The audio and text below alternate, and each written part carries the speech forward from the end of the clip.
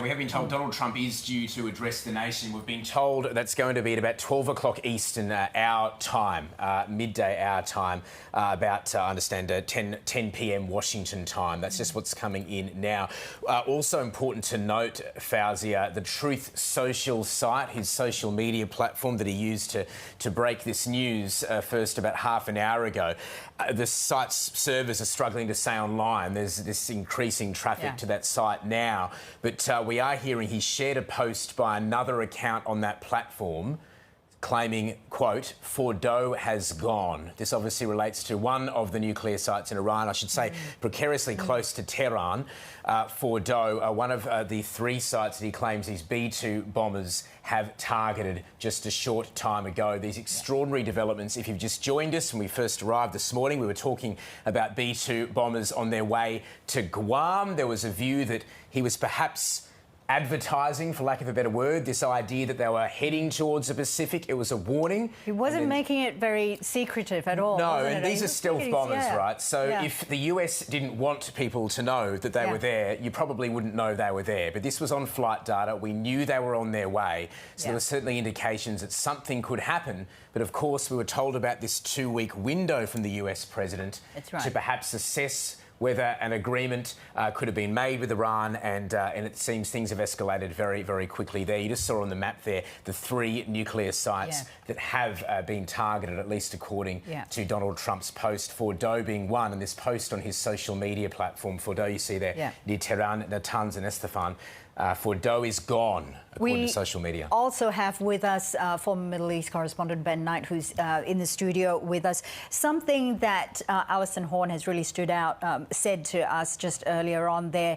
You know, one of her contacts in Iran said, bring it on, bring the US into this conflict to end the regime. I want to ask you, though, is this what Washington wants, the end of the Ayatollah's regime, or is it basically to eliminate the nuclear program in Iran? There are definitely people in Washington who want the end of the Ayatollah and the regime.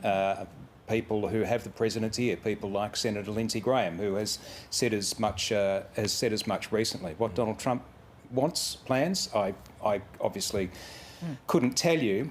We also know that in the very, very early days, I think it was pretty much the day after Israel began the original assault on Iran, Benjamin Netanyahu made a direct address to the Iranian people, what he called the brave Iranian people, and essentially said, this is your time. Our argument is not with you. You stand up, take your chance. It didn't happen. It hasn't happened. Look, who knows what will happen from here? There is absolutely no doubt that there are people inside Iran who would love to see the end of this regime. I've met them myself. I've spoken to them. I've also seen firsthand how that regime deals with any kind of dissent. I was there in 2009 for the presidential election. It turned out to be the re-election of Mahmoud Ahmadinejad, a hardliner, who was essentially the candidate of the regime. And in the build-up to that election, there had been an incredible feeling inside Iran from supporters of what was known as the Green Movement under Mir Hossein Mousavi, who was the main opposition candidate. Now, when that election was held, the result was called, I think, even before the polls had closed.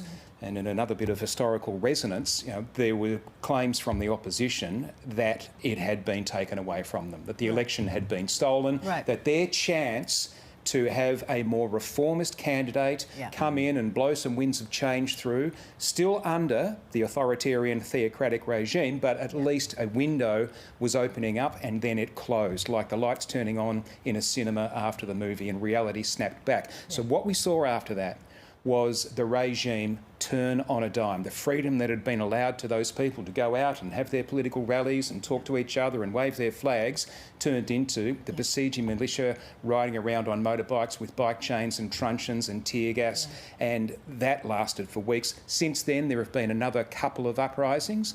Most recently, I think in 2022, when a young woman, Missa Amini, she died in custody after being arrested, I think, by the morality police for showing too much of her hair. Again, it lasted a couple of weeks because it was brutally put down. You would not think that a regime that is facing its own existential threat is going to allow that to continue. It still very much controls the state. It controls all of the instruments of the state. Israel have been very successful in killing senior members of that state, particularly the Republican Guard, but there are many, many behind them, and they have a vested interest in hanging on. So here's my question to you then. If Israel has been able to target the elite, the military elite, why not the Ayatollah itself? It's an interesting question. There is, I think, probably still, an international taboo against essentially assassinating the head of state of a foreign country. Now, if people were watching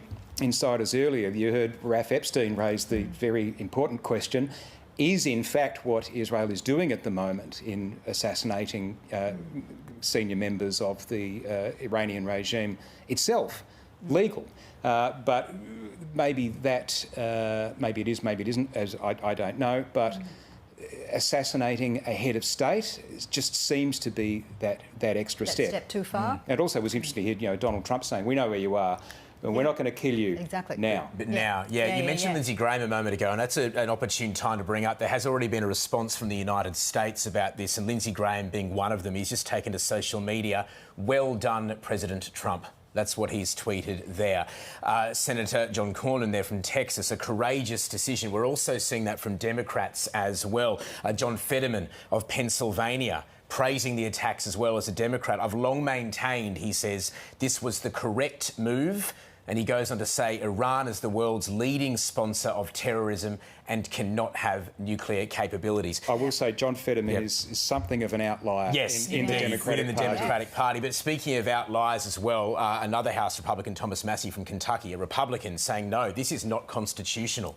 So we're seeing that divide along Republican lines as well in the United States. Well, the US Democrats still have very open wounds from those who supported the biggest forever war of all, the Iraq War. In fact, there's an argument that the difference between Hillary Clinton winning the nomination for the 2008 election and Barack Obama winning the nomination was because Barack Obama voted against the Iraq War and Hillary Clinton voted in favour, and that was the cudgel used by Barack Obama to win the nomination and then to go on to win the presidency.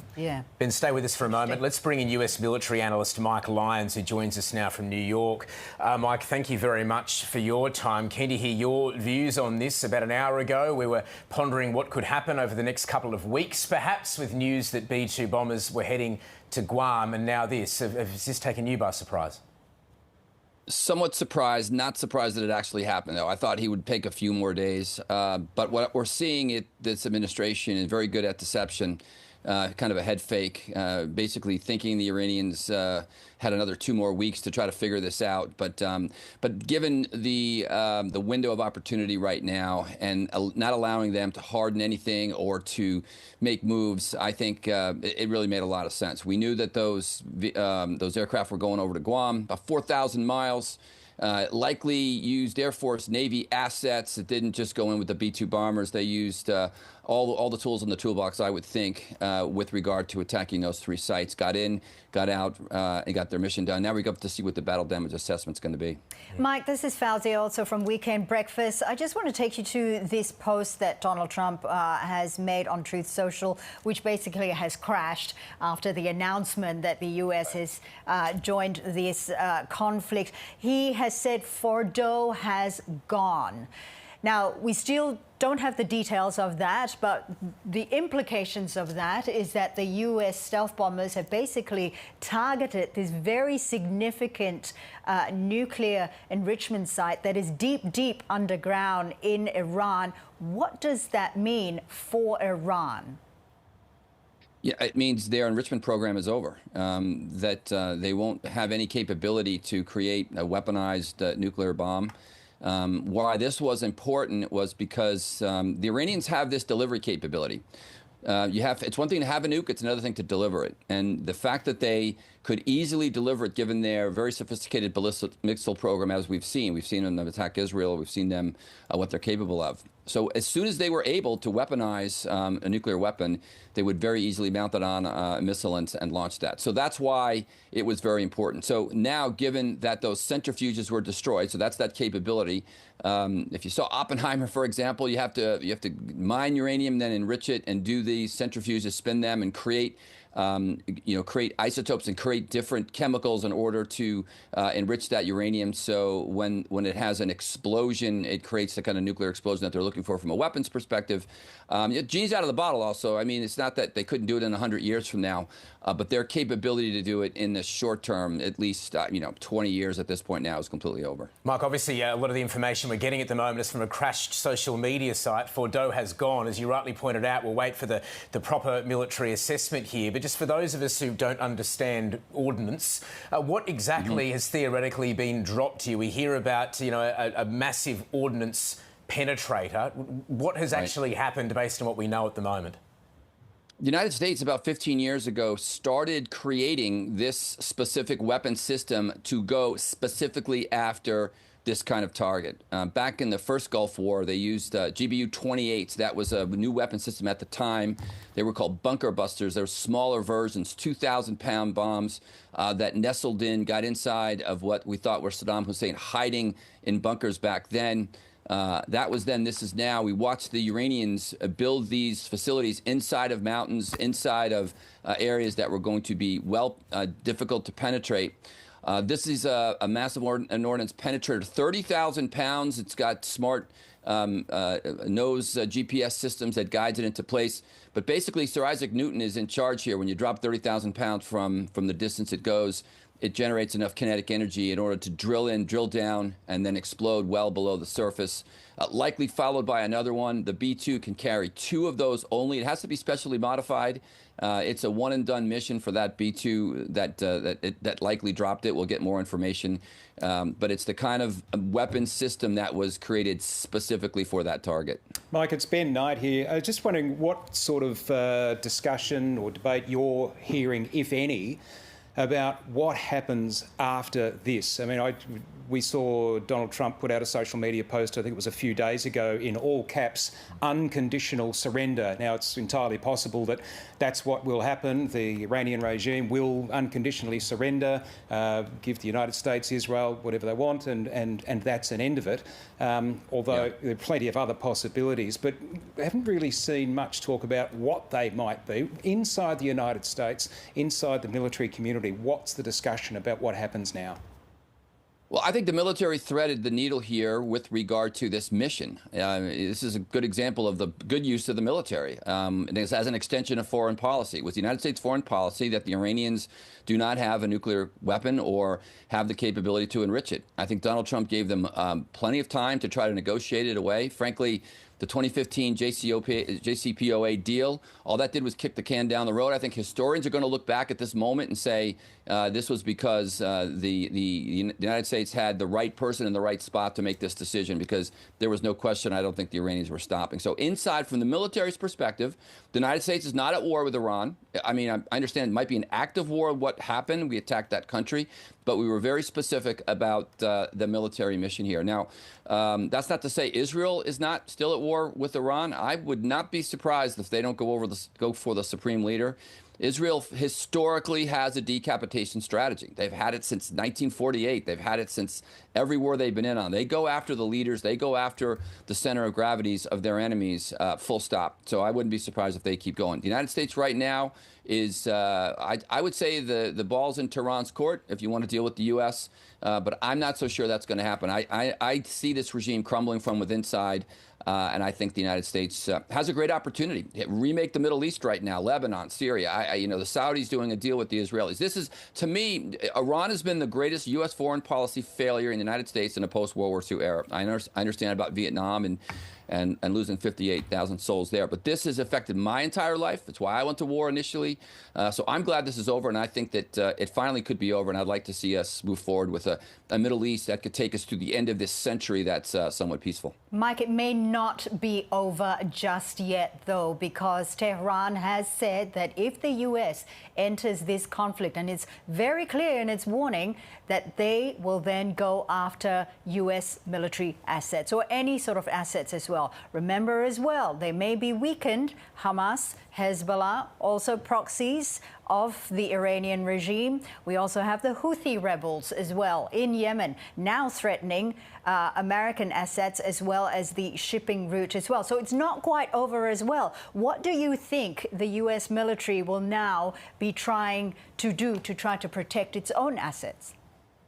Well, that's right. Protection of the force is the #1 priority. I'm sure we've hardened any of our military bases that are close there. I believe there's about 40,000 troops within ballistic missile range of the Iranians. But I just don't see it. I think this is kind of classic Middle Eastern bluster we saw from Saddam Hussein at the end of his regime, both in '91, then we saw it in 2003. This is just how Middle Eastern countries with these Islamic leaders act. And I don't see anybody coming to the side of the Iranians. Not Hezbollah, not Hamas is all but done. The Houthis, I don't see it. And the days of having militia brigades inside of Syria, potentially attacking Israel ground forces, they're over. Iraq is too far away. So I'm not sure that that's the case. And I'm not trying to go just based on hope, but I think we would have seen it by now. And I believe that Israel has taken out probably 85% of the Iranians' capability to wage war. And I would not want to be, if the Iranians decide to get stupid and attack and launch a missile at a U.S. carrier or a U.S. destroyer, I'm not sure that response back will be proportional. So, and it'll come exactly where the return address from, because every missile fired from Iran has a return address. Mike, it's interesting. You talk about the threats that the Saddam Hussein regime made at the end towards retaliation, and you're right. They were very quickly wiped out. It was the end. But it did not end there. So when you say that the Iranian regime doesn't have the capability to follow through on the threats that it's making, it was all of those unforeseen, or by some people foreseen, follow-on events. The insurgency, the asymmetrical war, this incredible forever conflict that the United States got bogged down in, which could be another one of those foreign policy failures that you talked about. I mean, what is it that's different about this that would prevent that from happening? Yeah, terrific point. First of all, we don't have 100,000 troops, U.S. troops there. That's #1. And I don't see any U.S. forces on the ground except maybe JSOC Special Ops to go check the bomb damage assessment of some of these. And you're right. Anytime that a regime is eventually toppled, there's a vacuum of leadership that takes place. Everyone is hoping that the Iranian people will throw over this regime that's currently there. I'd like to think that what Israel has been, this entire conflict, is more creative than everybody else, based on putting pagers in Hezbollah pockets and blowing pants up, and everything they've done has been more creative. I have to believe that they're thinking, at least over the horizon, what's called Phase 5 from a military perspective. I'm concerned about military equipment on the ground. So your point was exactly right about the insurgency, but the insurgency was fueled because Iraq was awash in weapons, SA-7s, AK-47s. It just was everywhere. And then the United States did something very dumb by letting go and firing the Iraqi military, and they have to, they needed to survive. So the United States created that insurgency, made a tremendous mistake. So I believe that Israel won't make that same mistake, because the United States has zero responsibility for nation building in this mission right now. And I think Israel has zero responsibility. So I believe that they'll use other countries to try to get involved. I know the Saudis want to get involved. We want to see peace happen there. And then the last point is, I bet you, again, being how creative the Israelis are, they've got their eye on where the weapons are inside of Iran. Iran's got a military. It's got tanks. It's got armored personnel vehicles. It's got weapons. I'll bet you they've got their eyes on that, and they're figuring out ways to either disable it or they're figuring out ways to make sure it won't be impactful. But if you take away the enemy's capability to wage war, then you don't have one. Mike, thank you very much for joining us. It's great to hear your thoughts. It's military analyst Mike Lyons there joining us from New York City. And if you have just joined us, just recapping our breaking news this morning, US President Donald Trump says America has bombed 3 sites in Iran, directly joining Israel's conflict with the country. There has been a post on social media on his Truth Social platform, and he says the US military hit 3 nuclear sites in Iran, including the all-important Fordow, Natanz and Esfahan. US officials say B-2 bombers, which had been deployed over the Pacific, were involved in the attack. Let's take you live now to Washington, D.C., where North America correspondent Cayman Gock joins us now. Cayman, extraordinary events, a major move from the United States. Can you talk us through what we know? Well, the president is set to address the nation at 10 o'clock local Eastern time, so that is just over an hour for now. As you read out his Truth Social, which is where he announced these strikes had taken place. 3 nuclear sites, Fordo, which is deep within a mountain and underground, and that was the main facility that Israel was requesting the United States to attack and target. Natanz and Esfahan. The president has said that a full payload of bombs were dropped on the primary site, Fordo. All planes are safely on their way home, and he's thanked American warriors, in his words. There is not another military in the world that could not have done this. Now is the time for peace.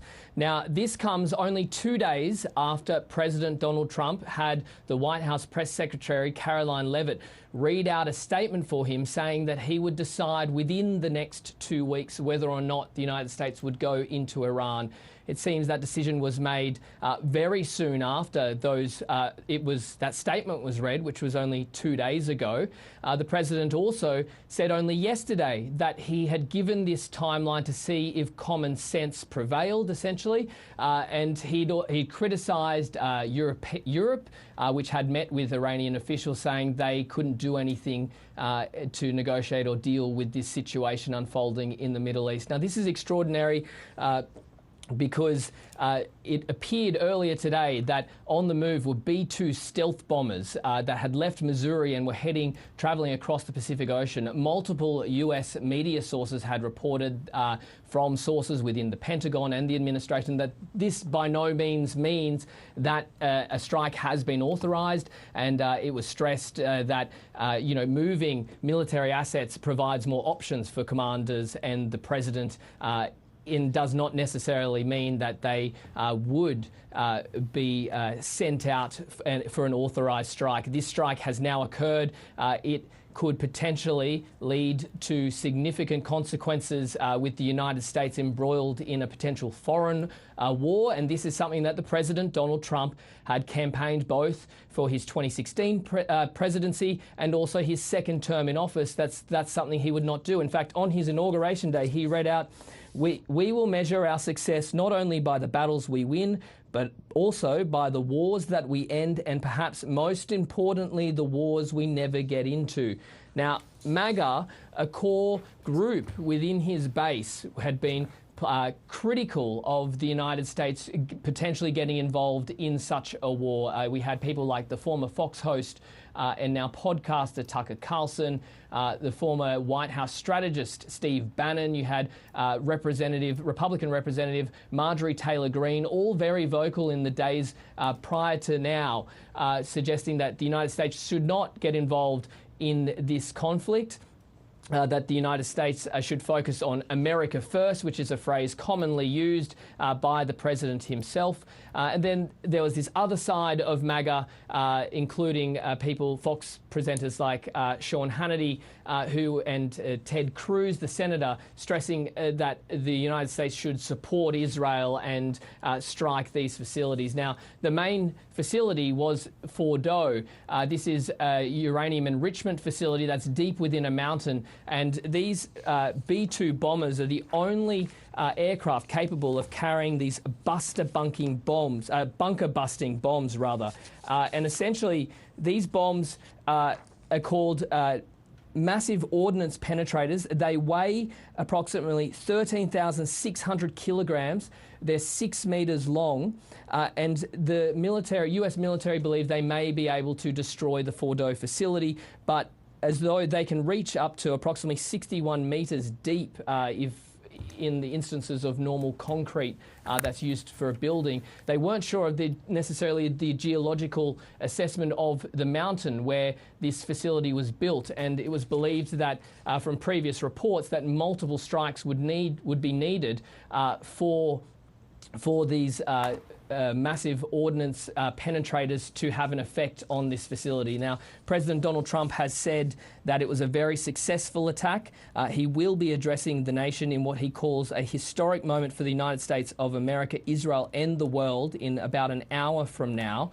And he's now saying Iran must now agree to end this war. This could also have grave consequences, not only for the United States, but for its allies as well, given that both Iran and some of its proxies have said that if the United States gets involved, it will then target United States assets, military bases, and could involve the country further into this serious conflict. Yeah, indeed, and all eyes are on what form that retaliation from Iran might take. Just back to what you said a moment ago, though, Cayman Gok. I mean, this is a president who actually scoffed at the idea of American interventionism. He didn't want to get involved in any of these so-called forever wars, not just the Middle East, but the Ukraine war, in his view, wouldn't have happened if he was president. Now he's being, he's involving himself further in them, it seems, in the wake of these latest developments. What does this mean for President Trump's legacy, particularly considering a significant part of his base back in America don't want him getting involved? And this is a large, significant part of the base, given that these very senior and important figures within MAGA have been very vocal in the past few days. Steve Bannon said on Tucker Carlson's podcast that this could blow up the coalition of MAGA if the United States was to get involved with this war. Now, the president, when he was campaigning, was extremely critical of Joe Biden's withdrawal of US troops within Afghanistan. He was extremely critical of Barack Obama. In fact, he accused Barack Obama in 2011 of wanting to start a war with Iran to win an election. And in both campaigns, he attacked the Bush administration for its invasion in Iraq. He said that it was a stupid war. He said essentially that it never should have happened. It was a disaster. And he said that there were no weapons of destruction.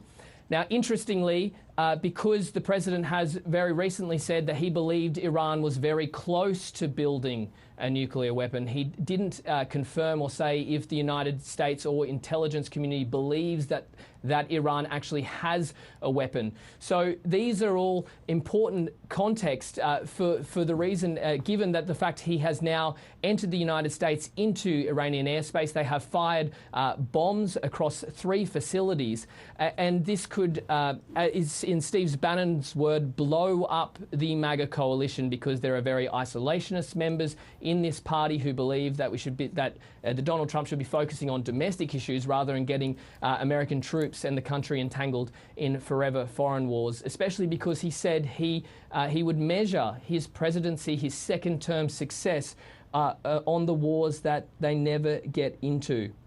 And now he risks breaking that promise to the MAGA movement.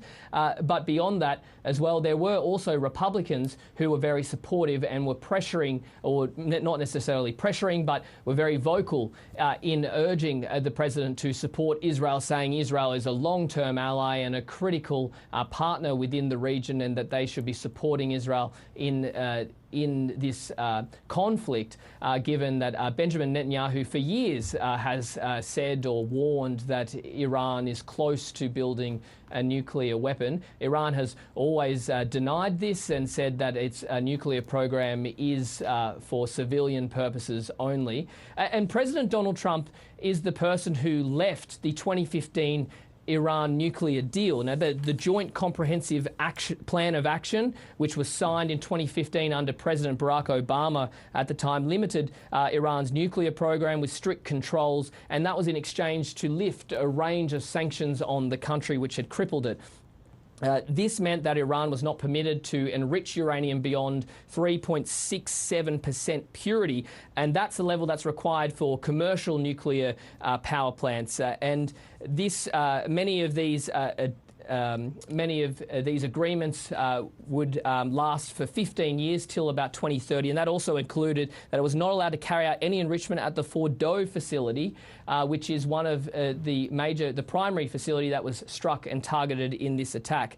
Now, President Trump had been very critical of the Iran deal. He called it defective. He called it one-sided, arguing that the sunset clauses and the deal didn't address Iran's ballistic missile program and support for terrorist groups. And so he pulled out of this agreement in 2018 and announced or re-announced a range of sanctions on Iran.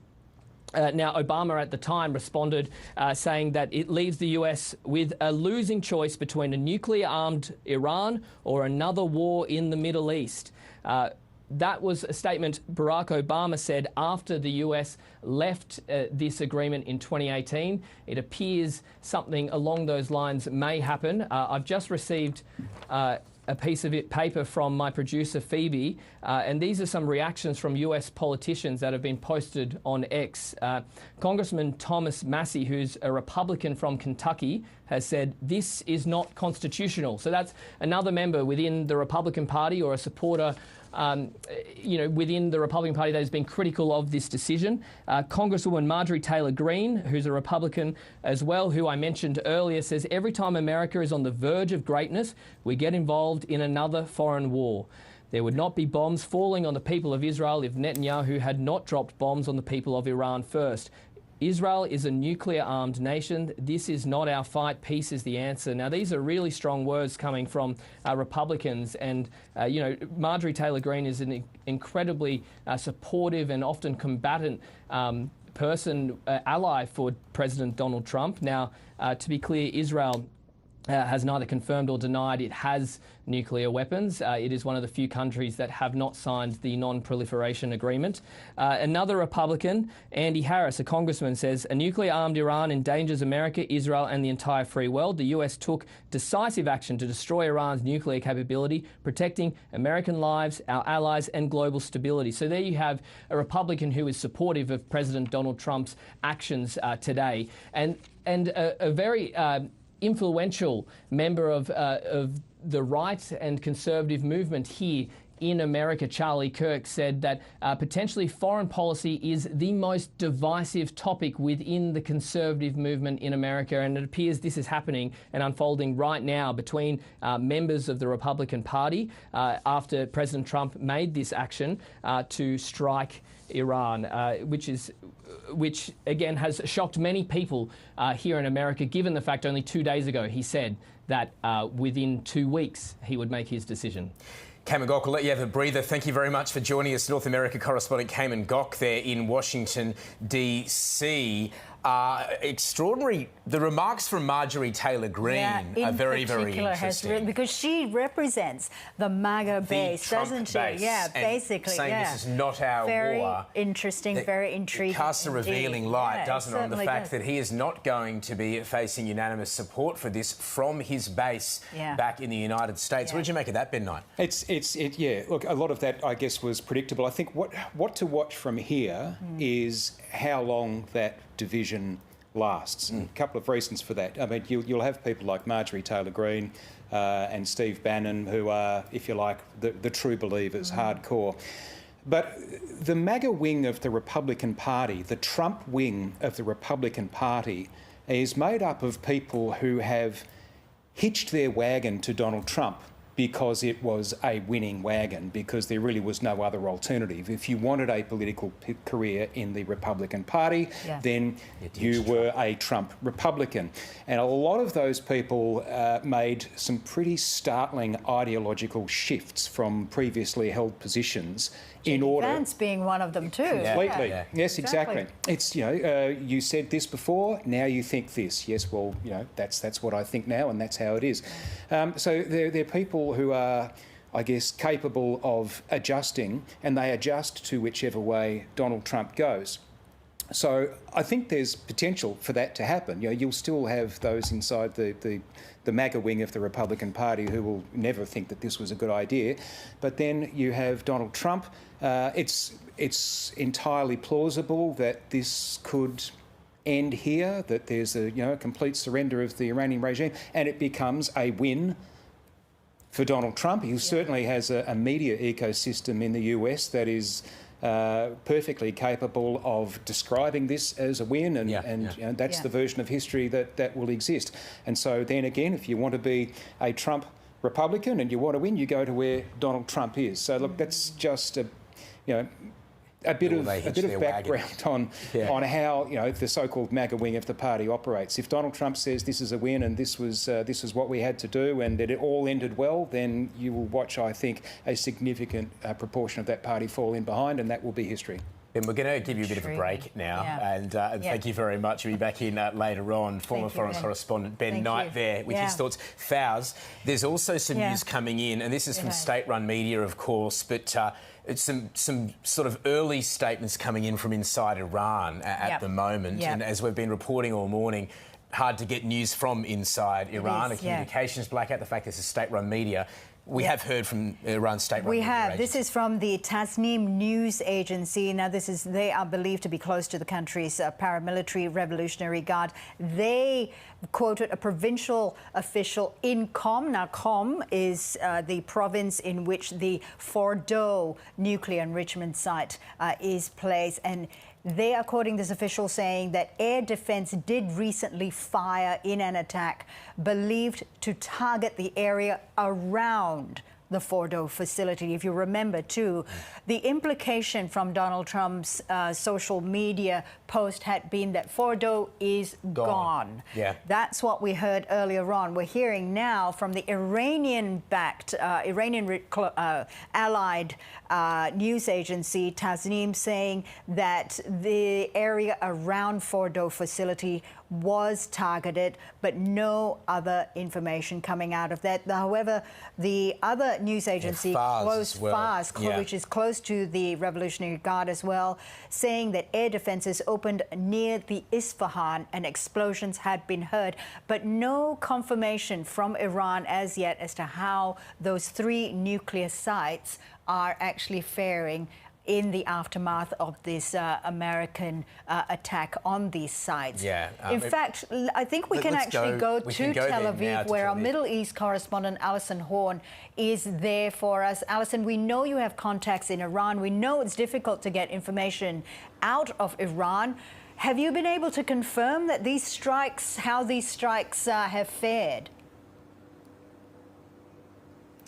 Yeah, what I've been hearing from contacts within Iran over the last hour, and I will point out that it is still very early in the morning here in the Middle East, 4 a.m. or so.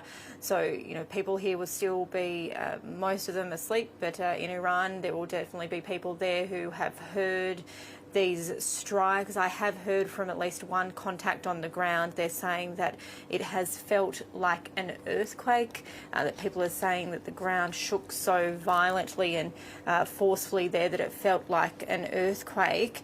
It is a little bit difficult to get information out of there because there have been these rolling internet and social media blackouts, and people are already quite wary of speaking to foreign media because there is a massive crackdown on anti-regime people within anti-regime residents within Iran.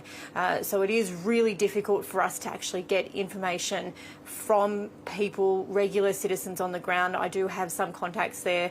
Some of them are still waking up and trying to process the news, but at least one that I've spoken with this morning has said to me that there was a feeling that Fordow was a place that Israel couldn't bomb. Trump has now done it instead. They don't believe that Israel will now stop. They believe that there will be an intensification of Israel's airstrikes into Iran after this. And this contact that I've been speaking with has told me this morning that they believe that this will finish the Islamic Republic. And certainly that's the sentiment that I've been hearing from numerous people on the ground over the last few days within Iran. I was speaking with another contact. This was someone who lived in Tehran but fled when Donald Trump issued issued those warnings for people to flee not too long ago, a couple of days ago, and just a few hours prior to the US dropping these bombs. This is what one contact said to me. They believe if America wants to get involved, it'll take a long time and be a very long war, that people there are worried about nuclear leaks and how that's going to affect their lives, and also what is the plan of Israel following this. They have questioned whether or not Israel wants to make Iran, separate Iran into multiple different countries. This contact of mine said that we know America wants to have some involvement in this war, and that it'll be, if that happens, that there would be more bombs, it'll be a longer time, more problem, and that a lot more innocent people will be killed. So these are just some of the voices that I'm hearing from within Iran, both after these US attacks and also just in the hours preceding it. Here in Israel, we are still waiting some sort of official confirmation from the Prime Minister, Benjamin Netanyahu, but there certainly had been a feeling amongst political contacts that I have here that yes, Israel was pressuring the United States to become involved, saying that this was really a key window of opportunity. Donald Trump had set that 2-week time frame a few days ago of when he said that he would be making a decision of whether or not the United States was going to become involved. My understanding from contacts here is that Israel wanted to put pressure on the United States, believing that 2 weeks was too large of a time frame, that the window of opportunity to strike was now, given what Israel has said has been substantial inroads that it has made into already attacking a number of these nuclear facilities, but also downing Iran's aerial defence capabilities. Multiple times we've heard officials here in Israel say the sky to Tehran is open. Given those developments, we've been told that Israeli officials have been pressuring the United States to act now, and I guess we have seen that overnight. We have just, as you mentioned, received at least one official confirmation that the Fordo site has been targeted, has been hit in some way. We're not getting any further information from Iranian state media at the moment. Here in Israel, though, we have just received an alert saying that the home front commands are being changed here. That's the security restrictions. It says, with the approval of the Minister of Defence and at the conclusion of the situation assessment, it was decided starting at 3:45 a.m. local time, which is about half an hour ago. There'll be an immediate change in the home front sheltering policies as part of the change. All educational activities, all gatherings, all work centres will now be closed and are prohibited from opening, with the exception of essential work areas. So that's a pretty clear indication that Israel is anticipating that there is going to be a severe retaliation. All right, okay. Alison Horn there reporting for us from Tel Aviv with the latest there from Israel as well as in Iran. In Tel Aviv, it's currently just gone 4:15 there in the morning now. Let's bring in Omar Rahman now. He's a fellow at the Middle East Council on Global Affairs. He joins us now from New York. Omar, thank you very much for your time. I note there are some remarks coming out of the US now that the White House, quote, isn't currently planning additional US strikes on Iran, and the president continues to hold out hope that diplomacy will now be able to proceed. What chance do you see of diplomacy proceeding now? I see the chance of that as at least initially being pretty slim. I think Iran has its back to the wall at the moment. It's in a bit of a corner, and it needs to respond, to retaliate, to show some type of credibility for the regime. So I think you're going to see some type of response here, military response against U.S. assets and military installations in the region. That could be against aircraft carrier that are in the Persian Gulf. It could be against any number of the bases and tens of thousands of soldiers, U.S. soldiers that are stationed in the region. So I think that's probably more likely. I mean, from the tweets I saw from Donald Trump, that seems to be his expectation, that now's the time for peace. Now's the time for Iran to stop this war, even though Iran wasn't the initiator of this war. That was Israel. But it seems like that's the direction Trump is thinking. But that being the case, Omar, we're also getting reports from the U.S. that Trump is not planning further strikes and does not want regime change. It does seem that the main aim of these strikes was basically to annihilate Iran's nuclear program. There have been several other analysts, though, have said that this will actually do the opposite, that in the aftermath of all of this, that Iran will actually rush even further and even more to try to get a nuclear weapon. What are your thoughts? I mean, there's certainly a rationale there. A nuclear weapon is believed to protect any kind of government in the same way that North Korea's nuclear weapon now kind of insulates it from this type of attack that's being taken against Iran. So there certainly could be an impetus to move in that direction. At the same time, we don't know what the consequences of these attacks were. Donald Trump stated that they attacked these 3 nuclear facilities. They dropped heavy payloads, multiple 30,000 pound bombs. But nobody knows for sure, except the Iranians, how deep the nuclear facility, for example, at Forlo, goes down and what the consequences of those strikes were. At the same time, it was reported in the last couple of days that Iran moved, a lot of this enriched uranium out of that and into an undisclosed site. So you have this, heavily enriched uranium that's moved out of those particular sites and weren't hit. And we don't know if Iran has undisclosed nuclear facilities that the world doesn't know about. And so is it possible to get there? At the same time, could its nuclear facilities and program have been, if not eradicated, severely debilitated by these strikes and what the Israelis have also done? That may be the case. And so we don't know Iran's ability to move in that direction, but certainly there could be the initiative there to do so. Omar, just back on the question of regime change, we've heard that news now from the White House. And if people are just joining us, by the way, Donald Trump due to speak in about 40 minutes' time. He might clarify some of this, but the White House does not want to see regime change. Whether or not that's true, who knows? But if we do see Iranian regime change, what happens? Who fills that vacuum? How do you see the road ahead? Well, there's a difference between, a want and a willingness. Regime change takes much more than bombing a country from the skies, right? It's going to take boots on the ground.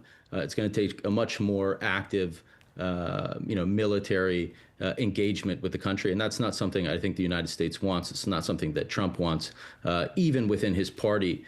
He had people supporting this move, but he also had a lot of detractors within his party and within the MAGA movement specifically. So the ability to go in that direction. At the same time, this would not be clean at all. Regime change is a messy business, as we've seen in numerous occasions that the U.S. has tried to instigate that in Libya and Iraq, in Afghanistan and in elsewhere, and it never seems to work out cleanly. Iran is a massive, massive country, and this is an entrenched regime. Iran is more than double the size of Iraq. It's quadruple the size of Syria. It's 12 times, I think, the size of Libya. So this is not something that's clean. Now, the Israelis may be pushing in that direction, but even they don't have the power. I mean, it's a small country of 9 million people. So their ability to do that is I think, far-fetched. So I don't think we're going to get into anything around regime change. I think it's more this kind of fanciful effort. If we can weaken the regime enough, then this popular uprising will come and sweep the regime out of place. But again, that never seems to happen as cleanly as anybody wants it. You don't know who's going to come up and take power, or if it just descends into a civil war. Now, the real threat and risk is that it just becomes a chaotic, fractured and failed state, and that would be absolutely disastrous for the entire region and possibly for the globe. Because a country of that size, if it gets into this type of chaotic situation, I mean, God knows we saw what 20 years of that in Iraq and in Syria led to in the region. Omar, great to hear your thoughts. Thank you very much for joining us on the program. Omar Rahman, there, fellow at the Middle East Council and Global Affairs, joining us from New York. That's right. Now, if you've just joined us, you are watching Weekend Breakfast, and in just, I think, what was about an hour and a half ago. News has just broken that at that time, just after insiders actually, that the U.S. President Donald Trump had posted on Truth Social, and there you have it. That is the full post there, saying we have completed a very successful attack on the 3 nuclear sites in Iran, including Fordow, Natanz, and Isfahan. All planes are now outside of Iran airspace. A full payload of bombs was dropped on the primary site, Fordow. All planes are safely on their way home. Congratulations to our great American warriors. There is not another military in the world that could have done this. Now is the time for peace. Thank you for your attention to this matter. That's the Truth Social post now, there important from to note, Donald Trump. The Truth Social sites basically crashed because of traffic going into it. We've heard there's another post saying simple, Fordow is gone. Yeah. Quote, obviously hard to get news out of Iran at the moment. Iran's state media has confirmed hostile targets were identified and, quote, part of the Fordow nuclear site, by the way, very close to Tehran, was attacked by enemies. But this report in the state media hasn't elaborated on that thus far. A lot's changed in the last few hours. We were talking about B-2 bombers on their way across the Pacific to Guam. People saw that as quite a public sign to Iran that things could intensify. I think it's taken a lot of people by surprise, Faz, that it's happened so quickly. It certainly has. Let's now bring in Nicole Johnson, who's former Middle East correspondent with 2 decades covering the region.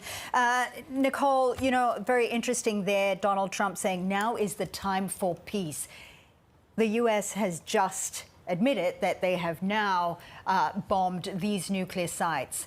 Will Iran take that as a time to talk peace?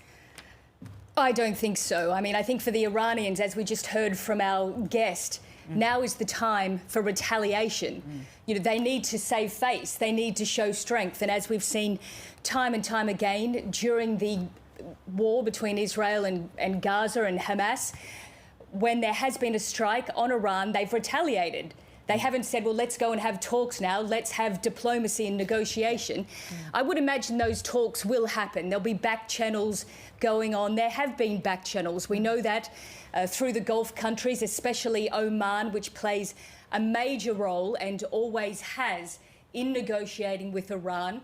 We know that Iran's president was just speaking with France's president, Emmanuel Macron, direct conversations in the last 24 hours. So there'll be talks and some level of negotiation. But at the same time, really, Iran is going to have to respond. And how do you see that? Because the talk now is not only a response, but a response towards US troops and military assets. Now, the US did reduce the number of personnel it had in the Middle East quite recently, I think earlier this month. But can you give us a sense of what form that retaliatory action could take and what's at stake here for the United States? Well, only the Iranians know exactly what form it's going to take, but there'll be all sorts of options on the table. We know that the US has around 40,000 troops in the region. It's a huge number of troops, effectively. And the range of countries that they're in and the various bases, just to give you a rundown, is mainly concentrated in the Gulf. We've got Saudi Arabia, Qatar, Kuwait, Bahrain, northern Syria, Iraq, all have a US military presence. Now, one of the most significant bases is in Qatar, the Al Ubaid air base. It's the largest military air base in the Middle East. So any one of those sites, of course, could be a target. But I still think it would be an extraordinary development for Iran to hit a Gulf country. I mean, these are its neighbours. And even though there's been, decades of animosity and enmity between these countries, they still effectively are neighbours, and the relationship has improved over the years. So, I mean, as I'm sure you'd remember, a couple of years ago we had Saudi Arabia and Iran, long-term enemies. That's softened a lot, hasn't it? Well, I mean, they had a rapprochement, a détente that was negotiated by the Chinese. So they are effectively...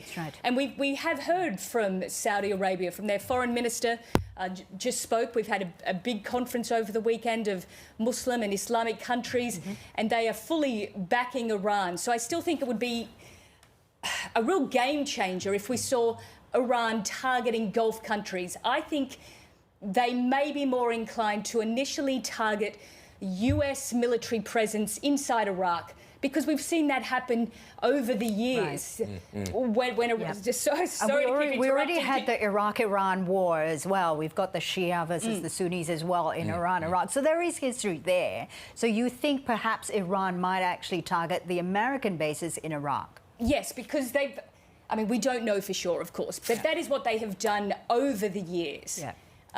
As I said, there's a US military presence in Iraq, and particularly in the north, and there are Shia militias based inside Iraq that work as proxies for Iran. So that would be less of a controversial target than actually hitting Iran. There's also hitting Gulf countries. There's also the Straits of Hormuz, which Iran can control as well. And there is a possibility, I've read in several defense analytical pieces that say Iran could even mine those and then target US ships that way. Do they have the capability of doing that? Well, the Strait of Hormuz is right there. It's just off the west coast of Iran. I think it's important to point out to people how significant it is. Yeah. It's one of the world's most important global choke points for the supply of oil. 20% of the world's oil is passing through the Strait of Hormuz. And it's at its tip, so just off the top of the United Arab Emirates and Iran, it's only 33 kilometres wide. Yeah. It's only wide enough for 2 shipping lanes. So yes, Iran could easily close that off. But in some respects, it would also be almost cutting off its nose to spite its face. Yeah. That's what I feel. Wouldn't that disadvantage Iran? I mean, it would obviously affect Iran as well. But we're in a different state of play now. Exactly. Iran's economy is in absolute crisis. Their banking industry has effectively shut down. Their oil industry as well. We know that the Israelis have been targeting oil installations inside Iran. They have also targeted in the Strait of Hormuz, Iran's large gas facility there. It's the world's largest non-associated gas facility. They share it with Qatar. It's an incredibly sort of important energy resource. So again, for the US as well and for the Iranians, it becomes, this is a neighbourhood where the neighbours are very close together. So if you target one, it starts to have ramifications and implications for your neighbour next door. So all sides will have to be considering whatever action or retaliatory action they take, how that is going to impact the entire region. Yeah. Nicole, we'll let you stay there just for a moment and have a breather. If you've just joined us, these extraordinary developments. Now, US President Donald Trump is expected to speak shortly, 10 p.m. Washington time. That is midday Eastern here in Australia. So in about half an hour. That comes after he announced on his Truth social media platform that the US has engaged in these strikes on 3 nuclear sites in Iran. If you've just joined us, he's posted on Truth Social saying this: I will be giving an address to the nation at 10 p.m. As I say, that is midday Australian Eastern Standard Time, at about half an hour at the White House regarding our very successful military operation in Iran. He goes on in this new post on Truth Social: this is a historic moment for the United States of America, Israel and the world. Iran must now agree to end this war. Thank you. Right. If you've just joined us, you are watching Weekend Breakfast, and we are covering this news that's come in about an hour and a half ago, where the US President Donald Trump had announced that US bombers had targeted very significant Iranian nuclear sites. We're continuing this coverage throughout the day. We want to bring in now Mu'in Rabbani, who's a researcher and analyst specializing in the Arab-Israeli conflict. He joins us now from Montreal in Canada. Thank you so much for taking the time to speak with us. We have been talking mainly about these 3 main players here at the moment. We have Israel, we have Iran, and we now have the United States as well. But this conflict actually actually goes beyond that. There is a possibility of reverberation right through the region as well. What about Iran's neighbors? How will they be affected by this targeting of these nuclear facilities? Well, that very much depends on what comes next, and very much depends on if and how Iran responds. The United States is said to have sent diplomatic messages to Iran that it is not seeking to overthrow the regime. At the same time, this is a confrontation Iran has been preparing for many years. If the U.S. attack was not as successful as claimed by Trump, does that mean, for example, that the Iranians will direct their fury at Israel rather than the United States? If they direct it at the United States, will they seek primarily to mine and make impassable the Straits of Hormuz in the Red Sea, and in coordination with the Houthis at the other end of the Arabian Peninsula, also seek to block Bab el-Mandab, and this would send global energy prices soaring? Yes, Iran would be shooting itself in the foot. And yes, arguably, the main immediate victim would be China, which is a main importer of Gulf energy. But the Iranians, looking at the virtual civil war within the U.S. Republican Party, may conclude that sending gas prices at the pump in the United States at the height of the summer holidays would be the most appropriate response. They could also, decide to begin systematically hitting U.S. facilities throughout the Middle East, either directly or in coordination with their coalition partners in the so-called axis of resistance. So I think, this attack just happened. We don't know whether the U.S. intends to conduct additional attacks. So it's very difficult to speculate with certainty at this stage. When it's Thomas Aridi in the studio, I just want to pick up there because I did want to ask you about the Houthi rebels, very much described as the last member of Iran's axis of resistance able to launch these regular attacks. And how do you think they might respond here? Could we continue to see a resumption in those attacks on American ships in the Red Sea?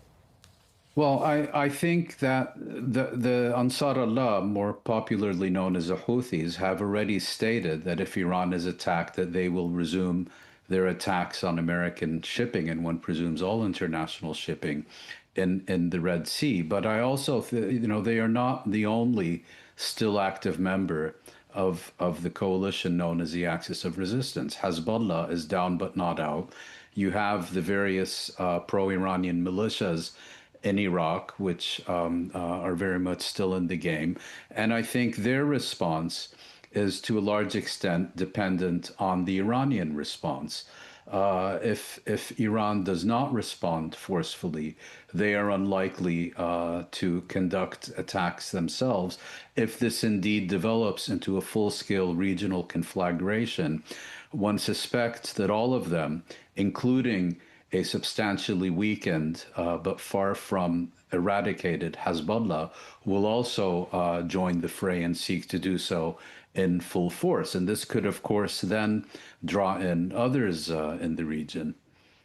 Muin, you also worked, I see here, with the Marty Ahtisaari Peace Foundation as well. Now, Donald Trump had said that he was hoping to rely on diplomacy in order to de-escalate the tension between Israel and Iran. At the end of his own Truth Social post, he had said, now is the time for peace. Will these strikes in Iran bring Tehran to the negotiating table, or will Tehran continue with its ideology in terms of trying to destroy Israel and perhaps I don't target think the issue the American here assets?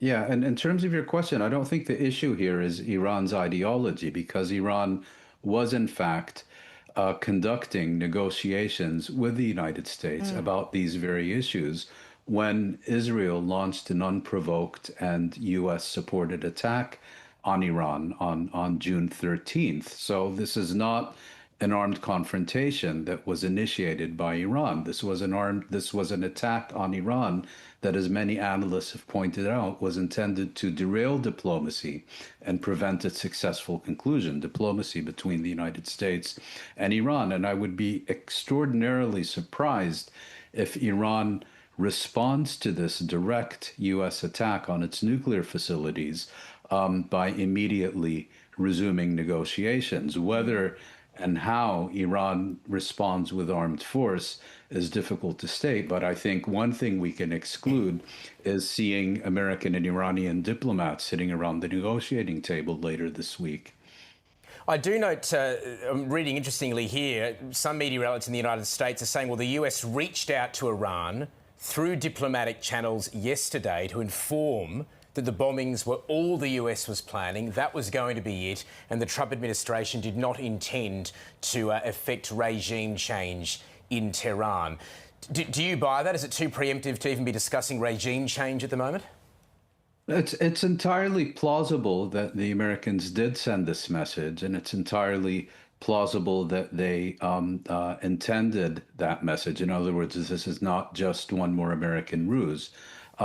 It's entirely plausible. The question now becomes, if Iran responds, that will provide Israel with additional fodder to continue persuading the Americans that the only way the Iranian issue can be resolved is by overthrowing the Islamic Republican regime in Tehran. And I can't imagine that if the Iranians manage to successfully strike back at the Americans, which I think is quite likely, although of course we still don't know. I can't imagine that under those circumstances, the Americans are going to stick to their message that they conducted an extraordinarily successful attack on Iran and have no further business with Iran.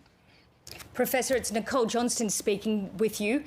What do you think the I'm not a professor, but hi. What do you think the possibility is of the Iranians actually going for a relatively calculated and controlled response? Because that is what we tended to see from them during the Israel-Gaza conflict. They tried to keep things contained. Well, the Iranians are known for acting strategically rather than impulsively. But in the context of a war that is being fought against them by Israel, and now these massive American attacks, I'm sure the Iranians will try not to respond just impulsively, but at the same time, I think they will try to exact a price from both the Israelis and the Americans, because from their perspective, if they just let this pass, it's inviting additional aggression against their country. Mu'in, it's Fauzia again here. These discussions with Iran over its nuclear program has been ongoing for decades now, I think for as long as I've been a journalist, basically. I wonder whether there are perhaps parties privy to those conversations that perhaps may see, well, perhaps this might need to happen in order to finally ensure that Iran does toe the line when it comes to the nuclear non-proliferation treaty.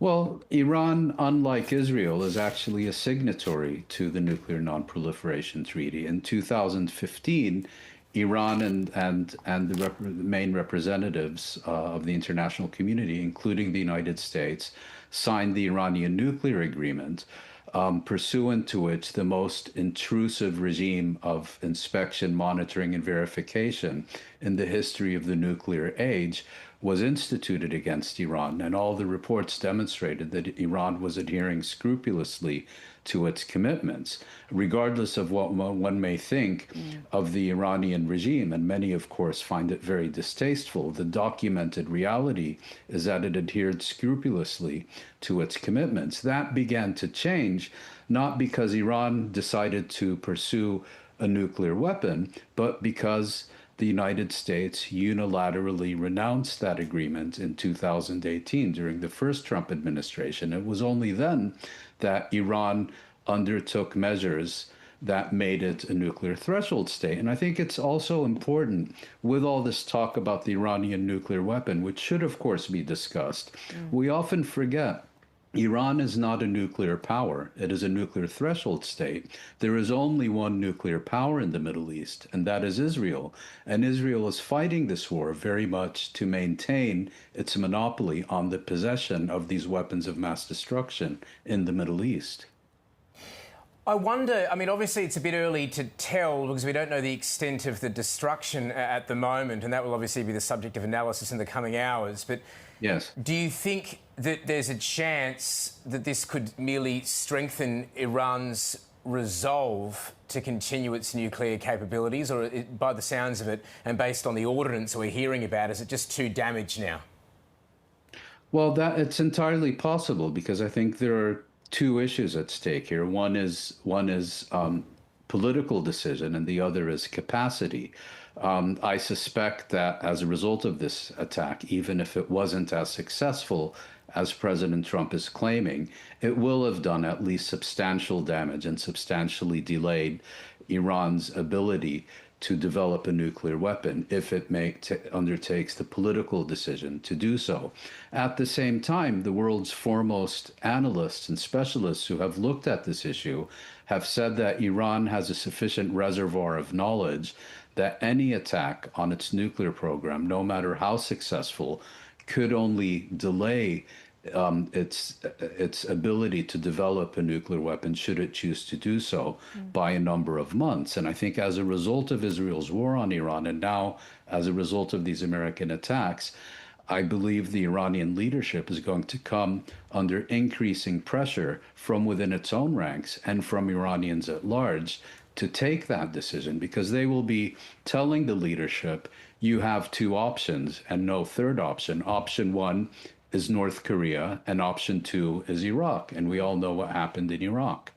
Mu'in, you know, it's just been under 2 hours since this news broke, and we're still trying to gather information as to the kind of what's actually happening in Iran. As we know, getting information out of Iran, that very secretive, closed-off state, is very difficult. But I wonder, too, given the region in which it's in, I wonder if we may be seeing from back channels its neighbors. We're talking maybe Saudi Arabia, maybe the UAE, perhaps acting as mediator between Israel and Iran in terms of trying to de-escalate the situation. Well, I suspect that they would certainly try to do so, particularly Oman and Qatar, which have in the past served to mediate between Iran and the United States, along with the United Arab Emirates to a lesser extent, because these Arab states, which during the first Trump administration were completely on board with Washington and Israel's anti-Iranian agenda and the policy of maximum pressure and the renunciation of the Iran nuclear agreement and so on, have since come to the conclusion that they need to avoid the war we're now seeing at all costs, because if it develops into a regional conflagration, as now seems increasingly likely, they are essentially in the front line. And although they're closely aligned with the United States, they believe that the United States is not in a position to adequately defend them, and that the fallout of this war could be catastrophic for them. And that is why they've also come to increasingly see Israel not so much as a security partner, but rather as the regional arsonist. And so I think they will be seeking to use their influence with the United States to tone down the temperature. Now, of course, there's no love lost between them and between Iran, but they view the cost of changing the regime in Iran as prohibitively expensive. It did interest me to read those reports, at least, that the US apparently reached out to Iran through diplomatic channels. I guess we might get some more clarity on that. The president due to speak in about 13 minutes' time. But we have heard that he said that's it. That's the end of the strikes. This is someone who is quite volatile and tends to change his mind. Do you think that is the end of it from the United States? Well, as you suggested, we've heard so many contradictory sounds from the White House that it's difficult to determine what to take seriously and what to ignore. But if we assume, for the sake of argument, that that is genuinely the U.S. intention, that they have no plans for further attacks on Iran, I think that assumption will evaporate if Iran responds directly against the U.S., as many expect them to do. Will the Iranians perhaps decide to, as I mentioned, direct their fury at Israel, which initiated this war, rather than the United States, in order not to escalate further with the United States? Or will they feel duty-bound, as it were, to respond directly to the state that just attacked them and that has many vulnerable assets within reach? It's very difficult to say. But I would, I think we'll find out soon enough, even though, as I pointed out earlier, one thing that has distinguished the Iranians over the years is that they tend to act strategically rather than impulsively. Moyen, if you could just give us a broader picture for a minute. If Iran is weakened, if their nuclear assets are destroyed, how does this change the dynamic and the political landscape of the Middle East, and where does it put Israel as the dominant country in the region? Well, as I mentioned earlier, Israel is the only state in the Middle East that possesses nuclear weapons and is determined to keep it that way. And its intention, its determination to maintain this monopoly is, I think, a fundamental part of the explanation for its decision to go to war against Iran. The other aspect of its motivation has to do with the situation post-October 7th, where it viewed itself as being surrounded by this coalition known as the Axis of Resistance, which is led by Iran. And Israel often characterizes this as an octopus with tentacles, the tentacles being Hamas, Hezbollah, the Houthis, and so on. And Iran representing the head of that octopus, and it believes now that it is in the process of crushing the head, and that if it does so successfully, it will give Israel a 1967 moment, meaning it will have fundamentally altered the strategic equation in the Middle East for a generation at least, and will be absolutely dominant over all its adversaries and enemies, real, perceived, or emerging. That's the theory. But when you look at a region increasingly on fire, it's very difficult to say that that theory is going to survive additional contact with reality. Mouin, thank you very much for giving us the time on this breaking news. Great to hear your thoughts. Mouin Rabbani, their researcher and analyst specialising in the Arab-Israeli conflict. He was joining us there from Montreal in Canada. US military analyst and retired US Army officer. We've been speaking to all of them throughout the morning, and yes, it's been quite an extraordinary situation in terms of these analysts. But one of them is John Spencer, who we spoke to earlier, who says that Donald Trump's attack is damning for Iran's nuclear program.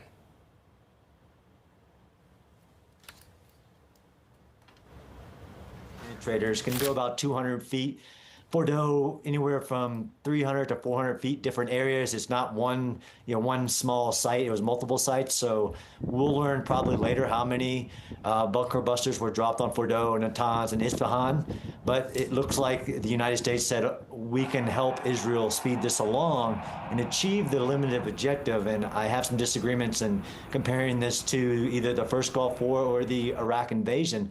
But this is about setting back Iran's nuclear program and then forcing a political agreement, much like what was done in Iraq in the 1980s, to where they give up their nuclear pursuits.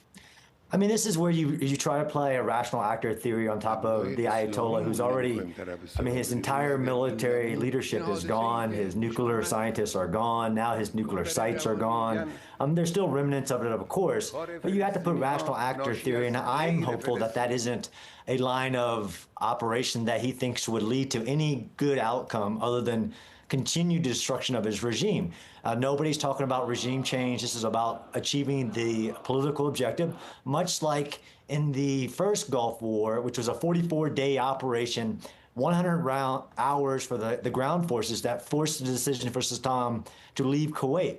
That was a successful example. Same thing here. If the Ayatollah makes a decision to retaliate against U.S. bases, the president has already said what that would look like, and that would be the end of the regime. We continue our breaking news coverage of the conflict in the Middle East between Israel and Iran. I'm Alex Thomas. And I'm Catherine Robinson. Please join us for the rest of the afternoon as we continue our coverage. But let's get now ABC's national political lead. He joins us from Canberra in Parliament House. It's good morning to David Spears. David, a major move from the United States here. Have we heard from the Prime Minister, Anthony Albanese? No, we haven't heard anything yet publicly from the Prime Minister, from the Albanese government, or indeed from the opposition. That, I assume, will come after we've heard from the President Donald Trump very shortly. I would doubt there's going to be any criticism here from Australia of what Donald Trump has done in the days leading up to what is surprising in terms of the timing, at least, because many had thought that the two-week window Trump had given would run, or at least a little longer than it has. But what we heard from the Australian government in the days leading up to this has been that, well, Iran needs to come back to the negotiating table. Iran needs to abandon any nuclear weapons program. So putting a lot more pressure on Iran, not saying the US should necessarily take this step, but not arguing that it shouldn't either. So I think the Australian government, of course, we're very close allies with the United States, will be perhaps not enthusiastically supportive, but broadly endorsing what the President has done here to try at least to bring this to an end more quickly and end that Iranian nuclear program. Now, the Australian government, however, is well aware of the risks on this. And you speak to people within the government at the most senior levels, they did have some question marks about whether the threat was as imminent as Donald Trump was suggesting. Some question marks, too, about what may follow in terms of an Iranian retaliation and what message this might send to other big players. Let's not forget the big strategic contest is still between the United States and China. That's what matters to Australia in so many ways. Is this a message to China that the US is willing to take steps like this? How will Russia respond to this as well? Putin had been telling the United States not to do this. It's a strategic partner of Iran and has been supportive of its peaceful nuclear program, as it calls it. So there are all sorts of ramifications from this decision by Donald Trump. It may not be a surprising one in terms of going ahead with the bombing. The timing, however, as I say, has come earlier than many here were expecting. Yeah, 2 weeks and 2 days, Spearsy. Obviously, somewhat of a shortened period of time, taken many by surprise, as you mentioned there. You speak about the risks to Australia. What could they possibly be? Look, I don't think there are great risks to Australia. We're a bit player. We're not a direct player in the Middle East. And in this particular contest between Israel and Iran, I mean, it'll matter how we respond diplomatically in terms of the rhetoric we hear from the government. We've already moved our embassy personnel out of Iran. That happened in recent days. They've crossed the border into Azerbaijan as a precautionary measure. There are still many Australians trying to get out of Iran, about 2,600 on the latest government count. And that's proving still very difficult for them, and efforts are underway to secure their evacuation if that can be done. But the primary concern will, of course, be for Australians caught up over there, both in Israel and Iran. And look, the relationship between Australia and Iran, it's remained, we've kept those diplomatic ties. We still have an Iranian ambassador in Canberra. Until the evacuation, we've maintained an embassy in Tehran. That's been useful, despite a very tense relationship, of course. But where that relationship goes from here, who knows? As I say, it will largely depend, I suppose, on how Iran retaliates to this and how supportive Australia is going to be of this US action. David, it's Alex in the studio. How politically difficult is this for Anthony Albanese himself, who's talked a lot about how well he gets on with Donald Trump? Yes, he has, but he hasn't yet had that face-to-face meeting with Donald Trump. And we saw the hopes for a G7 catch-up dashed during the week. The Prime Minister's not going to be going to the NATO summit this coming week, where there may be a possibility for another meeting. Look, he's still confident he'll get a meeting soon. Look, as I say, I'd be surprised if there's any criticism from the Prime Minister of what Donald Trump has done here. I think, most likely we're going to hear the Albanese government offer some level of support for at least trying to end Iran's nuclear program, the very threat of an Iranian nuclear weapon. Even if there were privately some question marks about going down this path, I don't think publicly we're going to see much criticism at all. Spearsy, we're seeing some initial reaction here out of the United States, particularly within the Republicans and that MAGA base, how it's really being split. Where do you think this is going to go from here? Well, that's going to be the big question. I mean, my best guess would be that even though the MAGA base is split and those critics from Tucker Carlson and Steve Bannon on have pointed out this whole campaign of putting Trump back into the White House was about getting America out of these sort of Middle East conflicts and forever wars. I think, though, when you look at what's happened when there have been points of difference and tension in the MAGA base, Trump ultimately brings them along. And I suspect that'll happen here too. You know, yes, there'll be some outliers still very critical of it. But we saw overnight Tulsi Gabbard, his director of national intelligence, who'd been saying Iran is not building a nuclear bomb, now saying, well, I've been taken out of context and I agree with Trump that they are weeks away from developing one. So it's just a little piece of evidence of even internal critics eventually coming on board with Trump. He is so dominant in that political movement that it's hard to see this becoming a bigger split that really wounds him. Yes, there's division there, but I would expect that most will come behind the president now that he's taken this decision. David, just on the bombing of the sites, you know, there's Natanz, Fordo, and the other site that has been attacked, Isfahan. What is your understanding of what that means for the enrichment program for Iran? Is that now it's over? Well, we don't know. Trump has, posted on social media this was very successful. Now, maybe we hear more from him shortly as to how he knows that, what that success looks like. Fordo is the big underground facility, very hard for the Israelis to destroy. Natanz, they've done a fair bit of damage over the last week, the Israelis. And then Isfahan is where the high-grade, highly enriched uranium, more bomb-ready, if you like, has been stored. So what level of damage has been done to each of them? Is there any remnants? Is there anything the Iranians can pick up and get started again with a nuclear program? Or is that it? Is it finished? That's what we still don't know. I suspect it'll take some time to find out.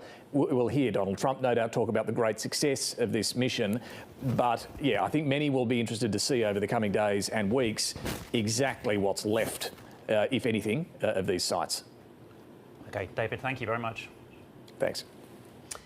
And we are standing by to hear live from the US President Donald Trump at the White House shortly.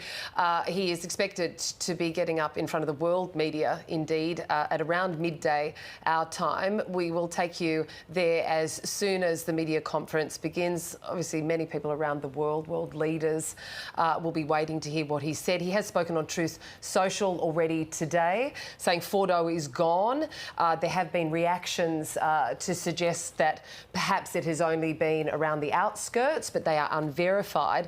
So no doubt in the next few minutes or so, we will hear from the US president on exactly what the US plan has been. And that was certainly no surprise, him breaking news on social media. He's done that throughout his political career, even in his first term as US president. And again, in his second term, the world finding out via a social media service as to exactly what had happened and the very serious potential ramifications that are yet to unfold. Well, let's bring in now Ben Knight, who's been with us this morning, speaking about what has been happening, former correspondent in the Middle East. Ben, what are you expecting from Donald Trump when he steps up shortly? Well, I think he will be claiming a win, and that's something that's very important to Donald Trump. It's interesting. We've also, just as we've been talking, the Israeli Prime Minister Benjamin Netanyahu has sent out a message on social media. He has said, congratulations to President Trump. Your bold decision to target Iran's nuclear facilities with the awesome and righteous might of the United States will change history. The US has done what no other country on earth could do. President Trump acted to deny the world's most dangerous regime the world's most dangerous weapons. Interesting that came out before Donald Trump's speech, but it's also, for me, it's really just another example, another indication of how well Benjamin Netanyahu has, engaged with Donald Trump. I mean, he'll be delighted, right?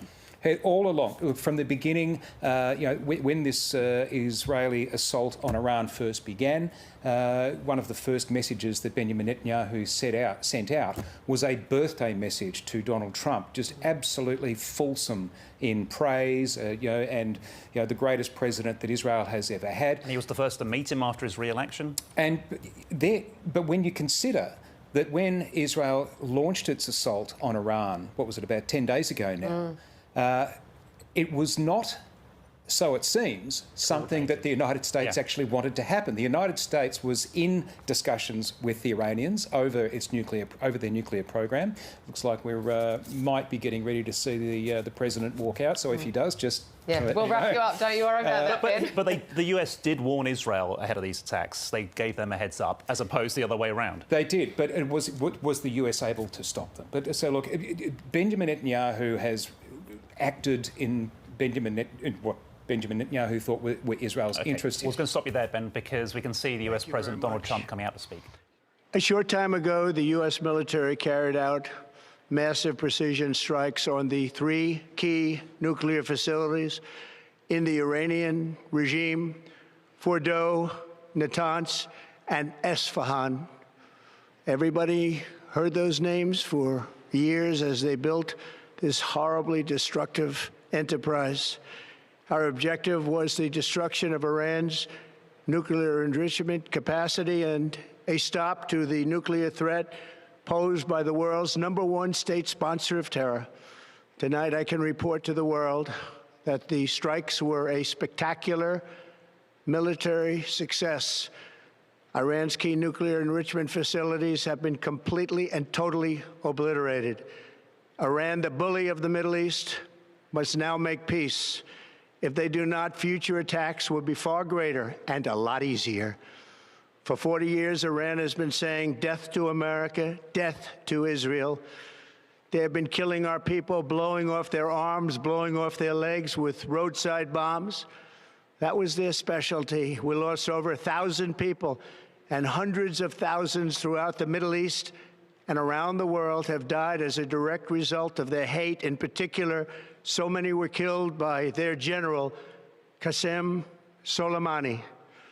I decided a long time ago that I would not let this happen. It will not continue. I want to thank and congratulate Prime Minister Bibi Netanyahu. We worked as a team like perhaps no team has ever worked before. And we've gone a long way to erasing this horrible threat to Israel. I want to thank the Israeli military for the wonderful job they've done. And most importantly, I want to congratulate the great American patriots who flew those magnificent machines tonight, and all of the United States military on an operation the likes of which the world has not seen in many, many decades. Hopefully, we will no longer need their services in this capacity. I hope that's so. I also want to congratulate the chairman of the Joint Chiefs of Staff, General Dan Raisin-Kane, spectacular general, and all of the brilliant military minds involved in this attack.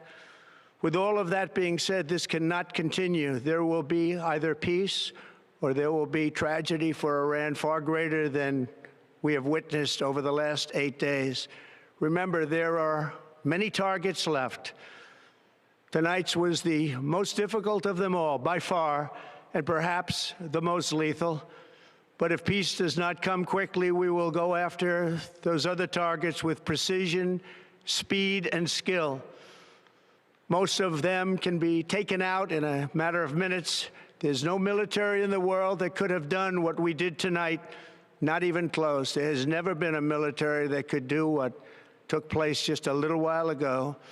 Tomorrow, General Kane, Secretary of Defense, Pete Hegseth will have a press conference at 8 a.m. at the Pentagon. And I want to just thank everybody, and in particular, God. I want to just say we love you, God, and we love our great military. Protect them. God bless the Middle East. God bless Israel. And God bless America. Thank you very much. Thank you. And that is the President of the United States, Donald Trump, there speaking about the attacks that have been launched in the last couple of hours. A spectacular military success, the US President said there, then that Iran's key enrichment facilities completely and utterly obliterated. Ben Knight is with us and continues to stay with us. Ben, as you said, you were expecting Donald Trump to come out and own this as a successful operation, and that is what we've just seen. He also told us that it's not over yet, and I think that's probably the biggest takeaway from this one. I'm trying to recall the language that was used in the lead up to this. Certainly the vibe was that this would be an operation that would destroy those nuclear facilities, and that the goal was to stop Iran from developing a nuclear weapon, and that by destroying those facilities, that would be a decisive blow, as opposed to the exercises that have taken place prior to this, both military and diplomatic.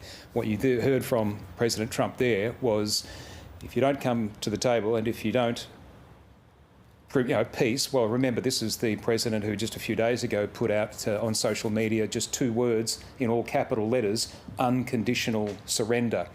His threat here is that, I guess, if that doesn't take place, then the United States will continue bombing targets inside Iran. So it's not quite the quick in, get it done, all over and out.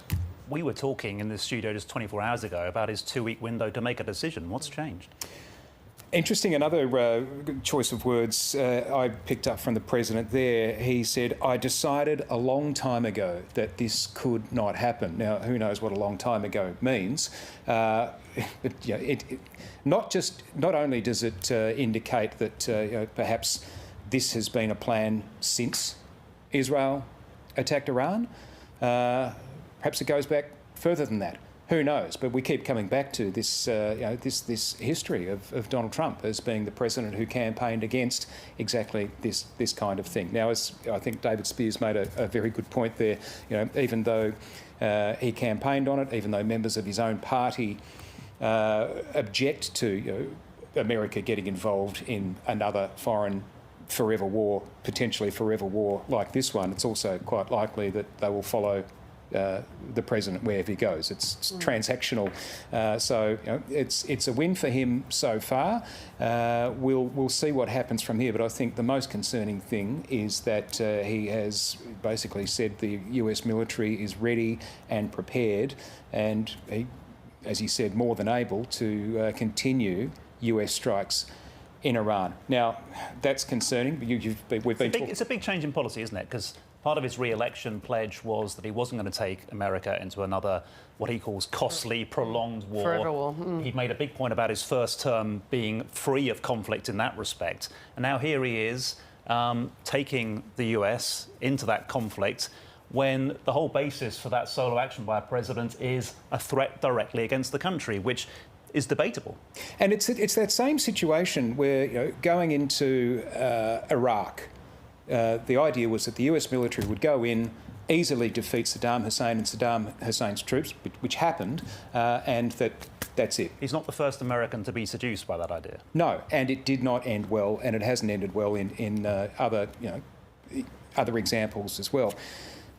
Is this going to be one of those? Well, I mean, that threat from the US president that there could and will be more to come if there isn't surrender from Iran, if there isn't peace from Iran. In the last hour, we were hearing from people talking about if there is an Iranian response, what does it look like? Iran, from the beginning, said, if the United States enters this conflict, then US military assets in the region will become targets. The previous speaker said Iran is a country that is known not for acting impulsively, but for acting strategically. And so if there is a counter-strike, what does that look like? Is it something that is going to be scaled down, something that is a show of defiance, a show of strength, but not something that is going to ignite the conflict further? Well, it sounds like any show of defiance or strength could be something that would ignite this further. And it's interesting because you speak of strength there. We heard from the US president there congratulating Bibi Netanyahu, saying that they worked like a team like never before. So the strength of that relationship really very much so came through. We know that Netanyahu has also congratulated Trump on a bold decision. He had a pre-recorded message that I believe we can bring to you now. Congratulations, President Trump.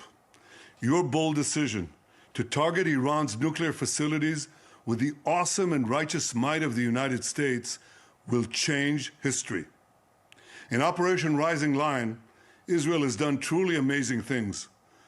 But in tonight's action against Iran's nuclear facilities, America has been truly unsurpassed. it has done what no other country on earth could do. History will record that President Trump acted to deny the world's most dangerous regime the world's most dangerous weapons. His leadership today has created a pivot of history that can help lead the Middle East and beyond to a future of prosperity and peace. President Trump and I often say, peace through strength. First comes strength, then comes peace. And tonight, President Trump and the United States acted with a lot of strength. President Trump, I thank you. The people of Israel thank you. The forces of civilization thank you. God bless America. God bless Israel. And may God bless our unshakable alliance, our unbreakable faith. So as we've been discussing, Benjamin Netanyahu in that pre-recorded statement a little earlier, if peace does not come quickly, we know President Trump says that they will go after targets with precision, with speed and with skill. That's what he's just said there. Do you expect that that relationship now, we hear very much so about what those next steps might be through both of them, this joint coordinated effort between Israel and the United States? Yeah, it's as we were talking just before the Donald Trump gave his address. You know, the relationship between Benjamin Netanyahu and Donald Trump is remarkably strong at the moment, and you can look at the way that Donald Trump Benjamin Netanyahu has cultivated that in the lead up to this, particularly during this. I was talking about on the first or second day of the Israeli assault on Iran, an effusive birthday message from Benjamin Netanyahu to Donald Trump.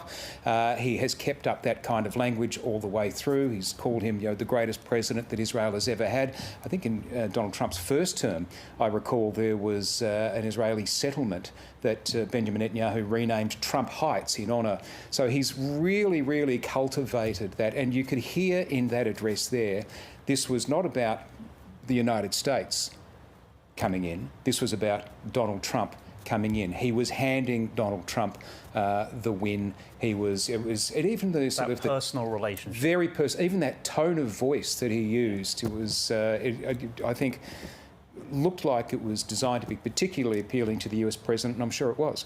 And we know that Scott Morrison has had a relationship with Benjamin Netanyahu when he was in power. We can speak to the former Prime Minister now. Mr. Morrison, thanks for joining us on ABC News. What did you have to make of what Donald Trump and Benjamin Netanyahu have said in the wake of those attacks, the US entering this conflict? Well, the entry of the United States directly into this in an offensive capacity with the strikes that we've seen today is obviously a very significant change in what we've seen in the conflict so far.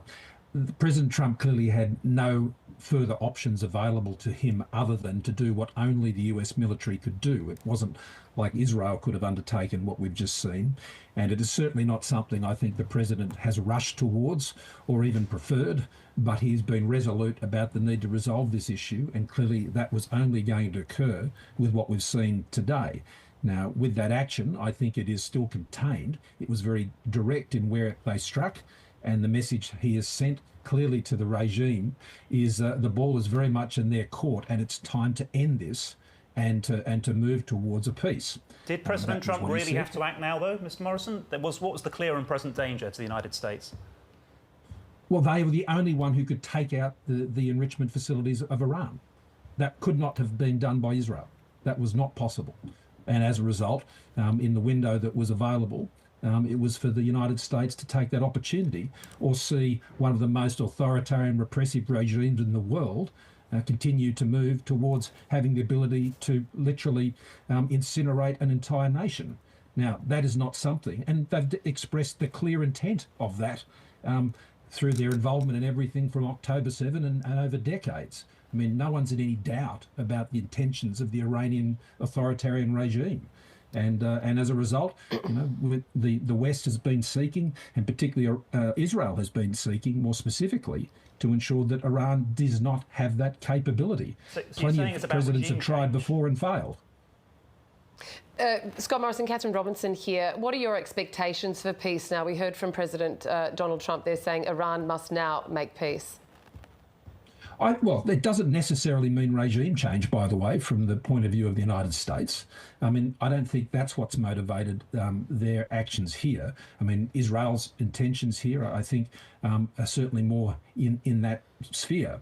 But what they will want to see is effectively returning to the table now and completing what would be an unconditional arrangement when it comes to their nuclear facilities. I think that's what the president was seeking before this occurred.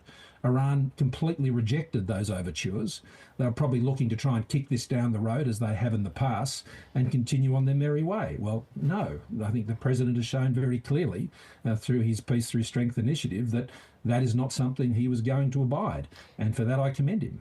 But now, Scott Morrison, just back on to the idea of peace. Iran must now make peace, according to Donald Trump, if it is to stop here and diplomacy and needs to take over. But if that doesn't happen, it leaves the area in a very precarious situation. Donald Trump has warned of more action.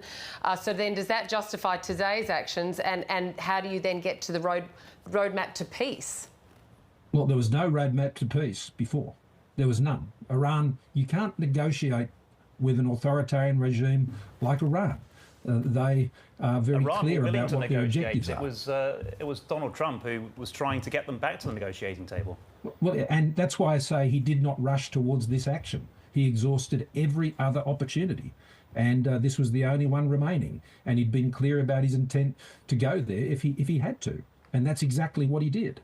And so now we're in a position where Iran must come to terms with this, and they must lay down their arms when it comes to everything from their terrorism support globally, which has been known for decades, through to any ambitions ever to have a nuclear capability, which has been dealt the most significant blow we have seen today in our history. And that is a positive thing. That is something that should be welcomed, and I certainly welcome it. Mr. Morrison, it's Ben Knight here. One of the, I guess, criticisms of launching a military action instead of a diplomatic action was that there was not really evidence, there was no evidence that Iran was on the verge of producing a nuclear weapon other than what Benjamin Netanyahu was saying. It wasn't coming from the IAEA, it wasn't coming from the US intelligence community, and it hasn't been presented. Does that make a difference? Well, the IAEA had made reservations clear, but they didn't say that they were on the verge of producing a weapon, which is what... I hadn't finished yet. Given the nature of Iran's intentions and facilities that were well known, I mean, it's not, I think, a risk you are prepared to take with an authoritarian regime who says it wants to basically vaporise the state of Israel and had supported everything through its proxies in Hezbollah and Hamas, and the most egregious of attacks, appalling of attacks on October 7, which was the worst attack on Israel citizens, Israelis, I should say, since the Holocaust, which I don't think should be lost in all of this. But Benjamin Netanyahu 20 years ago was saying pretty much the same thing. Iran is on the verge of developing a bomb. He's been saying it ever since. What's different about this one when, as I say, we don't have that evidence that it was the case? Well, I just don't think we could take the risk of, when there was an opportunity to be very certain about this issue, not to take that opportunity, as the president has clearly done. There are very high stakes here. And for many, many years, US presidents have been negotiating to seek to prevent Iran developing that capability, and they were clearly of the same view that they had the potential to achieve that. Otherwise, this wouldn't even be a discussion.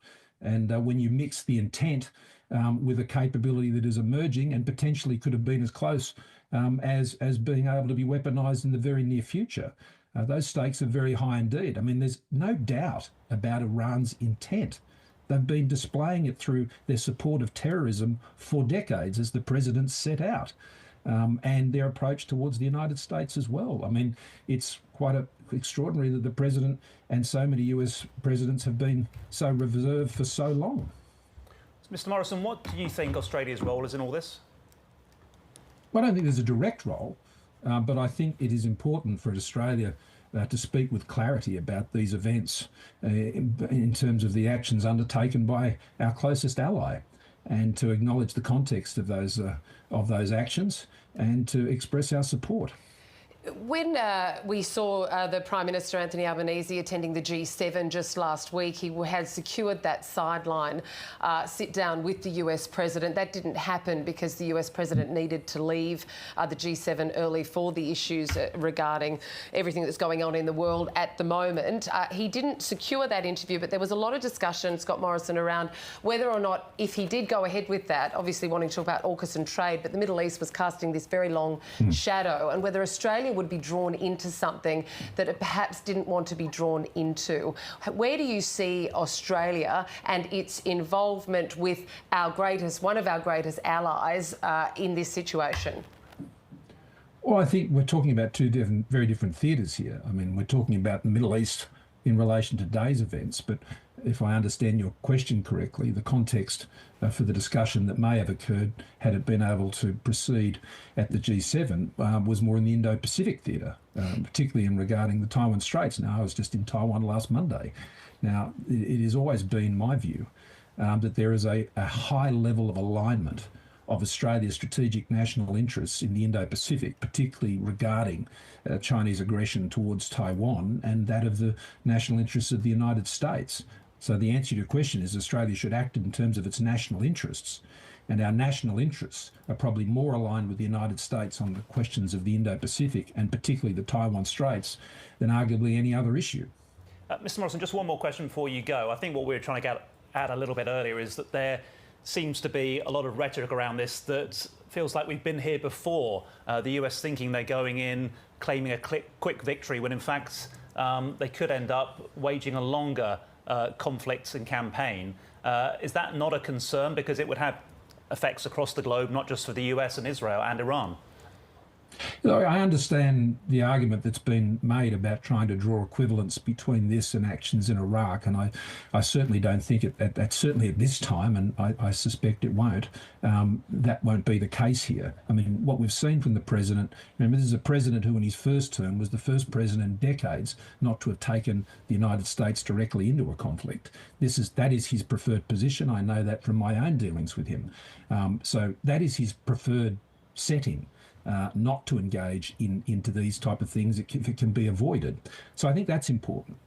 Secondly, I think what has happened here is a very clear strike with very specific purposes that has been executed in the most precise way you can imagine, with a very clear message sent that further strikes could take place. But there's no suggestion of any sort of ground force or anything of that nature.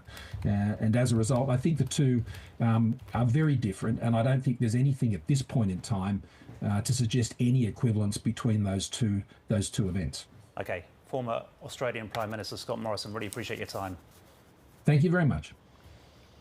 Now, if you are just joining us, let's recap our breaking news today. The United States has bombed 3 nuclear key sites in Iran, entering the conflict which began more than a week ago when Israel launched strikes at military targets in Iran. US President Donald Trump has just spoken from the White House. He called the attacks a spectacular military success, saying Iran's key nuclear enrichment facilities have been completely and totally obliterated. He called Iran the world's #1 state sponsor of terror and has thanked and congratulated Israeli Prime Minister Benjamin Netanyahu. The Israeli leader has released a video statement where he praised the United States military action, and he also said that today's strikes will change history. This is a sudden and somewhat sooner than expected escalation in conflict. As recently as Friday, President Trump said he would make a decision on American involvement in the next 2 weeks. The US has struck 3 key nuclear sites in Iran: Fordow, Natanz and Isfahan, all to the west of the capital Tehran.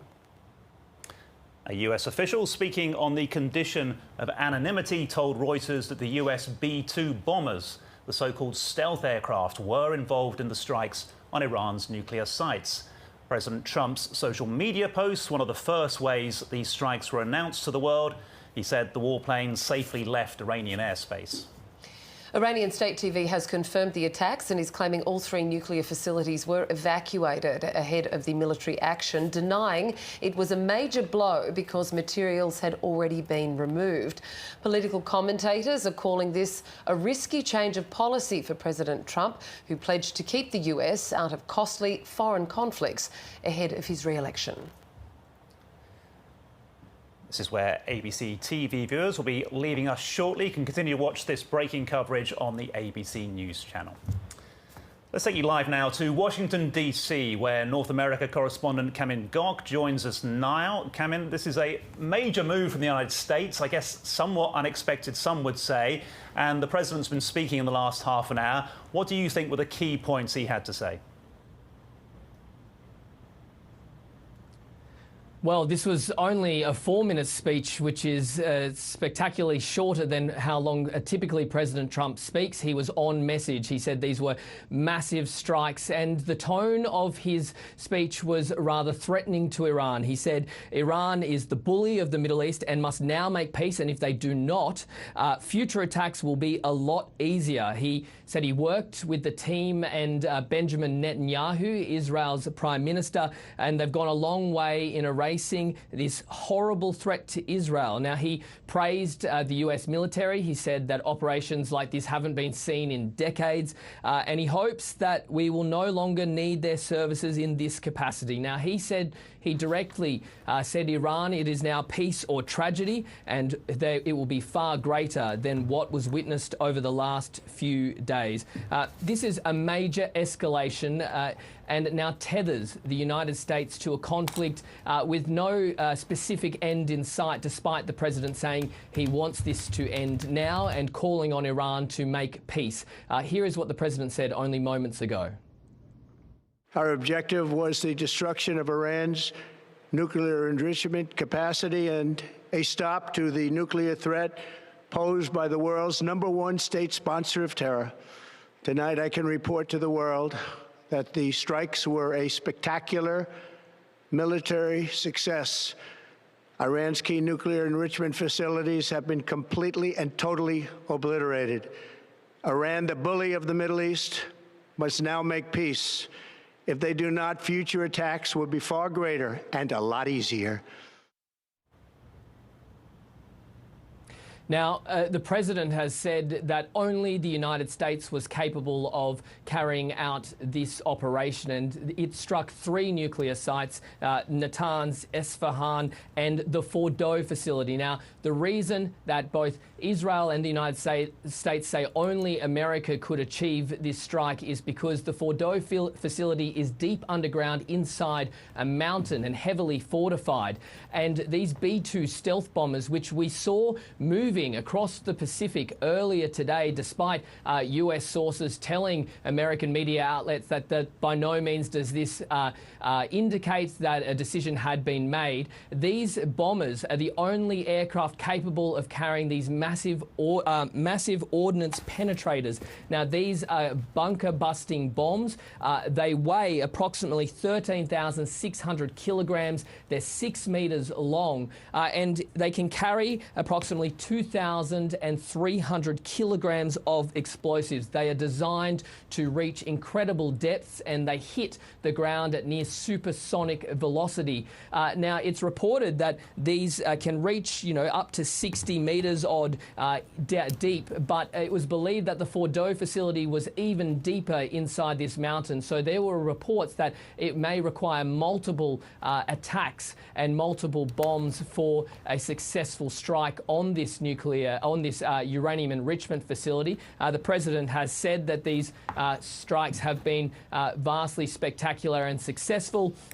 But this also goes against many things the president spruiked not only during his campaigns, but also during his presidency, as whilst he has always said Iran cannot have a nuclear weapon, he has also spruiked himself as the peace through strength president, the president who on his inauguration day read that basically he will not be measured. We will measure our success not only by the battles we win, but also by the wars that we end, and perhaps most importantly, importantly, the wars we never get into.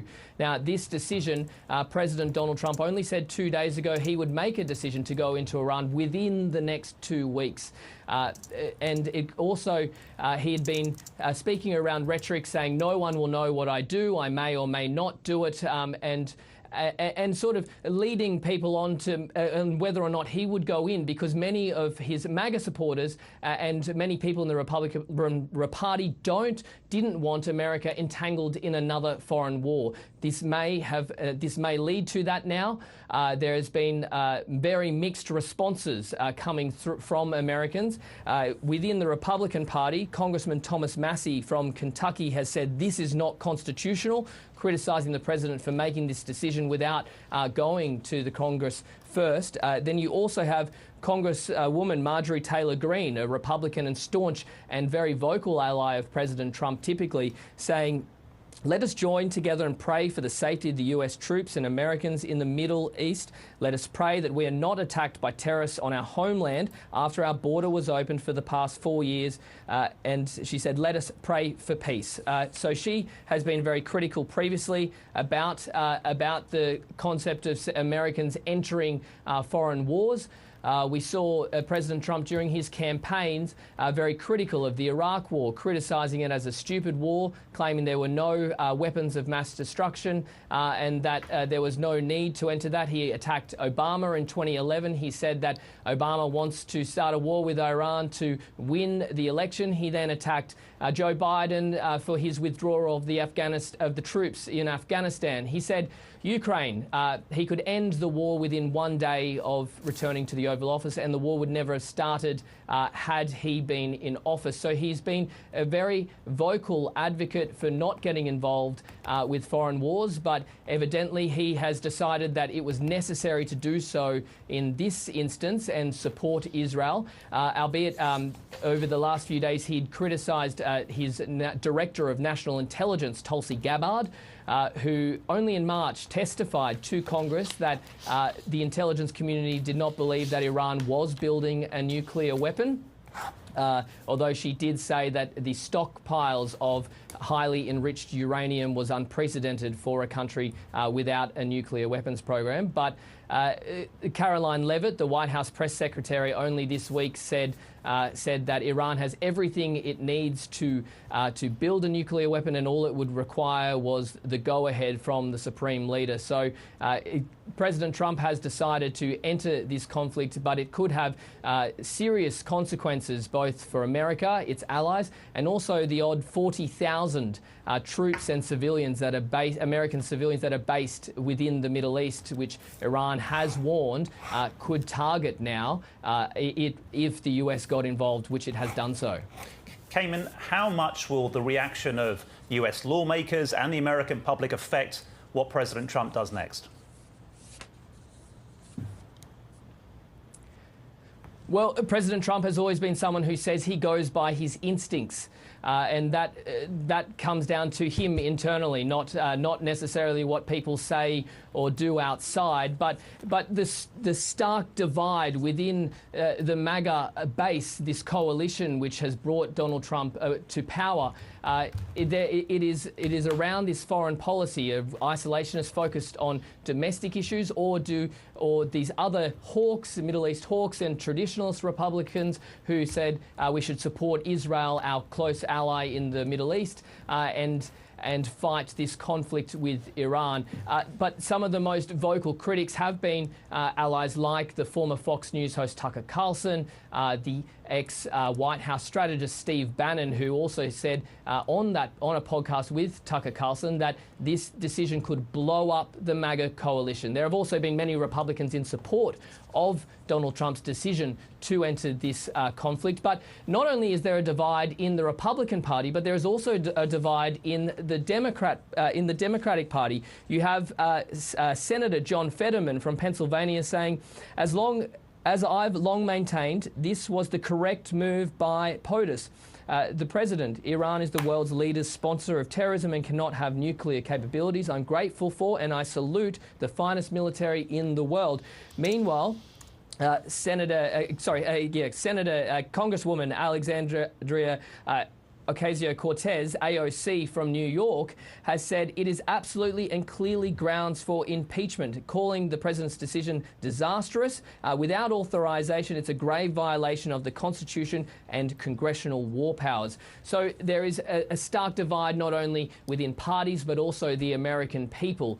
But ultimately, President Donald Trump does what he thinks is best, and he had decided to make this decision, despite telling people that it could be made within 2 weeks, despite today telling the White House press corps that they were done for the day, only to moments later announce these strikes on his Truth social platform. Yeah, everyone's scrambling after this huge breaking news in the last couple of hours. Cayman Gok, thank you very much. That's Cayman Gok, our North America correspondent, speaking from Washington, D.C.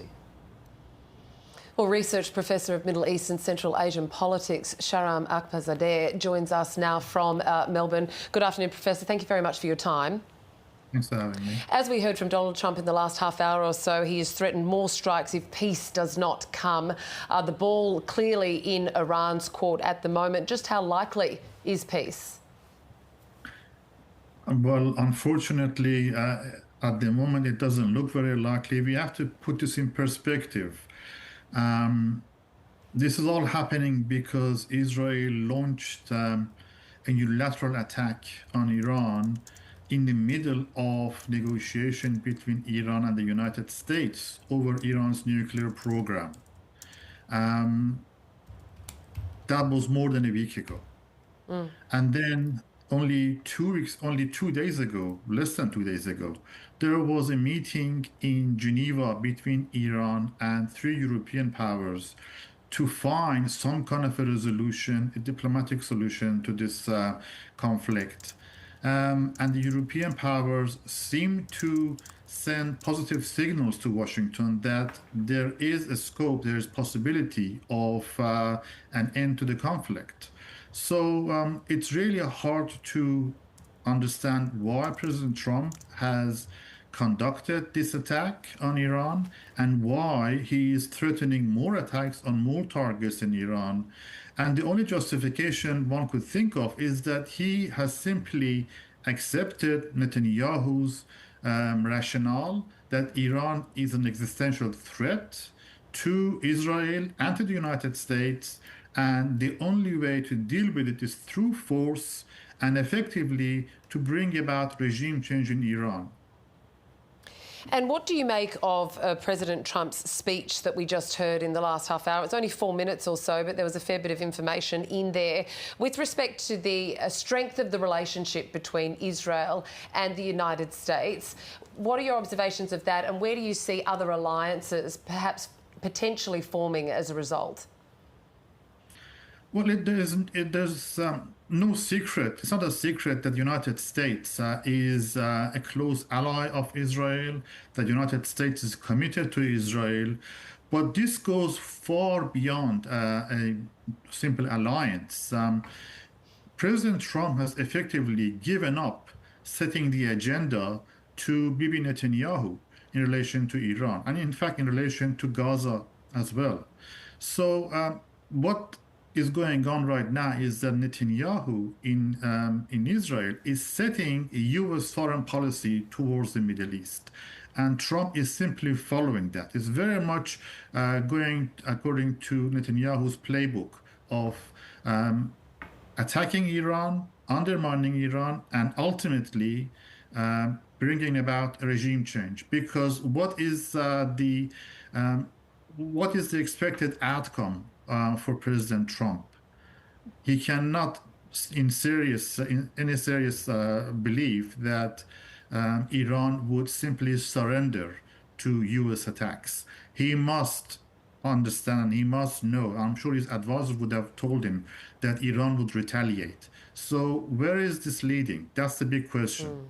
Yeah, Professor, what do you think about that? We had former Australian Prime Minister Scott Morrison on a short time ago saying that President Trump was not interested in regime change. What reaction can we expect from Iran, considering its military has been weakened and its alliances in the region have too? Well, President Trump may not have used the term regime change, but Bibi Netanyahu has. And everything that Trump has done, just simply following Netanyahu's lead, suggests that regime change is the intended outcome of this conflict. So this is a fanciful agenda. I can't imagine how the Iranian population are expected to rise up and depose the regime under fire. Sure, the Iranian regime is unpopular. Sure, there is a big gap between their elite, between the ruling clergy and the population. But how do you expect the Iranian population to listen to foreign attackers' advice and change their own government? In fact, what we're going to see, and it's very likely to happen, is that the regime will feel even more safe and secure in its position. This is the best gift that the United States could have given the clerical regime in Iran. If that's the case and the regime feels safer and more secure in its position as a result of this, would that then suggest that their reaction is probably going to be stronger and perhaps not weakened? I mean, we've heard from the United Nations Secretary General Antonio Guterres on Saturday branding the strikes on Iran, according to The Guardian, as a dangerous escalation in the region already on the edge and a direct threat to international peace and security. Just what is at risk here in the region, and then if not international peace? Very good question, Catherine. You know, Iran had already indicated that if it's attacked by the United States, it will see the U.S. as legitimate target, and it can hit U.S. assets in the region. So what Iran can do right now, and has threatened to do, is to target U.S. assets in the Middle East. There are troops, there are infrastructure that Iran can target. But even more importantly, there are many Iranian aligned groups in the region. You have various Shia militia in Iraq. You have the Houthis, who are in a position and can hit U.S. assets in the region. And they don't have to wait for an order from Tehran to do so. So that's the course we are going to see. I think we are likely to see. President Trump has really put U.S. policy on a very slippery slope, and any attack on U.S., of course, is going to lead to more retaliation. So this is a very vicious cycle of violence that we are going to see. Research Professor of Middle East and Central Asian Politics, Shahram Akbarzadeh, thank you for your time. Thanks for having me. You're watching the ABC News channel for ongoing breaking coverage on the Israel-Iran war after the United States hit 3 nuclear facilities in Iran. For all the analysis, we've got former Middle East correspondent Ben Knight with us here in the studio, and correspondents in Washington, D.C. and the Middle East. We're going to get your analysis shortly, Ben. I'm going to speak to our correspondent, Alison Horn, who's in Tel Aviv, very shortly. But first, let's listen to that address from Donald Trump a short time ago. A short time ago, the U.S. military carried out massive precision strikes on the 3 key nuclear facilities in the Iranian regime: Fordow, Natanz, and Esfahan. Everybody heard those names for years as they built this horribly destructive enterprise. Our objective was the destruction of Iran's nuclear enrichment capacity and a stop to the nuclear threat posed by the world's #1 state sponsor of terror. Tonight, I can report to the world that the strikes were a spectacular military success. Iran's key nuclear enrichment facilities have been completely and totally obliterated. Iran, the bully of the Middle East, must now make peace. If they do not, future attacks will be far greater and a lot easier. For 40 years, Iran has been saying death to America, death to Israel. They have been killing our people, blowing off their arms, blowing off their legs with roadside bombs. That was their specialty. We lost over 1,000 people, and hundreds of thousands throughout the Middle East and around the world have died as a direct result of their hate. In particular, so many were killed by their general, Qasem Soleimani. I decided a long time ago that I would not let this happen. It will not continue. I want to thank and congratulate Prime Minister Bibi Netanyahu. We worked as a team like perhaps no team has ever worked before. And we've gone a long way to erasing this horrible threat to Israel. I want to thank the Israeli military for the wonderful job they've done. And most importantly, I want to congratulate the great American patriots who flew those magnificent machines tonight, and all of the United States military on an operation the likes of which the world has not seen in many, many decades. Hopefully, we will no longer need their services in this capacity. I hope that's so. I also want to congratulate the chairman of the Joint Chiefs of Staff, General Dan Raising-Kane, spectacular general, and all of the brilliant military minds involved in this attack. With all of that being said, this cannot continue. There will be either peace or there will be tragedy for Iran far greater than we have witnessed over the last 8 days. Remember, there are many targets left. Tonight's was the most difficult of them all, by far, and perhaps the most lethal. But if peace does not come quickly, we will go after those other targets with precision, speed, and skill. Most of them can be taken out in a matter of minutes. There's no military in the world that could have done what we did tonight, not even close. There has never been a military that could do what took place just a little while ago. Tomorrow, General Kane, Secretary of Defense, Pete Hegseth will have a press conference at 8 a.m. at the Pentagon. And I want to just thank everybody, and in particular, God. I want to just say we love you, God, and we love our great military. Protect them. God bless the Middle East. God bless Israel, and God bless America. Thank you very much. That was the US President Donald Trump speaking in the last hour. Let's now hear from the Israeli Prime Minister, Benjamin Netanyahu, who spoke a short time ago. The Israeli leader said today's military strikes on 3 nuclear sites would change history. Congratulations, President Trump. Your bold decision to target Iran's nuclear facilities with the awesome and righteous might of the United States will change history. In Operation Rising Lion, Israel has done truly amazing things. But in tonight's action against Iran's nuclear facilities, America has been truly unsurpassed.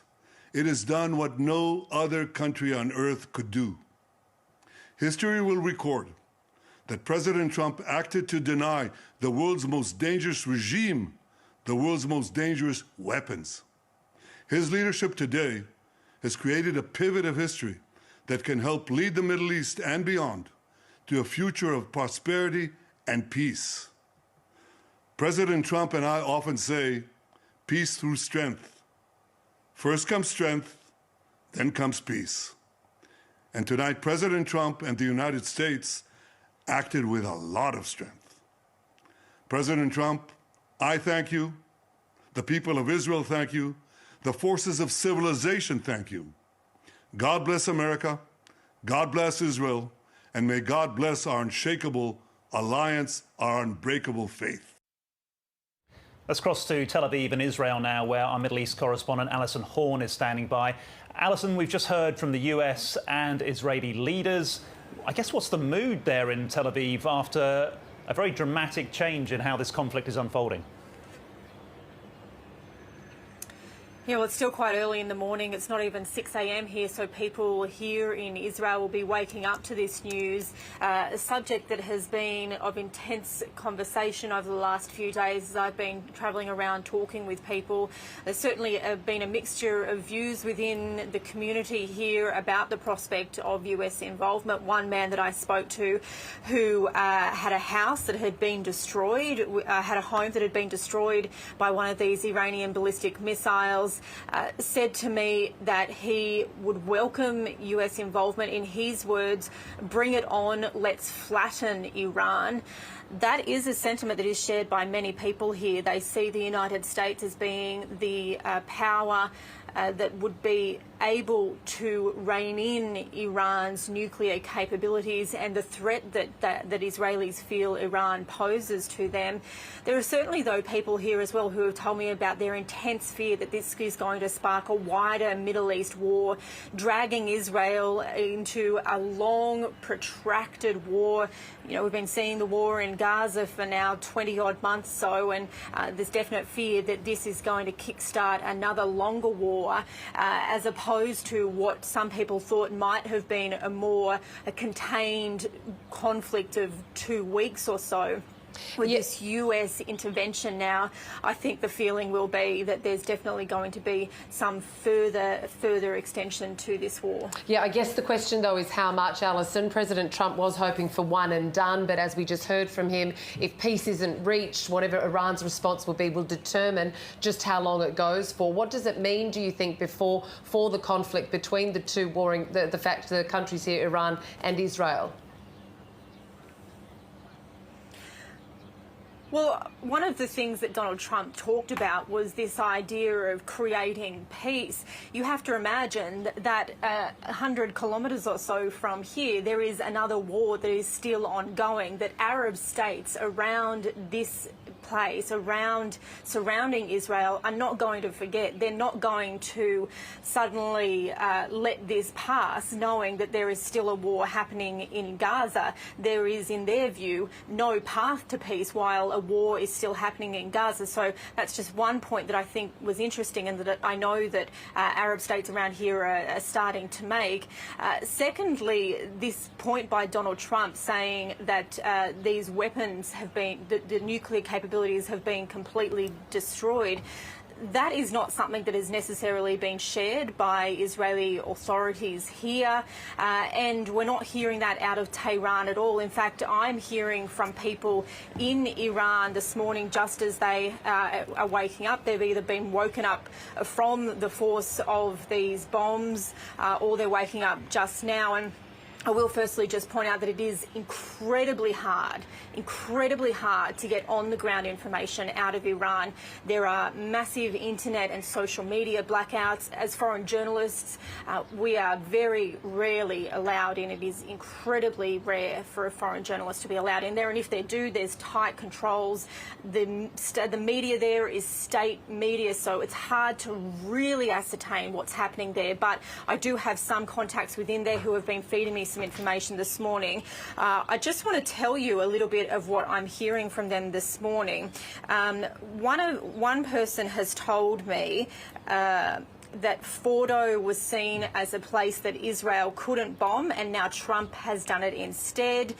They've said that they believe that Israel won't stop now, and that this action now will help to finish the Islamic Republic. Now, what they mean by that is that there is a massive groundswell within Iran, anti-regime activists who want the downfall of the Islamic Republic. They've been telling me over the last few days that there is some sense of happiness that Iran has experienced all of these assassinations of these senior military commanders.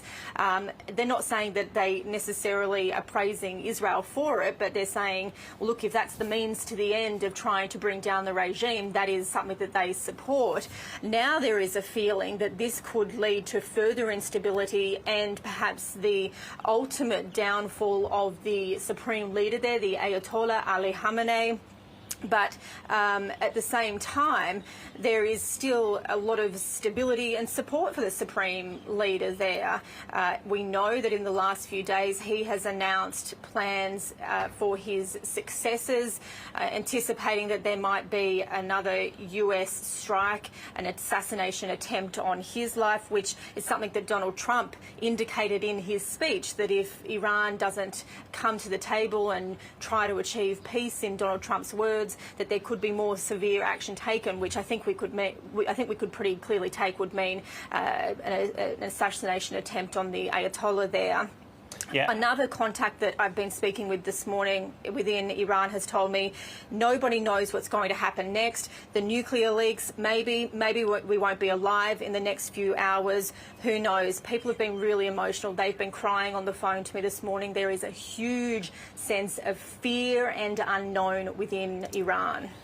Yeah, Alison, you were talking about the reaction from Iran. It has been sporadic, difficult to know exactly what the reaction has been to the US attacks. But I've seen Mahdi Mohammadi, who's an advisor to the Speaker in Iran's parliament, has posted something on social media talking about the Fordo site, that it was long evacuated before the attacks and has not suffered any irreversible damage. Two things are certain, he says. First, knowledge cannot be bombed.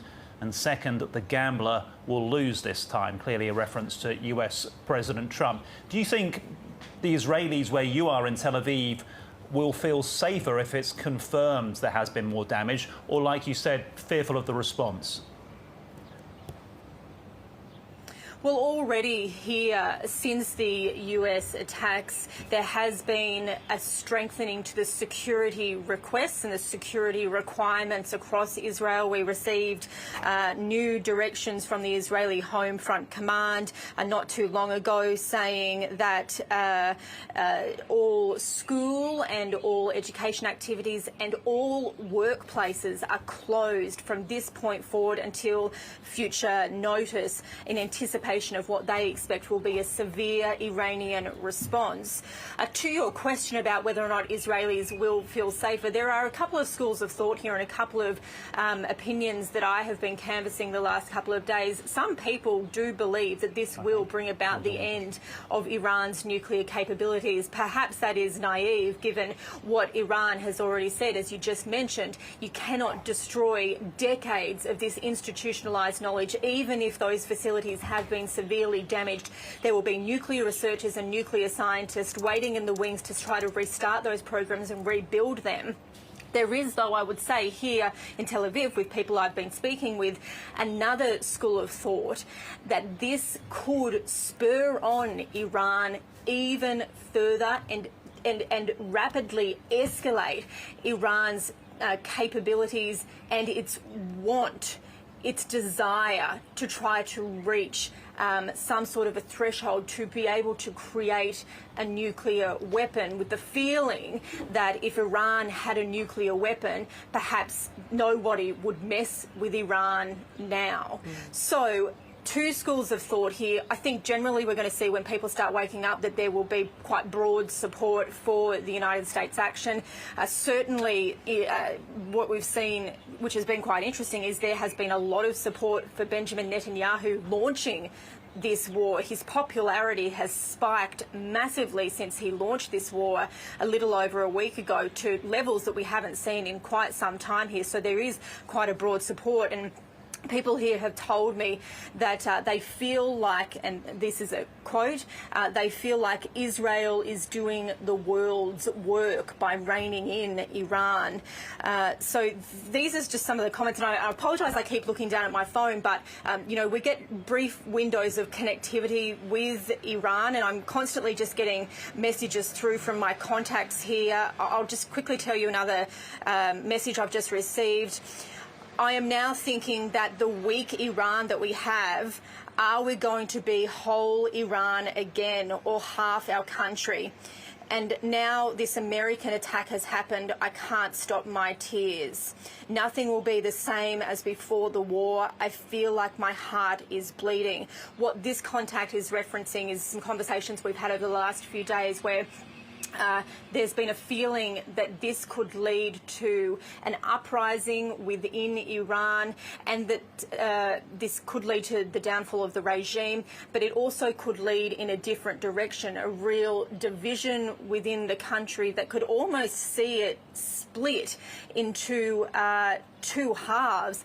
There had been a thought within Iran from people that I'd been speaking with that this is actually just a ploy by Israel to actually halve up the country in a pretty literal way to try and separate it into two countries. Now that might seem like a little bit of a conspiracy theorist, but that is the kind of messaging that we're dealing with people here, and the fear that people have about Israel's ability, particularly given what we have seen over the last 6 months or so, Israel's ability to almost decimate Hezbollah's operations in Lebanon, the downfall of the Syrian regime, all these Iranian proxies that have been decimated or reined in. I mean, even the Houthis in Yemen really haven't made a dent in any of their actions that they've tried to take against Israel over the last 20 months or so while the war in Gaza has been going on. So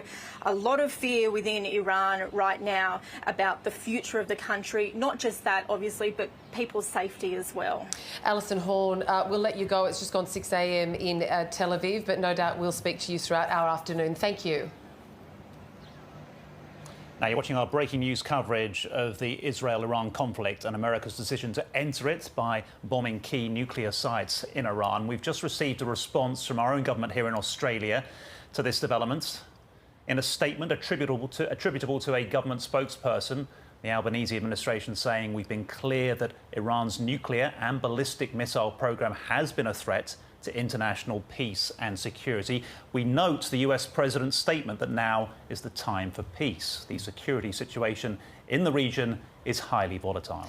The statement goes on to say we continue to call for de-escalation, dialogue and diplomacy. Australians in Iran and Israel and the region should continue to monitor public safety information provided by local authorities, including to shelter in place when required. The Department of Foreign Affairs and Trade will be communicating directly with registered Australians about preparations for assisted departures. Well, political reporter Tom Lowry is standing by for us next hour for all the analysis on this response. But for now, let's recap our breaking news. The United States has bombed 3 nuclear facilities in Iran, entering the conflict more than a week after Israel launched strikes on military facilities in Iran. Speaking at the White House earlier, US President Donald Trump said the strikes completely and totally obliterated Iran's key nuclear enrichment facilities. He called Iran the world's #1 state sponsor of terror and has thanked and congratulated Israeli Prime Minister Benjamin Netanyahu. Trump also said hopefully no more US strikes will be needed, but added that there are many targets left in Iran. In a video statement, Prime Minister Netanyahu saying the attacks will change history. Today's actions are a sudden and somewhat sooner than expected escalation in the conflict. Just 2 days ago, Donald Trump said he would decide on US involvement over the next fortnight. The US has struck 3 key nuclear sites in Iran: Fordow, Natanz and Isfahan, all to the west of the capital Tehran. President Trump's social media post, one of the first ways these strikes were announced to the world, says the warplane safely left Iranian airspace. A US official speaking on the condition of anonymity told Reuters that the US B-2 bombers were involved. Iran's Atomic Energy Organization has condemned the attacks, saying its scientists will keep the country's nuclear industry moving forward and it will be taking legal action. Iranian state TV has confirmed the attacks and is claiming all 3 nuclear facilities were evacuated ahead of the military action, denying it was a major blow because materials had already been removed. And in a statement released a short time ago, the Australian government says Iran's nuclear and ballistic missile program has been a threat to international peace and security and has called for de-escalation, dialogue and diplomacy. We've got our former Middle East correspondent Ben Knight in the studio with us. I thought the Anthony Albanese government statement was particularly interesting, trying to strike a very delicate balance between not openly criticising this US action while also maintaining that the main thing is a move towards peace. Yeah, it really went to the heart of, I think, for me is the most important question about the news that we're reporting today, and that is, could this have been solved diplomatically? Did it need to be solved militarily. And we've heard a number of different voices speaking on that today.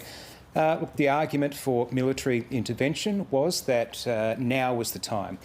Israel has done a very effective job in the past year or so of really hitting Iranian proxies and allies very hard. Not just Hamas, but also Hezbollah, also the militias in Iraq, now very weakening the Iranian regime and military. Its assaults on Iran have been incredibly effective, not just hitting military sites, affecting its ability to fire retaliatory strikes, but also, that line that said knowledge can't be bombed. Well, Israel has been bombing knowledge. Alison's quite right. There is a very large infrastructure. Iran is a large country. There are plenty of people ready to move in where others have been removed, but a lot of very senior military figures and nuclear scientists have been killed by Israel, not just in this war, but in previous years as well. So the argument there is that this was the moment. If you were ever going to take the moment when Iran was at its weakest, then this is the time to do it. One of the key arguments against, and we talked about this with Scott Morrison, was that the evidence is not there. Benjamin Netanyahu said that Iran was on the verge of developing a nuclear weapon. He's convinced Donald Trump that is the case. There are plenty of other people around the world who believe that is the case as well. But the evidence, the specific evidence, is not there. Because that's what that Australian government statement got to the heart of, which was that it's a threat. They didn't say it was a threat right now and need to be dealt with. The second line of that statement immediately talking about the president's desire for peace. And the president, Donald Trump, was in the process of negotiating a peace deal with Iran. Now, you could, as a skeptic, say this was just yet another example of Iran playing the game, kicking the can down the road, talking, never actually getting to anything, while continuing to do whatever it was alleged to have been doing in facilities like the ones that have been destroyed today. But the fact is, there were peace talks, or there was some kind of talks that were underway to come to a deal similar to the one that existed under the Obama presidency, the JCPOA. We've talked about it. It was the nuclear deal, for shorthand, under which Iran agreed to only enrich uranium to about 3% so meaning that it could only be used for a domestic power industry. Iran would also open up its sites to international inspectors, and in return, Iran would get billions of dollars in sanctions relief. Donald Trump campaigned against that when he was running for president, said it was a terrible deal, said he would come up with a better one. He became president. He killed off the deal. He never got around to doing the better deal that he promised, and in that time, Iran was no longer under the kind of scrutiny that it was. So, the fact that Donald Trump was in the process, or at some stage in the process of once again talking to Iran and trying to come to a deal, whether what you think of that process and its likelihood of success or not, it was underway when Israel launched its assault on Iran. And I think what you've seen then is, and we've heard people talk about this as well, that's when Donald Trump really did switch over to what Benjamin Netanyahu was doing, and it was essentially Benjamin Netanyahu driving it. An extraordinary couple of hours. We thank you for joining us here on the desk. Ben Knight, we will let you go now. Thanks. You. Former Middle East correspondent Ben Knight there. Well, let's take a listen now to what President Trump had to say a short time ago, addressing the media after the strikes on 3 Iranian nuclear sites west of Tehran, saying at least one has been obliterated. He's promised further action against Iran unless there is peace, saying it would be far greater action than anything seen up to this point. A short time ago, the U.S. military carried out massive precision strikes on the 3 key nuclear facilities in the Iranian regime: Fordow, Natanz, and Esfahan. Everybody heard those names for years as they built this horribly destructive enterprise. Our objective was the destruction of Iran's nuclear enrichment capacity and a stop to the nuclear threat posed by the world's #1 state sponsor of terror. Tonight, I can report to the world that the strikes were a spectacular military success, Iran's key nuclear enrichment facilities have been completely and totally obliterated. Iran, the bully of the Middle East, must now make peace. If they do not, future attacks will be far greater and a lot easier. For 40 years, Iran has been saying death to America, death to Israel. They have been killing our people, blowing off their arms, blowing off their legs with roadside bombs. That was their specialty. We lost over 1,000 people, and hundreds of thousands throughout the Middle East and around the world have died as a direct result of their hate. In particular, so many were killed by their general, Qasem Soleimani. I decided a long time ago that I would not let this happen. It will not continue. I want to thank and congratulate Prime Minister Bibi Netanyahu. We worked as a team like perhaps no team has ever worked before. And we've gone a long way to erasing this horrible threat to Israel. I want to thank the Israeli military for the wonderful job they've done. And most importantly, I want to congratulate the great American patriots who flew those magnificent machines tonight, and all of the United States military on an operation the likes of which the world has not seen in many, many decades. Hopefully, we will no longer need their services in this capacity. I hope that's so. I also want to congratulate the chairman of the Joint Chiefs of Staff, General Dan Raisin Kane, spectacular general, and all of the brilliant military minds involved in this attack. With all of that being said, this cannot continue. There will be either peace or there will be tragedy for Iran far greater than we have witnessed over the last 8 days. Remember, there are many targets left. Tonight's was the most difficult of them all, by far, and perhaps the most lethal. But if peace does not come quickly, we will go after those other targets with precision, speed, and skill. Most of them can be taken out in a matter of minutes. There's no military in the world that could have done what we did tonight, not even close. There has never been a military that could do what took place just a little while ago. Tomorrow, General Kane, Secretary of Defense, Pete Hegseth will have a press conference at 8 a.m. at the Pentagon. And I want to just thank everybody, and in particular, God. I want to just say we love you, God, and we love our great military. Protect them. God bless the Middle East. God bless Israel, and God bless America. Thank you very much. Let's speak now to Dr. Matthew Levitt, who's a senior fellow at the Washington Institute and joins us live. Thanks very much for your time here on ABC News. It's interesting to see, isn't it, the responses across the world, really. We've not heard anything from Russia and China, Iran's allies yet. So we've certainly heard from President Trump, Benjamin Netanyahu, and some reaction out of Iran. But it seems like President Trump's rhetoric has changed quite a bit, from talking about peace talks with Iran to negotiations to allowing himself 2 weeks to make a decision, to suddenly and rather dramatically entering this conflict. I can't hear.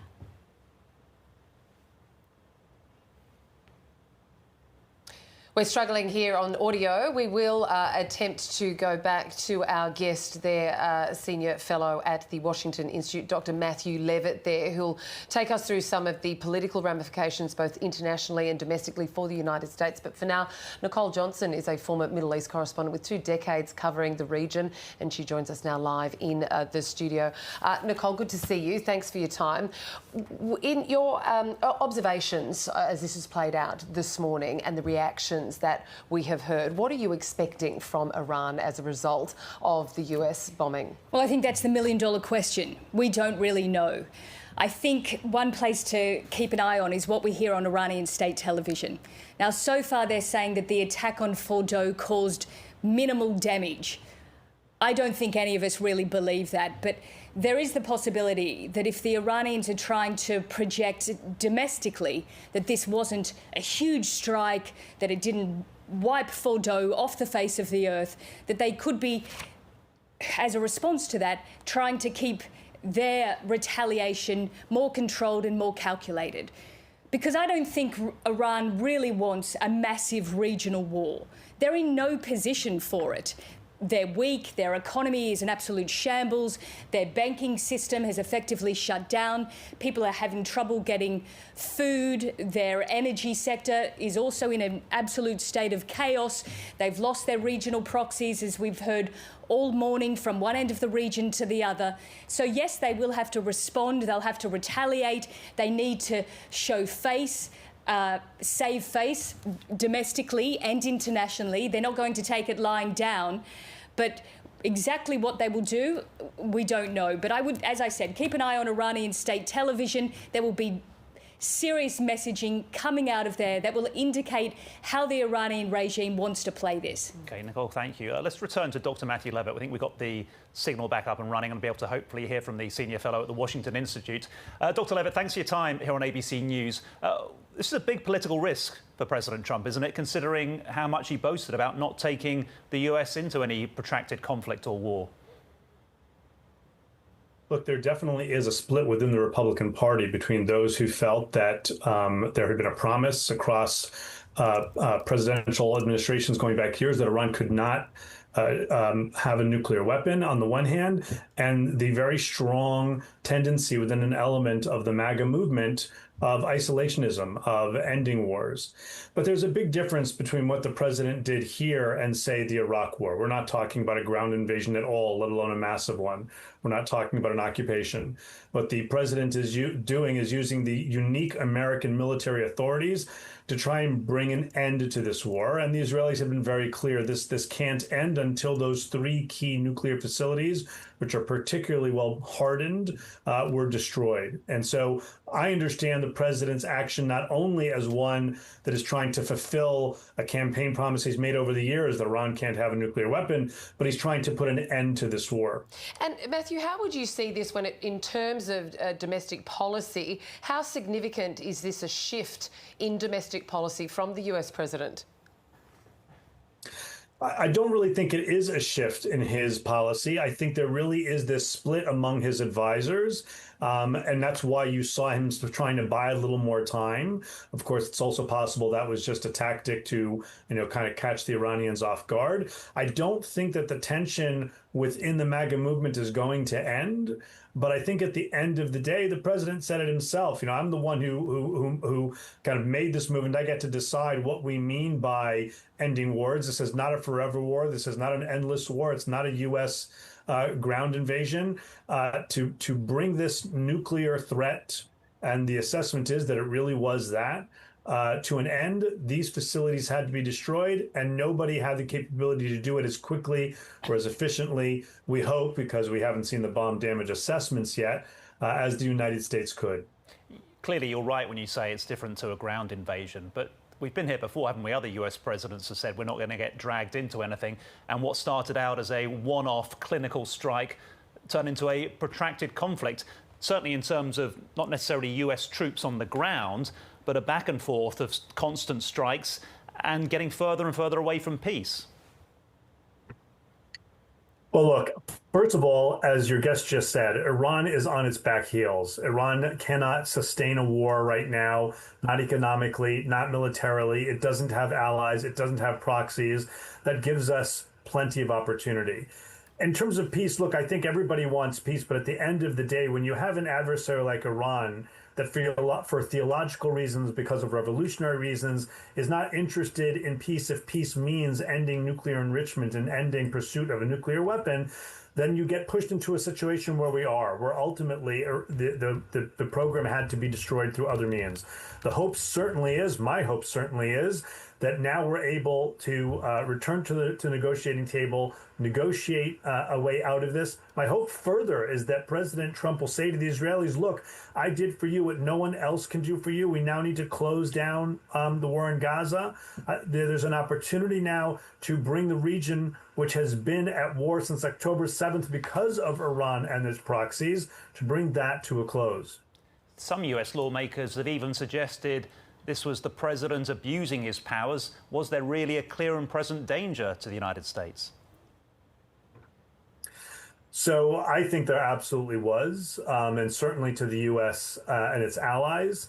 The intelligence that had come out both from the United States and in Israel in just the past few weeks was that Iran was doing things behind closed doors in pursuit of a nuclear weapon, even as it was negotiating with the United States. It was developing far more ballistic missiles than it already had. It has demonstrated last April, last October, a willingness to use those against countries in the region. It's enabled its proxies to shoot similar rockets, shorter range rockets at U.S. forces in the region.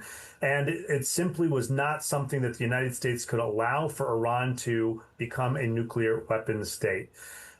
Politicians will debate. That's what they're there to do. But at the end of the day, whether one supported the attack on Iran in the first place or not, it seems to me that we are where we are, and the worst possible outcome could have been that after all of this, Iran's key nuclear facilities remained in place. Doing this in a way that minimized civilian casualties was really important.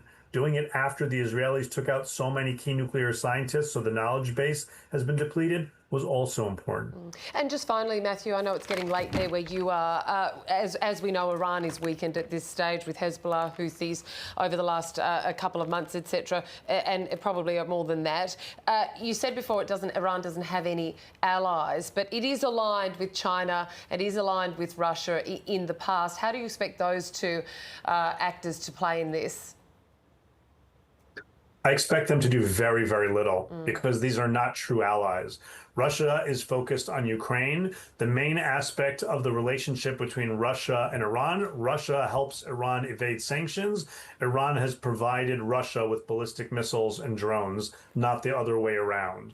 And China is not going to fight someone else's war. They're going to want to be able to continue buying Iranian oil at heavily discounted sanctions-busting prices. That's their interest here. China wants the war over. And at the end of the day, I don't think either Russia or China wanted Iran to be a nuclear power. I don't see either of them coming to China's aid in any significant military way.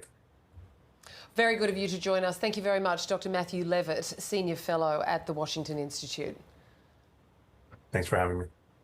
And we can get more now by speaking to Professor Amin Saikal, who's a Middle East analyst. He joins us now from Canberra. Professor Saikal, thank you for your time here on ABC News. I guess we could pick up on that last point that Dr. Levitt was making, that he doesn't see Russia or China coming in strongly in support of Iran, that Iran is feeling increasingly isolated. Would you agree with that? Well, I think it's obviously Beijing and Moscow are going to be very concerned about the developments, and there have been reports in the last few days that the Chinese have been transferring some arms to Iran, but whether they are going to increase that, and whether Russia is going to provide more ammunition to Iran, I think that remains to be seen. But at the same time, I think it is right to say that probably neither Russia nor China would like to go into a war with the United States and its allies, and therefore ignite World War III. What options does Iran have when it comes to deciding the best response? Well, the Iranians had already said that in the event of the United States attacking Iran, they will target American bases right across the region, and also they are most likely to close the Strait of Hormuz, which certainly will have enormous economic impacts around the world. Now I think we will need to really wait whether the Iranians have the capacity to carry out either of those promises. My hunch is at this point that the regime will try to hit back. I think although it has been weakened considerably, particularly in the last 10 days or so, it may still have the capability to respond, and any response could easily be countered by the United States, and that could really result in the development of this conflict into much wider arena than we had really anticipated. But also, it also depends what Israel is going to do. Prime Minister Netanyahu's aim all along has been regime change in Iran, and whether they are going to really persist with that objective. That is another issue. And should the situation unravel inside Iran, then obviously that's going to have a very serious consequences, not only for the Iranians, but also for the region as a whole. Professor Saikal, if it does broaden and widen into a broader conflict, what does that look like? Well, I think it would be absolutely devastating, simply because that the Iranians may try to really target not only American bases, but also those bases are located in Arab countries, and that will certainly result in hostility between Iran and the Arab countries, something that Iran really does not want. But if the regime feels that it's absolutely cornered and it is really facing a doomsday for itself, then one could really expect them to fight to the very end. Simply, it would be a fight for the regime's survival.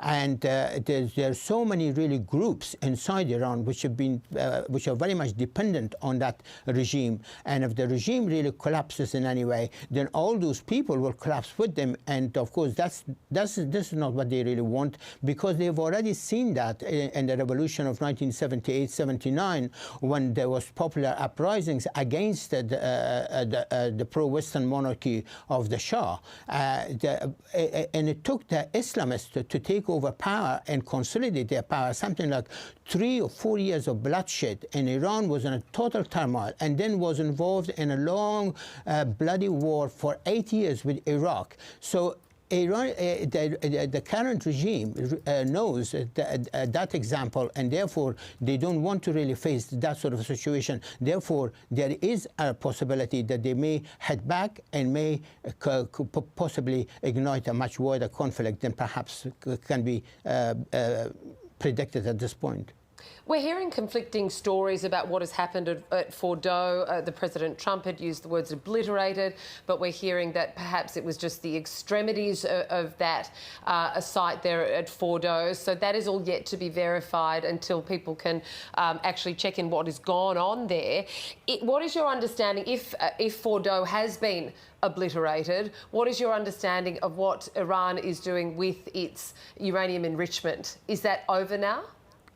Well, Fordow is obliterated, and all the 400 kilograms of enriched uranium that Iran had accumulated was really in Fordow, and that has been obliterated altogether. And President Trump at the same time has said that no, we can have peace and therefore possibly a negotiated settlement. But then there is nothing to really negotiate from the Iranians' perspective. But what the Iranians have really said, that no, Fordow has not been really damaged, up to this point. Of course, that has to be absolutely verified, but it appears that at least the nuclear plants in Isfahan and Natanz have really gone, but Fordow is something that I think one would have to really watch and see what is going to be the final outcome. Professor, we were having a debate here in the studio over the last 24 hours, even before these strikes, as to what Iran's real intentions were for this enriched uranium. Officially, it was always talking about a civilian use. Clearly, Israel and now the United States did not agree with that and saw it as a very dangerous progression towards nuclear weapons. Do you have a view on that? To put it in the context, Iran negotiated a multilateral agreement with the United States and some of its allies, plus Russia and China, in July 2015, which Iran agreed to downgrade its uranium enrichment to 3.7% purity only for civilian use. And in return, the United States agreed to lift all the sanctions against Iran. And Iran had a military plan for producing nuclear weapons up to 2003, but that was completely halted. And that has been verified also by the American sources and also other intelligence agencies. And it was precisely on the basis of these facts that the Obama administration concluded that agreement with Iran. And it was President Trump who withdrew the United States from that agreement in May 2018. And that was at the disappointment of other signatories. In fact, all the other signatories said that that agreement was working. Iran was abiding by the terms of the agreement. They were not really accelerating their enrichment. But once the United States withdrew, then there was a snapback clause in that agreement, which Iran used in order to accelerate, in retaliation, to accelerate its uranium enrichment and also expand its nuclear program. And that's why it was able to enrich something like about 400 kilograms of uranium. But at no point there has been any evidence to suggest that Iran was on the path of manufacturing nuclear weapons. And I think in that respect, we are at the same place with Iran right now as we were with the U.S. invasion of Iraq in 2003, where the United States claimed that Saddam Hussein possessed weapons of mass destruction, and yet absolutely that was not true. Yeah, you're not the first to make that comparison, and interesting to hear that maybe the decision to stop engaging with Iran over those nuclear talks has almost led to the opposite effect that many were hoping for. Professor Amin Saikal, a Middle East analyst, thank you very much for your time. My pleasure. Well, recapping our breaking news now, if you are just joining us, the United States has bombed 3 nuclear facilities in Iran, entering the conflict more than a week after Israel launched strikes on military facilities in Iran. Speaking at the White House earlier, the US President Donald Trump said the strikes completely and totally obliterated Iran's key nuclear enrichment facilities. He called Iran the world's #1 state sponsor of terror and has thanked and congratulated Israeli Prime Minister Benjamin Netanyahu. Trump also said hopefully no more US strikes will be needed, but added that there are many targets left in Iran. In a video statement, Netanyahu saying the attacks will change history. Today's actions a sudden and somewhat sooner than expected escalation in the conflict in that region. Just 2 days ago, President Trump saying he would decide on US involvement in the conflict over the next fortnight. The US has struck 3 key nuclear sites in Iran: Fordow, Natanz and Isfahan, all to the west of the capital Tehran. President Trump says the US warplanes used have safely left Iranian airspace. In a new social media post, Mr. Trump has said any Iranian retaliation will be met with force greater than what was witnessed today. Iran's Nuclear Regulatory Authority says there is no danger to residents living near the targeted sites, while the Atomic Energy Organization says its scientists will keep the country's nuclear industry moving forward, and it will be taking legal action. Iranian state TV claiming all 3 nuclear facilities were evacuated ahead of the military action, denying it was a major blow because materials had already been removed. In a statement, the Australian government says Iran's nuclear and ballistic missile program has been a threat to international peace and security and has called for de-escalation, dialogue and diplomacy.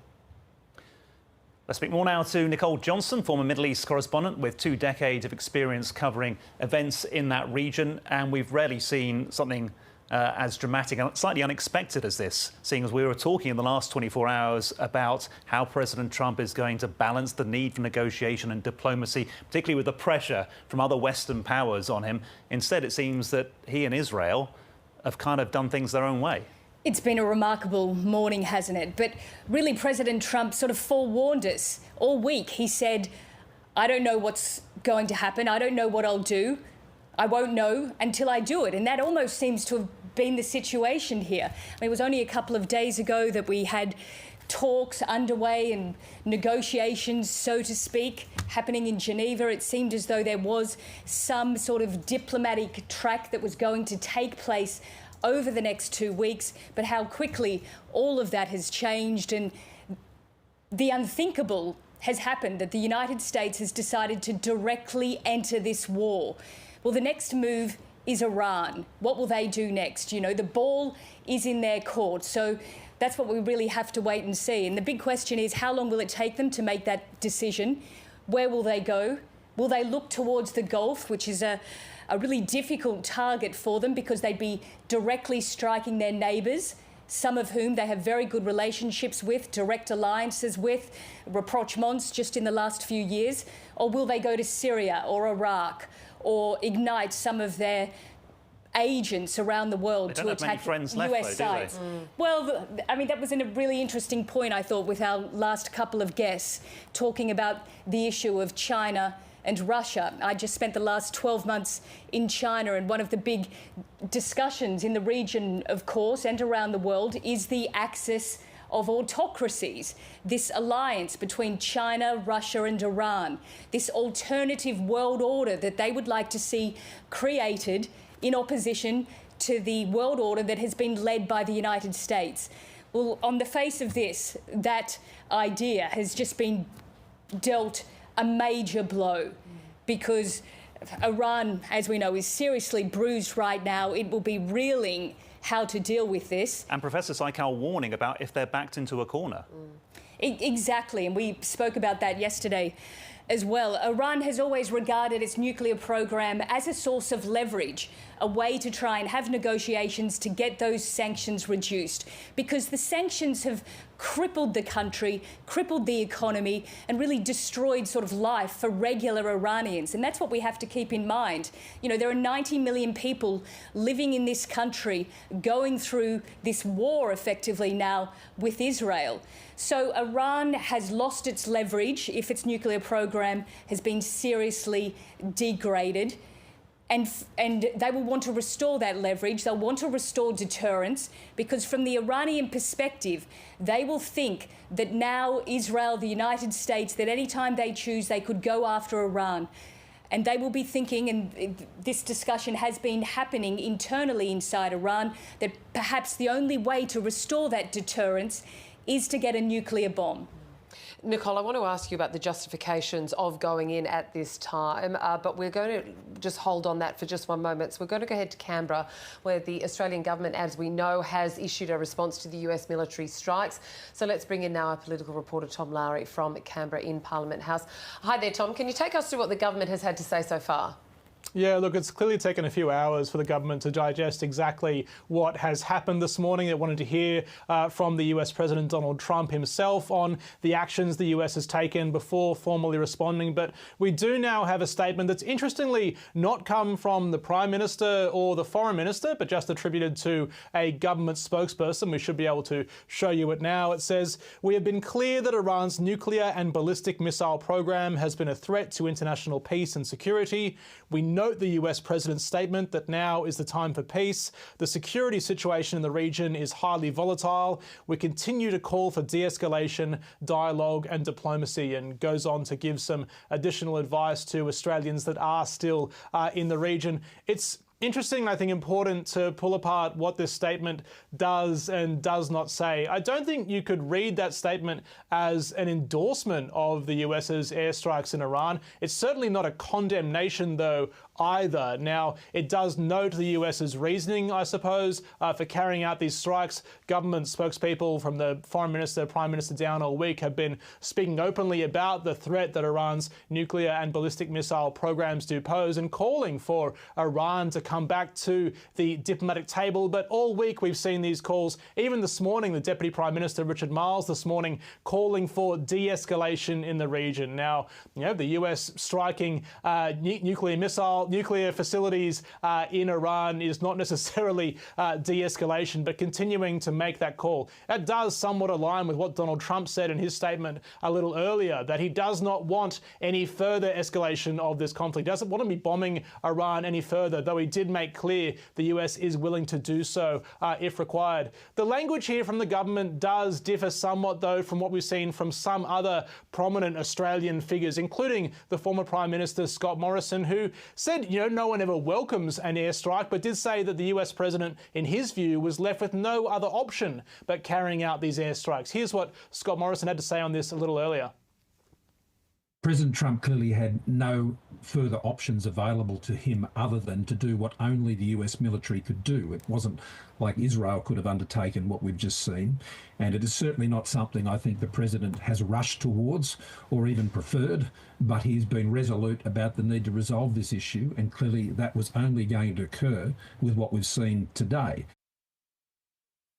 Clearly a different view there being put by Scott Morrison to what the government is today offering. We haven't heard from the opposition directly as yet, though we did hear from Liberal Senator Dave Sharma. He was a former ambassador in Israel from 2013 to 2017. He also said this is a welcome development, that a weakened Iran is a positive for the Middle East. They've been a destabilising force in the Middle East for some time, he argues, so a weakened Iran with a less nuclear capability is certainly a good thing. Tom Lowry, thanks for bringing us up to speed on the Australian reaction. And let's cross back now to Nicole Johnson, former Middle East correspondent with 2 decades covering the region. She joins us in the studio and has been for the last hour or so. Nicole, as we were just discussing before, there have been parallels drawn to Iraq, etc. But the motivations behind the US bombings today and the justification for that, do you think that is going to be an important point in the ensuing weeks? I think the ensuing weeks will all be about what is Iran's response and what happens. So I don't imagine that there will be so much focus on that because we're in a different world now. International law doesn't have quite the same kudos that it once did. I mean, we've seen that in the case of Israel and Gaza. So I think the US will do what the US wants. And regardless of what anybody has to say about it, I don't think there'll be a great deal of debate necessarily about that. As for the justification of it, President Trump made it pretty clear. He considers Iran to be a bully.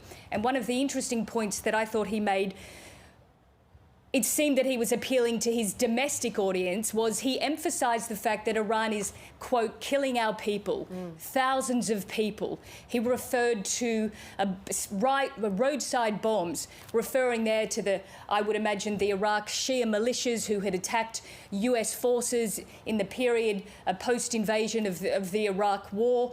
So, I mean... It's interesting because foreign policy is a very divisive issue, isn't it, particularly with the Republicans? It is divisive, and we've seen that over the last couple of days because the US is... the Republican Party, you basically have restrainers who would like to see the US stay out of these wars. President Trump had indicated that's what he wanted. He wanted to be a man of peace, but now it seems that it is peace through strength, and this is his strength moment. I mean, it's an incredible moment for the presidency to be deciding to enter a war in the Middle East, one that has repercussions that we don't know. It's a precarious moment. Anything could happen from now, and it is a big gamble for President Trump. But he is unpredictable. He's a mercurial character, so perhaps we shouldn't be surprised that in the space of 24 hours, everything has changed and the US has carried out these strikes. It's now sitting back, waiting to see what the Iranians will do. All right, Nicole Johnson, thank you very much. Let's bring in Holly Dagres, who's a senior fellow at the Washington Institute. Holly, apologies if I've just murdered your surname there, but we really appreciate your time here on ABC News regardless. And I want to pick up on that point we've just been making here in the studio about not being surprised at the surprise that the US has decided to enter this war between Iran and Israel so decisively. Well, I think that generally speaking, the post-October 7th world has showed that nothing makes sense and anything is possible. I think since the terror attacks on southern Israel in 2023, everything we've been seeing happening since then regionally was not on any analyst's bingo card. And here we are with yet another example of that instance. And we're still, of course, trying to understand and assess the damage on the ground and just going off what U.S. President Donald Trump is saying that he had obliterated the country's nuclear program. But I really would like to push for caution and see exactly what intelligence estimates are saying about the attack on the facilities. Given that landscape, Holly, and what you've just said there, to expect the unexpected with the administration there, what did you read from that 4.5-minute speech from Donald Trump in the last 2 hours? Well, I think Nicole hit on some really key points. This is definitely a message to his base, to the American people, that Iran wasn't just a threat because of its nuclear program. It was a threat because it is a state sponsor of terrorism that's done an array of things, including chanting death to America, death to Israel, attacking U.S. forces in Iraq, and a host of other things. So I think that in this moment, he feels triumphant, rightfully so, because at this juncture, it's potentially a big foreign policy win because we've had consecutive American administrations have Iran be a focus, but nobody's taken that step because of the potential ramifications it has of dragging the U.S. into a war, and also the impact it would have on neighbors and whatnot. So this is a real big gamble. Yeah, Holly, what do you think was the justification? Because when he addressed the public in that briefish statement, I guess, for him, he wasn't talking about the reasons why, just about the success of the operation. We know he's all about winning. He's talked about that many times in the past. But there's also the fear, and it has been voiced by American lawmakers already, that this is another US president being seduced by the idea of big headlines over showing American military power, and it may not be as simple and straightforward as he thinks it is.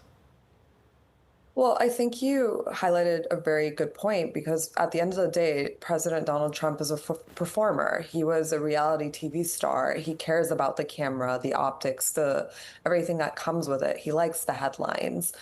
And so this does definitely play into that. But I think it's also noteworthy that in January 2020, he did another gamble, a major one, which was assassinating Quds Force commander Qasem Soleimani, and there was a fear that that would lead to war because the Iranians fired about a dozen ballistic missiles at U.S. bases in Iraq, and that almost led to a war, but was only stopped because the IRGC downed a passenger airliner.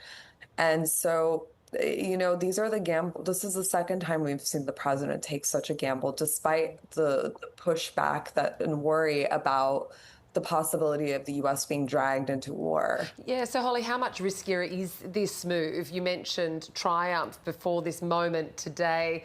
When we heard from President Trump, it was a triumphant moment in his language. Just how long could triumph last, and where and how could it be derailed? Well, it really depends on the Iranians and if they decide to respond. We've always said that if the Iranians do, there will be several versions of it. First, and I mean, this is in no specific order, but attacking U.S. bases in the Middle East, closing the Strait of Hormuz, where 20% of the world's oil passes through, the potential of Iran pulling out of the NPT treaty. Granted, there's been rumors from the Iranian officials that they've moved some of the enriched material, so technically means the nuclear program is not actually defunct right now. And so, and of course, the taking of dual nationals hostage in the country and potentially terror attacks in embassies around the world. So there's just so much there that it's really hard to assess in this very moment just how they will respond. Because it's interesting. Trump, and even after these attacks, is saying, "I want to sit down with you guys. I want to make peace." So, are the Iranians going to go for this big humiliation, or are they going to double down and respond, or are they not going to do anything for the moment? It's really hard to say right now. Very uncertain. Stay there, Holly. I just want to read out to our viewers a statement that's just come in from the leader of the opposition here in Australia, Susan Lee. She says the coalition supports actions taken by the United States of America to ensure that the Iranian regime is stopped from acquiring nuclear weapons. It was made clear by the International Atomic and Energy Agency on the 12th of June that Iran was in breach of its non-proliferation treaty obligations after stockpiling more than 400 kilograms of 60% enriched uranium at Fordo. Remember, 90% I think is the threshold for a nuclear weapon. The last step in enrichment towards a nuclear weapon. The world can never accept a nuclear-armed Iranian regime, and today the United States military has taken proactive action to ensure that we never need to. There is more to that statement that will probably bring our viewers a little bit later, but I wanted to ask you, clearly Australia is not necessarily a major player in this. How much will the US, Israel, President Trump personally care about the reaction that's going to come from the UK, France and other major Western nations? The United States in the past under the Trump administration had actually had quite a big divide between the US and Europe over Iran when the United States withdrew from the Joint Comprehensive Plan of Action or the Iran nuclear deal. And so I don't think necessarily President Trump is really going to care about what Western allies think at this juncture, because in his mind, he's done a big foreign policy win. And so I think he's on a mission right now, and potentially could be a peace prize from here or from India and Pakistan ceasefire. You just don't know. I think he's looking at the big picture here, and that this is his moment, and he's risen up to this moment that no other U.S. president could do. Really good of you to join us. Holly Dagres, the Senior Fellow at the Washington Institute. Thank you. Thank you.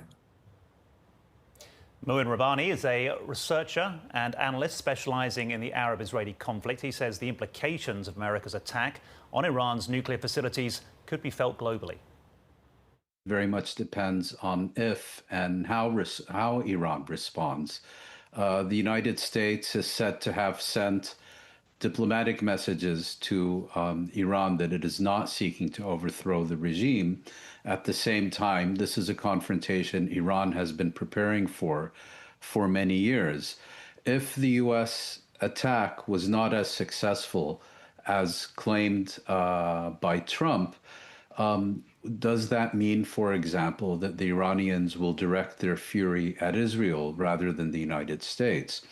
If they direct it at the United States, will they seek primarily to mine and make impassable the Straits of Hormuz in the Red Sea, and in coordination with the Houthis at the other end of the Arabian Peninsula, also seek to block Bab el-Mandab, and this would send global energy prices soaring? Yes, Iran would be shooting itself in the foot. And yes, arguably, the main immediate victim would be China, which is a main importer of Gulf energy.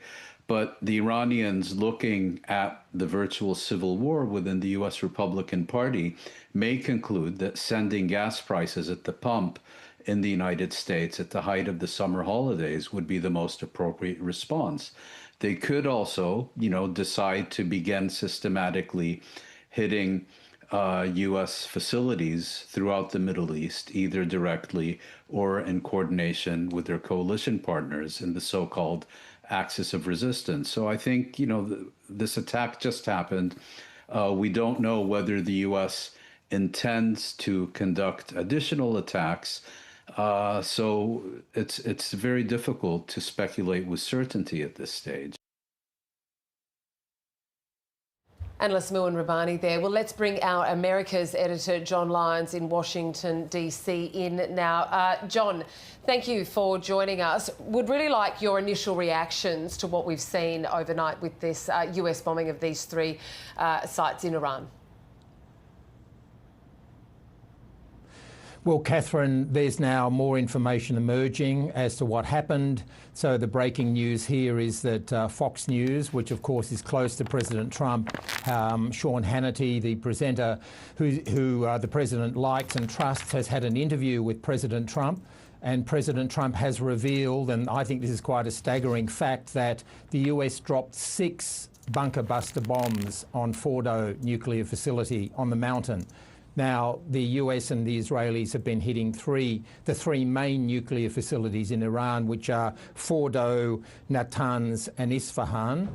Now, the reason Fordo is different is because it's deep under a mountain. The Iranians deliberately built it there so that essentially it could never be bombed. That's why the Israelis don't have these bunker buster bombs. That's why they've been asking the Americans so strongly to try to use them. President Trump obviously authorised that, and according to Fox News now, 6 of them, and they're 30,000 pounds each. So when you think about that, 180,000 pounds of bombs, which I think would have essentially removed or smashed a lot of the mountain above that facility.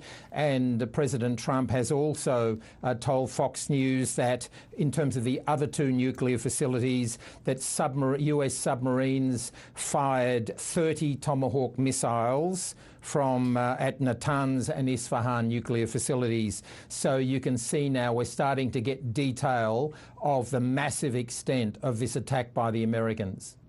So would that suggest to you, John, that then Fordo has been, in President Trump's words, obliterated?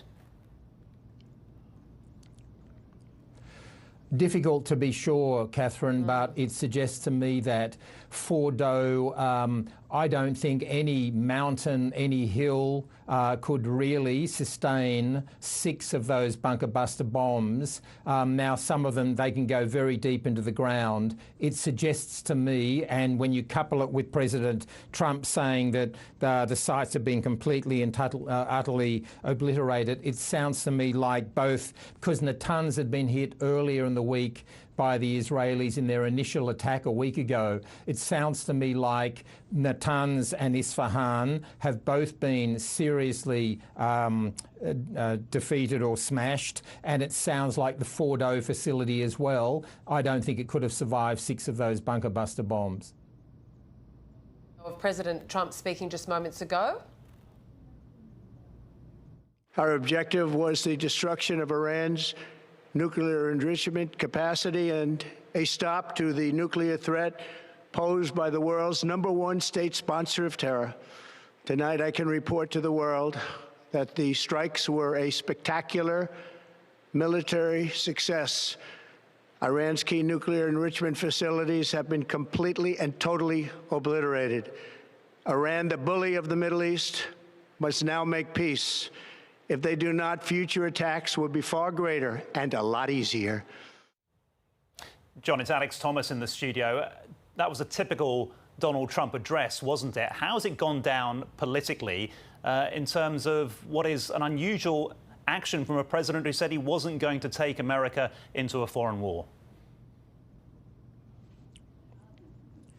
Well, Alex, they're a part of the MAGA purists like Tucker Carlson and Steve Bannon. In fact, Steve Bannon had lunch with the president a few days ago and urged him not to launch any military attack on Iran on the basis that the pure Trump ideology was that we would withdraw from foreign wars. You said that you would end them, not go into them. And so I think that there'll be that part of the MAGA base who resist it. But look, Donald Trump's one of the most persuasive politicians of our time, and I think he will take his supporters with him by arguing that essentially he has reduced a nuclear threat not just to Israel, but he will argue, I think, to the world. The other really interesting thing about this is that when you see just how hand-in-glove the Israelis and the Americans have operated, that's not a surprise given the closeness of the two countries. But only a week ago, you'll remember, President Trump said that he had warned the Israeli Prime Minister Benjamin Netanyahu not to attack Iran because it would lead to a massive conflict. It appears now that's pretty clearly that was a ruse. That was designed to make the Republican Guard and others in Tehran relax until there were talks with the Americans, and the Israelis took them by surprise. Some of the Republican Guard commanders who the Israelis killed a week ago normally would not be in their apartments. If there's a time of high stress or alert, they would go into their bunkers and their various hideouts. But they were in their apartments, assuming that nothing would happen because the President of the United States had said that would lead to a massive conflict. And yet again, I was at the press briefing only 2 days ago at the White House, where Caroline Leavitt read a statement from President Trump saying that he wanted 2 weeks to consider any diplomatic options. Clearly, yet again, that was a ruse, because within 12 hours, the president had ordered those bunker buster planes, the B-2s, the only planes, we can see them now, that can deliver these bunker buster bombs, had ordered them to leave Missouri, where they are headquartered, and to fly to Guam to be refueled, and then to make the trip to Iran to make this attack. So yet again, it appears both Israel and the United States, certainly the US, fed out false information twice to essentially maximise the benefit of the military attack. John, do you think this goes to President Trump's frustration with a lack of progress sometimes when it comes to these global political debates? We've heard his rhetoric when it came to the Russia-Ukraine conflict and how frustrated he's got that he's not been able to do a deal with President Putin as he promised quite early on. And here it seems again that he didn't want to be dragged into long negotiations. He's just been very decisive. Well, he did promise, of course, he'd end the Ukraine war within 24 hours. He suggested he could end the war in Gaza. Both of those are much worse now than when President Trump took over. President Putin has been escalating his attacks on civilians, and likewise, Prime Minister Netanyahu.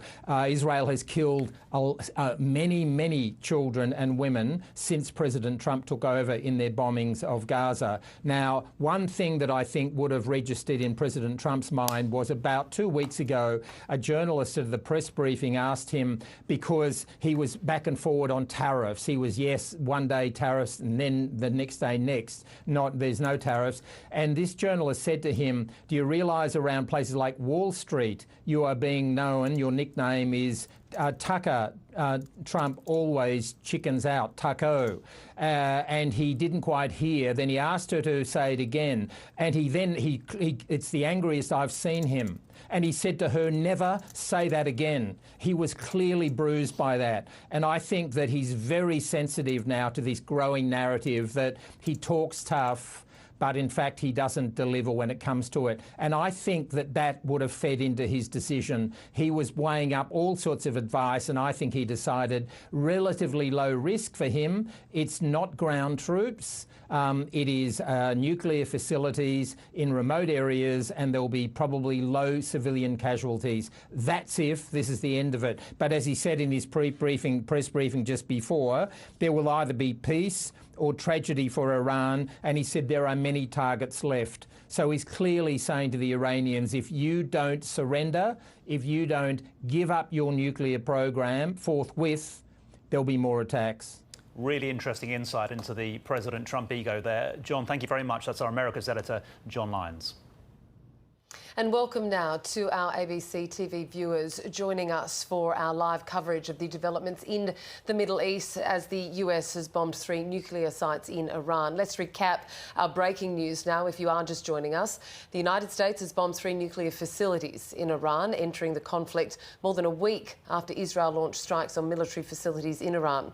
Speaking at the White House earlier, the US President Donald Trump has said the strikes completely and totally obliterated Iran's key nuclear enrichment facilities.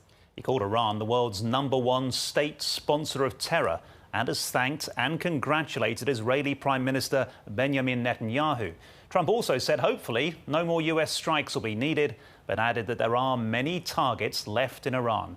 In a video statement, Netanyahu saying the attacks will change history. Today's actions a sudden and somewhat sooner than expected escalation in the conflict.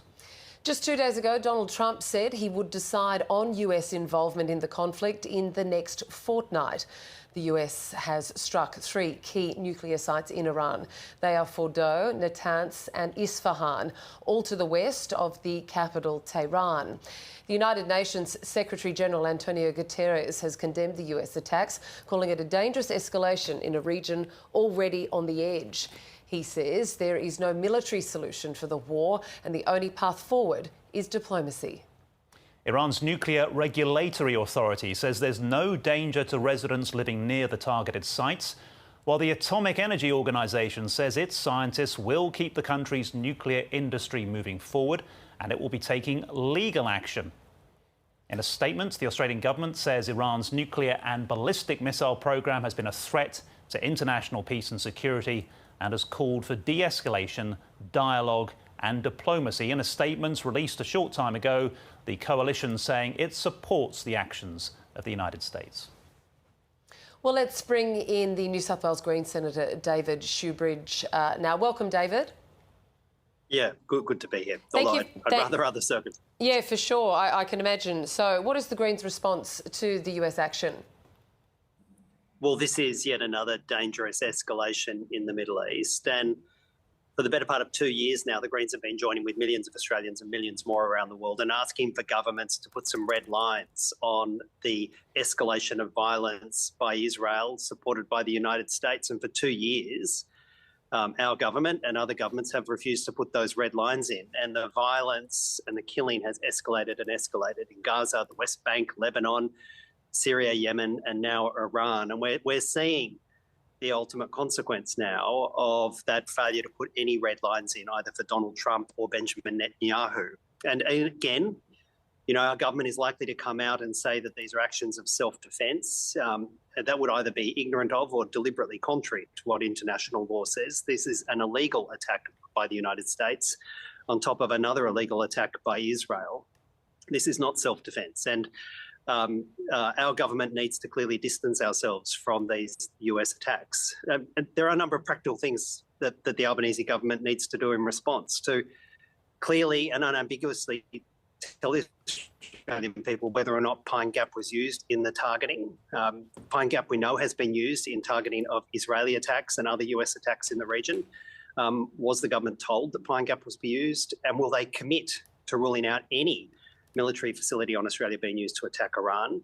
And will we pull Australian troops out of joint operations with the United States, not just in the Middle East, but around the world? Because this is an illegal, unlawful and dangerous escalation which threatens tipping the world into a greater conflict. Hi, David. It's Alex Thomas in the studio. Clearly, Anthony Albanese's government has already released a statement. It was very short and very carefully worded and didn't call for any of that. Do you expect that to change? Well, what we saw with that recent statement, if you could call it that, from the Albanese government was largely an echoing and parroting of Donald Trump's line that this was an act of self-defence. No engagement with our government about the obvious breach of international law, no statements about what Australia would do going forward. The millions of Australians have been waking up for the last weeks and months, anxious about looking at their phone about the spiral of violence in the world. They want their government to be a force for peace. And at this moment, being silent when a bully like Donald Trump breaks international law and starts the United States' third war in the region just this century, being silent is complicit in that escalation and violence. Where is the red line that the Albanese government has for the escalation and violence from the Netanyahu government or the escalation in violence from Donald Trump's government? So, I think it was yet again a moral failure by the Albanese government in its statements. And, the practical actions here are to start distancing ourselves from Donald Trump and his increasingly erratic and violent approach to the world.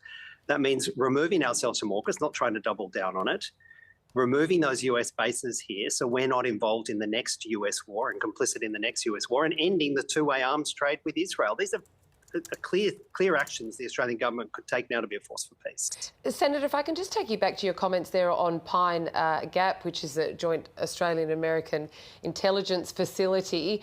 Are you suggesting that that could have been used in this operation? Well, we know Pine Gap has been used in past targeting, both by Israel and by the United States in the Middle East. It's a critical military intelligence gathering and dissemination institution for the US military. And of course, we hold concerns that just like with other attacks in the region, that Pine Gap may have been used to help target or otherwise deliver this illegal attack on Iran. And the Albanese government may not have been briefed. I mean, they may not have been told by the US government what use they're making of those so-called joint facilities in Australia. That I think would be a tragic lack of sovereignty by Australia. But the Albanese government should make a clear statement that no military base in Australia, whether a joint military base with the United States or otherwise, will be used for this unfolding US war, the third US war in the Middle East in this century. OK, New South Wales Green Senator David Shoebridge, thank you for your time. Thanks very much. And speaking at the White House, President Donald Trump has addressed the media after the strikes on 3 Iranian nuclear sites west of Tehran, saying at least one has been obliterated. He's promised further action against Iran unless there is peace, saying it would be far greater action than anything seen until this point. A short time ago, the U.S. military carried out massive precision strikes on the 3 key nuclear facilities in the Iranian regime: Fordow, Natanz, and Esfahan. Everybody heard those names for years as they built this horribly destructive enterprise. Our objective was the destruction of Iran's nuclear enrichment capacity and a stop to the nuclear threat posed by the world's #1 state sponsor of terror. Tonight, I can report to the world that the strikes were a spectacular military success. Iran's key nuclear enrichment facilities have been completely and totally obliterated. Iran, the bully of the Middle East, must now make peace. If they do not, future attacks will be far greater and a lot easier. For 40 years, Iran has been saying death to America, death to Israel. They have been killing our people, blowing off their arms, blowing off their legs with roadside bombs. That was their specialty. We lost over 1,000 people, and hundreds of thousands throughout the Middle East and around the world have died as a direct result of their hate. In particular, so many were killed by their general, Qasem Soleimani. I decided a long time ago that I would not let this happen. It will not continue. I want to thank and congratulate Prime Minister Bibi Netanyahu. We worked as a team like perhaps no team has ever worked before. And we've gone a long way to erasing this horrible threat to Israel.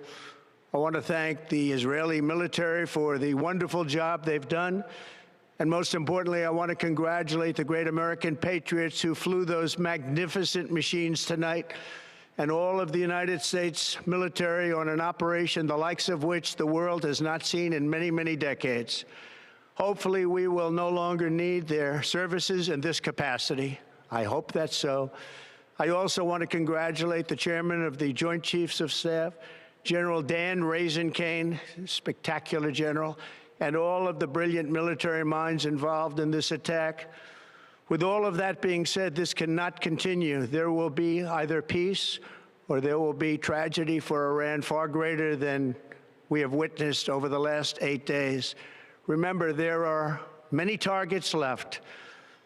Tonight's was the most difficult of them all, by far, and perhaps the most lethal. But if peace does not come quickly, we will go after those other targets with precision, speed, and skill. Most of them can be taken out in a matter of minutes. There's no military in the world that could have done what we did tonight, not even close. There has never been a military that could do what took place just a little while ago. Tomorrow, General Kane, Secretary of Defense, Pete Hegseth will have a press conference at 8 a.m. at the Pentagon. And I want to just thank everybody, and in particular, God. I want to just say we love you, God, and we love our great military. Protect them. God bless the Middle East. God bless Israel, and God bless America. Thank you very much. President Donald Trump addressing the media, the nation, even the world after the US decided to enter this war between Israel and Iran. We heard the Green Senator David Shoebridge talking earlier about what it means for Australia. We can speak to our reporter Nabil Al-Nashar, who's at a rally in Sydney. Clearly people have been watching the news breaking this morning. Nabil, what's happening where you are? Well, the anger is palpable here. The rally has turned into a march.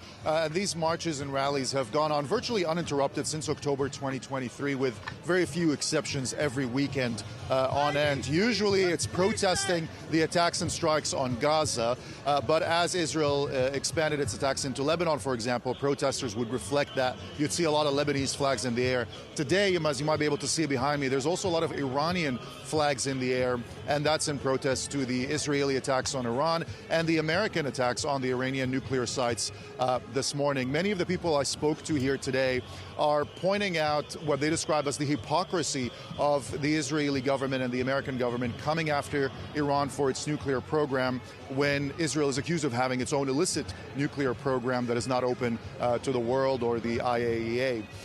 People I've spoken to also say that they point to, again, what they describe as the hypocrisy of the United States of America coming after Iran for its nuclear program when the United States is the only country in history to have used nuclear weapons in war. So there's that anger. There's also fear. Many of the people here are scared for their loved ones. They've got families back in Iran and Tehran, children, grandchildren, and cousins who they're worried for their lives. They're not sure how they're doing because they've had difficulty getting in touch with them. There's been issues with communication, trying to get people in Iran, sometimes for 24 hours or for 48 hours in certain areas. There are people to this moment who don't know what's happening with their families in Iran, if they're well or not, if they've been hurt.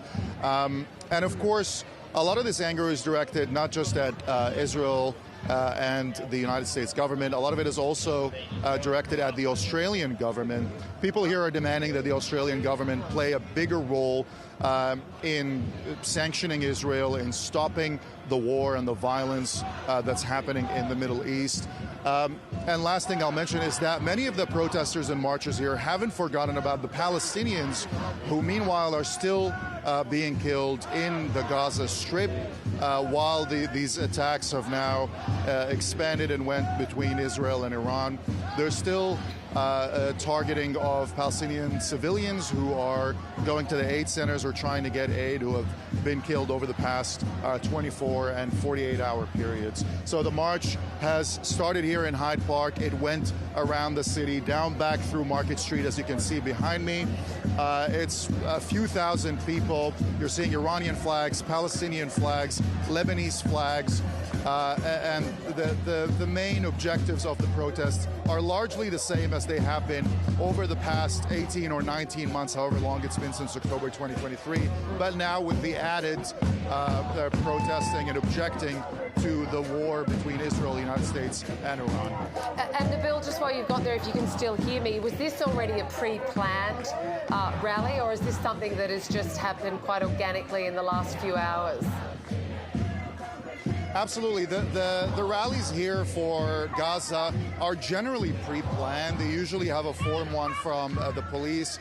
Police lock up these streets beforehand. The route of the march is well known beforehand. What would have been a last-minute thing probably is the news of the American attack, America's involvement in Iran, merely an hour, maybe even less than an hour before marchers and protesters started arriving here at Hyde Park. So that would have been a very last-minute thing.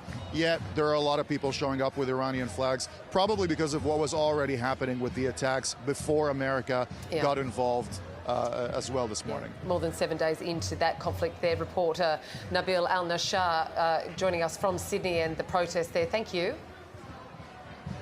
Let's get over to our Middle East correspondent, Eric Torczak now, who joins us from Tel Aviv. Still very early on a Sunday morning there, Eric. No rallies behind you, but what do you make of how Israelis might react to what we've seen in the last few hours?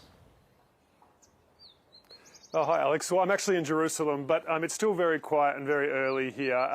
There's not going to be any rallies or any sort of public protest because the Israeli military has moved restrictions back up to the highest level. So no public gatherings are allowed, only essential movements. People are told to stay off the roads and stay near protected spaces. This is the level of alert that Israel was in for the first few days of this war. Then the Israeli military relaxed restrictions somewhat because it believed that it had degraded Iran's ballistic missile launch capabilities to the extent that there wasn't a really big threat to the Israeli public anymore. Now, following the US strikes, it's raised that threat level back up to the highest possible level. Eric, we're talking a lot about the next steps from Iran. What has the reaction been so far?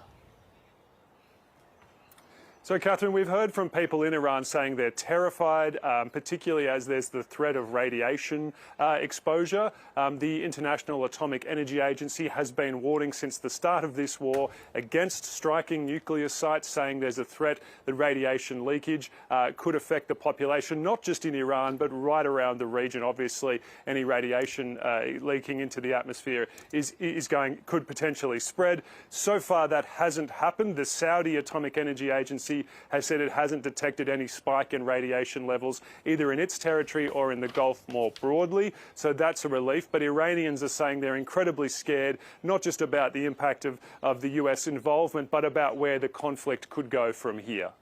Eric, what do you think this does for Benjamin Netanyahu's popularity within Israel? It's an interesting question. I mean, being able to bring the world's most powerful military in to assist your campaign clearly gives it greater legitimacy. Benjamin Netanyahu already had overwhelming support from the Jewish population in Israel for these strikes against Iranian nuclear and ballistic missile sites. 80%, according to the surveys done in the past week, supported Israel's attacks and its decision to launch the conflict when it did. That's despite Benjamin Netanyahu's multiple ongoing problems, a corruption trial, an intelligence investigation into officials in his office, and a vote of no confidence just a day before the Iran campaign began in Israel's parliament, which was defeated, but, suggests how shaky his hold on power is. So at the moment, he has overwhelming support from Jewish Israelis, who are 80% of the population. But, people are worried about, as I've said, both in Iran and Israel, people are worried about where this conflict goes next. And so, Eric, we know that there are Australians in Israel at the moment. What is the latest on the advice to those people, some of whom I imagine are evacuating? There's already been one busload of Australians taken out via the Australian government, with Australian government assistance through Jordan. There's another one leaving today. It's difficult to get out of Israel at the moment because the airspace is closed, but you can leave through neighbouring countries, Jordan and Egypt, and some people are probably taking that option. You can do it independently, or the Australian government is offering the chance to leave as well.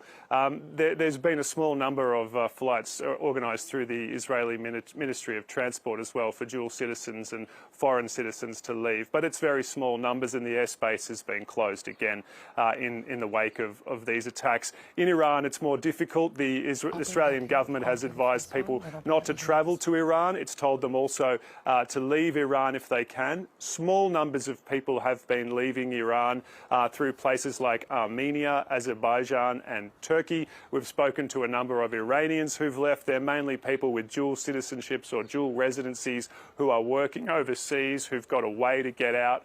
They're worried about leaving large numbers of family members behind. They're also saying that conditions in Tehran are very, very subdued, very, very fractious, and they're very worried about what's going to happen inside Iran after this.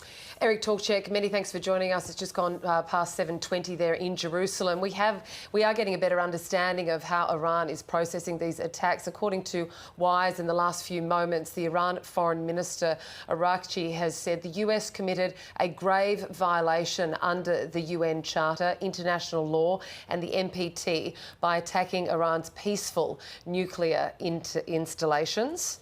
Yeah, and he goes on to say that Iran reserves all options to defend its sovereignty, interests and people based on UN Charter.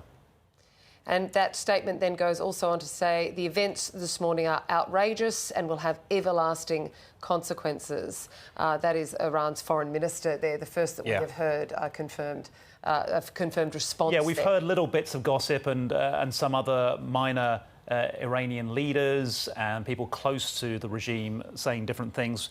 We've got Nicole Johnston here, former foreign affairs correspondent who's covered the region for a couple of decades, Nicole, and we were talking a lot about how Iran might respond. Again, a lot of rhetoric there without specific detail because there's a lot for them to weigh up. Exactly. And the other big question is how long will they take to respond? Because what we've seen over the last 20 months of the war between Israel and Hamas is that often Iran does pause. They don't always react immediately, and they take their time and they consider their options.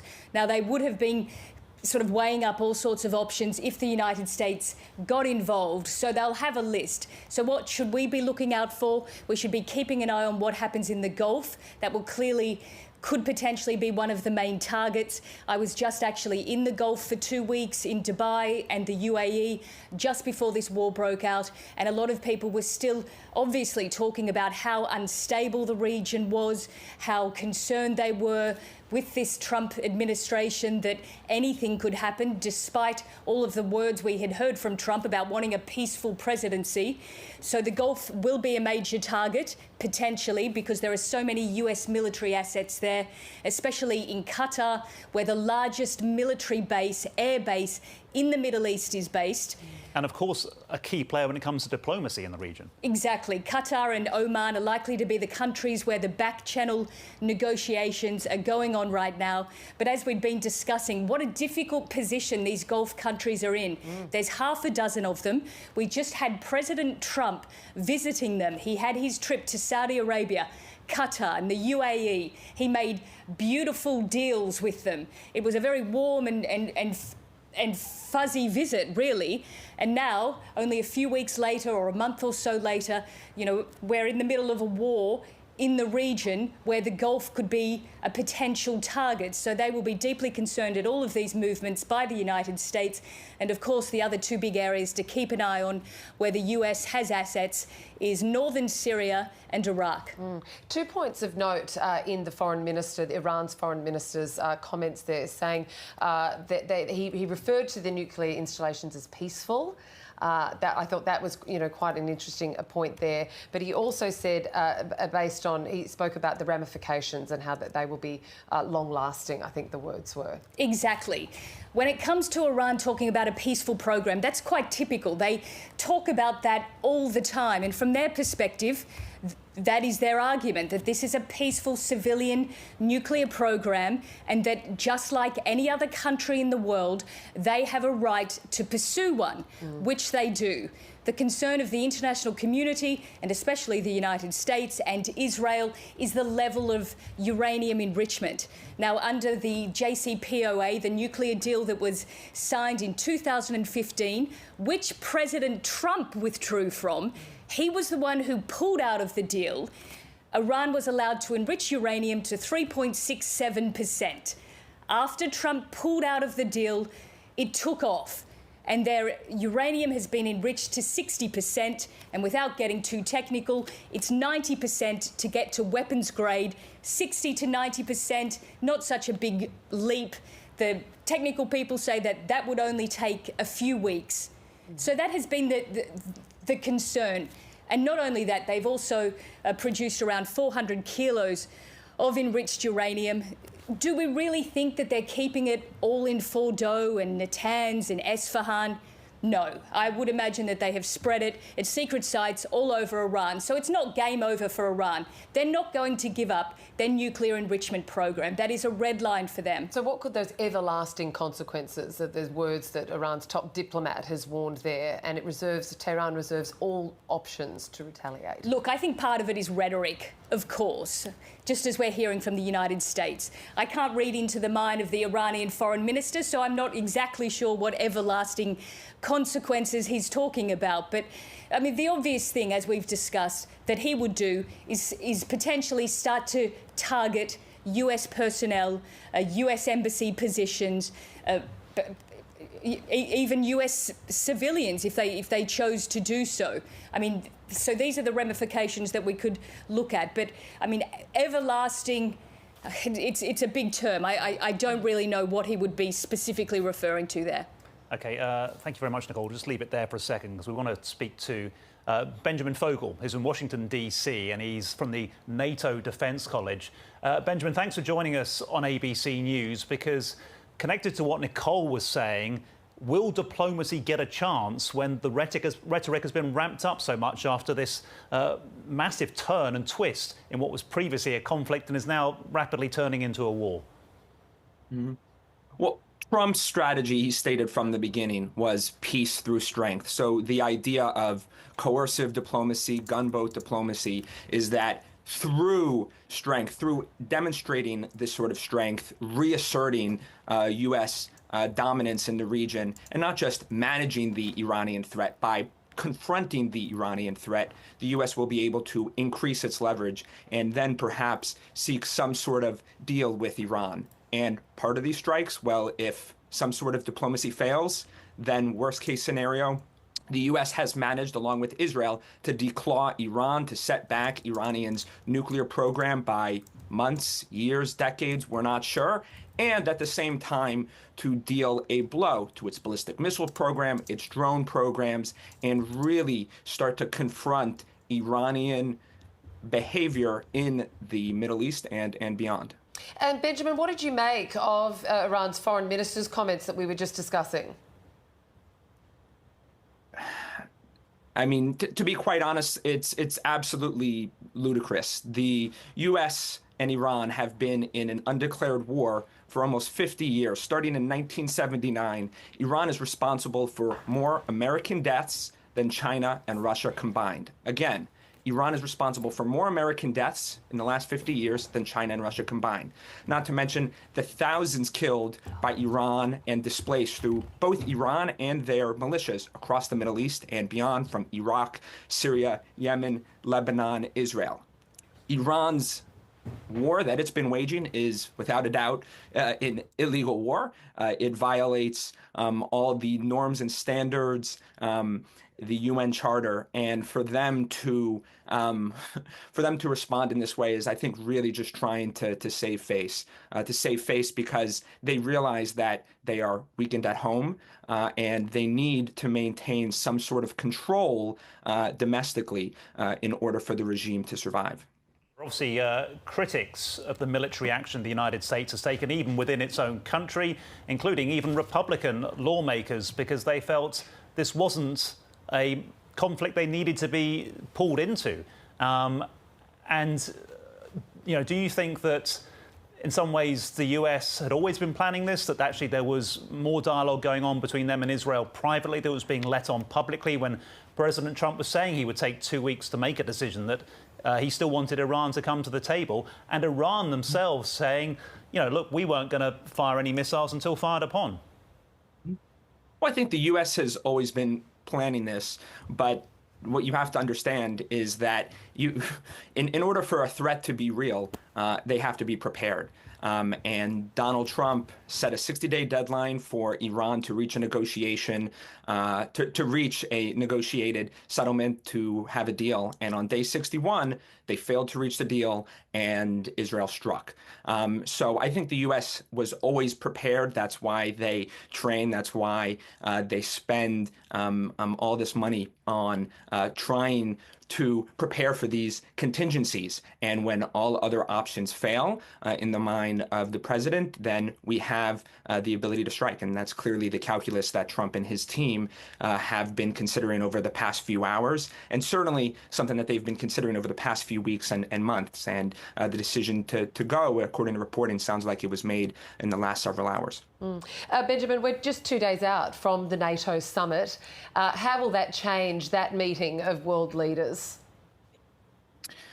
Well, it certainly adds another, well, in some senses, it adds another significant problem to the agenda.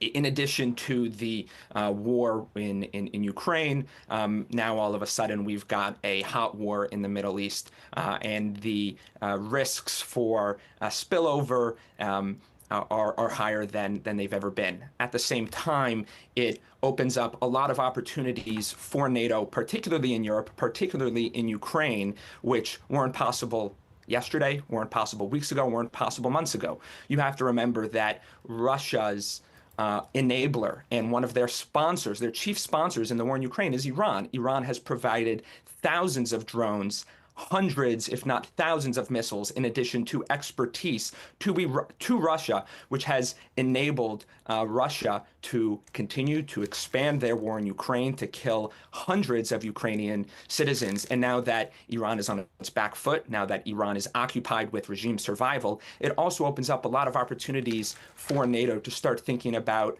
what can they do to try and end the war in Ukraine? What can they do to continue to support Ukraine? And how will this affect Russia's ability to continue wage war on the European continent? Yeah, a lot more on the agenda, and complexities abound. Benjamin Fogel from NATO Defence College, thank you.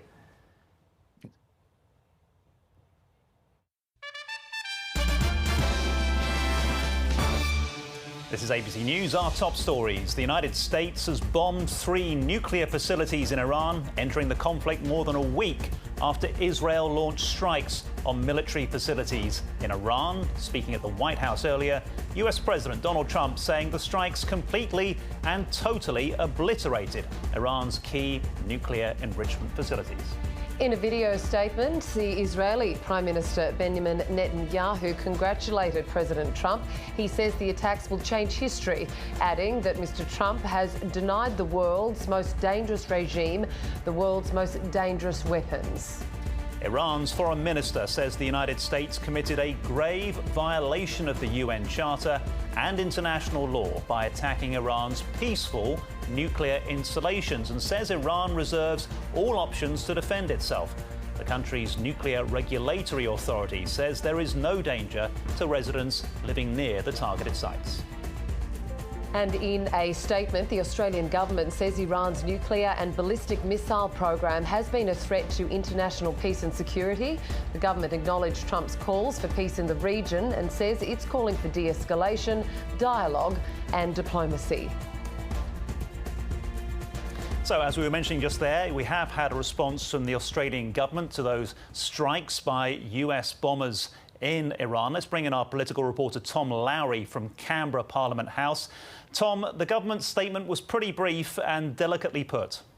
Yeah, absolutely. It really seemed to take a few hours to digest exactly what had happened this morning. We don't know how much of a heads up, if any, the Australian government was given that these attacks were going to be carried out. And it's a very measured response, I suppose you'd have to say, from the Australian government. This statement attributed not to the Prime Minister nor to the Foreign Minister, but just to a government spokesman. It reads in part, "We've been clear that Iran's nuclear and ballistic missile program has been a threat to international peace and security.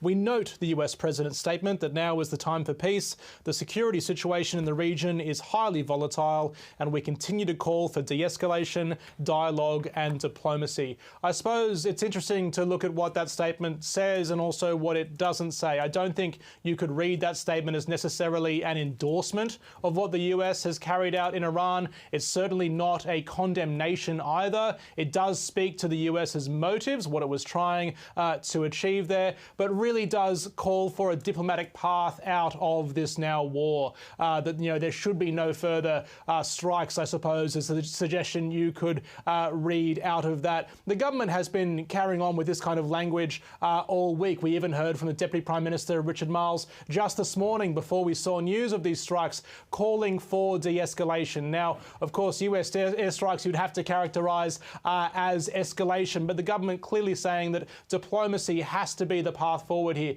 Interestingly, of course, that is what Donald Trump himself said was his preference in his statement earlier, a diplomatic path out with Iran providing a pathway forward, though also offering that threat, I suppose, to Iran, that Donald Trump saying the US is willing to carry out further airstrikes if need be. So, Tom, have we heard from the opposition yet? We have, and they've taken a somewhat different stance, I suppose you could say, to the government. Susan Lee, the opposition leader and acting foreign minister, putting out a statement a short time ago saying the coalition supports actions taken by the United States of America to ensure that the Iranian regime is stopped from acquiring nuclear weapons. The world can never accept a nuclear-armed Iranian regime, and today the United States military has taken proactive action to ensure that we never need to. That is a clear endorsement of the actions of the United States. We also, interestingly, heard earlier from the former Prime Minister, Scott Morrison. His argument was that Donald Trump was left with no option but to carry out these airstrikes on the US, saying that diplomacy clearly wasn't working, that Iran posed too great a risk, and Donald Trump took the only action he had available to him. Let's hear from the former Prime Minister now. President Trump clearly had no further options available to him other than to do what only the US military could do. It wasn't like Israel could have undertaken what we've just seen. And it is certainly not something I think the president has rushed towards or even preferred, but he's been resolute about the need to resolve this issue. And clearly that was only going to occur with what we've seen today. Scott Morrison went on to say that he wanted an unambiguous response from the government in relation to these airstrikes carried out on Iran. I'm not sure the government statement would quite meet that test that Scott Morrison set. Clearly a very delicate diplomatic path being taken by the government on this one. The opposition lining up much more clearly behind the United States, strongly endorsing the airstrikes that we've seen. Tom Lowry, thanks for the update. And as we've been reporting today, we are very much so waiting for the latest from Iran. We heard from the Foreign Minister earlier. There is a wire that has gone out in the last minute or so saying the Israeli military says missiles launched from Iran towards Israel. So that's come within minutes of that warning. Absolutely. So that's a Reuters wire there that says that the Israeli military believes that missiles are headed their way from Iran. Yeah, we might get Nicole. Let's speak to Nicole Johnson. She's been with us all the time. You know, you've got extensive experience, and we've been very unfairly asking you to guess what Iran's reaction might be. And here we have had an official statement from the foreign minister, immediately followed by reports of missiles heading on their way to Israel. I guess we don't know how dangerous the missiles might be, whether they think they just have to show some sort of strength right now as a retaliation to show they're not beaten yet. It could be a myriad of reasons. Exactly. It's a show of force, for sure. We don't know how significant the barrage of missiles is. It's pretty low-hanging fruit, I would say, for the Iranians to go, well, let's lob some missiles across. What's been interesting watching the trajectory of the war over the last week is essentially the intensity of their missile barrages has actually decreased over time. It looked as though they were trying to hold some firepower back, and that was a lot of the analysis that was coming through from people who are closely monitoring exactly what the Iranians had been sending. Because if you're deep into having an interest in Iran's missile program, it's been a fascinating 8 or 9 days to watch the type of missiles they've been sending across.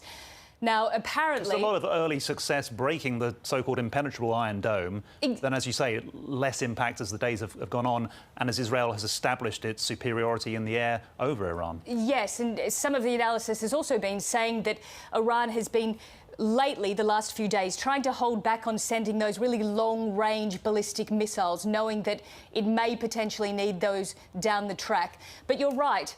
While they had a lot of success at the beginning of this war, it's not been as successful in the last few days. And in fact, I read just before we came on air that of the 500 or so missiles that they had sent, only 5% have managed to penetrate. It goes to show how successful, essentially, Israel's Iron Dome system and their interception is. But I think it's important to consider as well for the Israelis. This war can't go on indefinitely. There is war fatigue on the home front. People there have had enough. They were protesting for an end to the war in Gaza, even before this one started. So I think you could consider maybe President Trump is going after a hard, fast blow. He can say to Netanyahu, I gave you what you want. Finish it up. Game over. Let's wait and see. And talking of leaving it to the Israeli military, I think we can take live pictures now over Tel Aviv where some of those Iranian missiles might be starting to try and penetrate Israeli air defence. We've been hearing reports of air raid sirens. The skies look sunny and cloudy, but we'll let you know if that changes. But the retaliation's been pretty immediate, Catherine. It's been pretty swift and pretty fast. It's coming up to 9 o'clock here in Tel Aviv, and this is what locals would be waking up to, not only news of what has gone on overnight, but the retaliation in all of that. Let's bring in Jen Parker now, who's an expert associate at the Australian National University's National Security College. Good afternoon, Jen. Thank you for joining us. Thanks for having me on. So as we've been hearing in the last few moments, the Israel military is reporting that they are expecting missiles to be coming their way from Iran. What could they possibly be? Yeah, look, and to be fair, these missile barrages have been occurring from Iran for the last 10 days. As the previous guest pointed out, they've been less effective. Certainly, it'll be a range of ballistic missiles that Iran will be firing, potentially some uncrewed aerial vehicles as well. We know that when this conflict started about 10 days ago, or at least this iteration of this conflict, Iran was rumoured to have over 2,000 ballistic missiles. They've fired quite a few, but I think they will be saving some for what might escalate in the region. So it's probably a combination of ballistic missiles, but obviously they're uncrewed aerial vehicles as well. We're getting news also on the wires, Jen, that some airlines are suspending rescue flight services to Israel until further notice. El Al Israel Airlines and Arkia Airlines saying that that is happening as a result. From your understanding of historical conflicts, how does this now all play out with respect to how the world helps those there and helps also those people, you know, who need to get out and leave? Yeah, look, the closure of airspace is to be expected. Of course, whenever you see this kind of tit for tat between these two countries, and we did see this in April and October last year, the first thing is to do is to divert flights and close airspace. It is quite a difficult area to evacuate personnel from, and we've seen DFAT talking about that during the week. Of course, the people in Iran who are trying to evacuate the Australian citizens, that is quite difficult. We know the embassy is closed there. In Israel, it's a little bit easier as you can get people across land borders. And in a conflict like this, the priority is always to get people across land borders rather than trying to get air flights directly into those countries being attacked.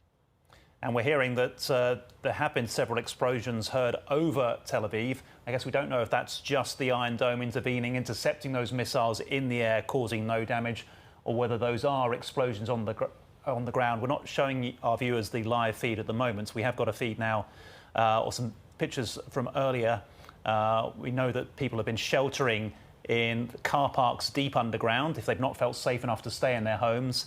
The live feed we've got of Tel Aviv at the moment still shows sort of sunny skies with some clouds, more of a weather forecast than a war zone. But clearly those reports coming through of explosions right now. And I guess, Jen, the whole question has been how long Iran can continue to respond when they've not got many allies. I'm just going to pause there because you can clearly hear the air raid sirens.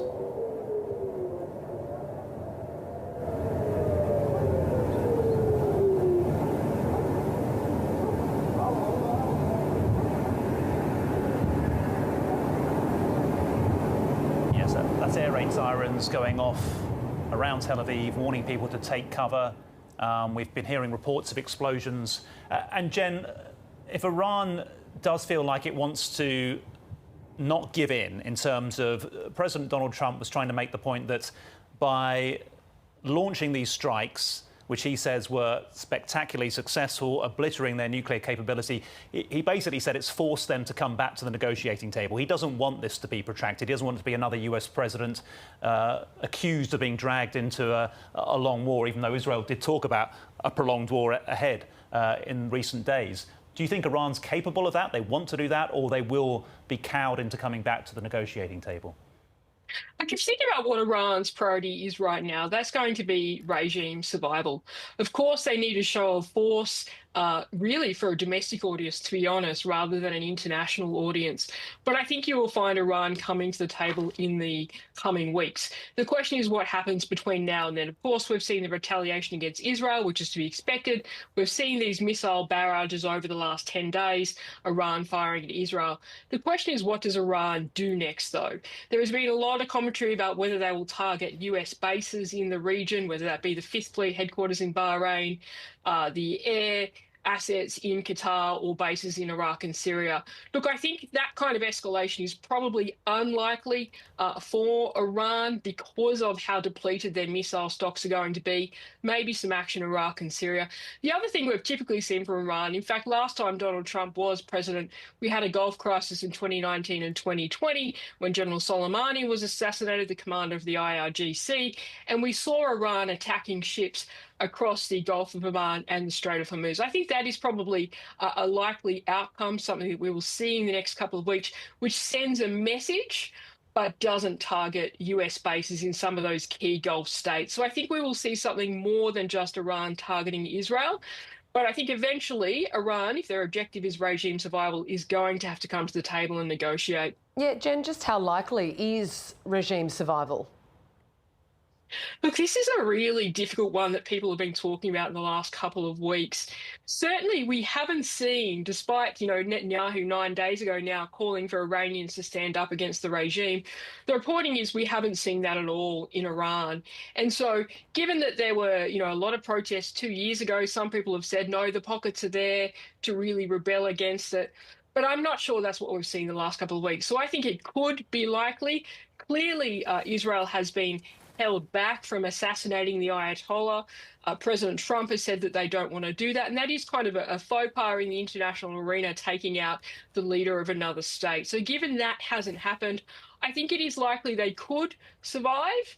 But I think that they'll need to come to the table. If they continue to fight this conflict, they'll only continue to be weakened. Clearly, their missile inventories are being reduced.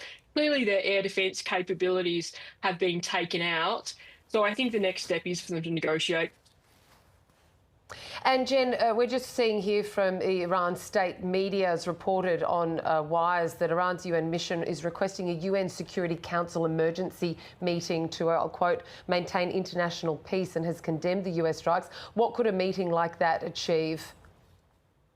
Well, certainly when we think about the legality of these US strikes, and some of the commentators today have talked about that they are against international law, and that is true unless you can make the argument for self-defense. The only other thing that can make them technically legal under international law is if the UN Security Council endorses it.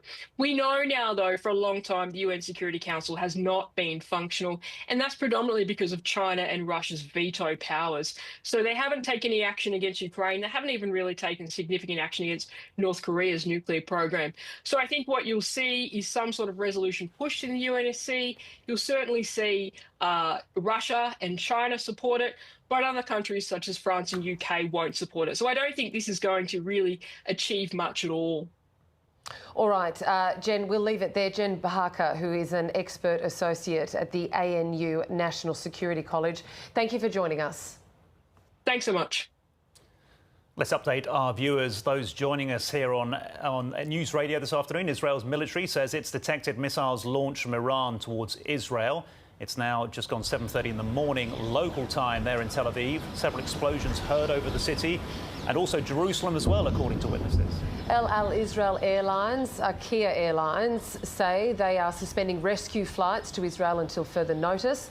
Iranian state media is reporting Iran's UN mission requests UN Security Council emergency meeting to maintain international peace and condemn US strikes. Iran condemns these acts of aggression, unprovoked and premeditated, in the strongest possible of terms, ending that quote there. US military analyst and retired US Army officer John Spencer says Trump's attack is damning for Iran's nuclear program. Each one of these 30,000-pound massive ordnance penetrators can go about 200 feet. Bordeaux, anywhere from 300 to 400 feet, different areas. It's not one small site. It was multiple sites. So we'll learn probably later how many bunker busters were dropped on Bordeaux and Natanz and Isfahan. But it looks like the United States said we can help Israel speed this along and achieve the limited objective. And I have some disagreements in comparing this to either the first Gulf War or the Iraq invasion. But this is about setting back Iran's nuclear program and then forcing a political agreement, much like what was done in Iraq in the 1980s, to where they give up their nuclear pursuits. I mean, this is where you try to play a rational actor theory on top of the Ayatollah, who's already, his entire military leadership is gone. His nuclear scientists are gone. Now his nuclear sites are gone. There's still remnants of it, of course, but you have to put rational actor theory, and I'm hopeful that that isn't a line of operation that he thinks would lead to any good outcome other than continued destruction of his regime.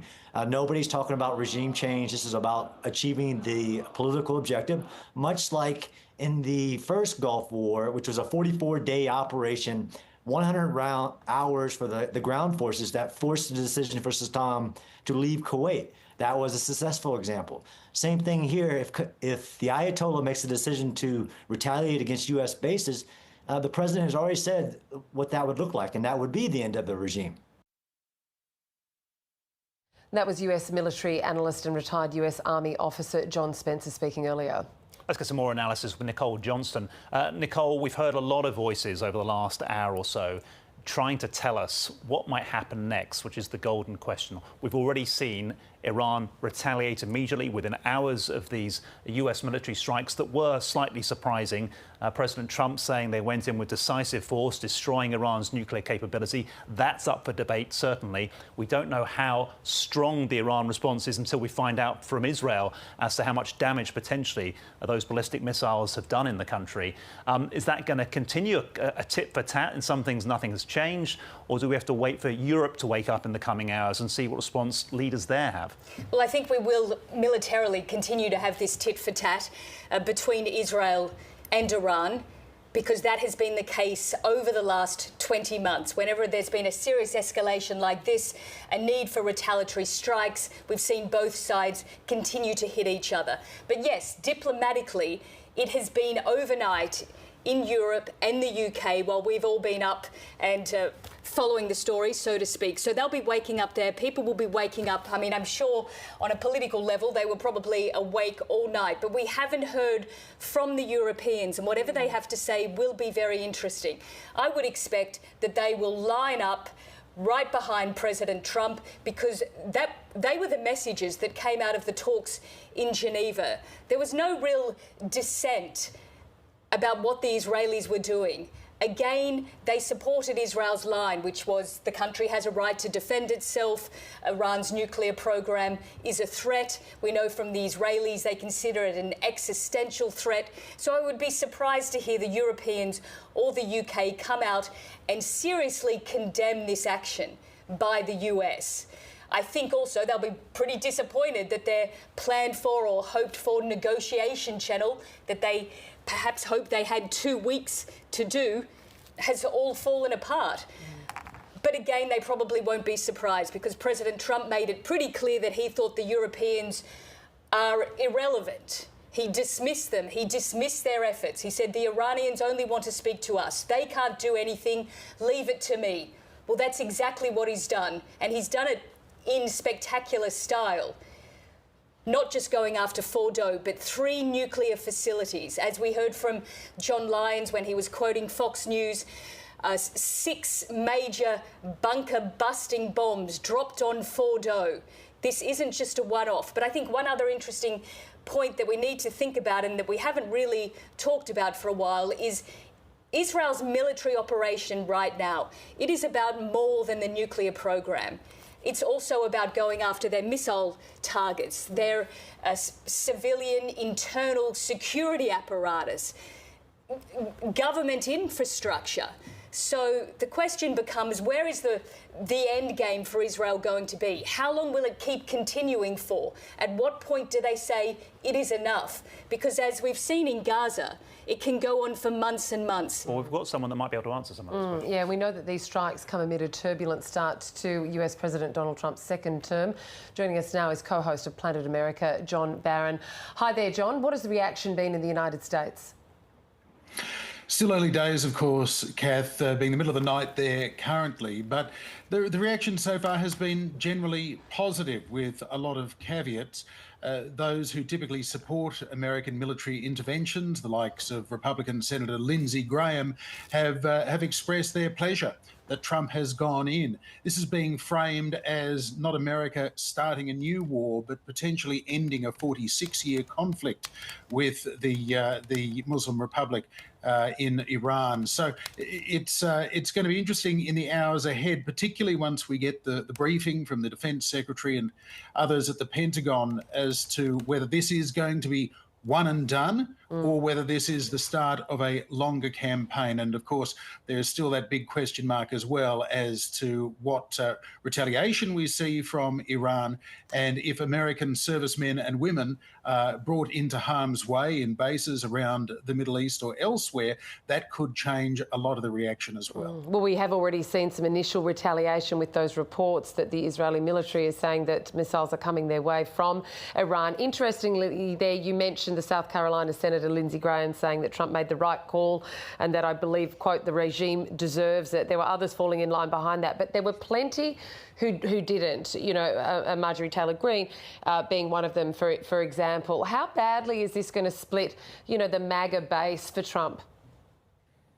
It's a fascinating question, Kath. There is some evidence that the MAGA base, the Trump sort of isolationist conservatives who were attracted to the fact that, unlike previous Republican leaders like Mitt Romney or George W. Bush or John McCain, Donald Trump has always seemed quite reticent to get involved in foreign conflicts, to send American military hardware and personnel into harm's way. We are seeing the likes of former Congressman Matt Gaetz, who, of course, was the first nominee from Donald Trump to become his Attorney General before his various sex scandals caught up with him, and he was withdrawn from that process. Matt Gaetz has essentially changed his tune in the last 12 hours or so. He was urging Trump not to get involved. Now the airstrikes have happened. Matt Gaetz is, I guess, urging Trump to say, well, mission accomplished. No need to do any more. Well done, though. This was a good thing to do. So sections of that MAGA base are now essentially hoping to cajole President Trump into not continuing in this conflict for any extended period of time.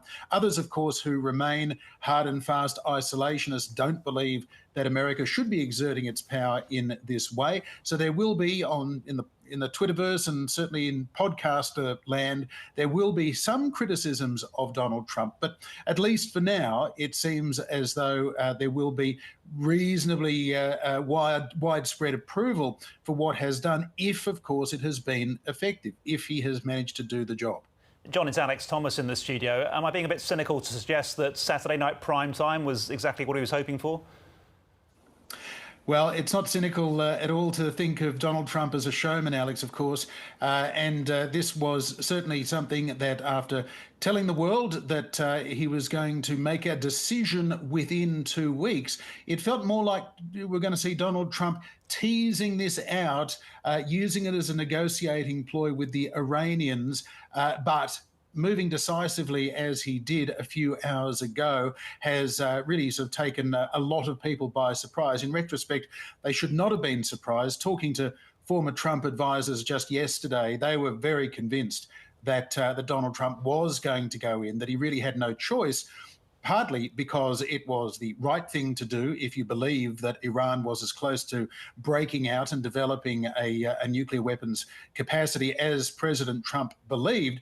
But of course, President Trump's own intelligence community assessments, as recently as a couple of months ago and reportedly to this day, maintain that Iran was not close to developing a nuclear weapon. But Donald Trump went ahead with this anyway, based on the intelligence that he was reportedly receiving through Israel instead. But yes, you're quite right. Donald Trump, he likes to change narratives, particularly if there's criticism out there of him. He doesn't mind putting on a parade or a big show such as this. We know, John, that this was a gamble. When we heard the statement from the US president there, it was a triumph. The words were triumphant. He had a triumphant gesture around all of this. But how far away is he from that turning from triumph to disaster? What could derail this?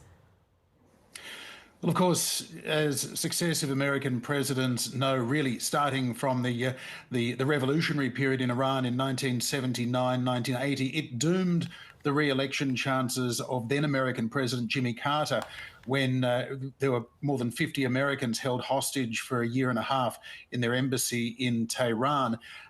These things can have a major impact on a president's political fortunes. George W. Bush, despite his re-election in 2004, his popularity cratered in the immediate aftermath of that, around Hurricane Katrina and some other missteps. And as the war in Iraq dragged on, as things started to get bad again in Afghanistan, George Bush really lost the ability to convince members of Congress to go with him on things like Social Security reform. Now, Donald Trump has a domestic agenda as a second-term president that he wants to get enacted in the next few weeks, a massive domestic policy bill, which includes tax cuts and cuts to entitlements such as Medicare and Medicaid, healthcare for the elderly and for the poor and disabled.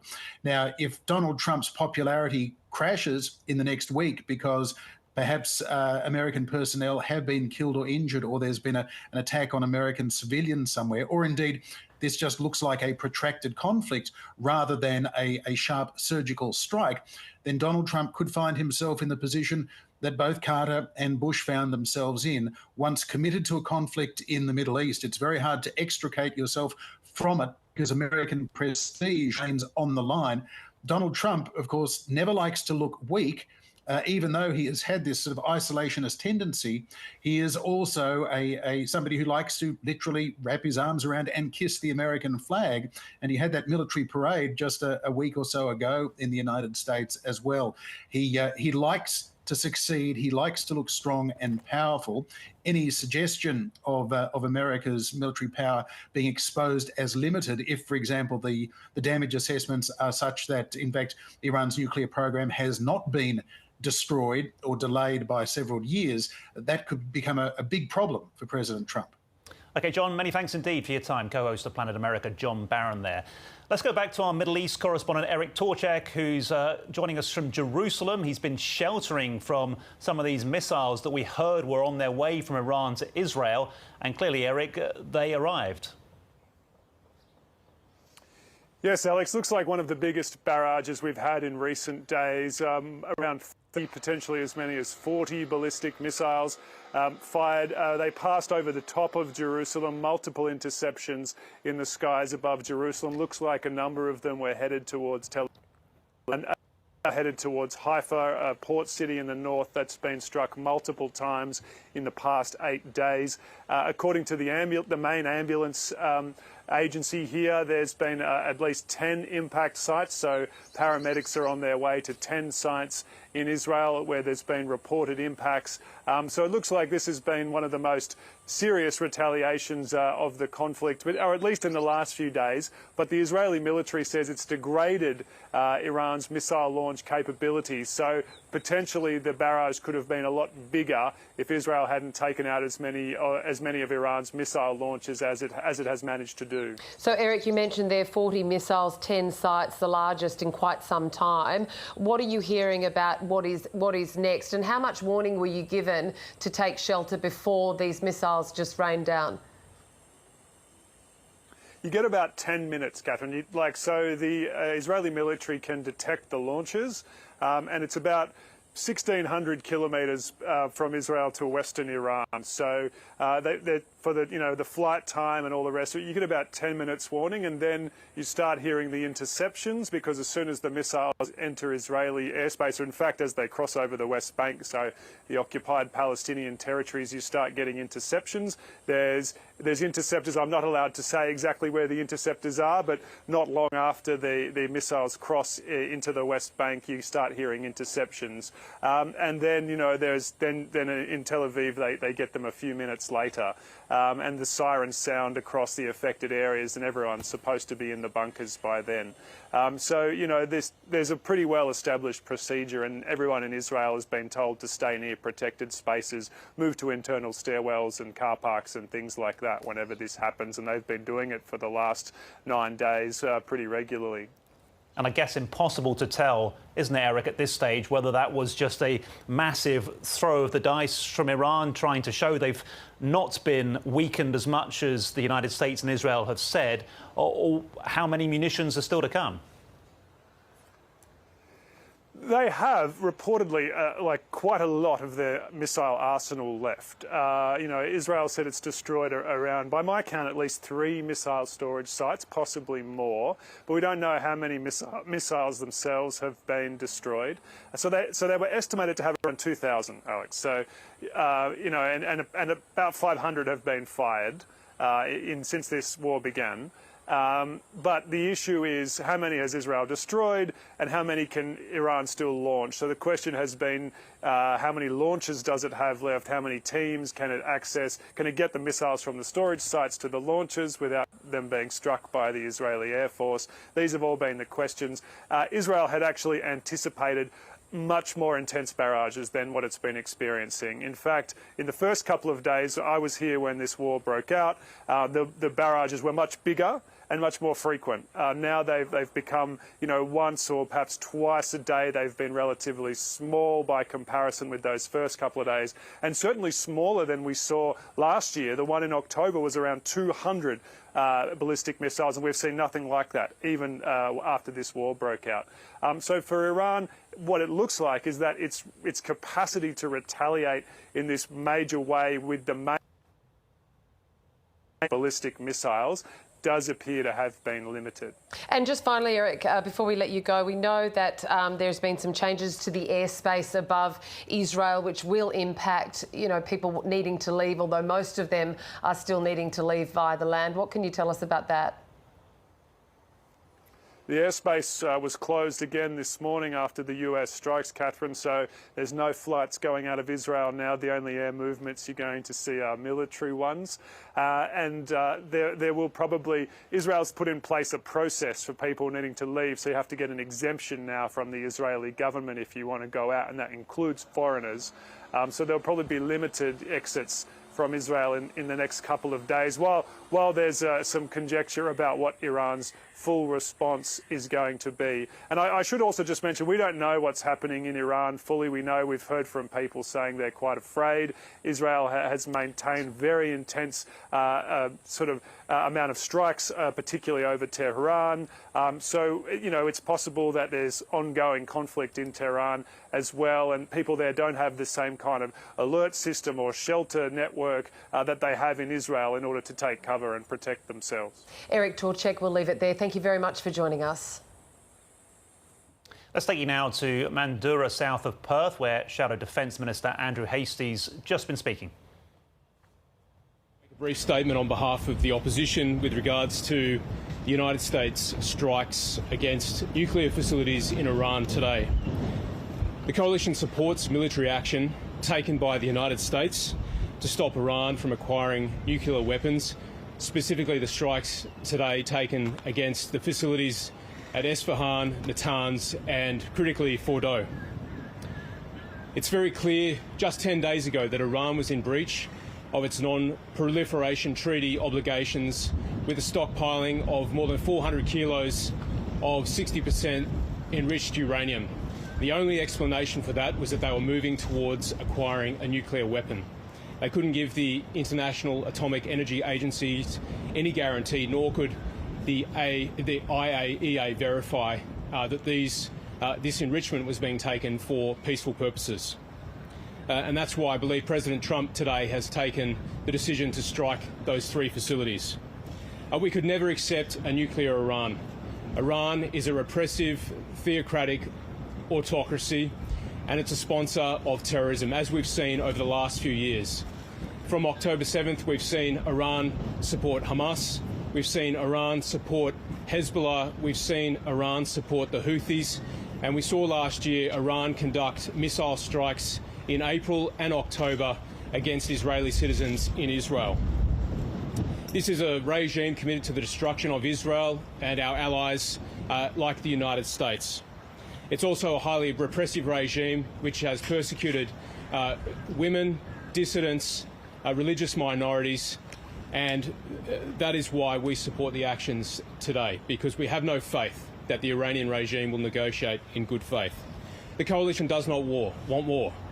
We do not want war. But we believe this was a necessary action to take by the United States military. President Trump gave the offer of negotiations, and over the last 2 days, the Iranians have not taken up that offer. So the coalition stands in solidarity with the Iranian people. We regret the loss of life in Iran and Israel, and we hope for a peaceful settlement going forward. I'll now take some questions. The government stopped short of endorsing US airstrikes. What do you make of their response to that? Look, I think they've been far too ambiguous. The United States is a close ally. The United States has a key role in re-establishing order and peace in the Middle East. And Iran, by contrast, is a regime that sponsors terrorism. It sponsored Hamas, Hezbollah. It sponsored Hamas, Hezbollah, and the Houthis. It's taken actions against Israel, and that's why it's a free country. She's allowed to say what she likes. Nonetheless, our position is unchanged, and we do support the United States, and the Albanese government should be supporting the United States as well. Pardon? You didn't tell me to go back where I came from. Any further questions? Do you think there was enough evidence to justify? Well, I think what we've seen, particularly through the International Atomic and Energy Agency, is that Iran was in breach of its obligations on the Non-Proliferation Treaty. We've seen 400 kilograms of 60% enriched uranium stockpiled by Iran. Now, the IAEA caps enrichment at 20% for military use, which is the sort of reactor you'd have in a submarine. Civil reactors are at 5%, so 60% they were headed towards a nuclear weapon. And given that they sponsor terrorism and that the Supreme Leader of Iran himself has said that he wants to wipe Israel off the map, I think it was the right call to make. USA is bigger terrorist organization than Iran.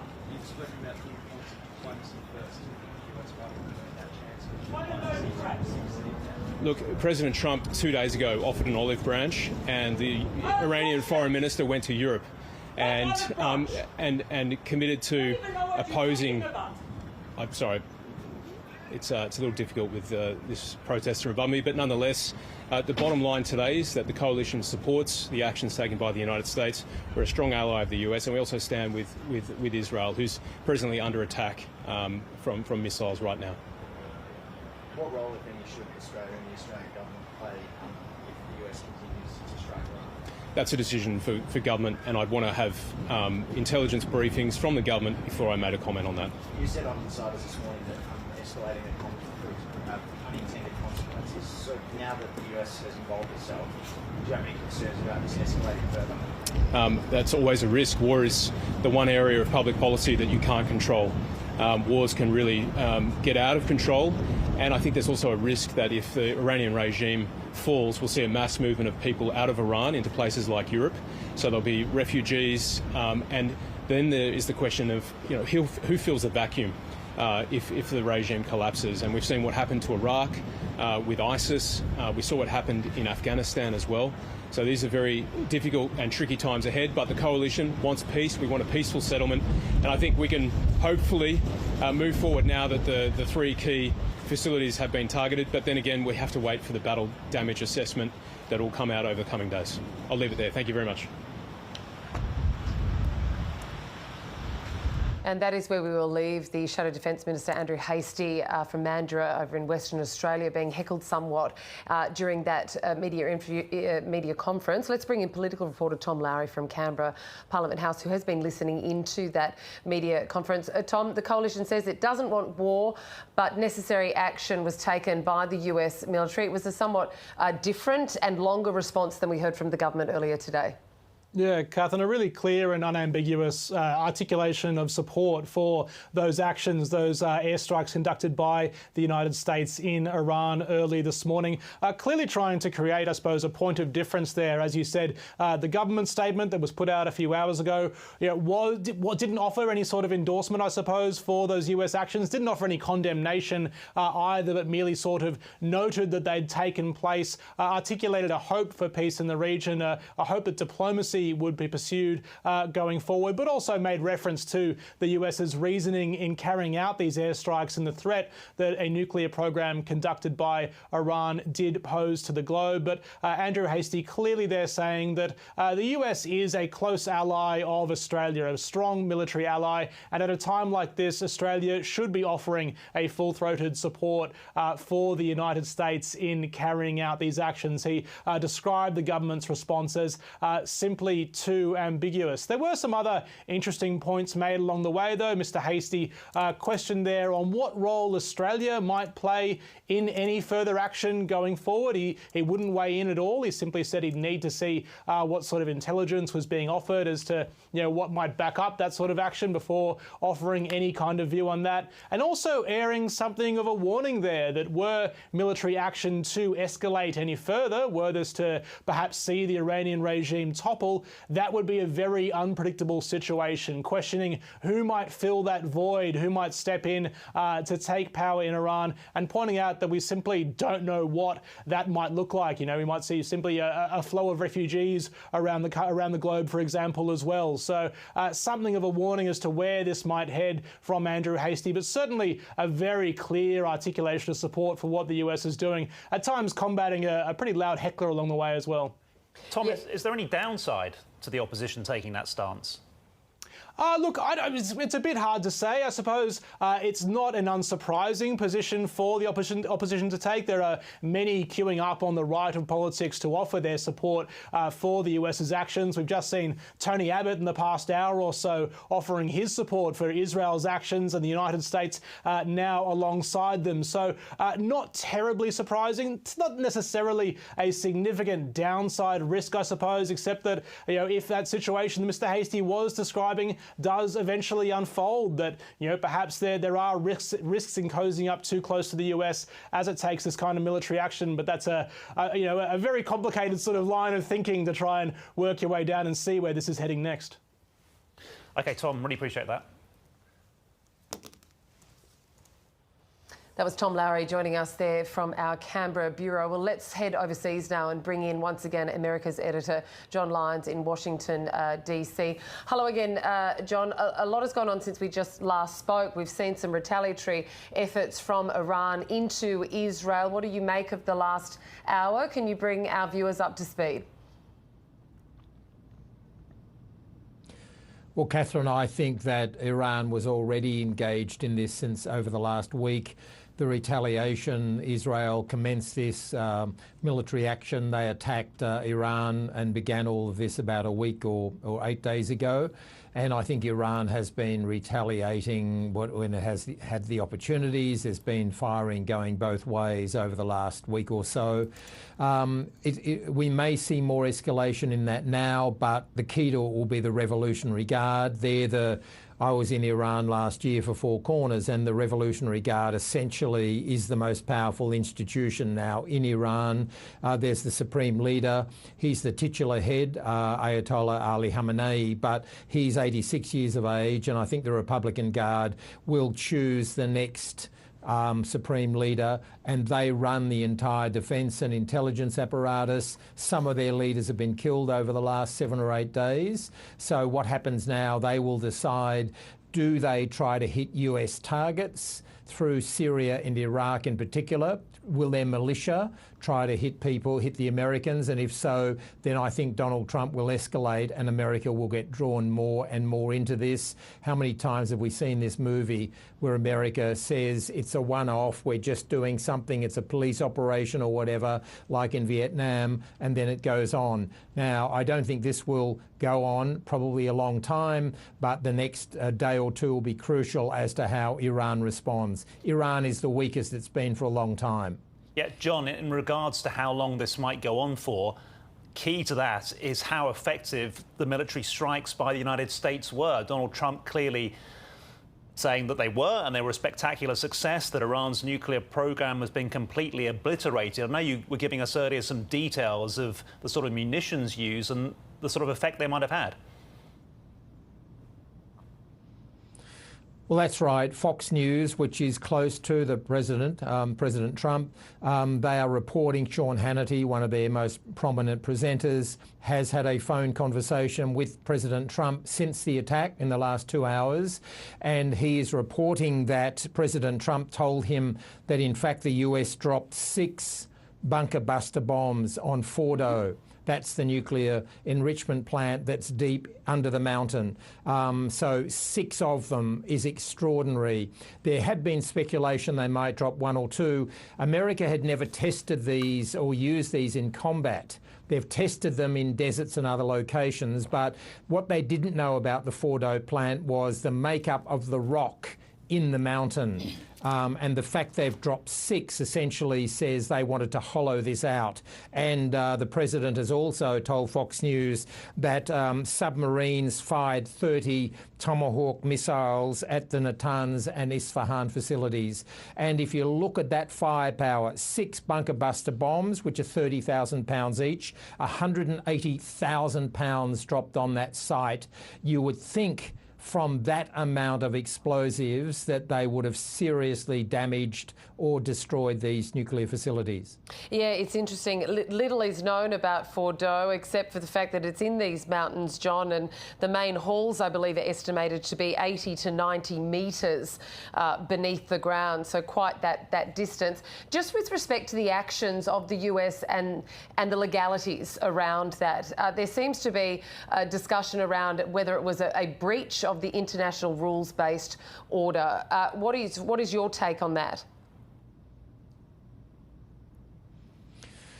Well, international law is, by definition, a fairly vague part of law. There's nothing absolutely specific. The Israelis who began this a week or so ago would argue that they were acting in self-defence. Others would say this was a preemptive action by the Israelis. There was not any immediate threat, and so therefore it was in breach of international law, to which the Israelis would argue that the Iranians were on the brink, and the Americans have accepted this view, that they were on the brink of getting those nuclear weapons. Therefore, it was a form of self-defence. So you could get a lot of different international lawyers who would argue very different positions on this. And there's lots of military actions in war that go on that certainly don't fit with international law. And in a way, I don't think the Israelis or the Americans, Donald Trump or Benjamin Netanyahu, worry particularly whether it was in breach of international law or not. John, do you think we're going to learn a bit more about President Trump in the coming weeks? In what sense? In terms of his ability to lead during potentially a war, if there's a need for follow-up military action when he said it was one and done, a spectacular strike that's already obliterated Iran's nuclear capability. If this gets drawn out, are we suddenly going to see more of what his mettle is about, and whether actually he's someone that can succeed where previous US presidents have come unstuck when it comes to being dragged into military conflicts? Well, he's an interesting study in psychology from a number of points of view, and one is that he does talk very tough, but when it comes to action, he does tend to retreat. And in fact, in terms of war, if you look at his first term, he did not, unlike, for example, Barack Obama, Donald Trump did fewer foreign incursions in terms of military than people like Barack Obama, who was seen as a peacemaker. So Donald Trump, this goes a bit against the grain for him. People who have studied him say that his nightmare is American soldiers returning in coffins with flags on the coffin, and that he does not want to be dragged into some of these quagmires like Bill Clinton and others have been, the George Bushes. And so I think this is going a bit against type for him. He has come into office for this time on the basis that I'm going to end these wars, we're retreating from overseas, and that's what people like Steve Bannon are saying to him. You promised the American people that we would not be fighting in these far-flung wars in the Middle East and other places. And in fact, this goes against that. Donald Trump, I think, is banking on the fact that this is very much a short-term specific operation designed to destroy those 3 nuclear facilities. So I think as far as Donald Trump's concerned, I think he thinks it's over unless the Iranians decide to dig in and start hitting American targets.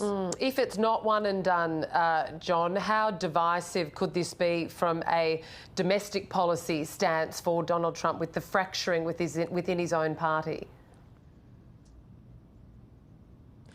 Well, Americans, I think, are fatigued of foreign wars. You know, they've spent so much from Vietnam and Korea, Iraq. The newspapers here, the Washington Post and others, used to run the hundreds of names of all the dead Americans from those wars. And I think that American public do not want their children and their grandchildren going off to fight foreign wars. And certainly in terms of, say, Ukraine, that's one of the reasons the Americans, Donald Trump and others, are starting to pull back from Ukraine. They see these wars as distant wars that are not a threat to the United States. On this occasion, though, Israel was very convincing, lobbied very hard for Donald Trump to send in those B-2 fighters with those bunker buster bombs. But I don't think Donald Trump has an appetite to want this to continue. I certainly don't think he would want ground troops to go in there. He's been fairly dismissive of that.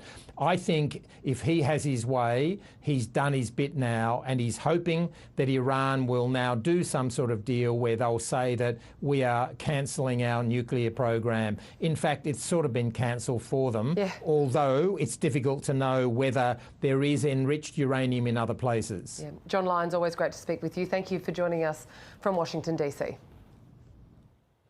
Let's recap our breaking news. If you're just joining us here on the ABC News Channel and News Radio, the United States has bombed 3 nuclear facilities in Iran, entering the conflict more than a week after Israel launched strikes on military facilities in Iran. Speaking at the White House earlier, US President Donald Trump said the strikes completely and totally obliterated Iran's key nuclear enrichment facilities. President Trump earlier called Iran the world's #1 state sponsor of terror and has thanked and congratulated Israel's Prime Minister Benjamin Netanyahu. Mr. Trump also said, hopefully, no more US strikes will be needed, but added that there are many targets left in Iran.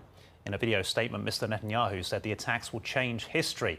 And today's actions are seen as a sudden and somewhat sooner than expected escalation in what's turning into a war. Just 2 days ago, Donald Trump saying he would decide on US involvement within the conflict in the next 2 weeks. Now, in the last few minutes, a number of explosions have been heard over Tel Aviv. These are live pictures coming to you now. The Israeli government has also issued an alert warning people to take shelter. In the last half hour, if you are just joining us, it has been reported that Iran has sent retaliatory missiles over into Israel. This is what happened earlier, though, in terms of those strikes on 3 key facilities in Iran at Fordow, Isfahan and Natanz, and they're all to the west of the capital, Tehran. United Nations Secretary General Antonio Guterres condemning the US attacks, calling them a dangerous escalation in a region already on edge. He says there's no military solution for the war. The only path forward is diplomacy. Iran's foreign minister says it reserves all rights to defend itself following the attacks, describing them as outrageous and will have everlasting consequences. The Nuclear Regulatory Authority says there is no danger to residents living near the targeted sites. Iran's UN mission has requested an emergency meeting of the Security Council. In a statement, the Australian government says Iran's nuclear and ballistic missile program has been a threat to international peace and security and has called for de-escalation, dialogue and diplomacy. And speaking at the White House, President Donald Trump addressed the media after the strikes on 3 Iranian nuclear sites west of Tehran. He has promised further action against Iran unless there is peace, saying it would be far greater action than anything seen until this point. A short time ago, the U.S. military carried out massive precision strikes on the 3 key nuclear facilities in the Iranian regime, Fordow, Natanz, and Esfahan. Everybody heard those names for years as they built this horribly destructive enterprise. Our objective was the destruction of Iran's nuclear enrichment capacity and a stop to the nuclear threat posed by the world's #1 state sponsor of terror. Tonight, I can report to the world that the strikes were a spectacular military success. Iran's key nuclear enrichment facilities have been completely and totally obliterated. Iran, the bully of the Middle East, must now make peace. If they do not, future attacks will be far greater and a lot easier. For 40 years, Iran has been saying death to America, death to Israel. They have been killing our people, blowing off their arms, blowing off their legs with roadside bombs. That was their specialty. We lost over 1,000 people, and hundreds of thousands throughout the Middle East and around the world have died as a direct result of their hate. In particular, so many were killed by their general, Qasem Soleimani. I decided a long time ago that I would not let this happen. It will not continue. I want to thank and congratulate Prime Minister Bibi Netanyahu. We worked as a team like perhaps no team has ever worked before, and we've gone a long way to erasing this horrible threat to Israel. I want to thank the Israeli military for the wonderful job they've done, and most importantly, I want to congratulate the great American patriots who flew those magnificent machines tonight, and all of the United States military on an operation the likes of which the world has not seen in many, many decades. Hopefully, we will no longer need their services in this capacity. I hope that's so. I also want to congratulate the chairman of the Joint Chiefs of Staff, General Dan Raisin-Kane, spectacular general, and all of the brilliant military minds involved in this attack. With all of that being said, this cannot continue. There will be either peace or there will be tragedy for Iran far greater than we have witnessed over the last 8 days. Remember, there are many targets left. Tonight's was the most difficult of them all, by far, and perhaps the most lethal. But if peace does not come quickly, we will go after those other targets with precision, speed, and skill. Most of them can be taken out in a matter of minutes. There's no military in the world that could have done what we did tonight, not even close. There has never been a military that could do what took place just a little while ago. Tomorrow, General Kane, Secretary of Defense, Pete Hegseth will have a press conference at 8 a.m. at the Pentagon. And I want to just thank everybody, and in particular, God. I want to just say we love you, God, and we love our great military. Protect them. God bless the Middle East. God bless Israel, and God bless America. Thank you very much. Well, analysing the situation for us over the last few hours has been Nicole Johnson, former Middle East correspondent with 2 decades of experience covering events in that region. Nicole, I guess it came down to President Trump's relationship with Israel's leader and the fact that they've always been very close and that Israel persuaded the US to get involved. Well, they have been close, but it didn't look like it just a few weeks ago. President Trump, he went to the Middle East, he visited Saudi Arabia, Qatar, United Arab Emirates. He didn't drop into Israel. It was extraordinary, especially when during his first term, 2017, he visited Israel. He became the first sitting US president to visit the Wailing Wall. He moved the US embassy from Tel Aviv to Jerusalem.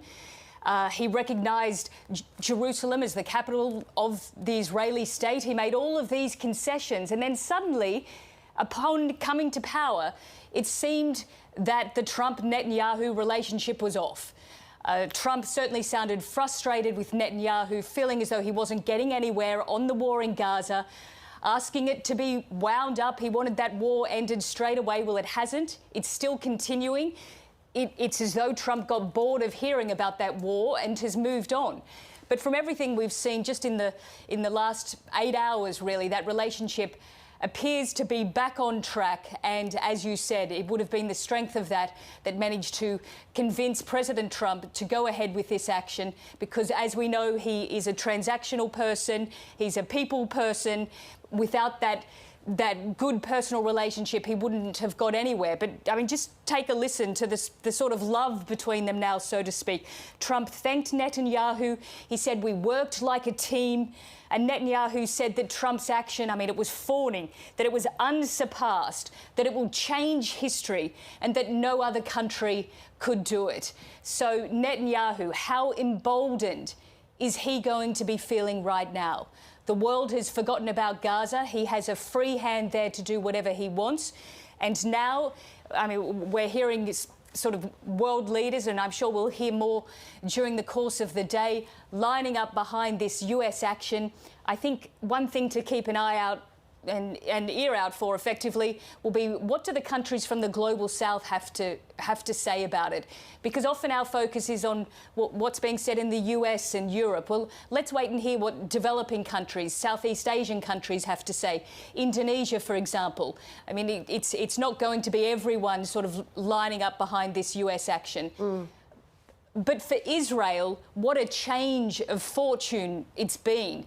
We've been talking about it over the last 24 hours. Israel has had this security doctrine of depending on deterrence to keep its adversaries at bay. But that's changed now. They're going for regional domination. They want to be the most powerful country in the Middle East. They want to be able to call the shots. That's why they're going for more than just the nuclear program. They want the missiles destroyed. They want the Iranian regime crushed as much as they possibly can, even if there isn't regime change. And who will be left standing at the end of all of this? it is Israel. There's no other country in the Middle East that can compete with it. Not Saudi Arabia, not Iran. Israel will be the dominant player in the Middle East, and that changes the political, security, military landscape of the region. With respect to the region, you speak of those other neighbouring countries that will... They're drawn in probably right now, but to a greater extent. What do you think that could look like with respect to a wider regional conflict should one occur? It's a really difficult question to answer. These neighbouring countries, the Gulf countries, they have militaries. In fact, some of them are being trained by former Australian soldiers. I've met some of them in the Emirates. But they're not strong forces. They're not particularly good and well trained, which is why they're having to bring in Australians to train them.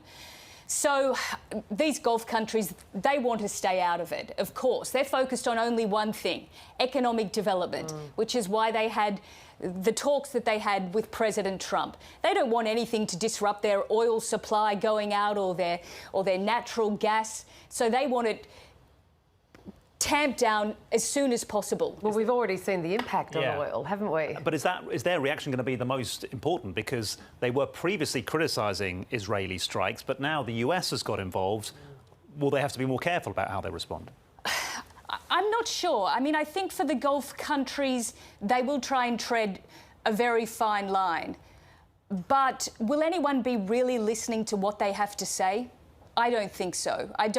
As important as they are in the region, I think internationally, what Saudi Arabia has to say, or Kuwait or Qatar, it's not going to change anything. Because they're massive investors in Western business, aren't they now? They are, but as John Lyons said, the US and Israel, they don't care. They will go ahead and do whatever it is that they want to do. So the Gulf countries will be watching all of this, and behind closed doors, of course, they will also be pleased to see the potential end of Iran's nuclear program. Because up until the last, let's say, 4 or 5 years, most of them had a terrible relationship with Iran. They were deeply concerned about Iran's role in the region. They considered it a malignant force in the region. They were just as worried as Israel about all of the proxies and wars taking place. So there's not a great deal of love between them, even though we have had, the relationship improve over the last few years. We had President Trump during his first term sign the Abraham Accords. He negotiated those between a number of Arab countries and Israel, and normalisation. So, as we know, this is what President Trump is after. I mean, he wants a Nobel Peace Prize. And if one way he can get that is to try and normalise the relationship between those Gulf countries, especially Saudi Arabia and Israel, that is his big goal. I mean, he keeps talking about it when it comes to the Peace Prize. The Abraham Accords. Don't you remember? I negotiated those. Look, we might just leave it there for the moment, Nicole, but thank you so much for joining us today at the ABC News Channel with your insight into the developments in the last day. Thank you. You're welcome. Let's bring in Ben Zuller now, who's a senior lecturer in politics and international relations at Monash University. Ben, thanks for joining us. There's been a lot of reaction now since the US slightly unexpectedly took its military action, entering what's now becoming a war in the region between Israel and Iran. What have you made of what you've seen and heard? Well, it's certainly the most important development really since the initial Israeli strikes Friday week ago. This is the moment in which the maximum amount of damage and potentially lasting damage has been done to the Iranian nuclear program. The Israelis had hit everything they could by this point. By the end of last week, there wasn't really much more damage they could do. They'd hit an extra target at the Arak reactor, which is a potential site for plutonium production. But more of the immediate concerns were around uranium enrichment, and there were the 3 sites involved in that. And Israel had done as much damage to the surface level facilities and the entrances to the underground facilities as they could.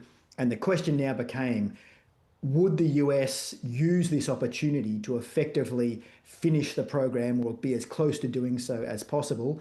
And despite all of our assumptions that Trump would act on past form and try and avoid committing US forces if he could, he's decided to take this window of opportunity that Israel has basically forced the Americans into.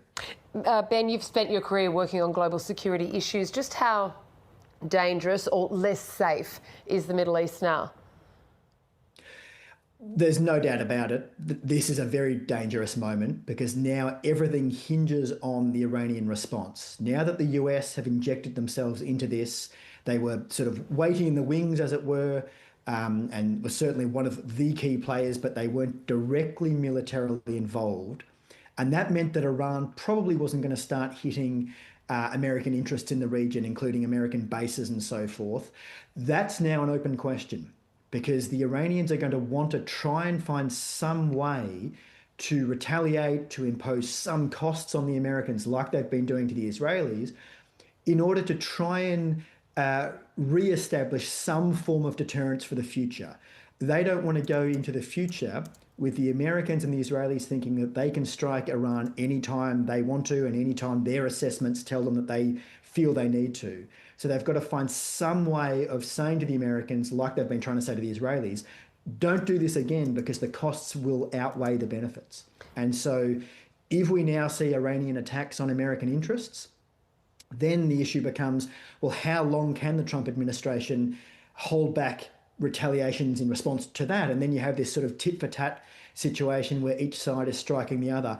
And we know from history that they're the moments in which a crisis becomes very, very difficult to control.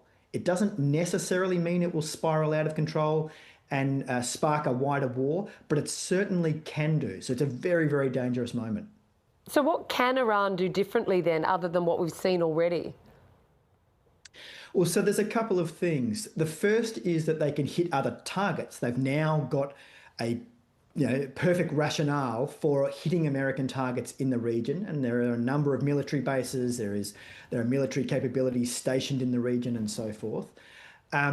They can also, in principle, even strike against the American homeland, and that's not something that we should necessarily rule out. I wouldn't expect it straight away, but we just don't know.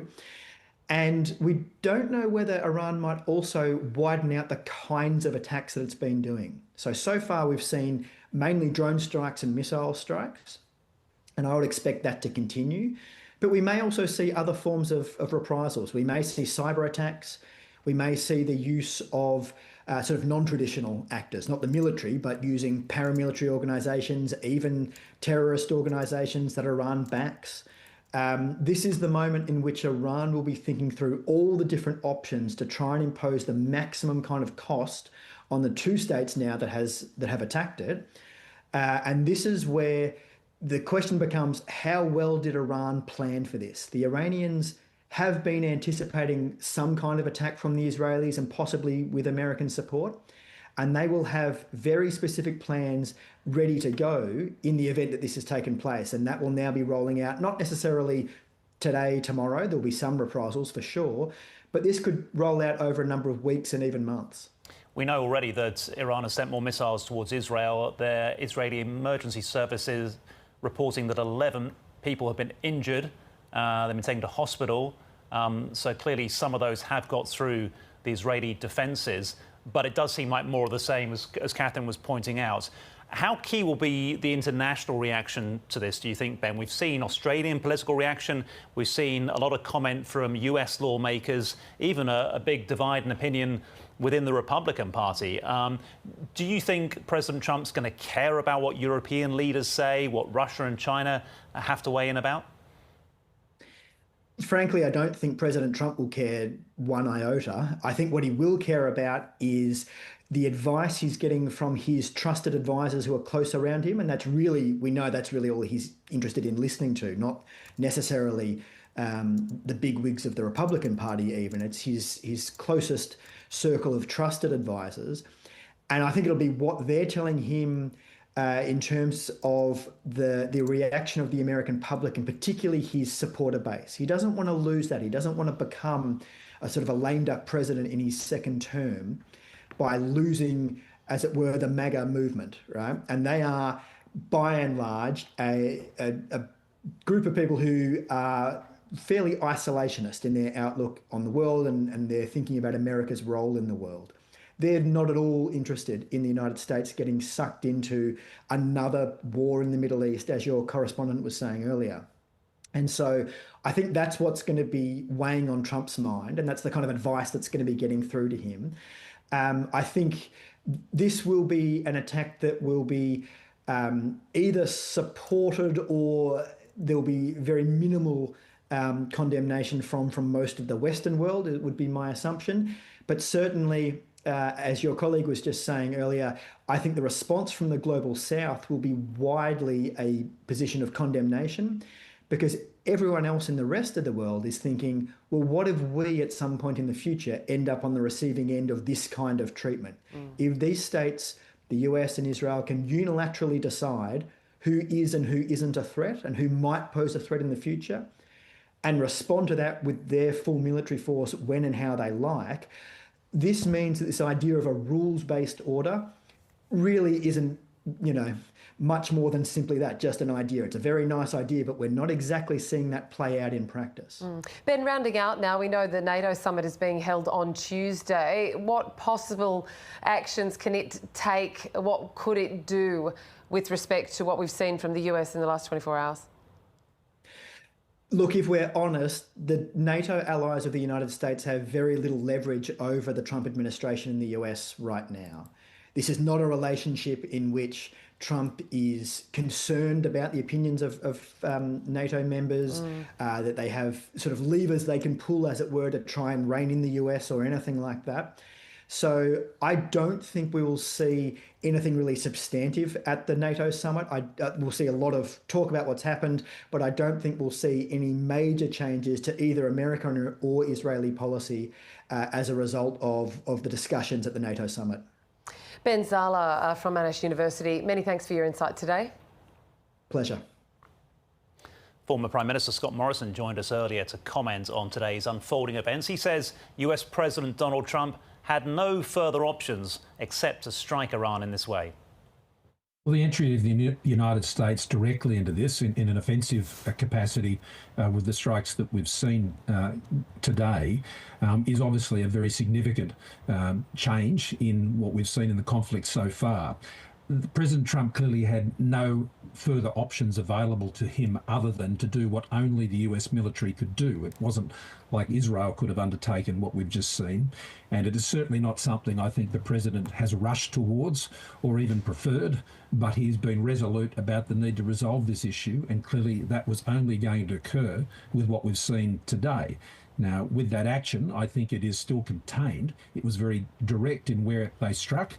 And the message he has sent clearly to the regime is the ball is very much in their court, and it's time to end this and to move towards a peace. Did President Trump really have to act now, though, Mr. Morrison? What was the clear and present danger to the United States?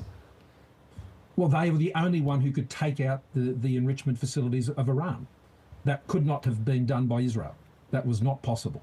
And as a result, in the window that was available, it was for the United States to take that opportunity or see one of the most authoritarian, repressive regimes in the world continue to move towards having the ability to literally incinerate an entire nation. Now, that is not something, and they've expressed the clear intent of that through their involvement in everything from October 7 and over decades. I mean, no one's in any doubt about the intentions of the Iranian authoritarian regime. And as a result, the West has been seeking, and particularly Israel has been seeking more specifically, to ensure that Iran does not have that capability. So Plenty of presidents have tried before and failed. Scott Morrison, Catherine Robinson here. What are your expectations for peace now? We heard from President Donald Trump there saying Iran must now make peace. Well, it doesn't necessarily mean regime change, by the way, from the point of view of the United States. I mean, I don't think that's what's motivated their actions here. I mean, Israel's intentions here, I think, are certainly more in that sphere. But what they will want to see is effectively returning to the table now and completing what would be an unconditional arrangement when it comes to their nuclear facilities. I think that's what the president was seeking before this occurred. Iran completely rejected those overtures. They were probably looking to try and kick this down the road as they have in the past and continue on their merry way. Well, no. I think the president has shown very clearly through his Peace Through Strength initiative that that is not something he was going to abide. And for that, I commend him. But now, Scott Morrison, just back on to the idea of peace. Iran must now make peace, according to Donald Trump, if it is to stop here and diplomacy and needs to take over. But if that doesn't happen, it leaves the area in a very precarious situation. Donald Trump has warned of more action. So then does that justify today's actions? And how do you then get to the roadmap to peace? Well, there was no roadmap to peace before. There was none. Iran, you can't negotiate with an authoritarian regime like Iran. They are very clear about what their objectives are. It was Donald Trump who was trying to get them back to the negotiating table. Well, and that's why I say he did not rush towards this action. He exhausted every other opportunity. And this was the only one remaining. And he'd been clear about his intent to go there if he had to. And that's exactly what he did. And so now we're in a position where Iran must come to terms with this, and they must lay down their arms when it comes to everything from their terrorism support globally, which has been known for decades, through to any ambitions ever to have a nuclear capability, which has been dealt the most significant blow we have seen today in our history. And that is a positive thing. That is something that should be welcomed, and I certainly welcome it. That was the former Prime Minister Scott Morrison speaking with us earlier today. Well, a weekly march protesting attacks and strikes on Gaza held in Sydney since October 2023 has picked up in numbers today in response to the news out of the Middle East. Reporter Nabil Al-Nashar is there. These marches and rallies have gone on virtually uninterrupted since October 2023, with very few exceptions every weekend on end. Usually it's protesting the attacks and strikes on Gaza, but as Israel expanded its attacks into Lebanon, for example, protesters would reflect that. You'd see a lot of Lebanese flags in the air. Today, as you might be able to see behind me, there's also a lot of Iranian flags in the air, and that's in protest to the Israeli attacks on Iran and the American attacks on the Iranian nuclear sites this morning. Many of the people I spoke to here today are pointing out what they describe as the hypocrisy of the Israeli government and the American government coming after Iran for its nuclear program when Israel is accused of having its own illicit nuclear program that is not open to the world or the IAEA.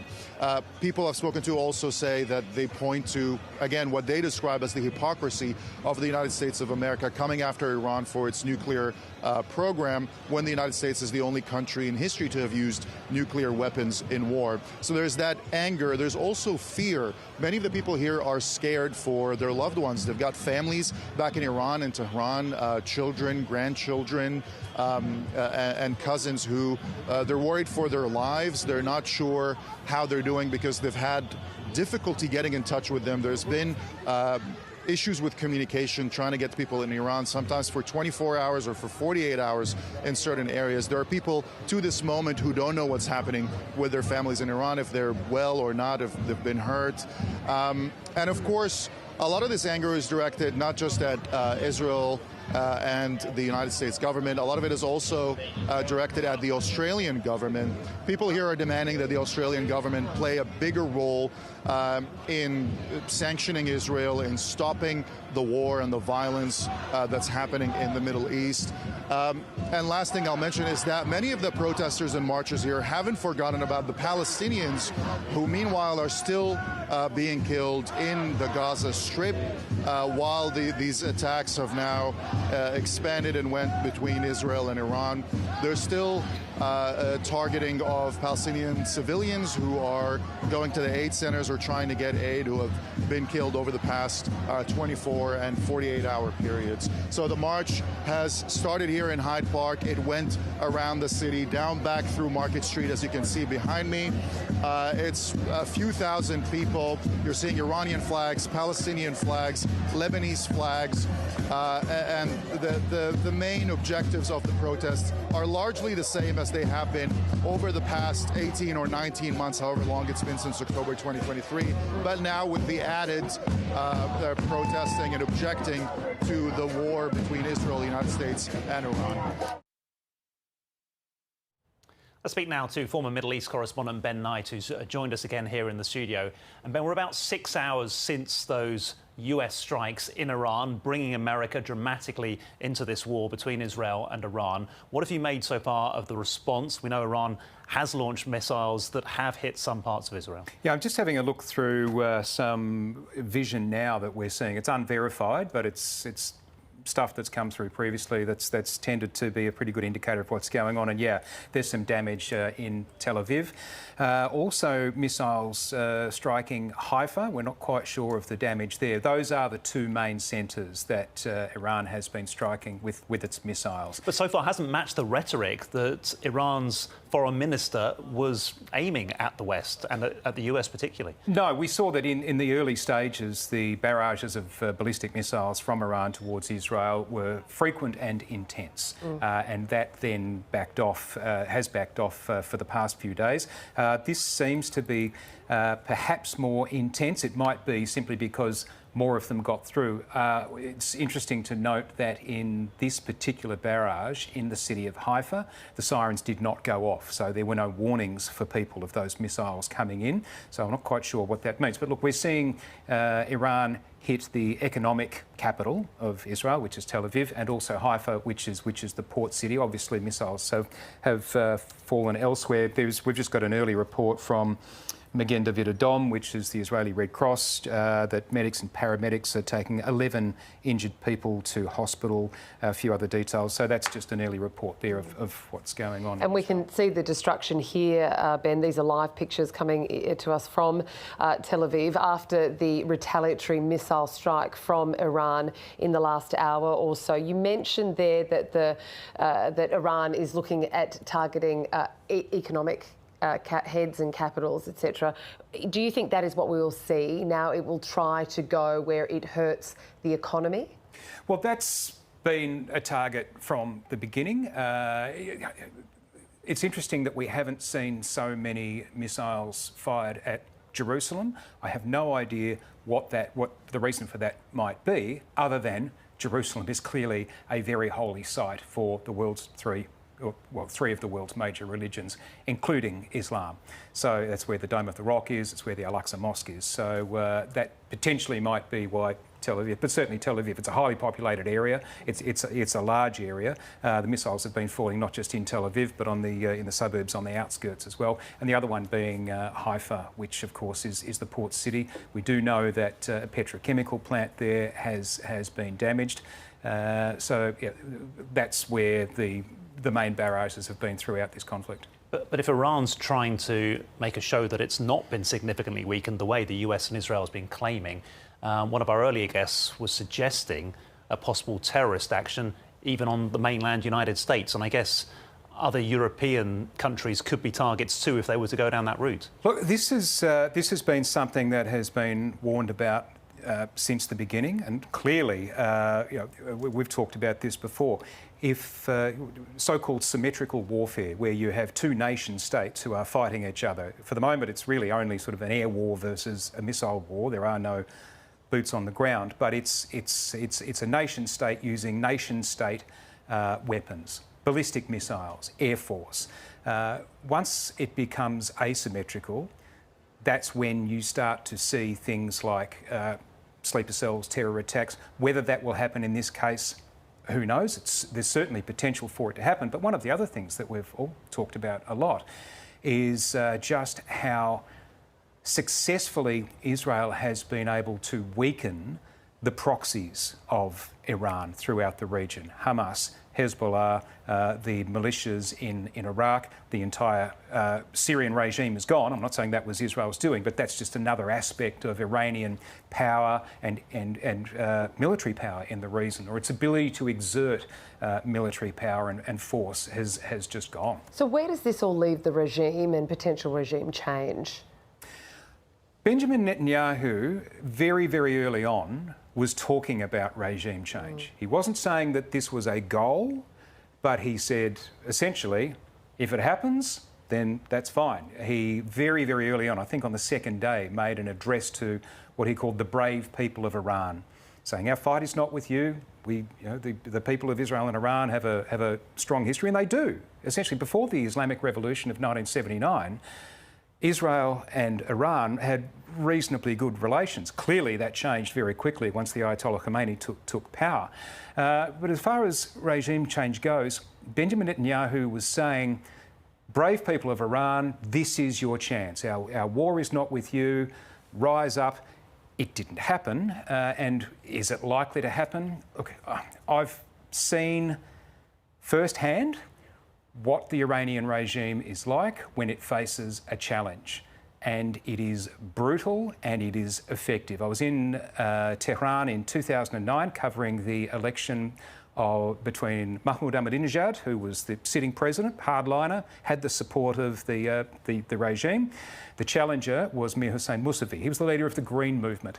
And I remember in the week leading up to that election, there was such a feeling of excitement, particularly among young Iranians, among reformist-minded Iranians, feeling that they had a chance of winning this election, that there would be a reformist candidate who would come through and maybe start to loosen some of the restrictions that they were living under. And then, basically, even before the polls closed on election night, it was called, Ahmadinejad has won. The opposition felt like it had been rigged and started to protest, and it turned into what people might remember was 2 weeks or longer of really the most serious uprising that the Iranian regime had seen. And it was like switching the lights on in a cinema after the movie, snapped back to the reality of what life was like in Iran. Everyone kept the Republican Guard, the besieged militia riding around on motorbikes, one driving, the other one on the back with a bicycle chain or a truncheon, tear gas, brutal beatings, arrests, everything. And that is what it is like when the regime feels it is under threat, and it works. There have been a number, not very many, but a number of similar uprisings since the most recent 2022, when Mahsa Amini, a young Iranian woman, died in police custody. She'd been arrested by the morality police for showing too much hair. She died a couple of days later, and it, again, turned into one of those uprisings. They don't last. The regime is entrenched, it is large, and it is very, very good at putting down any kind of uprising or challenge to its power, and that's in peacetime. I mean, you can imagine what it's like when it actually feels under threat. So, calls for an uprising, suggestions of an uprising. You're not buying it? Well, it may well happen, but it will be put down, or at least attempted to put down, in the most brutal fashion. Okay. Good night. Thank you. Thanks. Well, let's recap our breaking news now if you're just joining us on ABC News Channel as well as News Radio. The United States has bombed 3 nuclear facilities in Iran, entering the conflict more than a week after Israel launched strikes on military facilities in Iran. The US President Donald Trump says these strikes completely and totally obliterated Iran's key nuclear enrichment facilities. This afternoon, a number of explosions have been heard over Tel Aviv and Jerusalem. These are live pictures you can see now from Tel Aviv. The Israeli government also issued an alert warning people to take shelter. Police and rescue teams are at the site of an Iranian missile attack, so clearly some have got through their air defences. State media in Israel saying there were 10 missile strikes. Emergency services are treating 11 people for injuries. They've been taken to hospital, and Israel says it has begun a new wave of strikes on military targets in western Iran. President Trump earlier called Iran the world's #1 state sponsor of terror and has thanked and congratulated the Israeli Prime Minister Benjamin Netanyahu. Mr. Trump also said, hopefully, no more US strikes will be needed, but added that there are many targets left in Iran.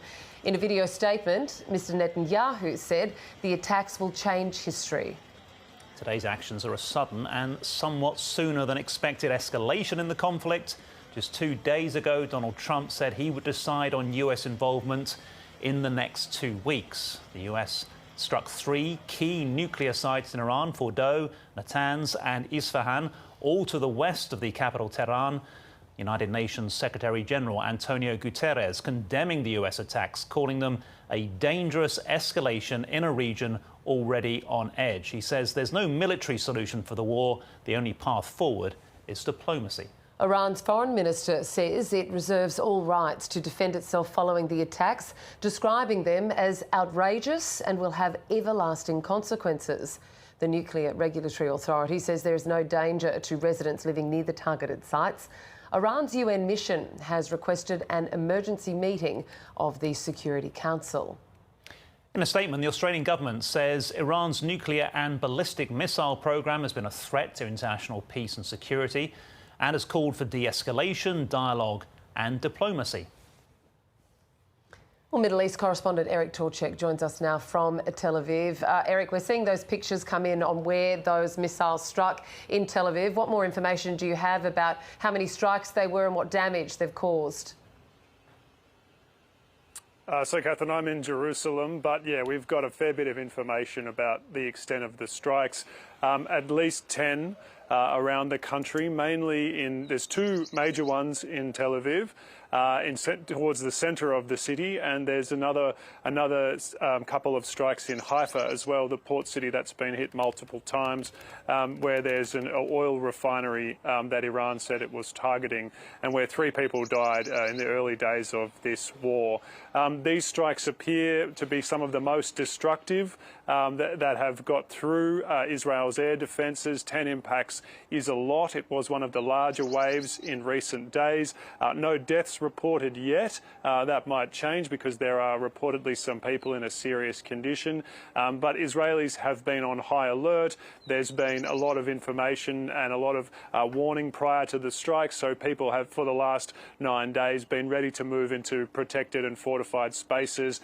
Where there's been deaths, it's been sometimes because of a direct hit on a fortified space. It's not much you can do about, or in the case of, for example, 3 people who died in Haifa from smoke inhalation, another person died of a heart attack. So Israel has managed to limit the civilian casualties because of its existing infrastructure, the network of shelters and safe rooms, its highly advanced alert system, and the advanced warning that citizens get every time there's a wave of ballistic missiles, but also because the Israeli military says it's been able to severely degrade Iran's launch capabilities by striking missile launchers and missile launch teams and missile storage sites. In fact, the Israeli Air Force said that it has already destroyed the launchers that were used to fire this latest wave of ballistic missiles.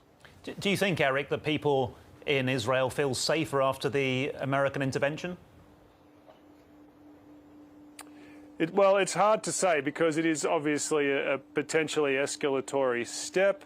But it also answers the question that Israel was asking, which is that they were saying openly, we can't destroy Fordo, which is the secondary enrichment site deep under a mountain near the city of Qoms. And it said we need the Americans to do that. Having American backing for its campaign also adds a degree of, force that Israel can't bring to bear, with the American military having tens of thousands of troops, submarines, aircraft carriers, multiple bases in the region, fighter jet squadrons. So, having the Americans standing with them in this war on Iran, it's a considerable force multiplier for the Israeli campaign. And it adds a degree of legitimacy to Israel's actions, which it took unilaterally and while negotiations with Iran were ongoing. So I think, it's hard. I can't say exactly what Israelis are saying in response to these attacks, but prior to them, they were certainly overwhelmingly supportive of Israel's assault. Eric, we've heard from Iran's top diplomat, the foreign minister, warning in a post on X that the US attacks will have everlasting consequences and that Tehran reserves all options to retaliate. Is that an expected response, or is there a concern in the escalation of rhetoric and then what will follow with respect to retaliation?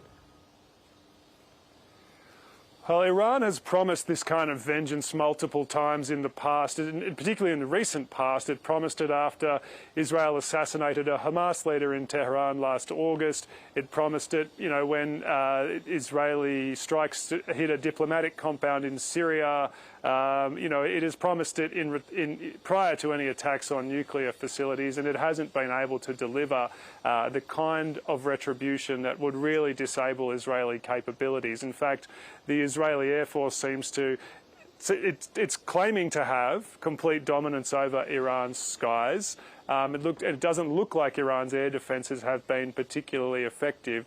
And we had been seeing a real decrease in the amount of strikes coming from Iran in retaliation. So it looks like Iran's capabilities simply aren't there. And the question is then, how does Iran respond in a big and meaningful way to this US attack? So far, it has chosen, and its proxies, particularly in Iraq, have chosen not to target US assets, and it's probably weighing the risks and the costs of that before it takes any action like that, before it extends the scope of its action beyond the missile and drone strikes it's already been firing at Israel. And Eric, how much has the last 10 days or so been about Israel's continuing quest to essentially weaken all its enemies around it? I guess you could say Israel's done that ever since its creation, but certainly in this latest enactment of their attempts really to gain military power across the region, or how much was it about targeting Iran directly for different reasons? There were two things driving the timing of the Israeli response. One was potentially the nuclear talks that the next round was about to begin. Israel says it was spurred into action by Iran coming closer to weaponizing its uranium stockpiles. But we know there was also a diplomatic move going on about Gaza, with a conference planned for Gaza about resolving that ongoing conflict there, which Israel has resisted efforts from our external pressure to end.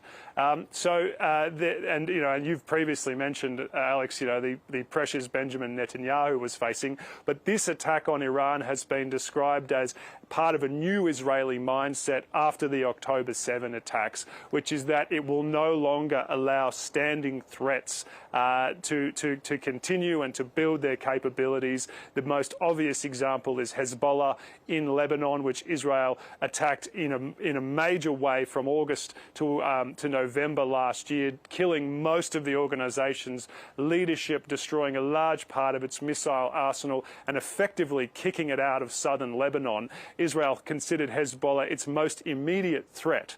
And it dealt with it extremely harshly in those months, and it said it was doing so because it had learnt the lesson of October 7, which was not to allow a standing threat to remain and to basically build its capabilities. It's then engaged in major strikes against the Houthis in Yemen in the last few weeks, trying to strike the Houthi leadership in Sana'a, hitting the capital, something it hadn't done before, attacking the ports multiple times, trying to weaken the Houthis, by hitting things like power plants and things like that.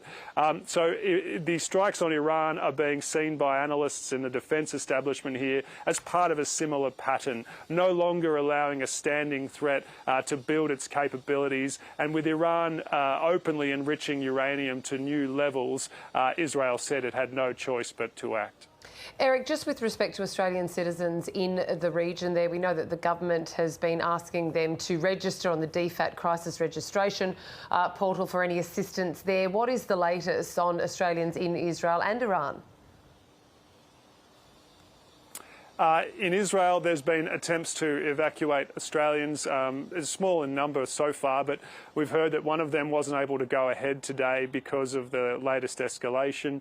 In Iran, the advice is for Australians to leave by any way that they can, and for no Australians to travel to Iran. It's been, I think, difficult for many Australians in Iran to leave because there's petrol shortages. There were enormous queues trying to get out of the capital, Tehran. And what we've seen from the border posts where we've been speaking to people on the borders in Turkey, Azerbaijan and Armenia is that the numbers of Iranians leaving is actually quite small.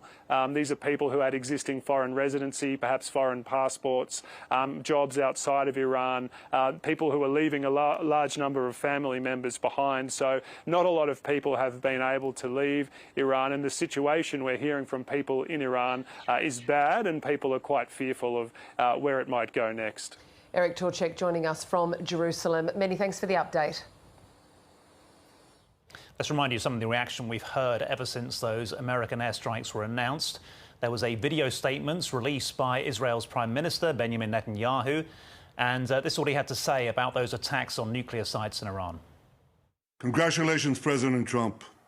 Your bold decision to target Iran's nuclear facilities with the awesome and righteous might of the United States will change history.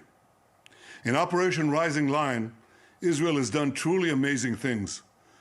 But in tonight's action against Iran's nuclear facilities, America has been truly unsurpassed. It has done what no other country on earth could do. History will record that President Trump acted to deny the world's most dangerous regime the world's most dangerous weapons. His leadership today has created a pivot of history that can help lead the Middle East and beyond to a future of prosperity and peace. President Trump and I often say, peace through strength. First comes strength, then comes peace. And tonight, President Trump and the United States acted with a lot of strength. President Trump, I thank you. The people of Israel thank you. The forces of civilization thank you. God bless America. God bless Israel. And may God bless our unshakable alliance, our unbreakable faith. That was Benjamin Netanyahu speaking there. Also speaking at the White House, President Donald Trump addressed the media after the strikes, where he promised further action against Iran unless there's peace, saying it would be far greater action than anything seen until this point. A short time ago, the U.S. military carried out massive precision strikes on the 3 key nuclear facilities in the Iranian regime: Fordow, Natanz, and Esfahan. Everybody heard those names for years as they built this horribly destructive enterprise. Our objective was the destruction of Iran's nuclear enrichment capacity and a stop to the nuclear threat posed by the world's #1 state sponsor of terror. Tonight, I can report to the world that the strikes were a spectacular military success. Iran's key nuclear enrichment facilities have been completely and totally obliterated. Iran, the bully of the Middle East, must now make peace. If they do not, future attacks will be far greater and a lot easier. For 40 years, Iran has been saying death to America, death to Israel. They have been killing our people, blowing off their arms, blowing off their legs with roadside bombs. That was their specialty. We lost over 1,000 people, and hundreds of thousands throughout the Middle East and around the world have died as a direct result of their hate. In particular, so many were killed by their general, Qasem Soleimani. I decided a long time ago that I would not let this happen. It will not continue. I want to thank and congratulate Prime Minister Bibi Netanyahu. We worked as a team like perhaps no team has ever worked before. And we've gone a long way to erasing this horrible threat to Israel. I want to thank the Israeli military for the wonderful job they've done. And most importantly, I want to congratulate the great American patriots who flew those magnificent machines tonight, and all of the United States military on an operation the likes of which the world has not seen in many, many decades. Hopefully, we will no longer need their services in this capacity.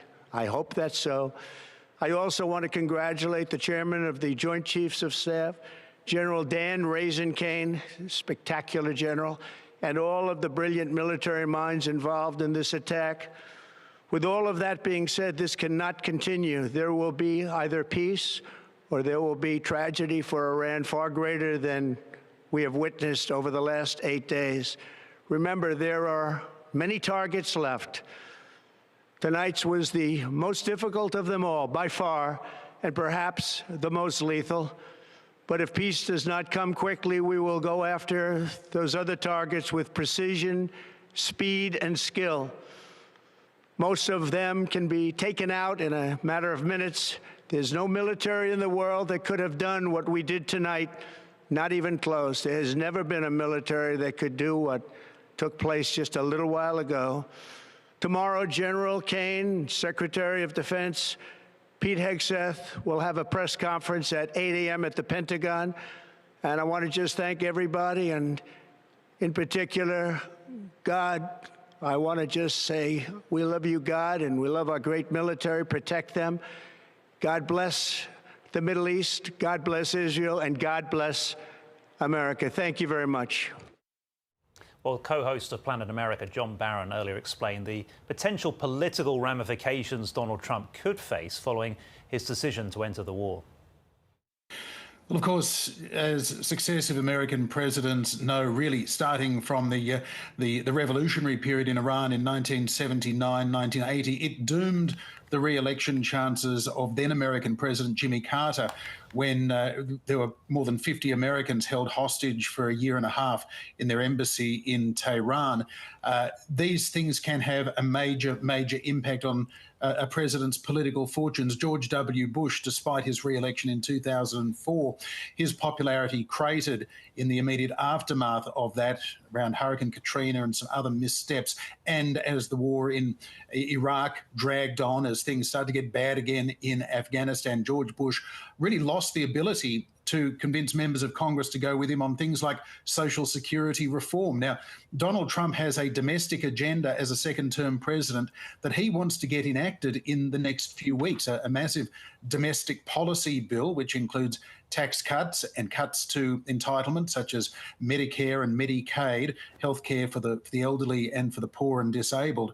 Now, if Donald Trump's popularity crashes in the next week because perhaps American personnel have been killed or injured, or there's been an attack on American civilians somewhere, or indeed this just looks like a protracted conflict rather than a sharp surgical strike, then Donald Trump could find himself in the position that both Carter and Bush found themselves in. Once committed to a conflict in the Middle East, it's very hard to extricate yourself from it because American prestige remains on the line.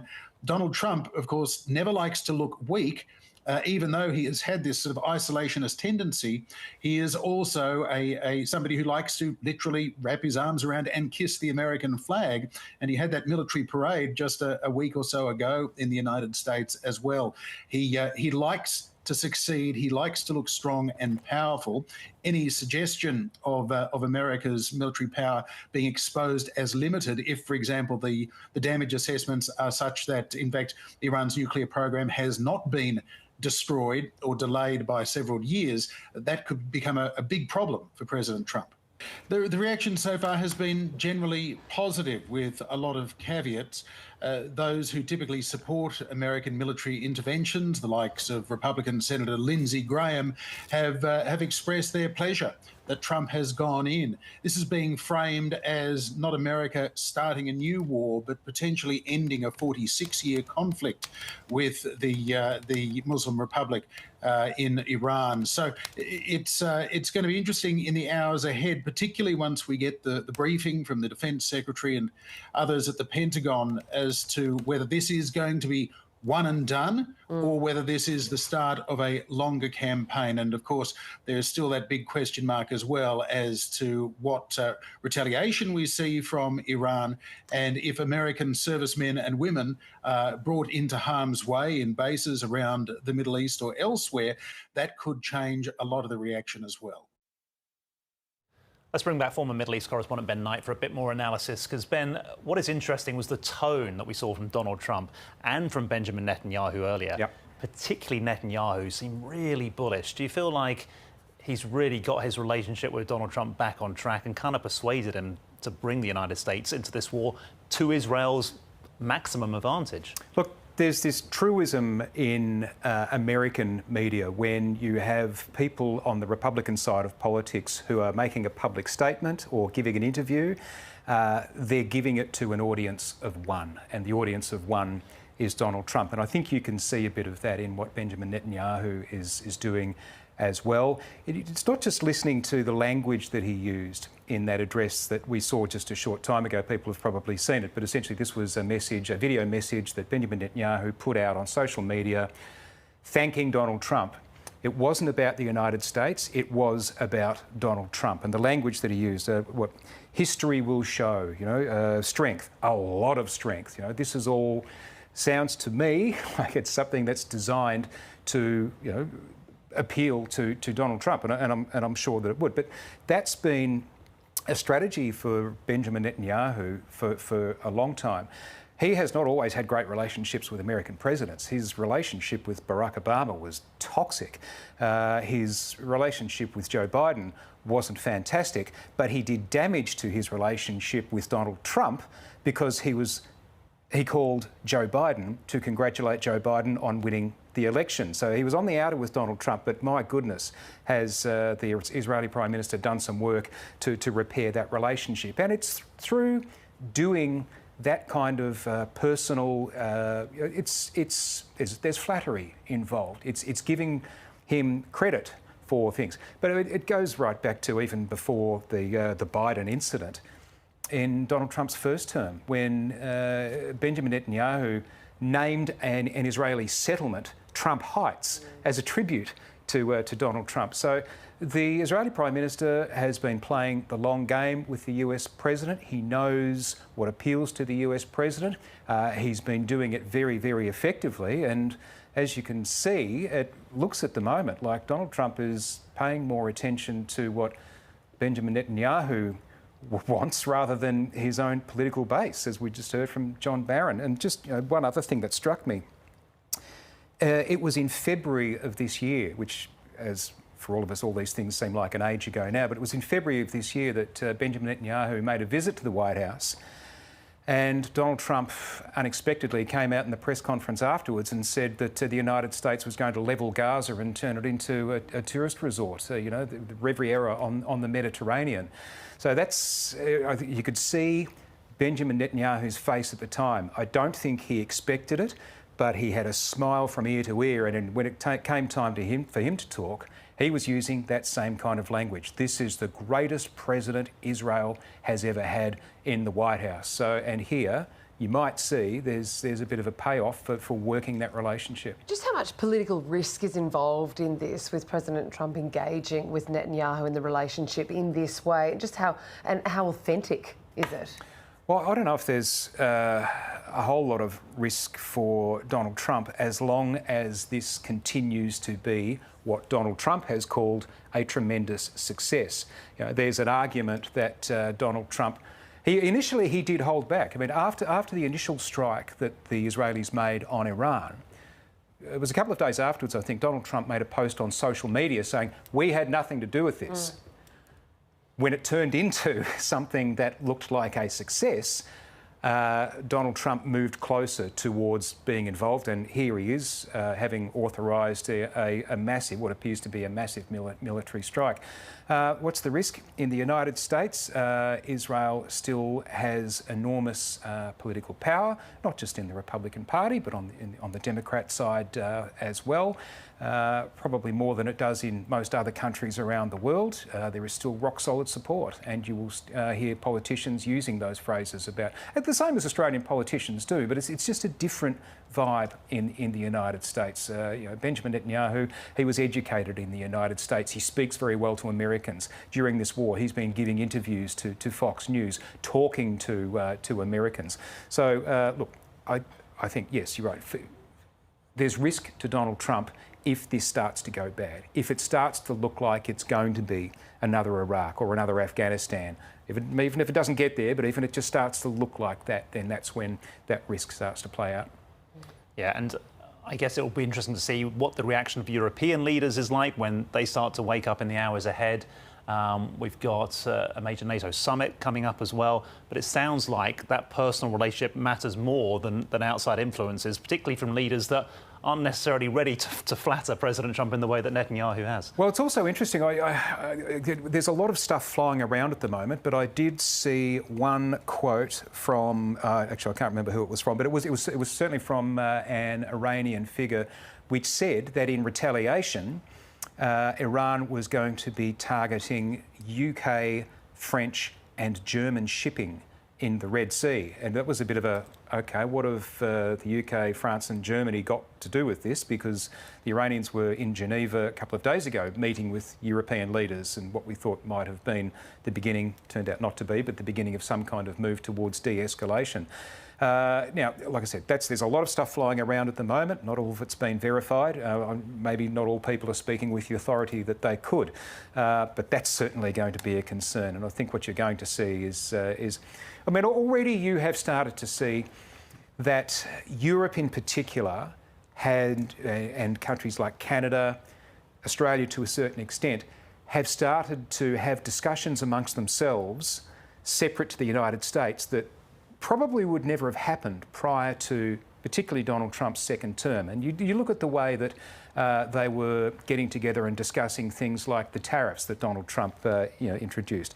When Donald Trump was talking about pulling out of NATO and not guaranteeing the security of NATO countries potentially, all of a sudden you started to see particularly Europe and other countries getting together and having their own discussions like, what are we going to do? How are we going to deal with this? You're probably going to see, in fact you've already seen, I think, with that Geneva meeting, the same sort of thing happening at the moment. But look, the United States is still the big dog. It's still the biggest economy. It's still the biggest military. And as we've seen here, it still can and does determine the future of even Europe and the rest of the world. All right, Ben, we'll leave it there. Thank you very much. Ben Knight. OK, let's bring in Arthur Sinodinos, who's the former Australian ambassador to the US. Arthur, thanks for joining us on ABC News. What's your reaction to what you've seen over the last few hours? Well, I didn't expect that President Trump would move as quickly as he did. Maybe the 2 weeks that he gave the Iranians was all a ruse to maybe lull them into some false sense of security. But he clearly decided he would gamble, and he is taking a risk, a big risk. The first risk is that the job is not finished, that the bombs are not enough to finish the job. For those who are looking for some finality, we may not have finality. This thing could drag on. The question then being, what are the collateral damage in the Middle East and more broadly through the global economy as well, potentially, given the impact on energy and oil prices. So the can of worms is open, and there are all sorts of possibilities. And your previous guest, Ben Knight, I think did a good job of canvassing what some of this might look like. Arthur, is there a diplomatic solution on the pathway to peace here, or do you think that that is highly unlikely? Look, it's very difficult because the Iranians are saying we want to have a nuclear program. They're not saying they want a bomb. They want to say, they're saying they want to have a civil nuclear program. The American position now appears to be that they can't have a nuclear program. The previous discussions in various capitals in Europe with the Iranians and the Americans were all about the level of enrichment that you might have of the uranium. I don't know whether that's still on the table or whether the Israelis are effectively saying to the Americans, no, we've got to go for all-out elimination of the nuclear program. Now, if the regime stays in place, presumably that redoubles their resolve to come back with a nuclear program in a few years. Does this mean they're more open to the idea of having a nuclear bomb themselves? The real question here is whether this is enough to lead to a structural change in Iran, i.e. the possibility of regime change coming in the wake of all of this, which is ultimately, I think, what some of the players want. They may not say it openly, that's what they want, but that rests on an assumption. And we had this issue with Iraq. It rests on the assumption that we're going to get the sort of secular democracy that would be more friendly to Western interests. Arthur, do you think Australia might end up being pulled into this in terms of giving military aid or even intelligence gathering if it becomes a tit for tat and if the US needs to have further strikes on Iran? There may be some backup roles that Australia can provide, but I think the Australian government and probably the political establishment as a whole won't like the idea of the ADF being directly involved in any conflict in the Middle East, certainly not boots on the ground. Maybe some support in relation to things like shipping and whatever. Some of the roles we've traditionally played there, but I'd be staggered if an Australian government decided to put boots on the ground in this situation. Can you give us a little bit more clarity around what those backup roles would look like with respect to shipping or traditional roles?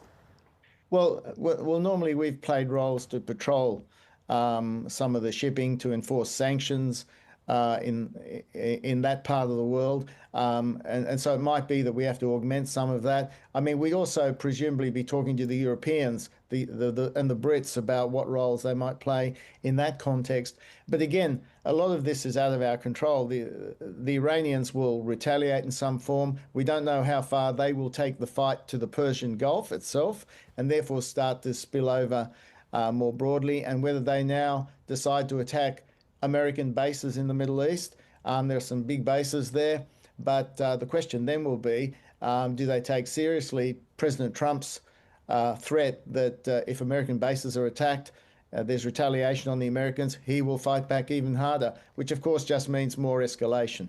Despite you saying you think it's unlikely that Australia would have to commit boots on the ground or something as extreme as that, could it potentially create a difficult situation for the relationship between the Prime Minister, Anthony Albanese, and the US President Donald Trump? Well, I think to the extent that Australia does not appear to be backing the US as fulsomely as some other countries might, that might have an impact on the relationship. But frankly, at the moment, I don't know that the Americans are very focused on their allies and partners. I think they're focused on what they are doing, and the main ally and partner in this endeavour is the Israelis. Certainly the Americans would warmly welcome any support that Australia would provide, but I don't know that that's front of mind with them at the moment. Did you think that the statement from the government that we heard today, which was quite different from the opposition, will sit well with the US? Look, I think that the US would probably see that statement from the government as consistent with the approach it's taken to the matter over a period. As I said before, they may well want statements that are more fulsome and more supportive, but at the end of the day, I don't know that they're focused all that much on us. I think they're convinced they can do this by themselves or with the Israelis. And with the point about European leaders having to get used to taking decisions amongst themselves on their own without the involvement of the United States, particularly since Donald Trump returned to power. Can you see that being a trend going forward in the weeks ahead, that whether or not European leaders come out and object to this US military action, it's not really going to bother President Trump too much? It may not bother President Trump in the short term, but you're right, there's a trend there, and we're seeing it already in trade where countries are hedging on their trade relationship with the US. Australia, for example, has restarted the EU-Australia free trade talks.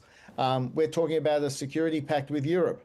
I have a Canadian friend who was telling me that a lot of countries are asking the Canadians as a leading middle power for advice on various issues. There's no doubt there's a lot of discussion going on among other countries, and other countries are seeing how they strengthen their own relationships independently of what they do with the US. And I think this is a trend in both trade and in security.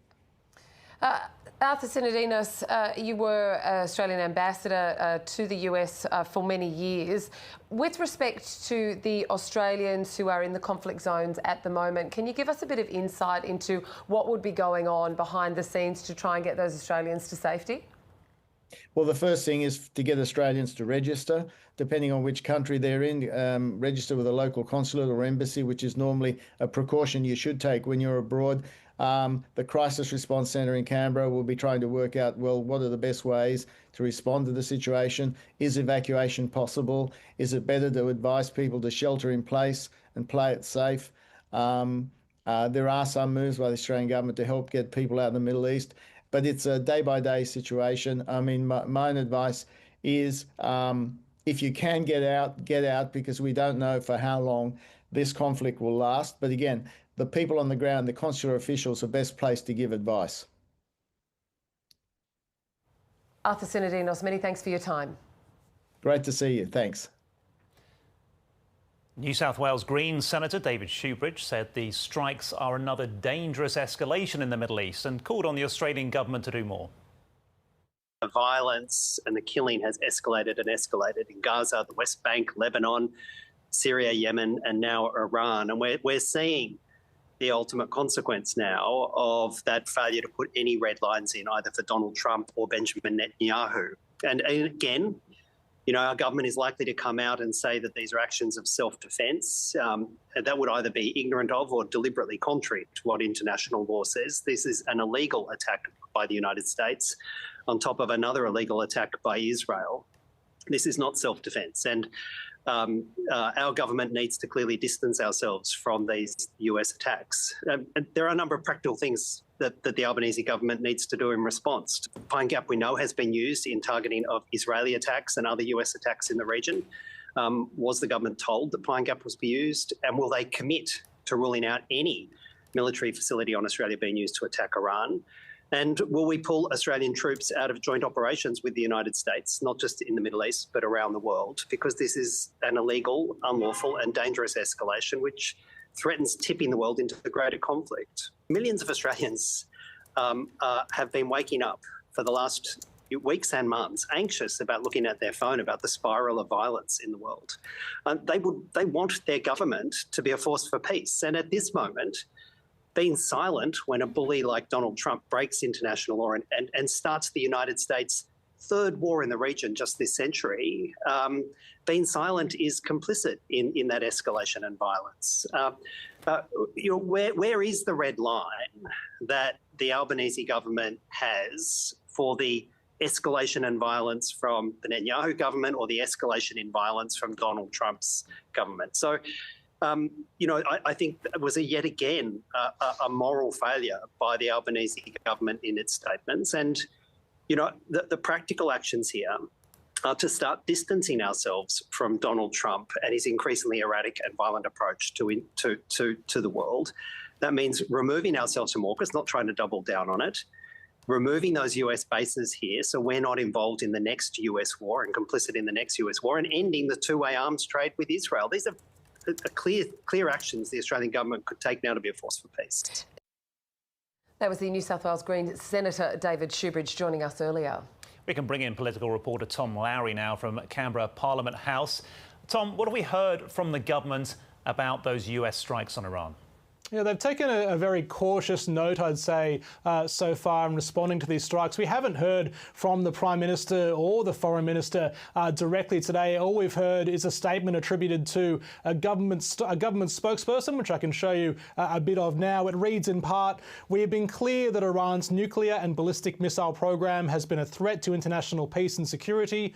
We note the US President's statement that now is the time for peace. The security situation in the region is highly volatile. We continue to call for de-escalation, dialogue and diplomacy." So very similar language there to what we've heard from the Australian government all week, particularly that note of de-escalation and dialogue. It's what the government has been warning of all week, that we might see an escalation in this conflict. And very notably there's no endorsement of the actions the United States has taken. There's reference to the reasons for these strikes, the threat that Iran's nuclear program poses, but no explicit support being offered from the Australian government so far. Interestingly, just in the short last while, we've heard from the UK Prime Minister Keir Starmer, who has taken perhaps a slightly different note. He said in his own statement, Iran's nuclear program is a grave threat to international security. Iran can never be allowed to develop a nuclear weapon, and the US has taken action to alleviate that threat. So perhaps a slightly different tone being taken there from the UK Prime Minister. And an alternate tone as well from the opposition here today. Tom, what have you heard? Yeah, very clear support coming from the coalition for these actions taken by the United States, as well as some gentle criticism, I suppose, of the government's response. Suggestions from the opposition that the government is being too ambiguous in where it stands on what the US is doing in Iran. Let's hear from the Shadow Home Affairs Minister, Andrew Hastie, who spoke on this earlier. The United States is a close ally. The United States has a key role in re-establishing order and peace in the Middle East. And Iran, by contrast, is a regime that sponsors terrorism. It sponsored Hamas, Hezbollah. It sponsored Hamas, Hezbollah and the Houthis. It's taken actions against Israel. And that's why it's a free country. She's allowed to say what she likes. Nonetheless, our position is unchanged, and we do support the United States, and the Albanese government should be supporting the United States as well.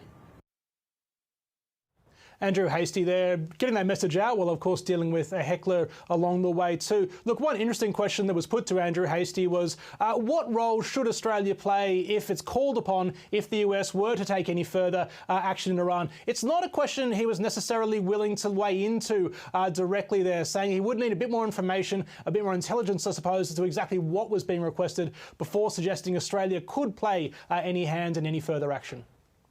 Tom Lowry, many thanks.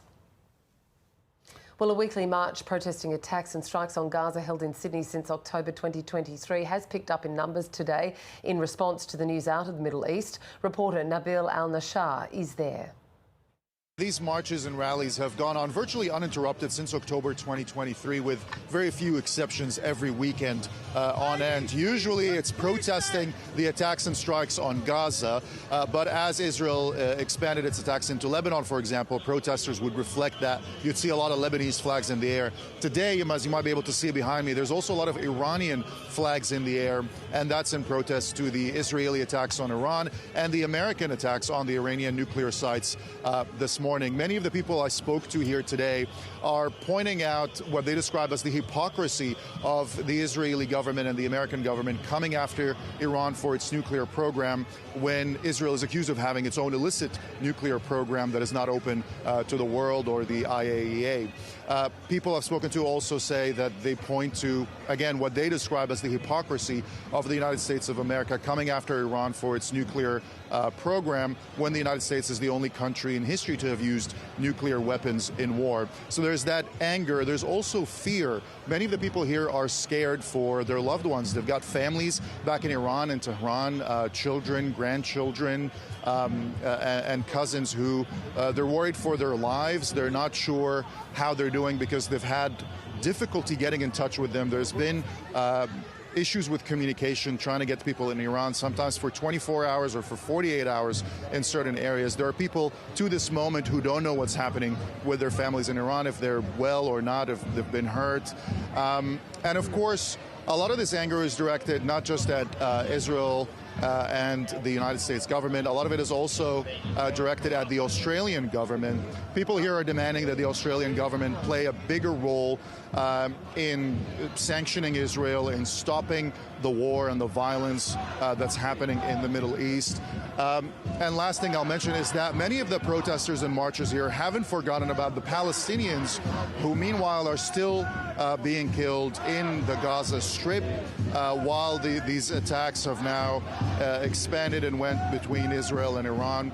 There's still targeting of Palestinian civilians who are going to the aid centers or trying to get aid, who have been killed over the past 24 and 48-hour periods. So the march has started here in Hyde Park. It went around the city, down back through Market Street, as you can see behind me. It's a few thousand people. You're seeing Iranian flags, Palestinian flags, Lebanese flags, and the main objectives of the protests are largely the same as they have been over the past 18 or 19 months, however long it's been since October 2023, but now with the added protesting and objecting to the war between Israel, the United States and Iran. Nabil Al-Nashar at that protest in Sydney there. Well, let's get more analysis from former Middle East correspondent Ben Knight, who's joined us on the desk this afternoon. As Nabil mentioned there, Ben, you know, all this is going on whilst we know what is continuing to go on in Gaza. How do you see those two sort of intersecting? Well, I mean, we know what is going on in Gaza, but we're not seeing what is going on in Gaza. That is the nature of this. I mean, it was already the case even before you had this massive breaking story today, which will be of historical significance. But ever since this conflict began, it's squeezed Gaza out of our view, out of the headlines, and that's just the reality of it. But it's important to recognise that not just is it still going on, but it's changed. There are things going on in Gaza that Israel is still attacking Gaza. There are still airstrikes going on. What it says is hitting Hamas targets. But since the first Israeli assault on Iran took place, there have been hundreds of civilians who have been killed and they have been shot dead, and they have been shot dead because they are attempting to get aid. Now, just a little bit of background on that. people may recall that the Israeli Knesset voted to stop UNRWA, the United Nations Relief and Works Agency, from operating inside Israel and the occupied territories. UNRWA has been there for decades. It was the main organisation that provided education and particularly aid, as well as all sorts of other social services, and particularly in Gaza, which was operating under a blockade. UNRWA stopped operating, and the question that was raised at the time was, what's going to replace it, not just with education, but particularly with aid while there is a war going on. So a new agency, Israeli and US backed, was set up. It's been operating inside Gaza, and it's been an absolute disaster. And what is happening is that people are struggling to get aid, they're struggling to get food, they're desperate, they are approaching the aid distribution stations, or they're approaching the trucks. The Israeli soldiers are seeing potential threats and they are firing, and as I say, there have been hundreds killed just since this Israeli attack happened on Iran. That's going to continue, and as I say, it's still operating, but it won't be nearly as visible as it otherwise might have been. We saw Keir Starmer, the UK Prime Minister, be one of the first of the European leaders to wake up and give a response to the US military strikes. As we've mentioned before, we're not sure what sort of effect that's going to have in terms of the dynamic between the US and Israel and their approach to the Iran issue. Well, it was interesting. As we just heard, it's a rather different approach. Simply, it was backing the United States' decision to go in and conduct this operation. And as we heard, that's a step further than the Australian government's statement, which was a bit more vague. That is interesting. But we'll see what happens. And again, I think it comes down to that thing. Where does this go from here? What does this become? It's easy enough, or it's not easy enough, but you can certainly see why a leader has said, OK, so there's been a strike against something that most of the world agrees is a threat. If this is something that puts an end forever or for a long time to Iran working on a potential nuclear weapon, although we reiterate there's been actually no evidence presented of that. But if that's the case, then the threat has been neutralised, then that's something that we can accept. But it's what happens after this, and that depends, as we know, on how, when Iran retaliates, against whom. UK has been identified potentially as a target. How long does that last, and does this become yet another war in the Middle East with a whole bunch of foreseen and unforeseen follow-on consequences that drag us into another potential forever war? Now, that's the extreme example, but the longer that this goes towards that, the more difficult it's going to be for leaders to support it, I think. Well, as Europe wakes up, as you mentioned, Alex, we have heard from Sir Keir Starmer. I'm sure that more leaders will be weighing into this debate. For now, Ben Knight, thank you. Thank you. Well, Jen Parker is an expert associate at the ANU National Security College. She says Israel is participating further missile barrages from Iran.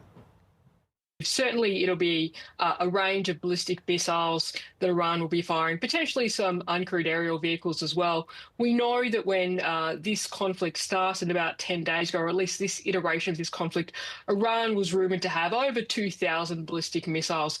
They've fired quite a few, but I think they will be saving some for what might escalate in the region. So it's probably a combination of ballistic missiles, but obviously their uncrewed aerial vehicles as well.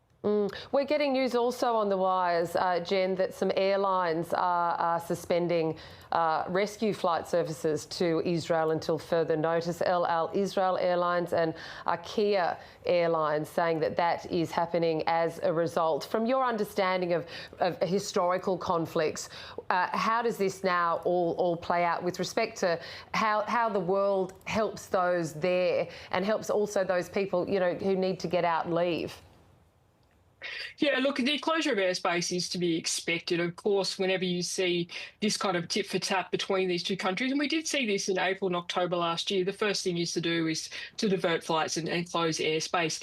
It is quite a difficult area to evacuate personnel from, and we've seen DFAT talking about that during the week. Of course, the people in Iran who are trying to evacuate the Australian citizens, that is quite difficult. We know the embassy is closed there. In Israel, it's a little bit easier as you can get people across land borders. And in a conflict like this, the priority is always to get people across land borders rather than trying to get air flights directly into those countries being attacked. And we're hearing that there have been several explosions heard over Tel Aviv. I guess we don't know if that's just the Iron Dome intervening, intercepting those missiles in the air, causing no damage, or whether those are explosions on the ground. We're not showing our viewers the live feed at the moment. We have got a feed now, or some pictures from earlier. We know that people have been sheltering in car parks deep underground if they've not felt safe enough to stay in their homes. The live feed we've got of Tel Aviv at the moment still shows sort of sunny skies with some clouds, more of a weather forecast than a war zone, but clearly those reports coming through of explosions right now. And I guess, Jen, the whole question has been how long Iran can continue to respond when they've not got many allies. I'm just going to pause there because you can clearly hear the air raid sirens.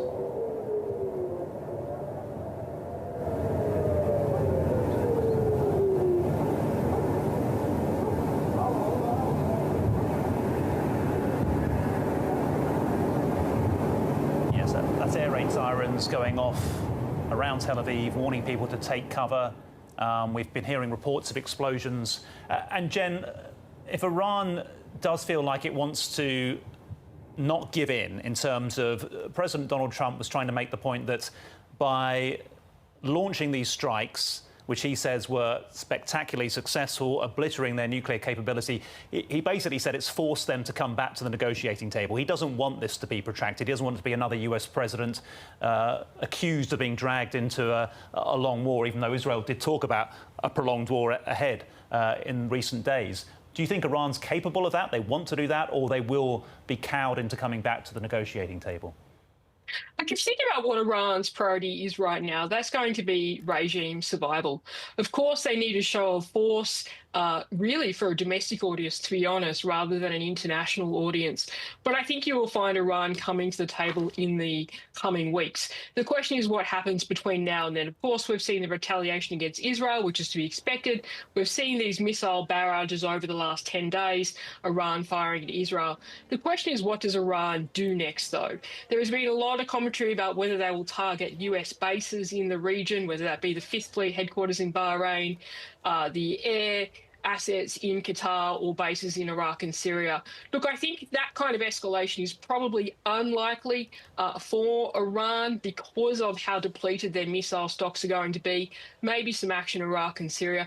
The other thing we've typically seen from Iran, in fact, last time Donald Trump was president, we had a Gulf crisis in 2019 and 2020 when General Soleimani was assassinated, the commander of the IRGC, and we saw Iran attacking ships across the Gulf of Oman and the Strait of Hormuz. I think that is probably a likely outcome, something that we will see in the next couple of weeks, which sends a message but doesn't target US bases in some of those key Gulf states. So I think we will see something more than just Iran targeting Israel. But I think eventually Iran, if their objective is regime survival, is going to have to come to the table and negotiate. Yeah, Jen, just how likely is regime survival? Look, this is a really difficult one that people have been talking about in the last couple of weeks. Certainly, we haven't seen, despite, Netanyahu 9 days ago now calling for Iranians to stand up against the regime, the reporting is we haven't seen that at all in Iran. And so, given that there were, a lot of protests 2 years ago, some people have said, no, the pockets are there to really rebel against it. But I'm not sure that's what we've seen in the last couple of weeks. So I think it could be likely. Clearly, Israel has been held back from assassinating the Ayatollah. President Trump has said that they don't want to do that, and that is kind of a faux pas in the international arena, taking out the leader of another state. So given that hasn't happened, I think it is likely they could survive, but I think that they'll need to come to the table. If they continue to fight this conflict, they'll only continue to be weakened. Clearly, their missile inventories are being reduced. Clearly, their air defence capabilities have been taken out. So I think the next step is for them to negotiate. And Jen, we're just seeing here from Iran state media has reported on wires that Iran's UN mission is requesting a UN Security Council emergency meeting to, I'll quote, maintain international peace, and has condemned the US strikes. What could a meeting like that achieve? Well, certainly when we think about the legality of these US strikes, and some of the commentators today have talked about that they are against international law, and that is true unless you can make the argument for self-defense. The only other thing that can make them technically legal under international law is if the UN Security Council endorses it. We know now, though, for a long time, the UN Security Council has not been functional, and that's predominantly because of China and Russia's veto powers. So they haven't taken any action against Ukraine. They haven't even really taken significant action against North Korea's nuclear program. So I think what you'll see is some sort of resolution pushed in the UNSC. You'll certainly see Russia and China support it, but other countries such as France and UK won't support it. So I don't think this is going to really achieve much at all. This is ABC News. I'm Nick Dole. And I'm Ros Childs, recapping our breaking news if you're just joining us on the ABC News channel and on News Radio. The United States has bombed 3 nuclear facilities in Iran, entering the conflict more than a week after Israel launched strikes on military facilities in Iran. US President Donald Trump says the strikes completely and totally obliterated Iran's key nuclear enrichment facilities. This afternoon, a number of explosions have been heard over Tel Aviv and Jerusalem. These are live pictures from Haifa there as well. People have since been given the all clear to leave shelters. And you're looking at these pictures from Israel, where police and rescue teams are at the site of an Iranian missile attack. Israeli state media is reporting there were 10 missile hits, while emergency services say 11 people have been taken to hospital. The IDF says it struck missile launchers ready to launch towards Israeli territory as it starts additional strikes in western Iran. President Trump earlier called Iran the world's #1 state sponsor of terror and has thanked and congratulated Israeli Prime Minister Benjamin Netanyahu. Mr. Trump also said hopefully no more US strikes will be needed, but added that there are many targets left in Iran.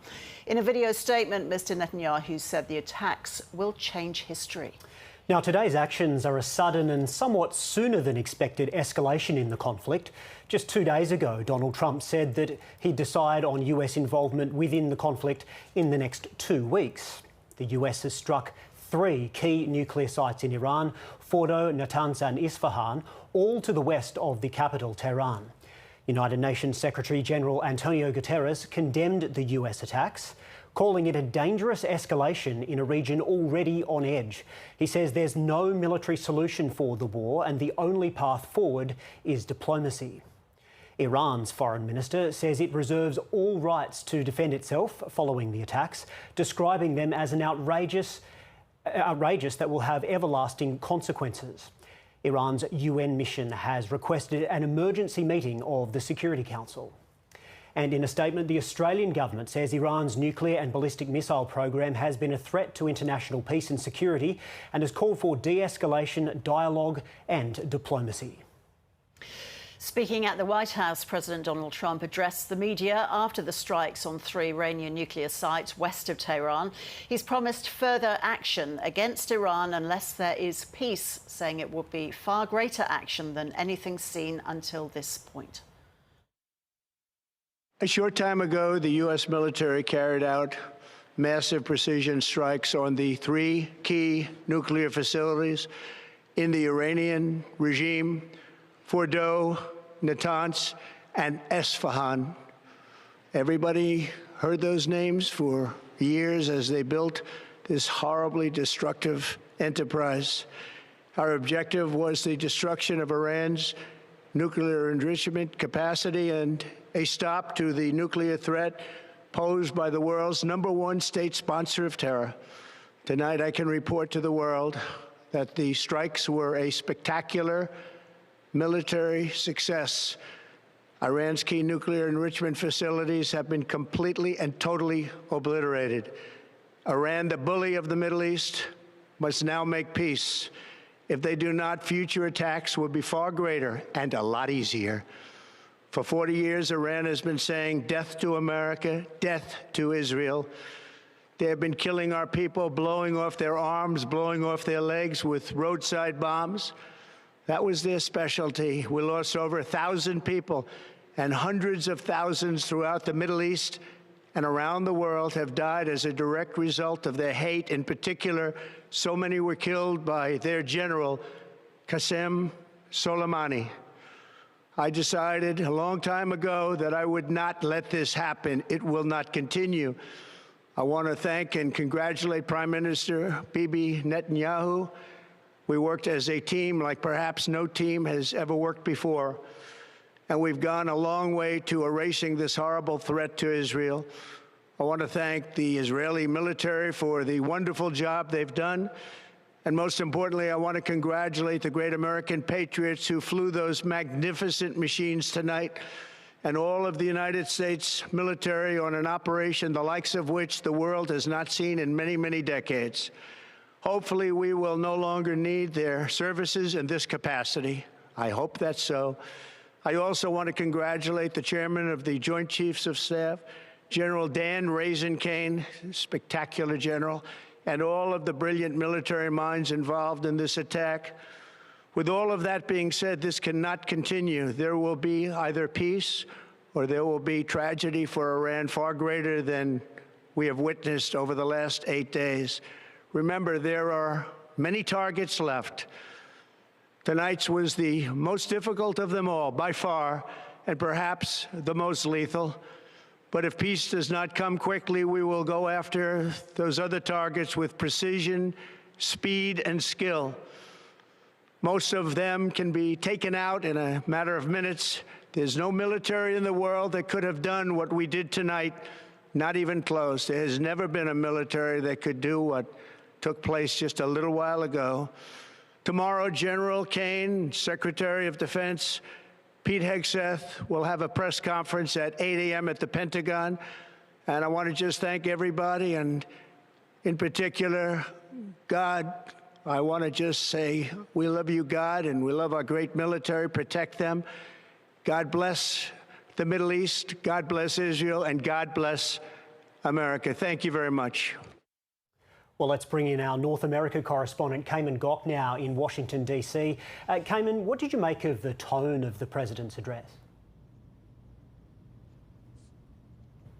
Well, Nick, this was a very pointed, short and ominous speech, essentially providing an ultimatum to Iran that make peace or expect tragedy. They were the words from President Donald Trump, and they came only hours after the United States bombed extraordinarily 3 sites in Iran and attacking 3 of its nuclear facilities, its uranium enrichment sites.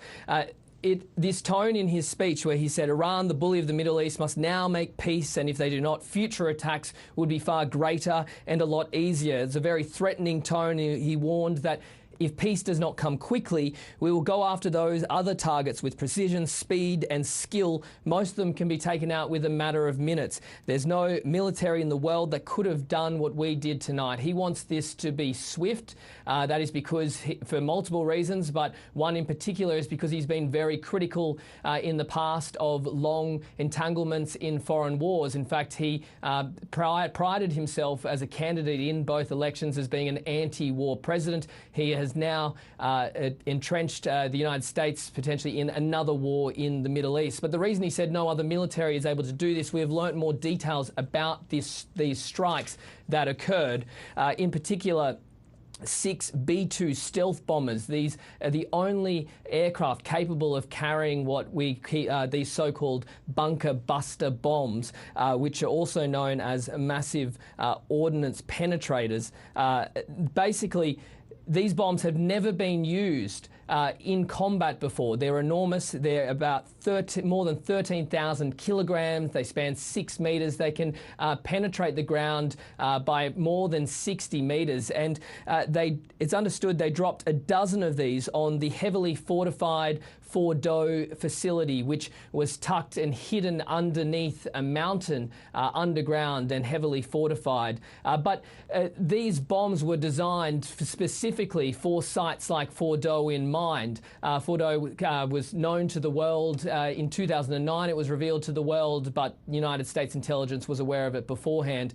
But this bomb was also used on the Natanz side, 2 of them, and then 30 Tomahawk cruise missiles were fired from US submarines, both at Natanz and the 3rd site at Esfahan.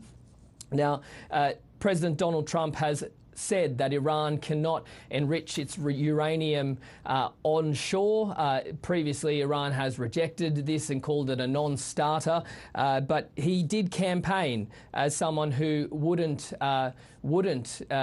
get the US involved in these foreign wars. In fact, in his inauguration speech, he said that his presidency would be judged, perhaps most importantly, on the wars America does not get into. He has decided that this ultimately needed to occur in his view. He has now struck Iran and supported Israel in its war with Iran. And we heard from the United Nations Secretary General saying diplomacy needs to occur, and military action is not the way forward. Well, President Trump has made it clear he's willing to go down either path and urges Iran to make its decision swiftly. Caitlin, we saw 3 senior members of the administration standing behind Donald Trump during that address. They were J.D. Vance, the Vice President, Marco Rubio and Pete Hegseth. How united is the administration behind the president on this? Because previously the Vice President, J.D. Vance, had been urging caution. Senior figures in the administration so far have been steadfast in support for President Trump. But if we look broader at the Republican Party and more so at the MAGA coalition, this base that has brought President Donald Trump to this position of power not once but twice, there is a deep divide. So within the Republican Party, I have some quotes here from some of the individuals. We've got people like the Republican Congressman Thomas Massey saying this is not constitutional. We also have individuals like Marjorie Taylor Greene, who is a staunch ally of President Trump and very combative typically, saying every time America's on the verge of greatness, we get involved in another foreign war. There would not be bombs falling on the people of Israel if Netanyahu had not dropped bombs on the people of Iran first. Israel is a nuclear-armed nation. This is not our fight. Peace is the answer. But then on the other side, on the flip side, you have individuals like Speaker Mike Johnson, Senator John Thune, Ted Cruz, all behind the president and his decision to support longtime ally Iran, where Benjamin Netanyahu for now 2 decades has been saying Iran is close to building a nuclear weapon. Iran has obviously always disputed that and said its nuclear program is for civilian purposes. However, it was found by the watchdog that it had unprecedented amounts of highly enriched uranium, which could be used to create a weapon. But beyond the Republican Party, there is also a divide within the Democrats as well. We have John Fetterman, a senator from Pennsylvania, saying that this was the correct move by POTUS. Iran is the world's leading sponsor of terrorism and cannot have nuclear capabilities. Meanwhile, AOC and Bernie Sanders have condemned this and called for his impeachment.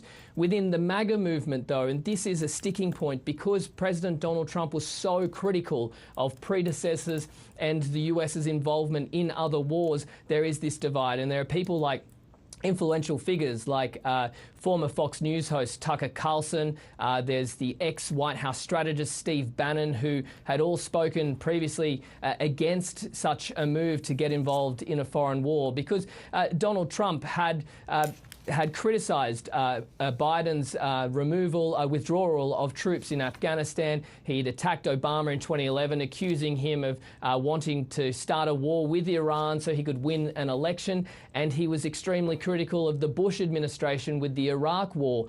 He said that that war should never have happened, it was stupid, and that there were no weapons of destruction. Interestingly, in this case, the administration hasn't provided any concrete evidence that Iran had currently weapons of mass destruction. However, it did say that basically, the White House press secretary Caroline Leavitt said Iran has everything it needs to produce a nuclear weapon, and all that would be required would be the Supreme Leader's decision to say so, and then it could produce such a weapon in a couple of weeks. But there's also this other there's also been this other mixed messaging within the administration, because the Director of National Intelligence, Tulsi Gabbard, in March testified to Congress saying that Iran was not building any nuclear weapon, and that the Supreme Leader had not re-established its nuclear weapon program that it paused in 2003. President Trump has since said that Tulsi Gabbard was wrong, and he doesn't care what she says, and that he thinks that they were close to building a nuclear weapon. But this is a sticking point, and a prominent figure within the conservative movement here, Charlie Kirk, said previously that foreign policy is potentially the most dividing topic within the Conservative Party and the MAGA base. And Cayman, what do you think this US attack on Iran tells us about the current relationship between Benjamin Netanyahu and Donald Trump? A relationship that I suppose hasn't always been so rosy.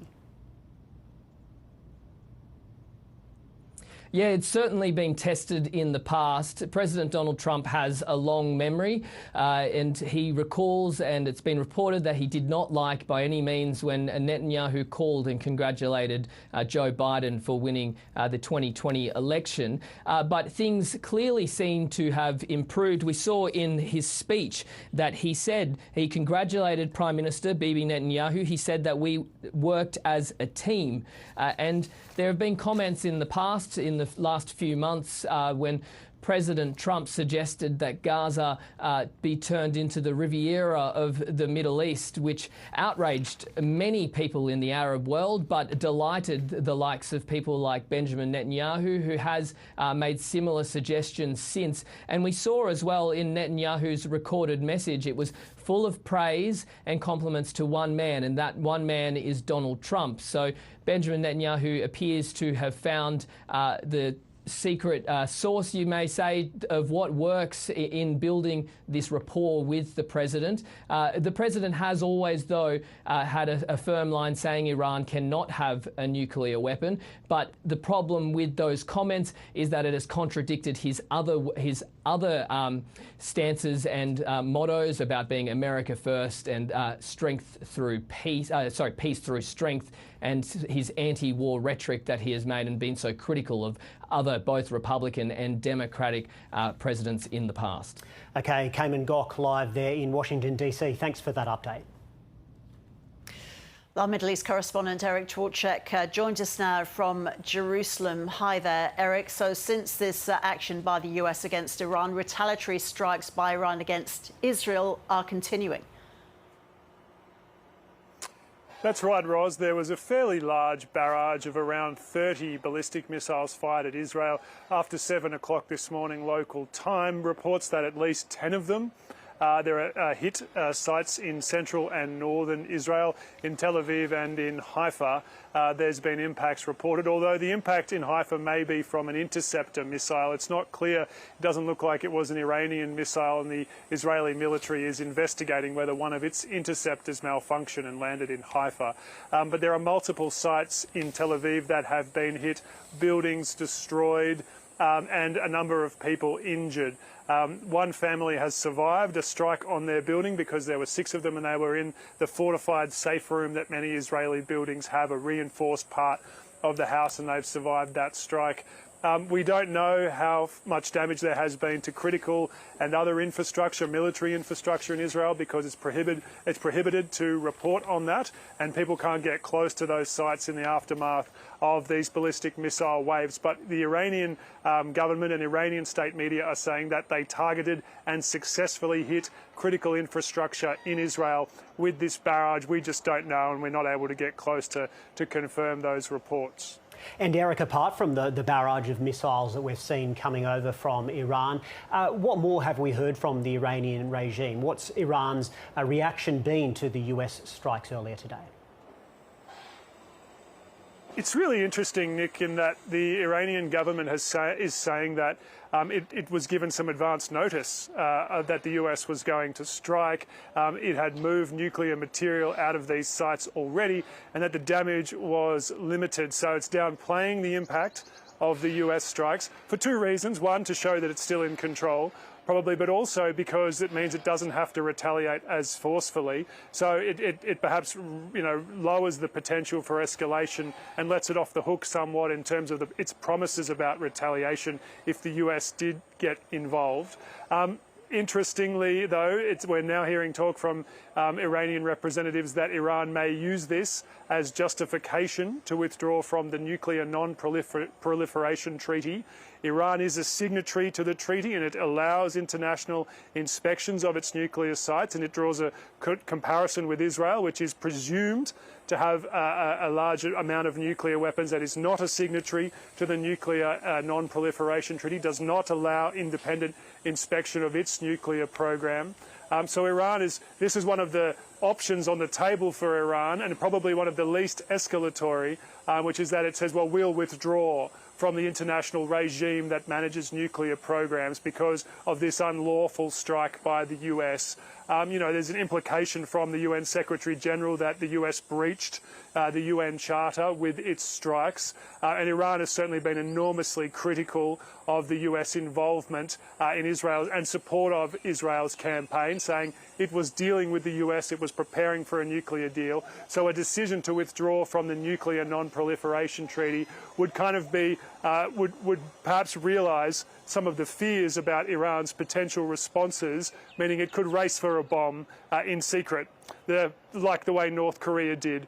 So it could have a covert weapons program. It would no longer allow IAEA inspectors into the country. And this is one of the options on the table for Iran, and perhaps it's going to pursue that now. Eric, this is a big question, but what are the potential long-term effects of this attack? For Iran, its options are really limited. We've just talked about, withdrawing from the Nuclear Non-Proliferation Treaty. It could seek to take some of that enriched uranium that it has stockpiled and seek to develop a nuclear weapon in secret, while in parallel pursuing its other pressure options for the region. They could involve allowing proxy groups in Iraq, and this is considered one of the most likely, allowing proxy groups in Iraq to strike US bases in Iraq and Syria. They have previously done that in what have been seen as largely symbolic tit-for-tat strikes on bases where the US soldiers are, the numbers of US soldiers have been greatly reduced. The soldiers take shelter, the injuries and casualties are limited, and then there's some retaliation, against those militias. So it's seen as a kind of more of a token retaliation than any kind of meaningful thing. The much more escalatory options for Iran are to attack energy infrastructure in the Gulf, which is the greatest fear of the Gulf states. The Emirates, Qatar, Saudi Arabia in particular are worried about this potential escalation.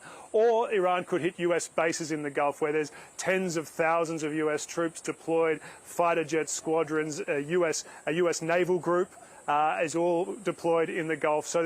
So those are the other military options. Or Iran could also, and has threatened to do, block the Strait of Hormuz, shutting off the Persian Gulf to shipping, and which would cut off around 20% of the world's oil supply from passing through that crucial strait. So these are all the options for Iran, but they're all likely to invite some form of retaliation from the US, in addition to what it's already experiencing from Israel. It's clear that the US is saying to Iran, we're done, we hit your nuke facilities, now we want you to come back and talk to us about a nuclear control deal. So Iran is clearly factoring in the cost of all of its potential options and whether it's willing to bear the cost of escalating further by attacking the US directly.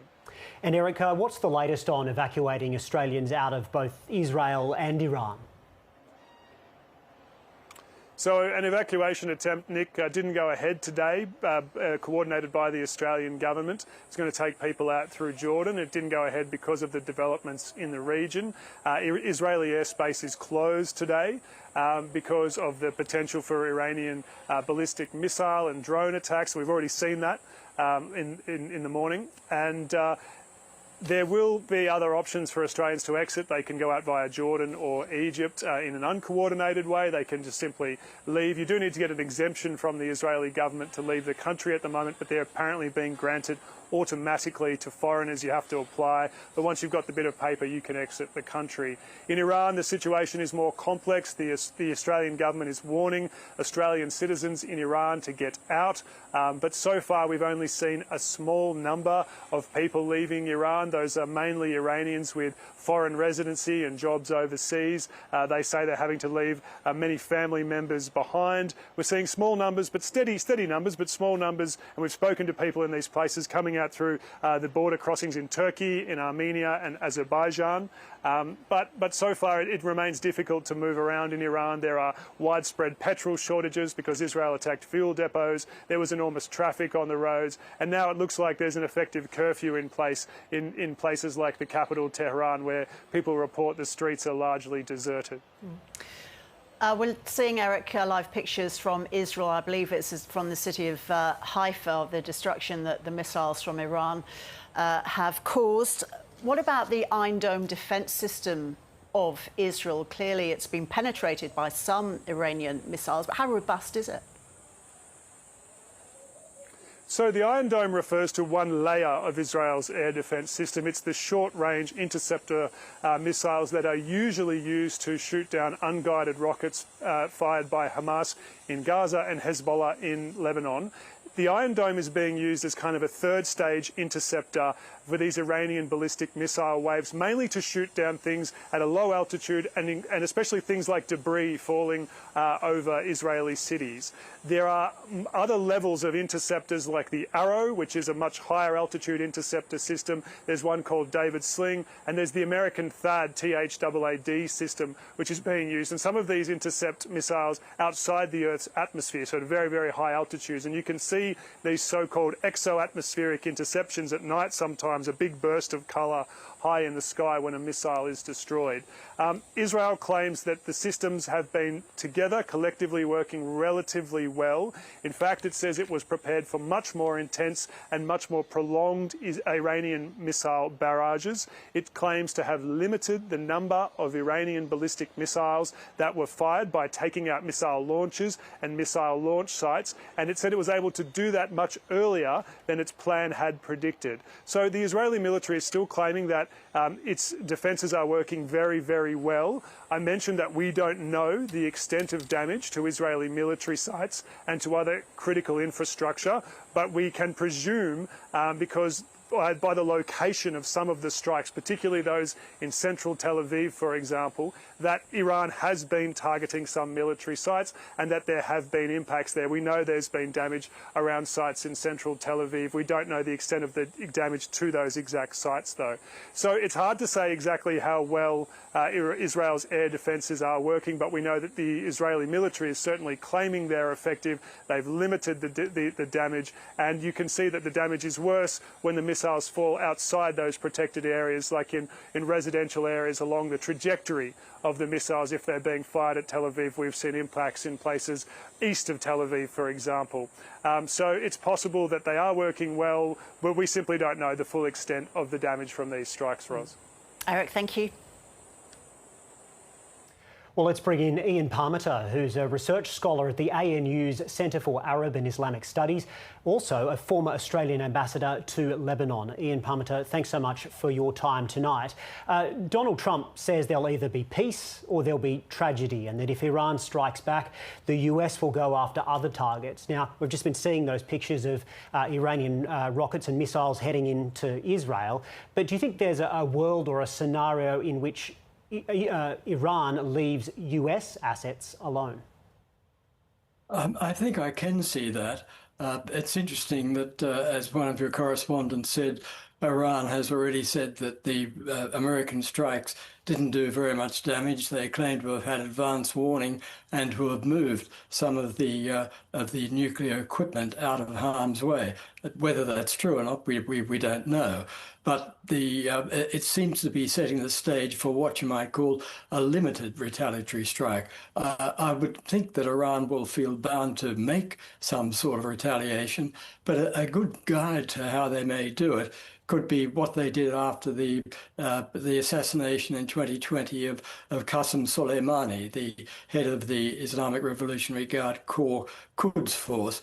He was killed by a missile strike in early 2020, and Iran said it would retaliate, but it simply got some of its militia in Iraq to fire at a UN base, at a US base, I should say, and almost deliberately, as far as we could see, to miss, because there were no casualties and very little damage caused by the firing. I think Iran is smart enough to know, the leadership is smart enough to know that they want to do everything to keep the Americans out of this war.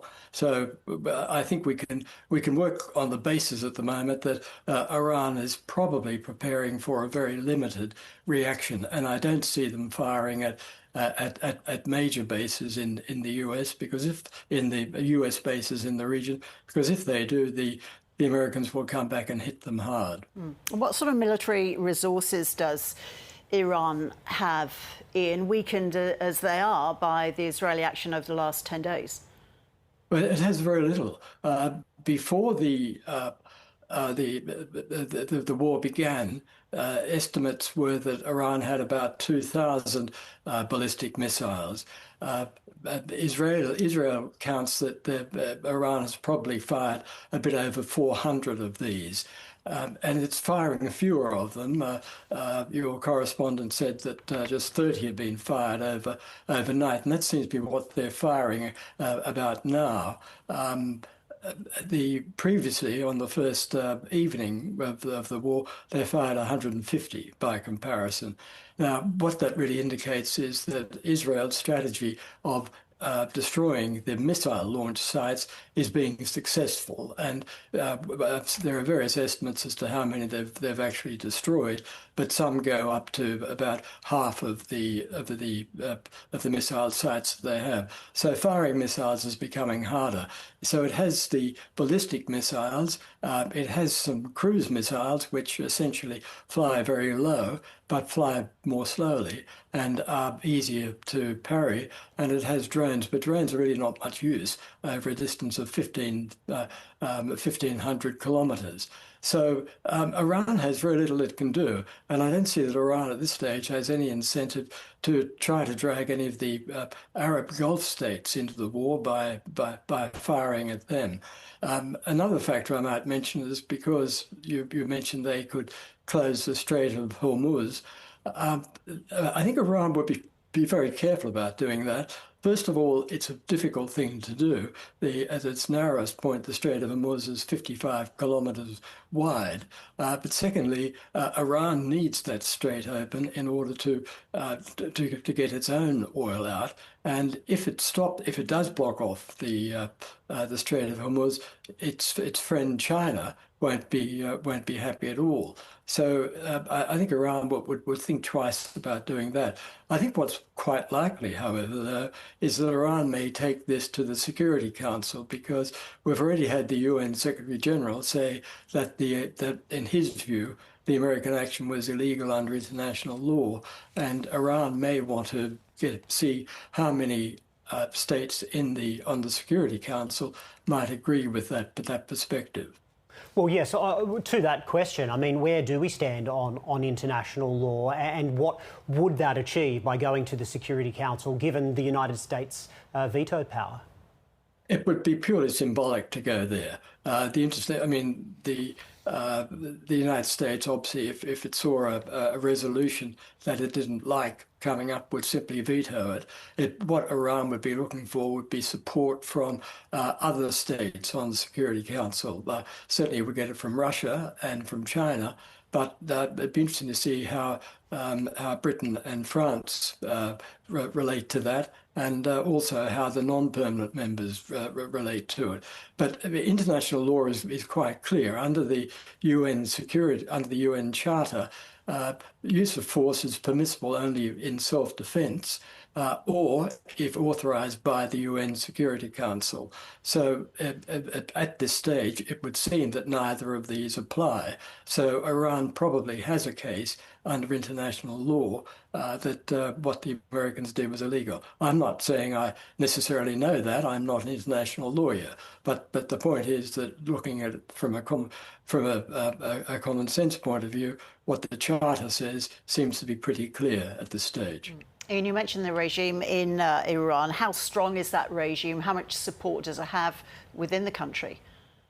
It is very hard to tell. We do know that the regime is unpopular in certain areas of the country, where periodically we get very serious demonstrations against the regime. I mean, I've visited Iran several times, and it's not very hard at all to come across Iranians, even in provincial cities, who will say how much they dislike the regime. We saw this most recently, I think, after the killing of a young Iranian woman in 2022, Mahsa Amini, and the huge demonstrations, the Women, Freedom, Life demonstrations that took place in Iran at that time. There also were demonstrations in 2008 when President Ahmadinejad looked to have stolen or done his best to take an election which most people felt he hadn't won.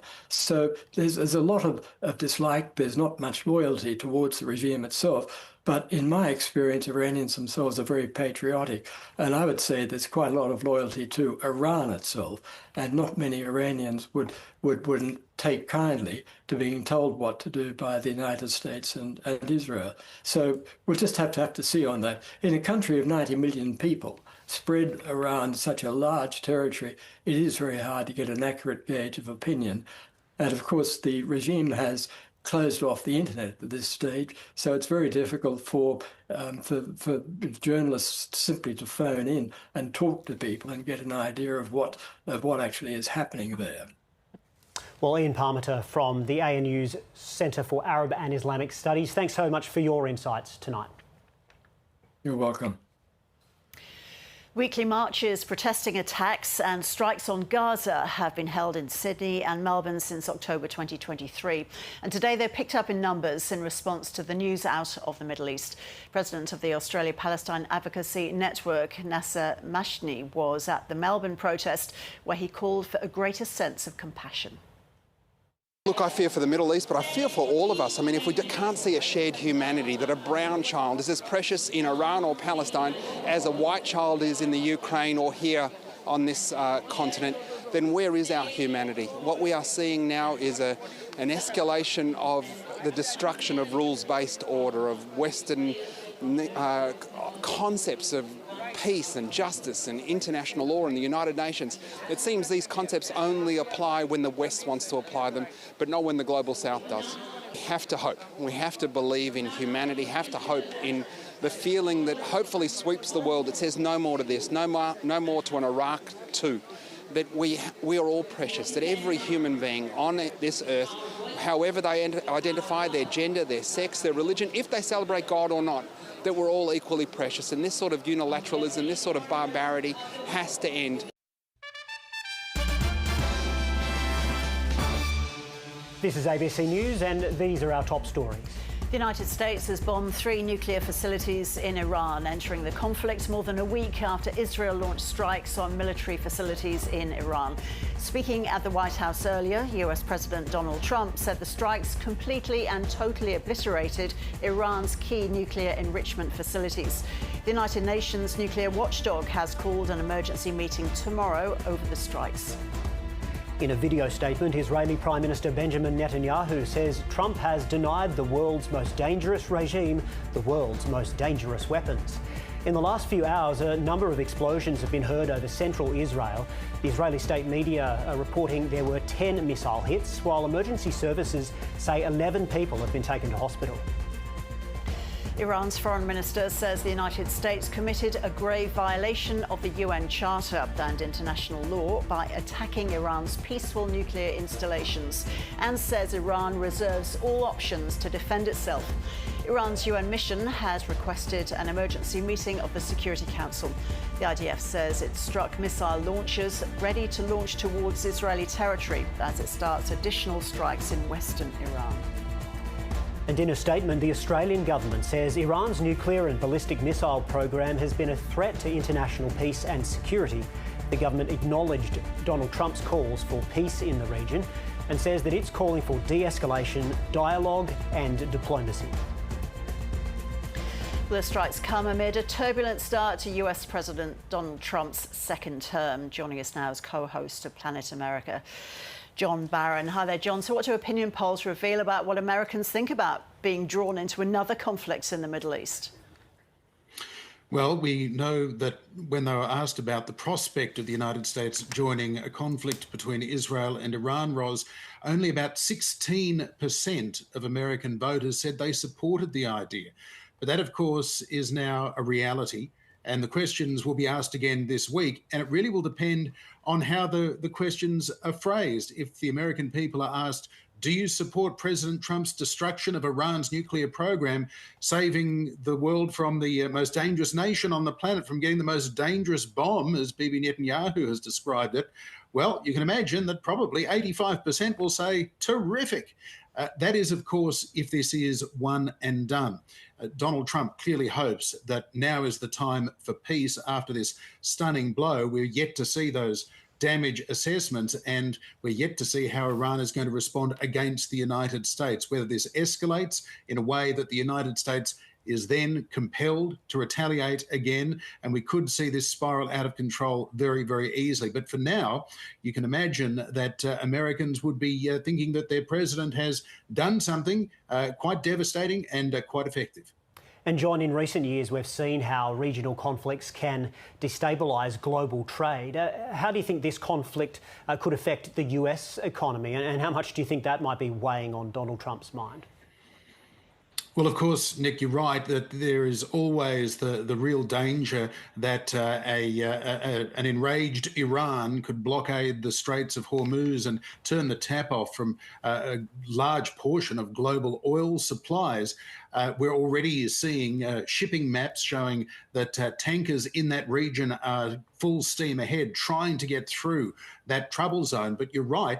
If gasoline prices in the United States suddenly back up to $7, $8 a gallon, Donald Trump is going to have a real problem on his hands, combined with the fact that, of course, he has already started a tariff-based trade war on multiple fronts, principally China, but with just about every nation on earth at the same time. That hasn't yet had the kind of damaging effect on the US economy that many had predicted, although there are signs that inflation is starting to build and consumers are stopping spending. But of course, with things like gasoline, it's not really an option. So if Americans are going to be having to pay more for their motor fuel, then that is going to have a significant impact on both the American economy and, one would imagine, Donald Trump's popularity. Well, John, it's not always easy to know what exactly Donald Trump is thinking, is it? But from a political standpoint, what might he be wanting to get out of this? Well, this is an important moment for the Trump presidency, Ros. Back to 2015, 10 years ago this week, when Donald Trump announced to the sniggers of many and the disbelief of most that he was running for president of the United States. Even 10 years ago, in that very first speech, he was talking about the threat of Iran, but he was also talking about the need for the United States not to keep getting involved in foreign wars, specifically in the Middle East. In last year's successful re-election campaign for Donald Trump, he was warning that it was Joe Biden and Kamala Harris that would take the United States into World War III, as he described it. He said that he was the candidate of peace. So we can believe him. when he takes to social media today, immediately saying that Iran must surrender. Now is the time for peace. He doesn't want a protracted war. He doesn't want 250,000 American servicemen and women being deployed into the Middle East. We also know there are about 40,000 American personnel in the region currently who now have targets, at least metaphorically, on their back. What Iran chooses to do, whether they strike directly at American interests rather than simply continuing their attacks on Israel, could well determine whether the United States is drawn irrevocably into yet another Middle East conflagration, or whether this can be one and done. Knocking out Iran's nuclear program, restarting a negotiation, rewriting an Iran nuclear agreement. Of course, it was Donald Trump in 2018 who tore up the previous Iran nuclear agreement, allowing Iran, in effect, to resume their enrichment activities and get the centrifuges spinning again.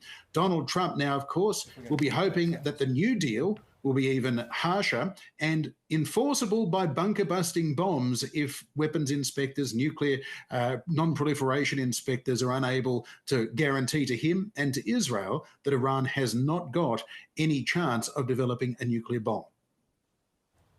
And John Barron, given that this might, as you say, sort of goes against Donald Trump's perhaps natural instincts, wanting to avoid foreign wars, who is he listening to? Who is having influence over him within the administration? Is it someone close to him there, or has Benjamin Netanyahu had a significant win, I suppose, in improving relationship?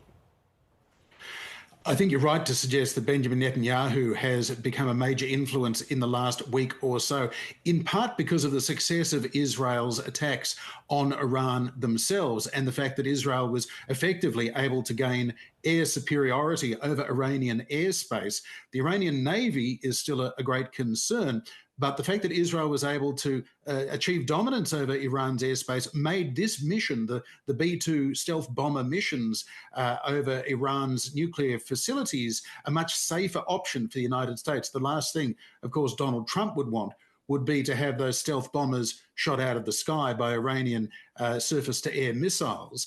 The fact that Donald Trump was believing Israel's intelligence on how close Iran was to developing a nuclear weapon, maybe just weeks away, according to the Israeli assessment, that came as a direct contradiction, Nick, to what the American intelligence community has been saying. Certainly 12 weeks ago, the Director of National Intelligence, Tulsi Gabbard, was testifying before Congress, saying that their assessment remains that Iran has not resumed its nuclear weapons program since 2003. And is not currently developing nuclear weapons. Now, Donald Trump decided he was not going to believe America's own intelligence assessment. His rationale being, well, this is the same American intelligence community that 20 years ago told us that Saddam Hussein was developing weapons of mass destruction. Turns out that wasn't happening. So on this occasion, he chose not to believe them when they said there wasn't a nuclear device being developed in Iran. But Donald Trump is notorious for really listening to a bunch of people, but acting on perhaps the last person in the room. On this occasion, it was the war hawks rather than the isolationist supporters of Donald Trump who seem to have prevailed. This is, of course, in keeping with Donald Trump's image where he likes to project strength. He's very sensitive to the sorts of claims that he always chickens out. So this is Donald Trump flexing America's military might, but also hoping that this is the kind of short, devastating strike that doesn't lead America into an ongoing conflict. John Barron, thank you. Well, let's bring in our political reporter, Pablo Vinales, now from Canberra Parliament House. Pablo, what have we heard from the Australian government on the strikes today? Nick, good evening. It has been a very cautious and somewhat muted response that we've seen from the Australian government. We are yet to hear directly from the Prime Minister Anthony Albanese or the Foreign Minister Penny Wong, though the government has released a statement, and I'll read part of that to you now. It says, "We have been clear that Iran's nuclear and ballistic missile program has been a threat to international peace and security.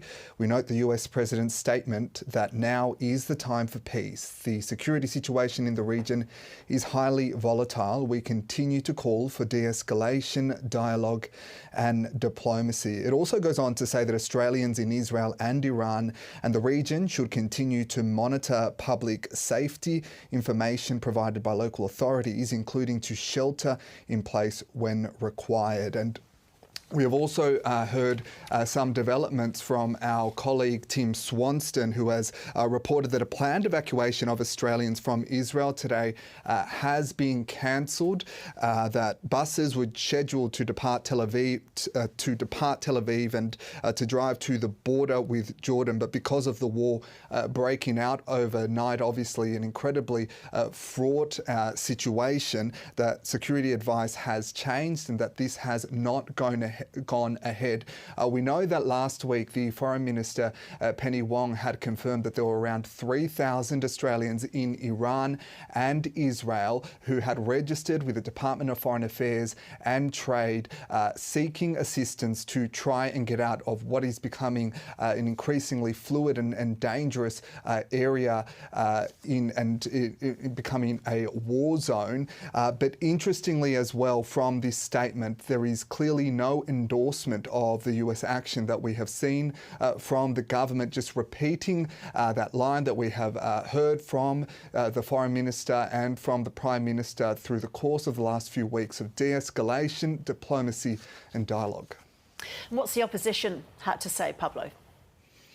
Ros, the opposition has been a little bit more pointed, coming out today, supporting the US action, the strikes overnight, and also somewhat critical of the Australian government's response. We have heard from the Shadow Home Affairs Minister, Andrew Hastie, today, saying that the government has been too ambiguous in its response. Let's take a listen.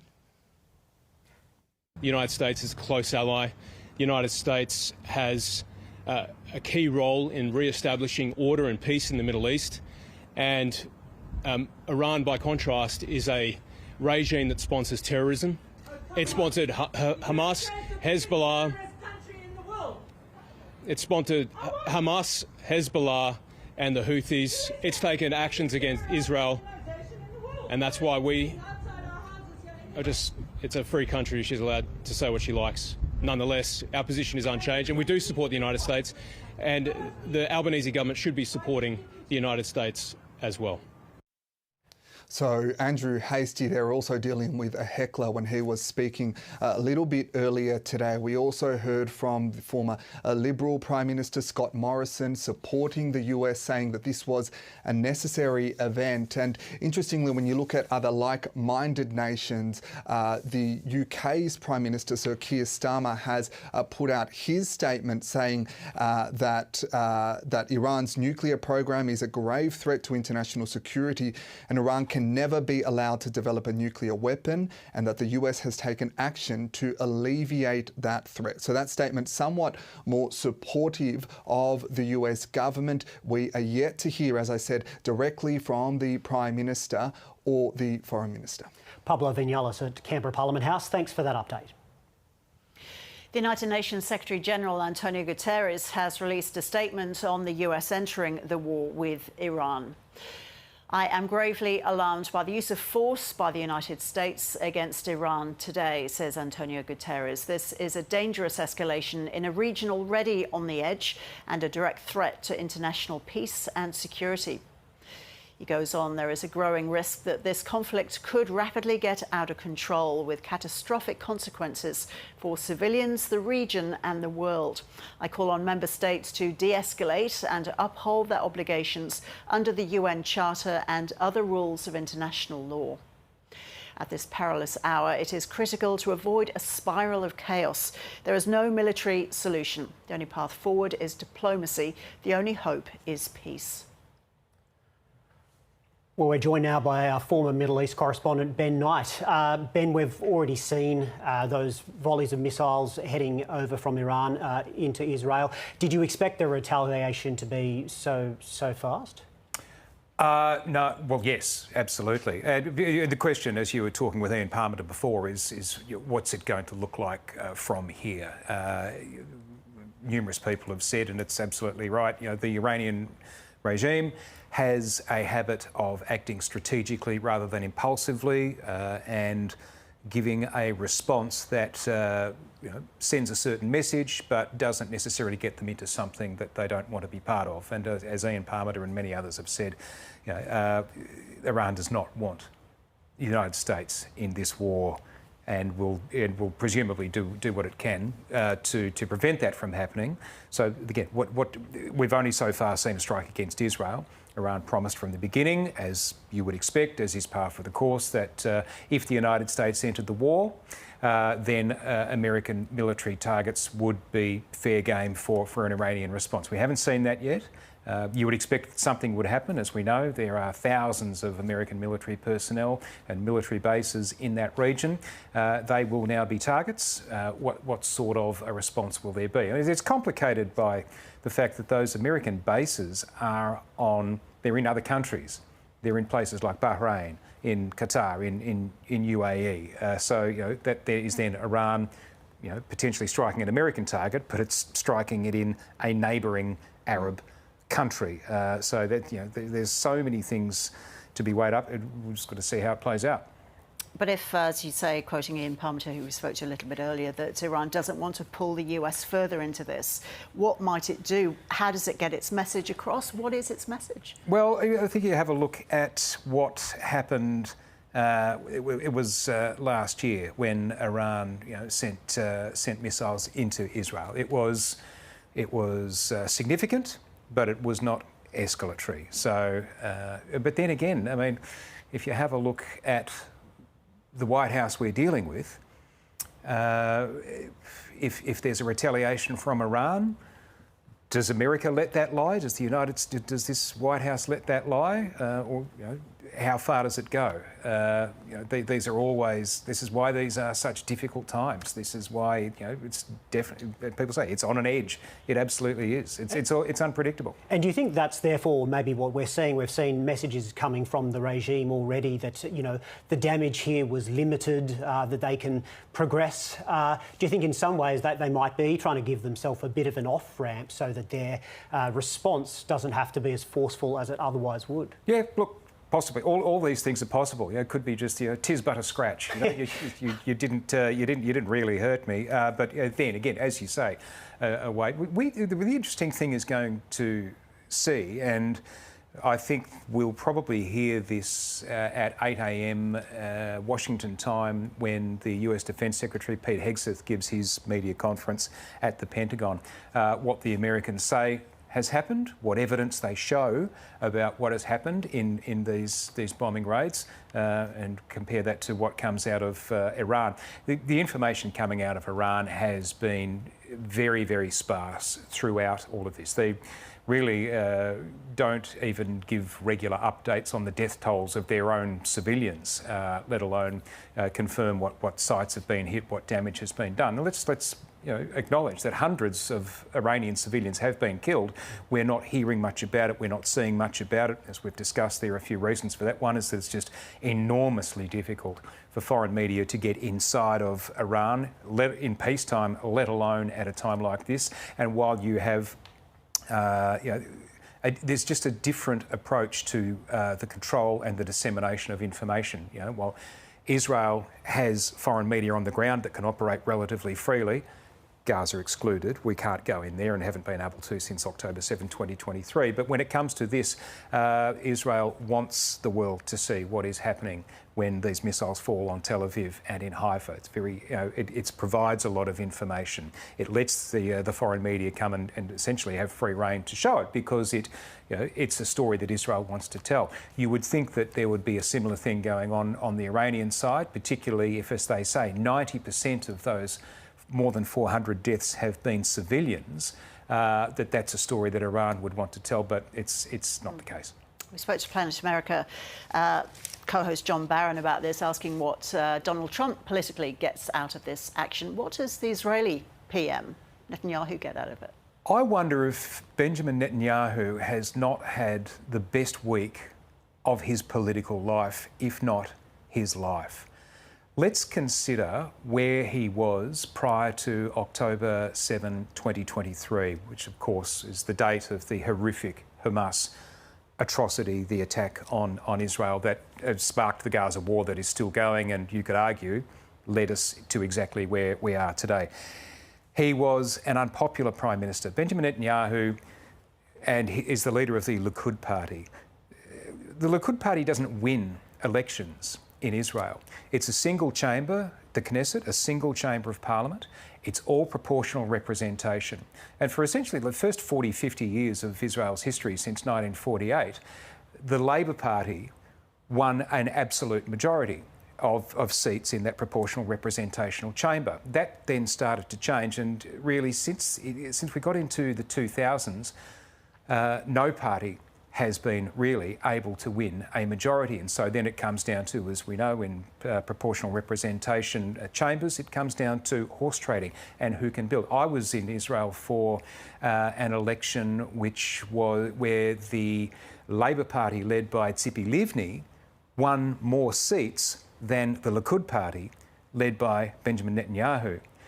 But she couldn't form a majority. Benjamin Netanyahu could, and what he did it by linking with ever more right-wing, ever more extreme parties who had won a small number of seats. And so he was aligning with settlers. He was aligning with the ultra-Orthodox. And that has shaped the party that he has led, and it has shaped Israel's political direction ever since. Now, just because he was the leader did not necessarily mean that he was popular. Like I say, he never actually led a party that won a majority of seats. And he was unpopular over certain things, and one of those was allegations of corruption. So let's, again, go back to where he was before October 7, 2023. Politically unpopular, facing significant charges of bribery, fraud and breach of trust, potentially facing years in prison. The trials were underway. And then came October 7. He became even more unpopular after October 7 because it was such an incredible intelligence failure by Israel and, of course, by the government that he led and the agencies that he was in charge of. He took a lot of damage over October 7. Then, as you started to see the Gaza war grind on, you started to see that kind of change. And obviously the major thing for him in terms of his personal life was that the corruption charges were just on hold. And it's an interesting parallel with him and Donald Trump. Being in power and staying in power has made their court cases essentially disappear. You wouldn't expect that at some point they'll leave power, whether they come back or not, who knows. But since then, he has effectively brought Hamas to its knees. Then came the operation in Lebanon against Hezbollah, not just weakening Hezbollah, but humiliating Hezbollah with those Mossad operations, with the exploding pages. There's just a classic attention-grabbing Mossad operation, which makes the rest of the world look and go, well, that is actually impressive. But not only that, but actually killed Hezbollah's leader, Hassan Nasrallah, something that probably wasn't even thought possible. Similar, down in a bunker, just too hard, we'll never find out where he is, he's dead. And then not of Benjamin Netanyahu's doing, but one of Iran's other main proxies, the Assad regime in Syria, is gone. Now this, he is riding high, and it looks like, from our correspondents, the country is rallying behind him. Well, former Middle East correspondent Ben Knight, it's been great to get your insights tonight. Thanks so much. So recapping our breaking news, if you're just joining us on ABC News Channel and News Radio, the United States has bombed 3 nuclear facilities in Iran, entering the conflict more than a week after Israel launched strikes on military facilities in Iran. US President Donald Trump says the strikes completely and totally obliterated Iran's key nuclear enrichment facilities. And this afternoon, a number of explosions have been heard over central Israel. You're looking at pictures from Israel, where police and rescue teams are at the site of an Iranian missile attack. Israeli state media is reporting there were 10 missile hits, while emergency services say 16 people have been treated for injuries. The IDF says it struck missile launchers ready to launch towards Israeli territory as it starts additional strikes in western Iran. President Trump earlier called Iran the world's #1 state sponsor of terror and has thanked and congratulated Israeli Prime Minister Benjamin Netanyahu. Mr. Trump also said hopefully no more US strikes will be needed, but added that there are many targets left in Iran. In a video statement, Mr. Netanyahu said the attacks will change history. Today's actions are a sudden and somewhat sooner than expected escalation in the conflict. Just 2 days ago, Donald Trump said he would decide on US involvement within the conflict in the next 2 weeks. The US has struck 3 key nuclear sites in Iran: Fordo, Natanz and Isfahan, all to the west of the capital, Tehran. The United Nations Nuclear Watchdog Director has called an emergency meeting set to take place tomorrow. Iran's parliament and foreign policy head says the strikes give Iran the legal right to withdraw from the Nuclear Non-Proliferation Treaty. Iran's UN mission has requested an emergency meeting of the Security Council. And the planned evacuations of Australians from Israel has been cancelled. Buses that were set to depart from Tel Aviv today, but some of those security advices coming through have changed following the latest US attacks. In a statement, the Australian government says Iran's nuclear and ballistic missile program has been a threat to international peace and security, and it's called for de-escalation, dialogue and diplomacy. Well, Middle East correspondent Eric Torczek joins us now from Jerusalem. Hi there, Eric. So we had live pictures from Haifa, I believe, a short time ago. Retaliatory strikes by Iran against Israel are continuing. But after the US action, were the barrages much heavier than we've been seeing over the last few days? Certainly the heaviest we've seen in days, Ros, and it looks like there were more impacts than we've seen in some of these previous barrages. In the first couple of days after Israel's attack, there were multiple large ballistic missile barrages. Then Israel says it managed to hit a number of launch sites and storage facilities, and we saw both the intensity and the scale of Iran's barrages drop off. Now, that was until this morning when we had one of the largest in at least the last 3 or 4 days, and looks to be one of the most damaging, with at least 10 impacts in central Israel and potentially in the north as well. Though that one in Haifa, it's not clear whether that was caused by a ballistic missile impact or an Israeli interceptor. The military is looking into that because no sirens sounded in the city of Haifa, as would normally happen if there was a ballistic missile incoming. But certainly these strikes, these barrages are less, there are fewer missiles than we know that Iran could launch before. In April of 2024 and in October of 2024, it launched much larger ballistic missile barrages. But Israel says it's significantly degraded Iran's ballistic missile launch capabilities, and that might be why we're seeing fewer missiles in these barrages than we've seen previously. That's, I guess, the military response from Iran. But what sort of words have we been hearing from the regime? What's its reaction been to the US's strike earlier today? Illegal, a breach of the UN Charter, and a breach of, and means that, the US is undermining Iran's compliance with the Nuclear Non-Proliferation Treaty. Iran is a signatory to the treaty. It allows international inspections and monitoring of its nuclear sites, and it draws the contrast with Israel, which is presumed to have a nuclear weapons program but is not a signatory and does not allow international inspection. Although the IAEA in its last report said that Iran was not being entirely open with inspectors, and there were things that it wanted to see but was not able to see. Even though Iran insists its program is for peaceful purposes, and the IAEA had not found Iran was making a systemic attempt to build nuclear weapons, it did say that it hadn't had full transparency from Iran and full oversight of all of Iran's nuclear program.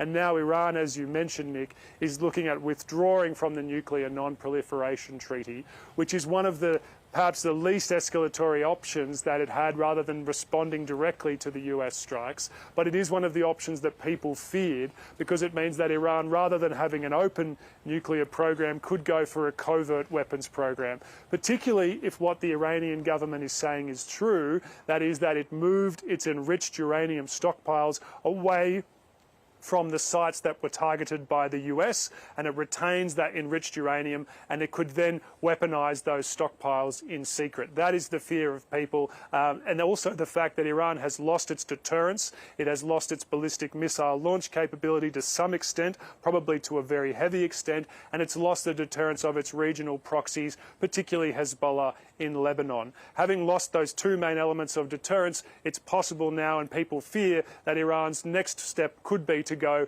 for a nuclear weapon to re-establish some form of deterrence against further Israeli and US attacks.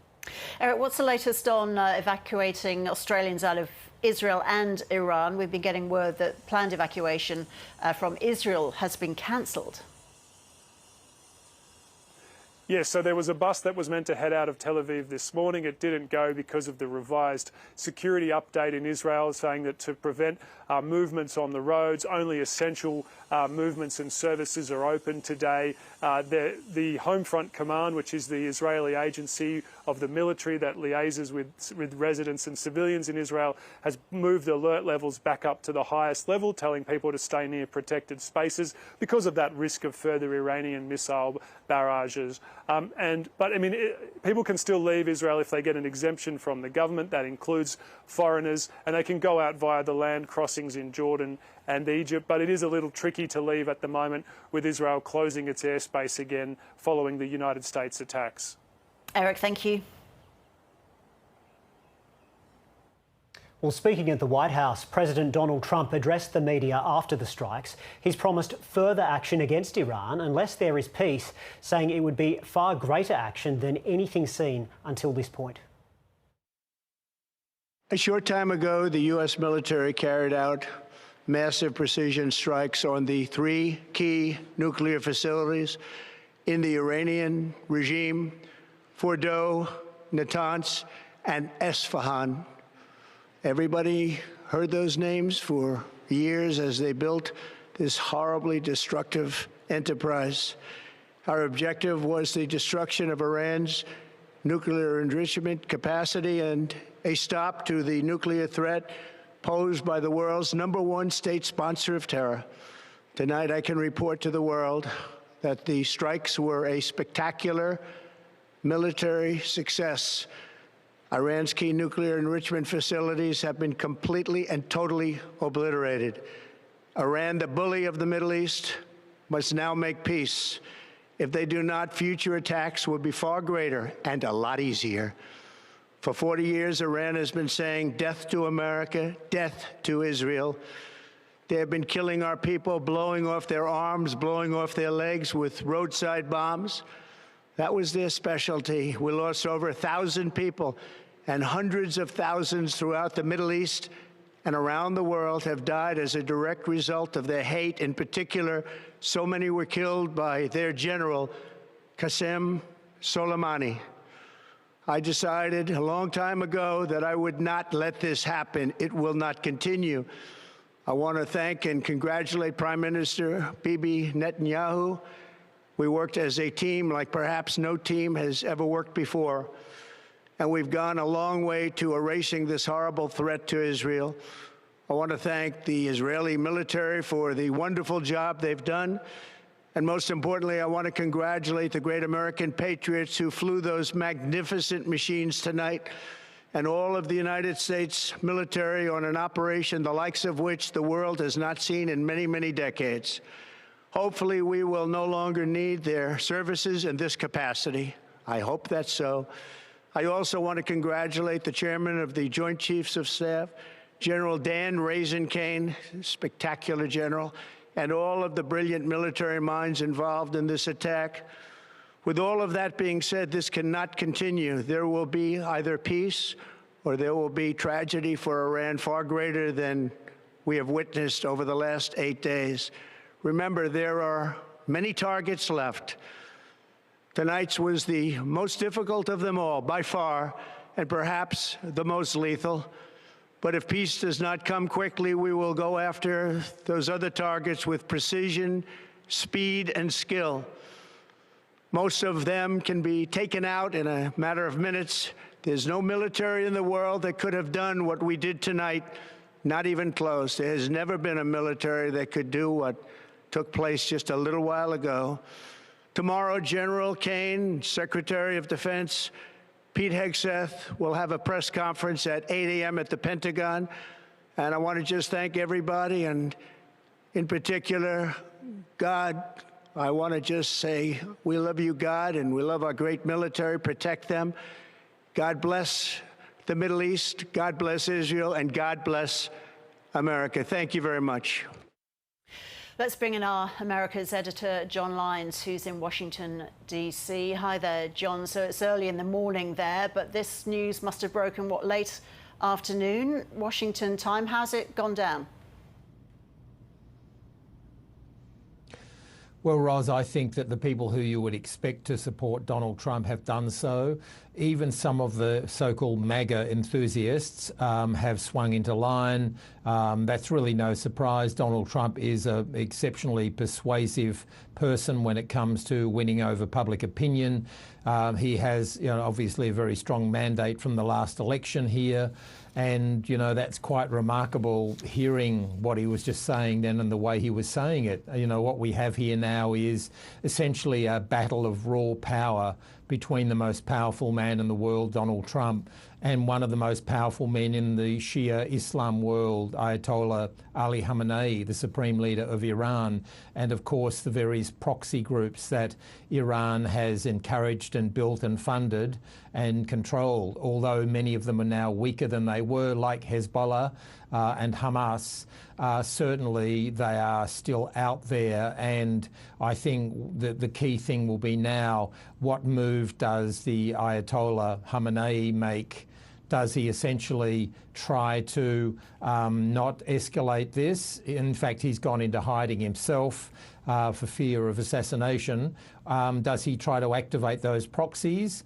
Or does he realise that by going into a full war with the United States that he's not going to win that, Iran is not going to win that?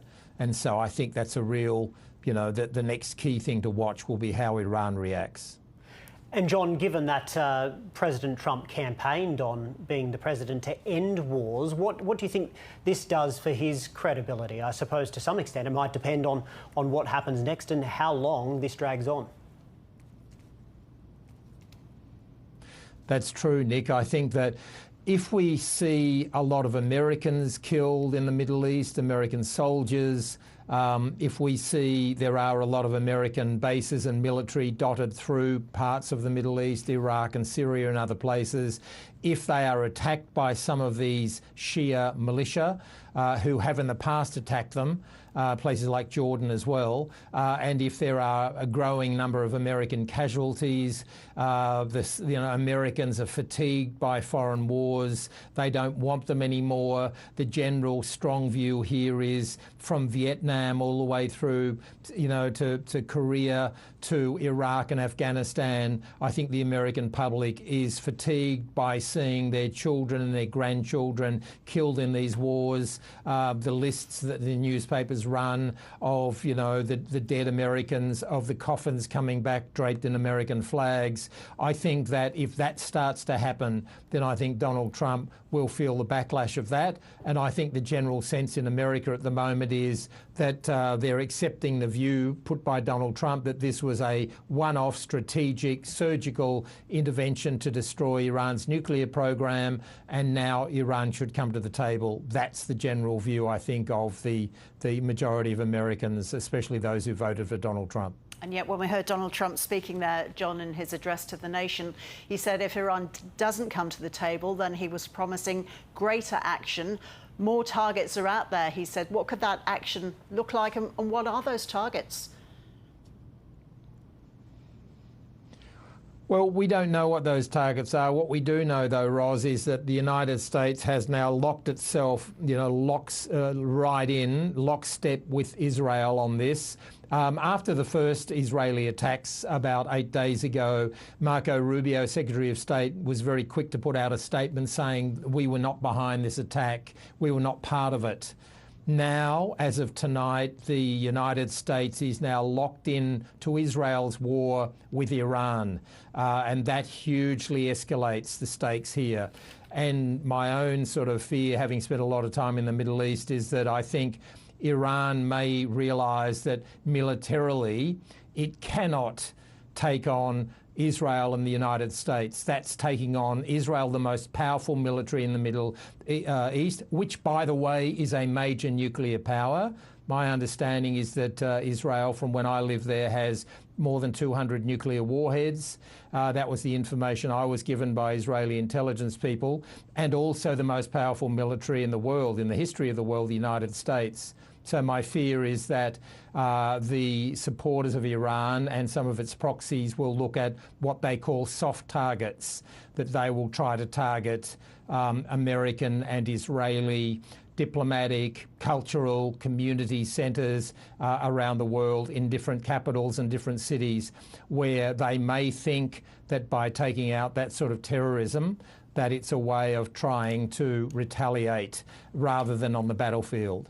I hope it doesn't happen. Yeah, John, the United States and Israel have both said that the threat of Iranian nuclear weapons are real.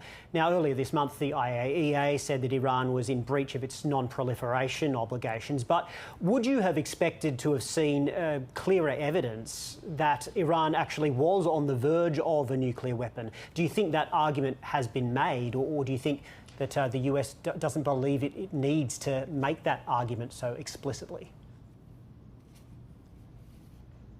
Well, the interesting thing, Nick, is that the person in charge of America's national security, national intelligence system, Tulsi Gabbard, she's the head, most senior of the intelligence officials. She herself said recently that Iran was not developing a nuclear weapon. And only 2 days ago, when Donald Trump was asked about that, he said, well, the intelligence community, the American intelligence community is wrong. Now, I think we have echoes here of past situations where American presidents have tried to argue something against their own intelligence establishments. So we have a president who has ordered a bombing of Iran, who says that America's intelligence system, which is pretty well funded and all-encompassing, it is wrong. And so we haven't seen that definitive information. However, there are certain questions, like the IAEA has questioned Iran's adherence to what it was told to do. There's no doubt about that. And the other question too is that if there was nothing sinister about their nuclear program, the Iranians, why did they need to try to build it a mile or two underneath a mountain as they have at Fordo? And something that's come out here, breaking news in the last couple of hours, is that Fox News has had a conversation or an interview with President Trump, Sean Hannity from Fox News, and the president told him that, in fact, the Americans dropped 6 bunker buster bombs on Fordo. I mean, that's incredible when you think about it. They're 30,000 pounds, these bombs. So that's 180,000 pounds worth of bombs on one nuclear facility. And President Trump also said that in terms of Natanz and Isfahan, the 2 other nuclear sites, that the American submarines fired 30 Tomahawk missiles towards those 2 nuclear facilities. Now, if all of that is true, then those 3 nuclear facilities would be essentially disabled. I can't see how any facility could survive 6 bunker buster bombs.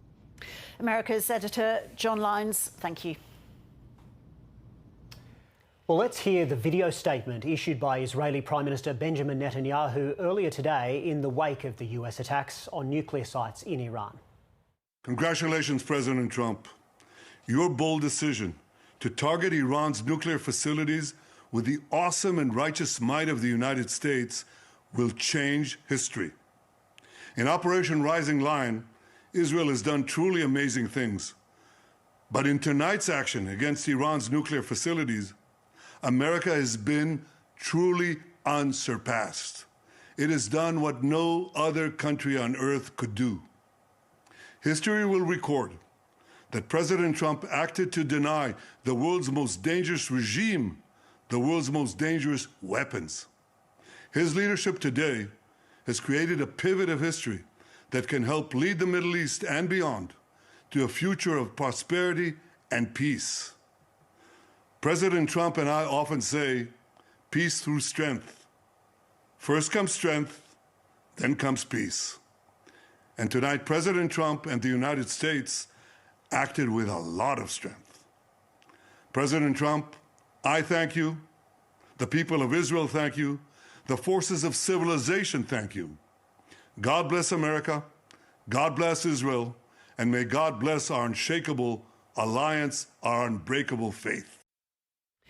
Back home, New South Wales Greens Senator David Shoebridge said the strikes are another dangerous escalation in the Middle East and called on the Australian government to do more.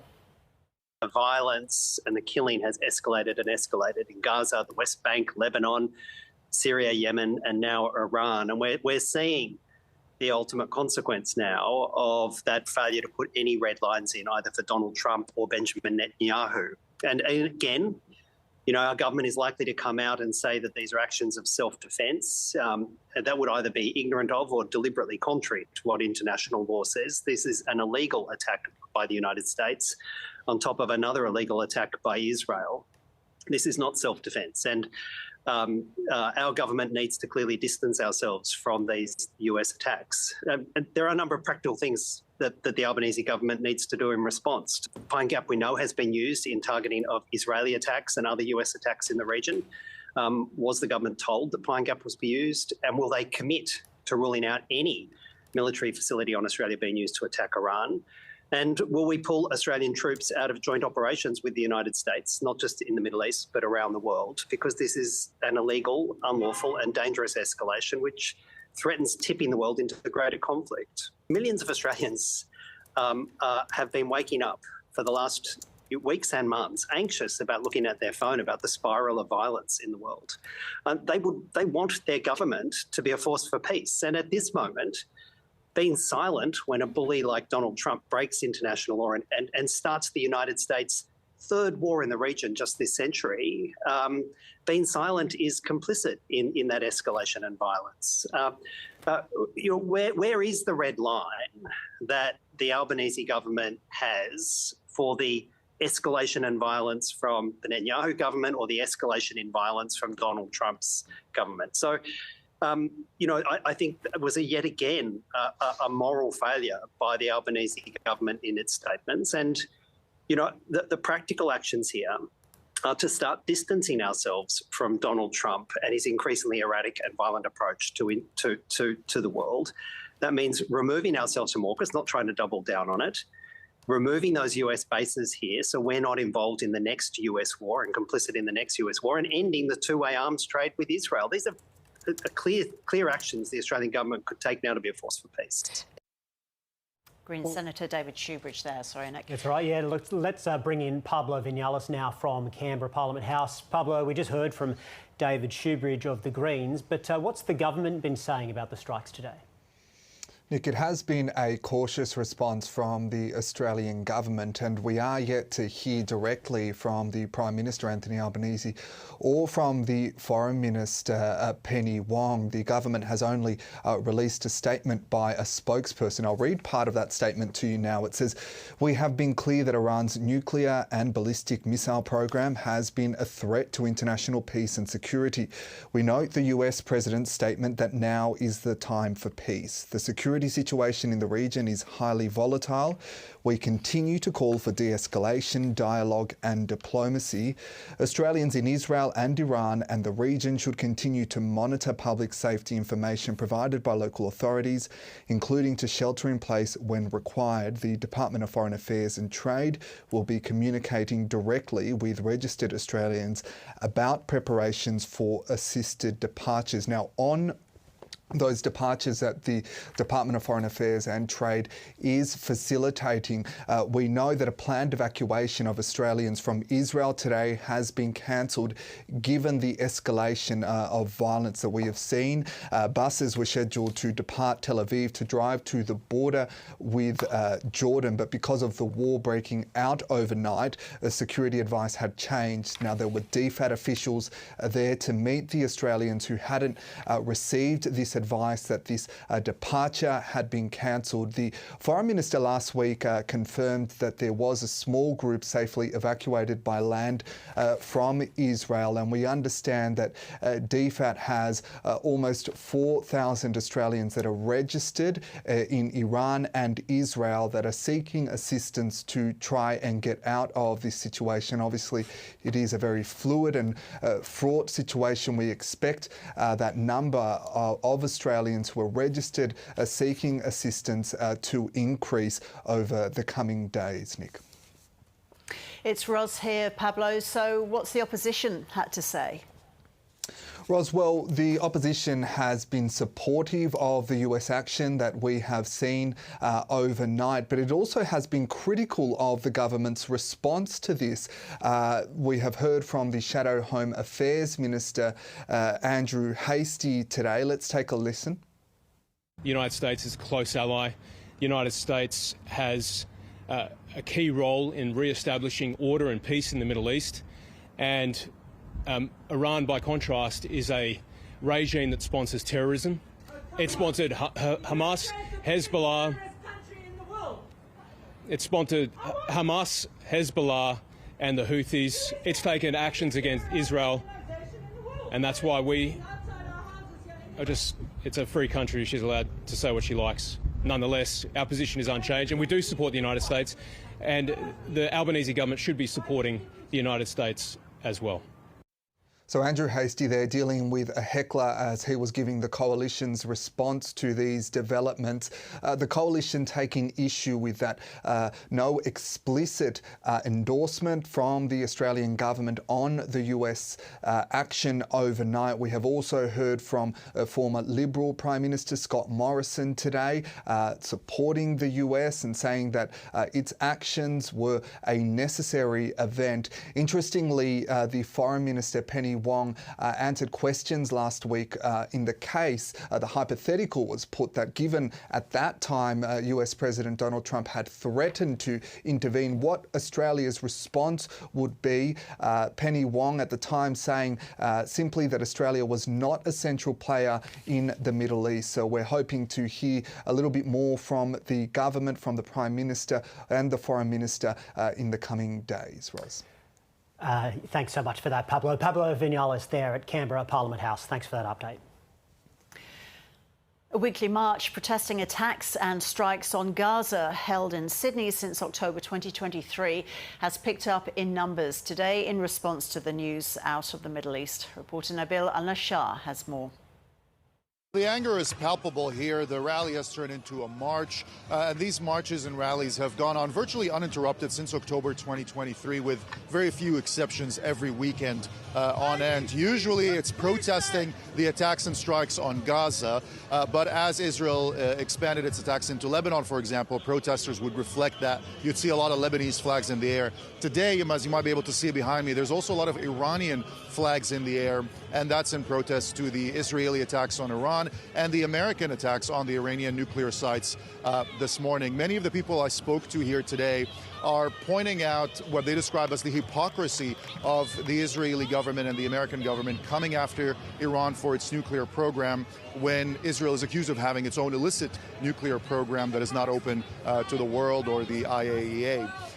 People I've spoken to also say that they point to, again, what they describe as the hypocrisy of the United States of America coming after Iran for its nuclear program when the United States is the only country in history to have used nuclear weapons in war. So there's that anger. There's also fear. Many of the people here are scared for their loved ones. They've got families back in Iran and Tehran, children, grandchildren, and cousins who they're worried for their lives. They're not sure how they're doing because they've had difficulty getting in touch with them. There's been issues with communication, trying to get to people in Iran, sometimes for 24 hours or for 48 hours in certain areas. There are people to this moment who don't know what's happening with their families in Iran, if they're well or not, if they've been hurt. And of course, a lot of this anger is directed not just at Israel and the United States government. A lot of it is also directed at the Australian government. People here are demanding that the Australian government play a bigger role in sanctioning Israel, in stopping the war and the violence that's happening in the Middle East. And last thing I'll mention is that many of the protesters and marchers here haven't forgotten about the Palestinians, who meanwhile are still being killed in the Gaza Strip, while these attacks have now expanded and went between Israel and Iran. There's still targeting of Palestinian civilians who are going to the aid centers or trying to get aid, who have been killed over the past 24 and 48-hour periods. So the march has started here in Hyde Park. It went around the city, down back through Market Street, as you can see behind me. It's a few thousand people. You're seeing Iranian flags, Palestinian flags, Lebanese flags. And the main objectives of the protests are largely the same as they have been over the past 18 or 19 months, however long it's been since October 2023. But now with the added protesting and objecting to the war between Israel, the United States, and Iran. You're watching ABC News. These are our top stories. The United States has bombed 3 nuclear facilities in Iran, entering the conflict more than a week after Israel launched strikes on military facilities in Iran. Speaking at the White House, US President Donald Trump said the strikes completely and totally obliterated Iran's key nuclear enrichment facilities.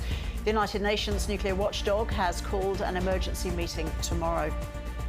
In a video statement, Israeli Prime Minister Benjamin Netanyahu says Trump has denied the world's most dangerous regime the world's most dangerous weapons.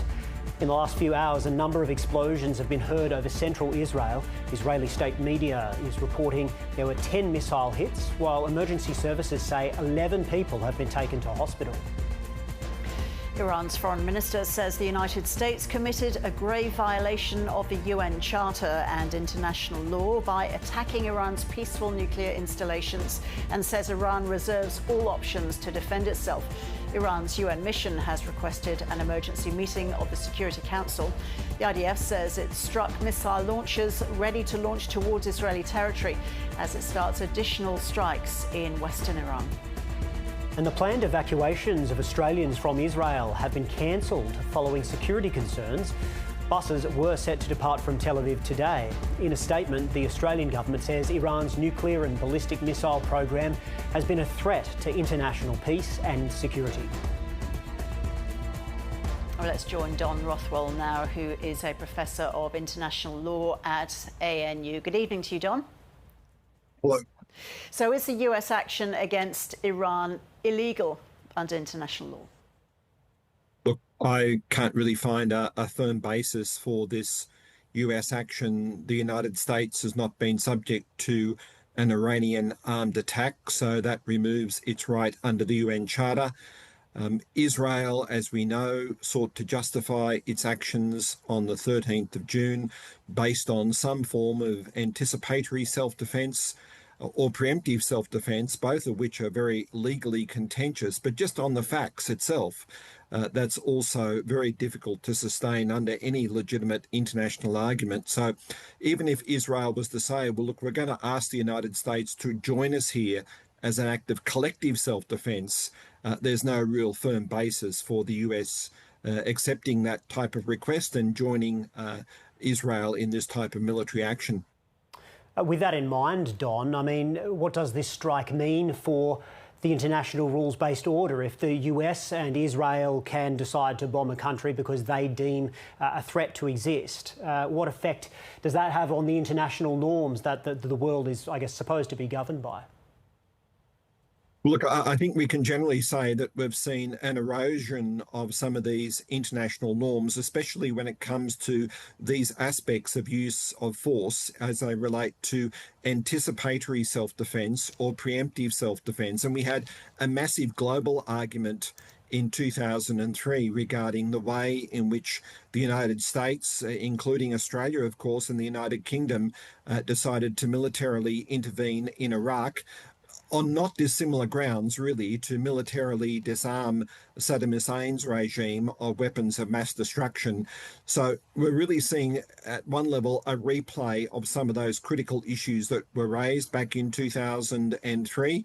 And it's really just very concerning, because if these groups of states are very proactively interpreting their right to exercise self-defense in this way, of course, other states will look on and say, well, if Israel and the United States can do this, why can't we also use this right of self-defense to disarm our enemies in this way? NATO is due to meet on Tuesday. Don, also Iran's UN mission has requested an emergency meeting of the Security Council. What real effect could other countries have on what's happened and what might happen?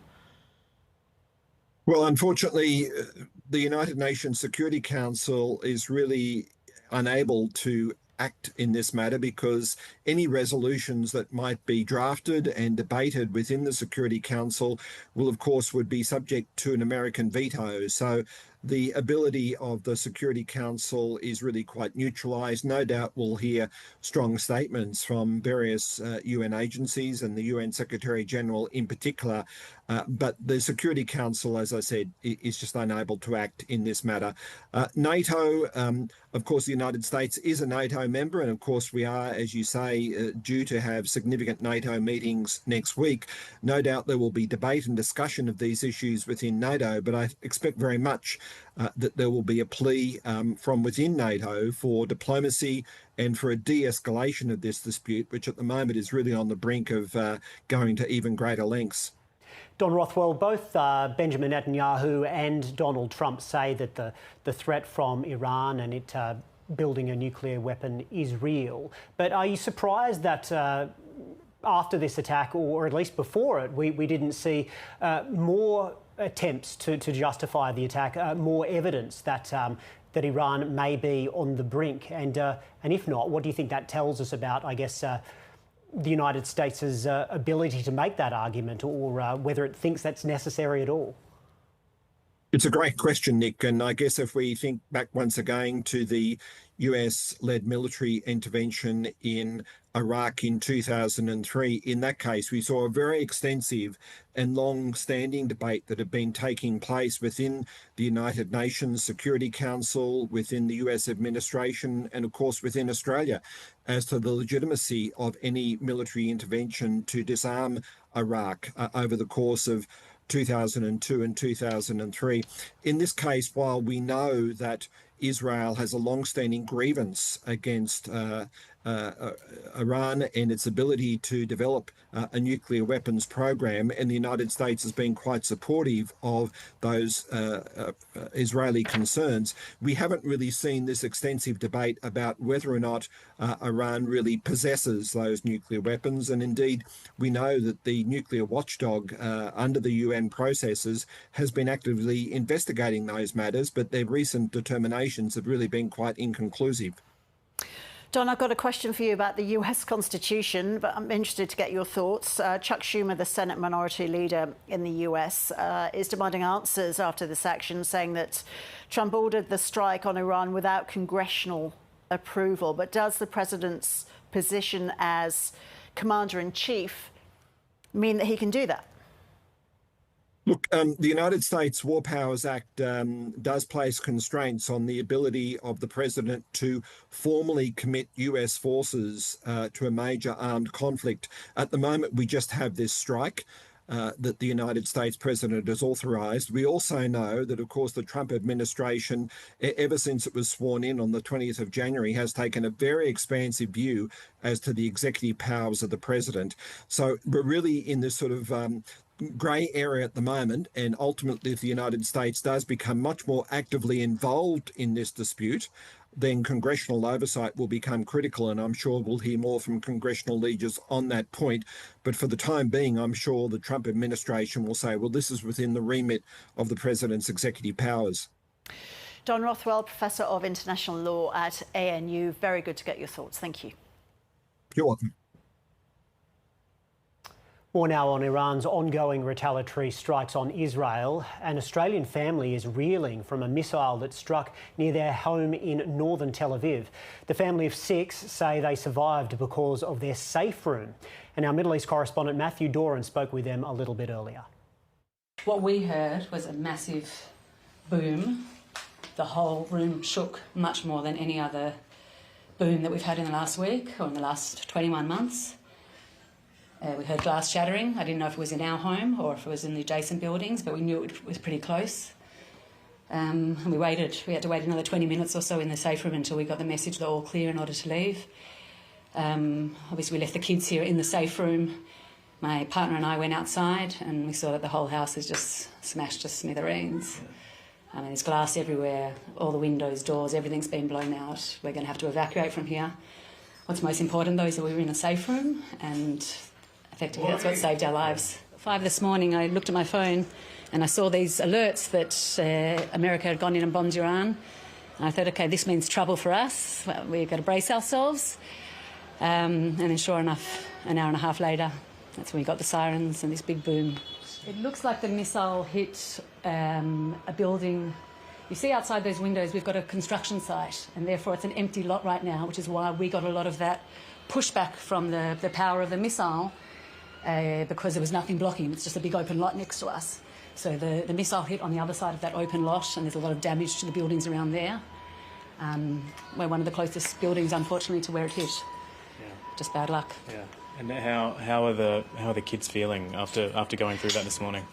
I think the kids are not yet processing it. Yeah. My little guy, who's only 6, you know, at the beginning they were all in shock. Can we have our phones? Can we call our friends? Can we take videos? And, you know, they're only now starting to process that their lives have changed. They've lost all their belongings. We'll try and salvage what we can. But, yeah. Have you got somewhere to go?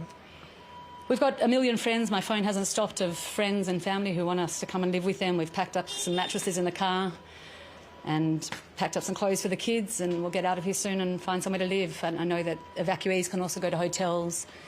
But, yeah, at the moment, we just want to figure out what's going here with our home, salvage what we can and get somewhere safe. Regular citizens inside Iran are struggling to share their experiences after rolling internet blackouts and fear of arrest. Despite that, some messages from inside Iran have reached the ABC. In the days before the US attack, a woman we'll call Farah sent me these videos after an Israeli strike. My father recorded it the morning after they attacked our neighborhood. One of them was behind our house and they killed many people. I felt so heartbroken to see the kids and young people, they were killed. Farah fled Tehran with her family, fearing for her life. Now, after the US attack, any safety has been shattered. This American attack, I can't stop my tears. This is the war. Nobody knows what will happen next. Nuclear leaks, maybe. It was already hard to talk with people on the ground in Iran. Foreign journalists are rarely allowed in, the press is tightly controlled, and regime critics are regularly arrested. And since the conflict began, there's been a near total internet and social media blackout. But in pockets of connectivity, I've reached some of my contacts, like Rima, who woke from the sound of the US strikes. Fordo was a place that Israel couldn't bomb. Trump did it instead. But Israel won't stop. They will finish the Islamic Republic.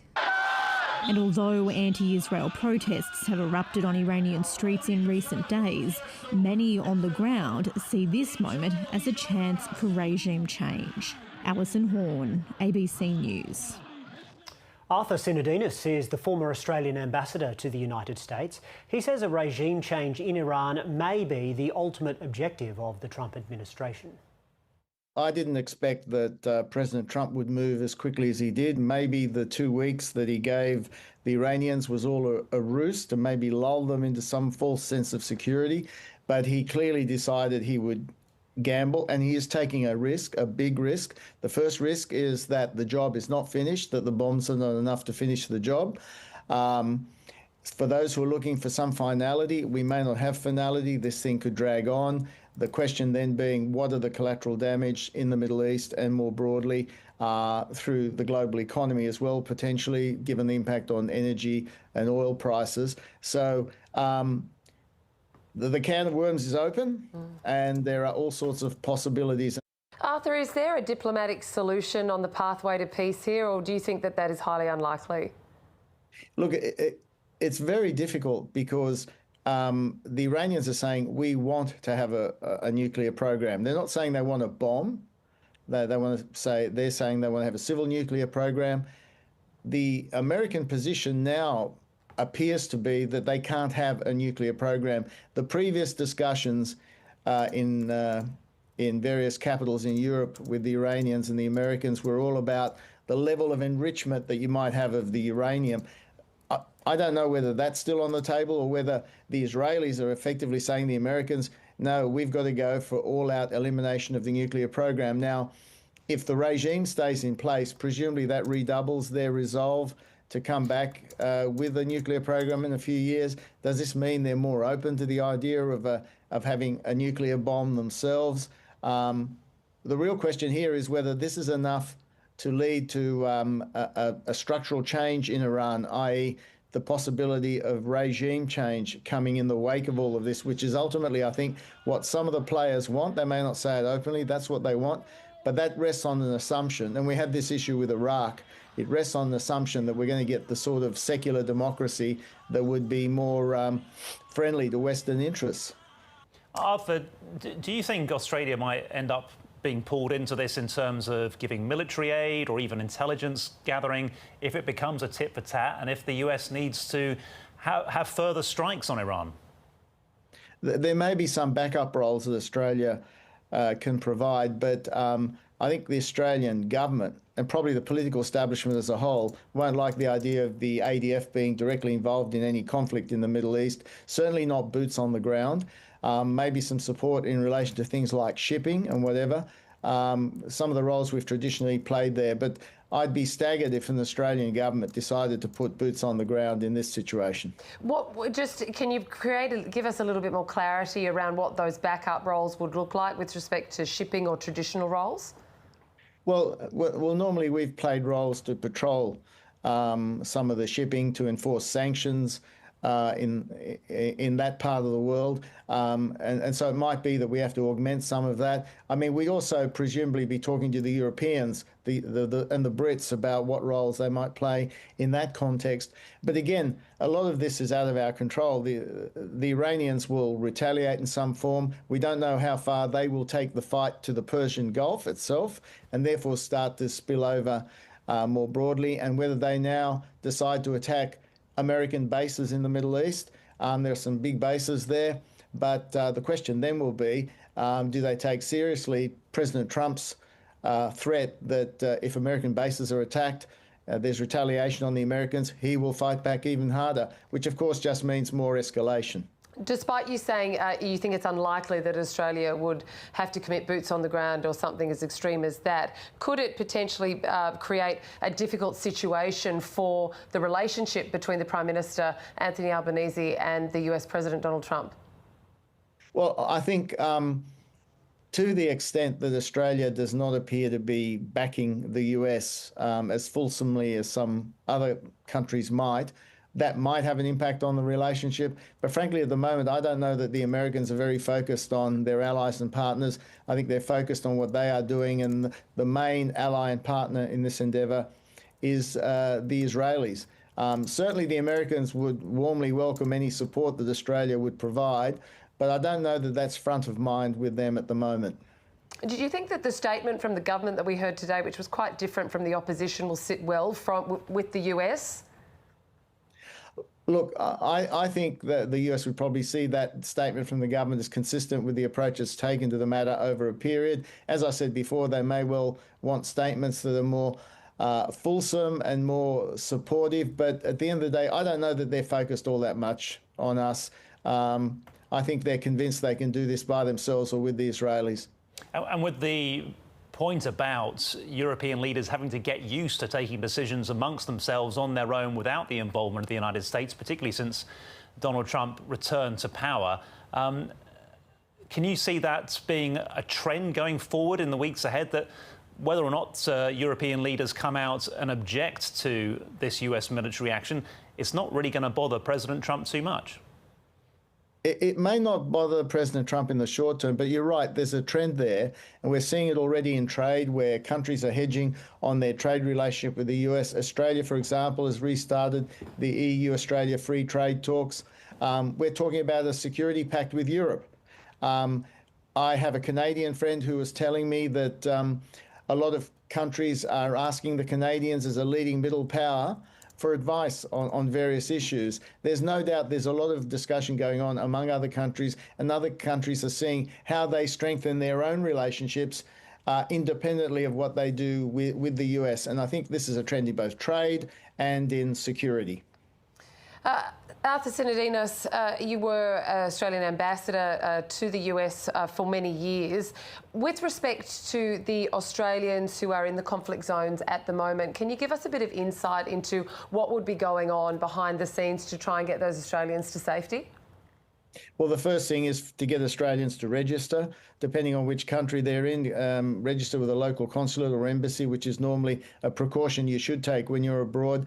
The Crisis Response Centre in Canberra will be trying to work out, well, what are the best ways to respond to the situation? Is evacuation possible? Is it better to advise people to shelter in place and play it safe? There are some moves by the Australian government to help get people out of the Middle East, but it's a day-by-day situation. I mean, my advice is if you can get out, because we don't know for how long this conflict will last. But again, the people on the ground, the consular officials, are best placed to give advice. That was Arthur Sinodinos speaking with my colleagues Alex Thomas and Catherine Robinson a little bit earlier today, who also spoke with Jen Parker, an expert associate at the ANU National Security College. And she says Israel is anticipating further missile barrages from Iran. Certainly, it'll be a range of ballistic missiles that Iran will be firing, potentially some uncrewed aerial vehicles as well. We know that when this conflict started about 10 days ago, or at least this iteration of this conflict, Iran was rumoured to have over 2,000 ballistic missiles. They've fired quite a few, but I think they will be saving some for what might escalate in the region. So it's probably a combination of ballistic missiles, but obviously their uncrewed aerial vehicles as well. We're getting news also on the wires, Jen, that some airlines are suspending rescue flight services to Israel until further notice. El Al Israel Airlines and Kia Airlines saying that that is happening as a result. From your understanding of historical conflicts, how does this now all play out with respect to how the world helps those there and helps also those people, you know, who need to get out and leave? Yeah, look, the closure of airspace is to be expected. Of course, whenever you see this kind of tit for tat between these two countries, and we did see this in April and October last year, the first thing is to do is to divert flights and close airspace. It is quite a difficult area to evacuate personnel from, and we've seen DFAT talking about that during the week. Of course, the people in Iran who are trying to evacuate the Australian citizens, that is quite difficult. We know the embassy is closed there. In Israel, it's a little bit easier as you can get people across land borders. And in a conflict like this, the priority is always to get people across land borders rather than trying to get air flights directly into those countries being attacked. And we're hearing that there have been several explosions heard over Tel Aviv. I guess we don't know if that's just the Iron Dome intervening, intercepting those missiles in the air, causing no damage, or whether those are explosions on the ground. We're not showing our viewers the live feed at the moment. We have got a feed now, or some pictures from earlier. We know that people have been sheltering in car parks deep underground if they've not felt safe enough to stay in their homes. The live feed we've got of Tel Aviv at the moment still shows sort of sunny skies with some clouds, more of a weather forecast than a war zone, but clearly those reports coming through of explosions right now. And I guess, Jen, the whole question has been how long Iran can continue to respond when they've not got many allies. I'm just going to pause there because you can clearly hear the air raid sirens.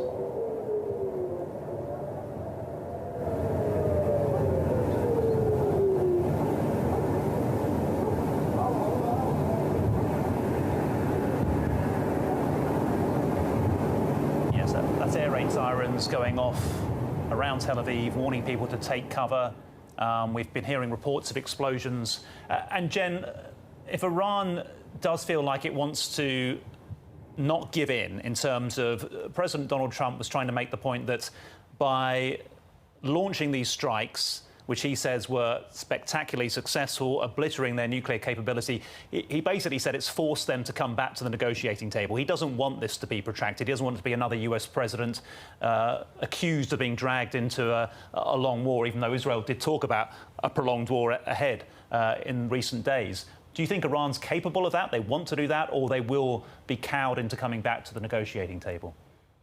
If you think about what Iran's priority is right now, that's going to be regime survival. Of course, they need a show of force, really for a domestic audience, to be honest, rather than an international audience. But I think you will find Iran coming to the table in the coming weeks. The question is what happens between now and then. Of course, we've seen the retaliation against Israel, which is to be expected. We've seen these missile barrages over the last 10 days, Iran firing at Israel. The question is, what does Iran do next, though? There has been a lot of commentary about whether they will target US bases in the region, whether that be the 5th Fleet headquarters in Bahrain, the air assets in Qatar, or bases in Iraq and Syria. Look, I think that kind of escalation is probably unlikely for Iran because of how depleted their missile stocks are going to be. Maybe some action in Iraq and Syria. The other thing we've typically seen from Iran, in fact, last time Donald Trump was president, we had a Gulf crisis in 2019 and 2020 when General Soleimani was assassinated, the commander of the IRGC, and we saw Iran attacking ships across the Gulf of Oman and the Strait of Hormuz. I think that is probably a likely outcome, something that we will see in the next couple of weeks, which sends a message but doesn't target US bases in some of those key Gulf states. So I think we will see something more than just Iran targeting Israel. But I think eventually Iran, if their objective is regime survival, is going to have to come to the table and negotiate. Yeah, Jen, just how likely is regime survival? Look, this is a really difficult one that people have been talking about in the last couple of weeks. Certainly, we haven't seen, despite, Netanyahu 9 days ago now calling for Iranians to stand up against the regime, the reporting is we haven't seen that at all in Iran. And so, given that there were, a lot of protests 2 years ago, some people have said, no, the pockets are there to really rebel against it. But I'm not sure that's what we've seen the last couple of weeks. So I think it could be likely. Clearly, Israel has been held back from assassinating the Ayatollah. President Trump has said that they don't want to do that, and that is kind of a faux pas in the international arena, taking out the leader of another state. So given that hasn't happened, I think it is likely they could survive, but I think that they'll need to come to the table. If they continue to fight this conflict, they'll only continue to be weakened. Clearly, their missile inventories are being reduced. Clearly, their air defence capabilities have been taken out. So I think the next step is for them to negotiate.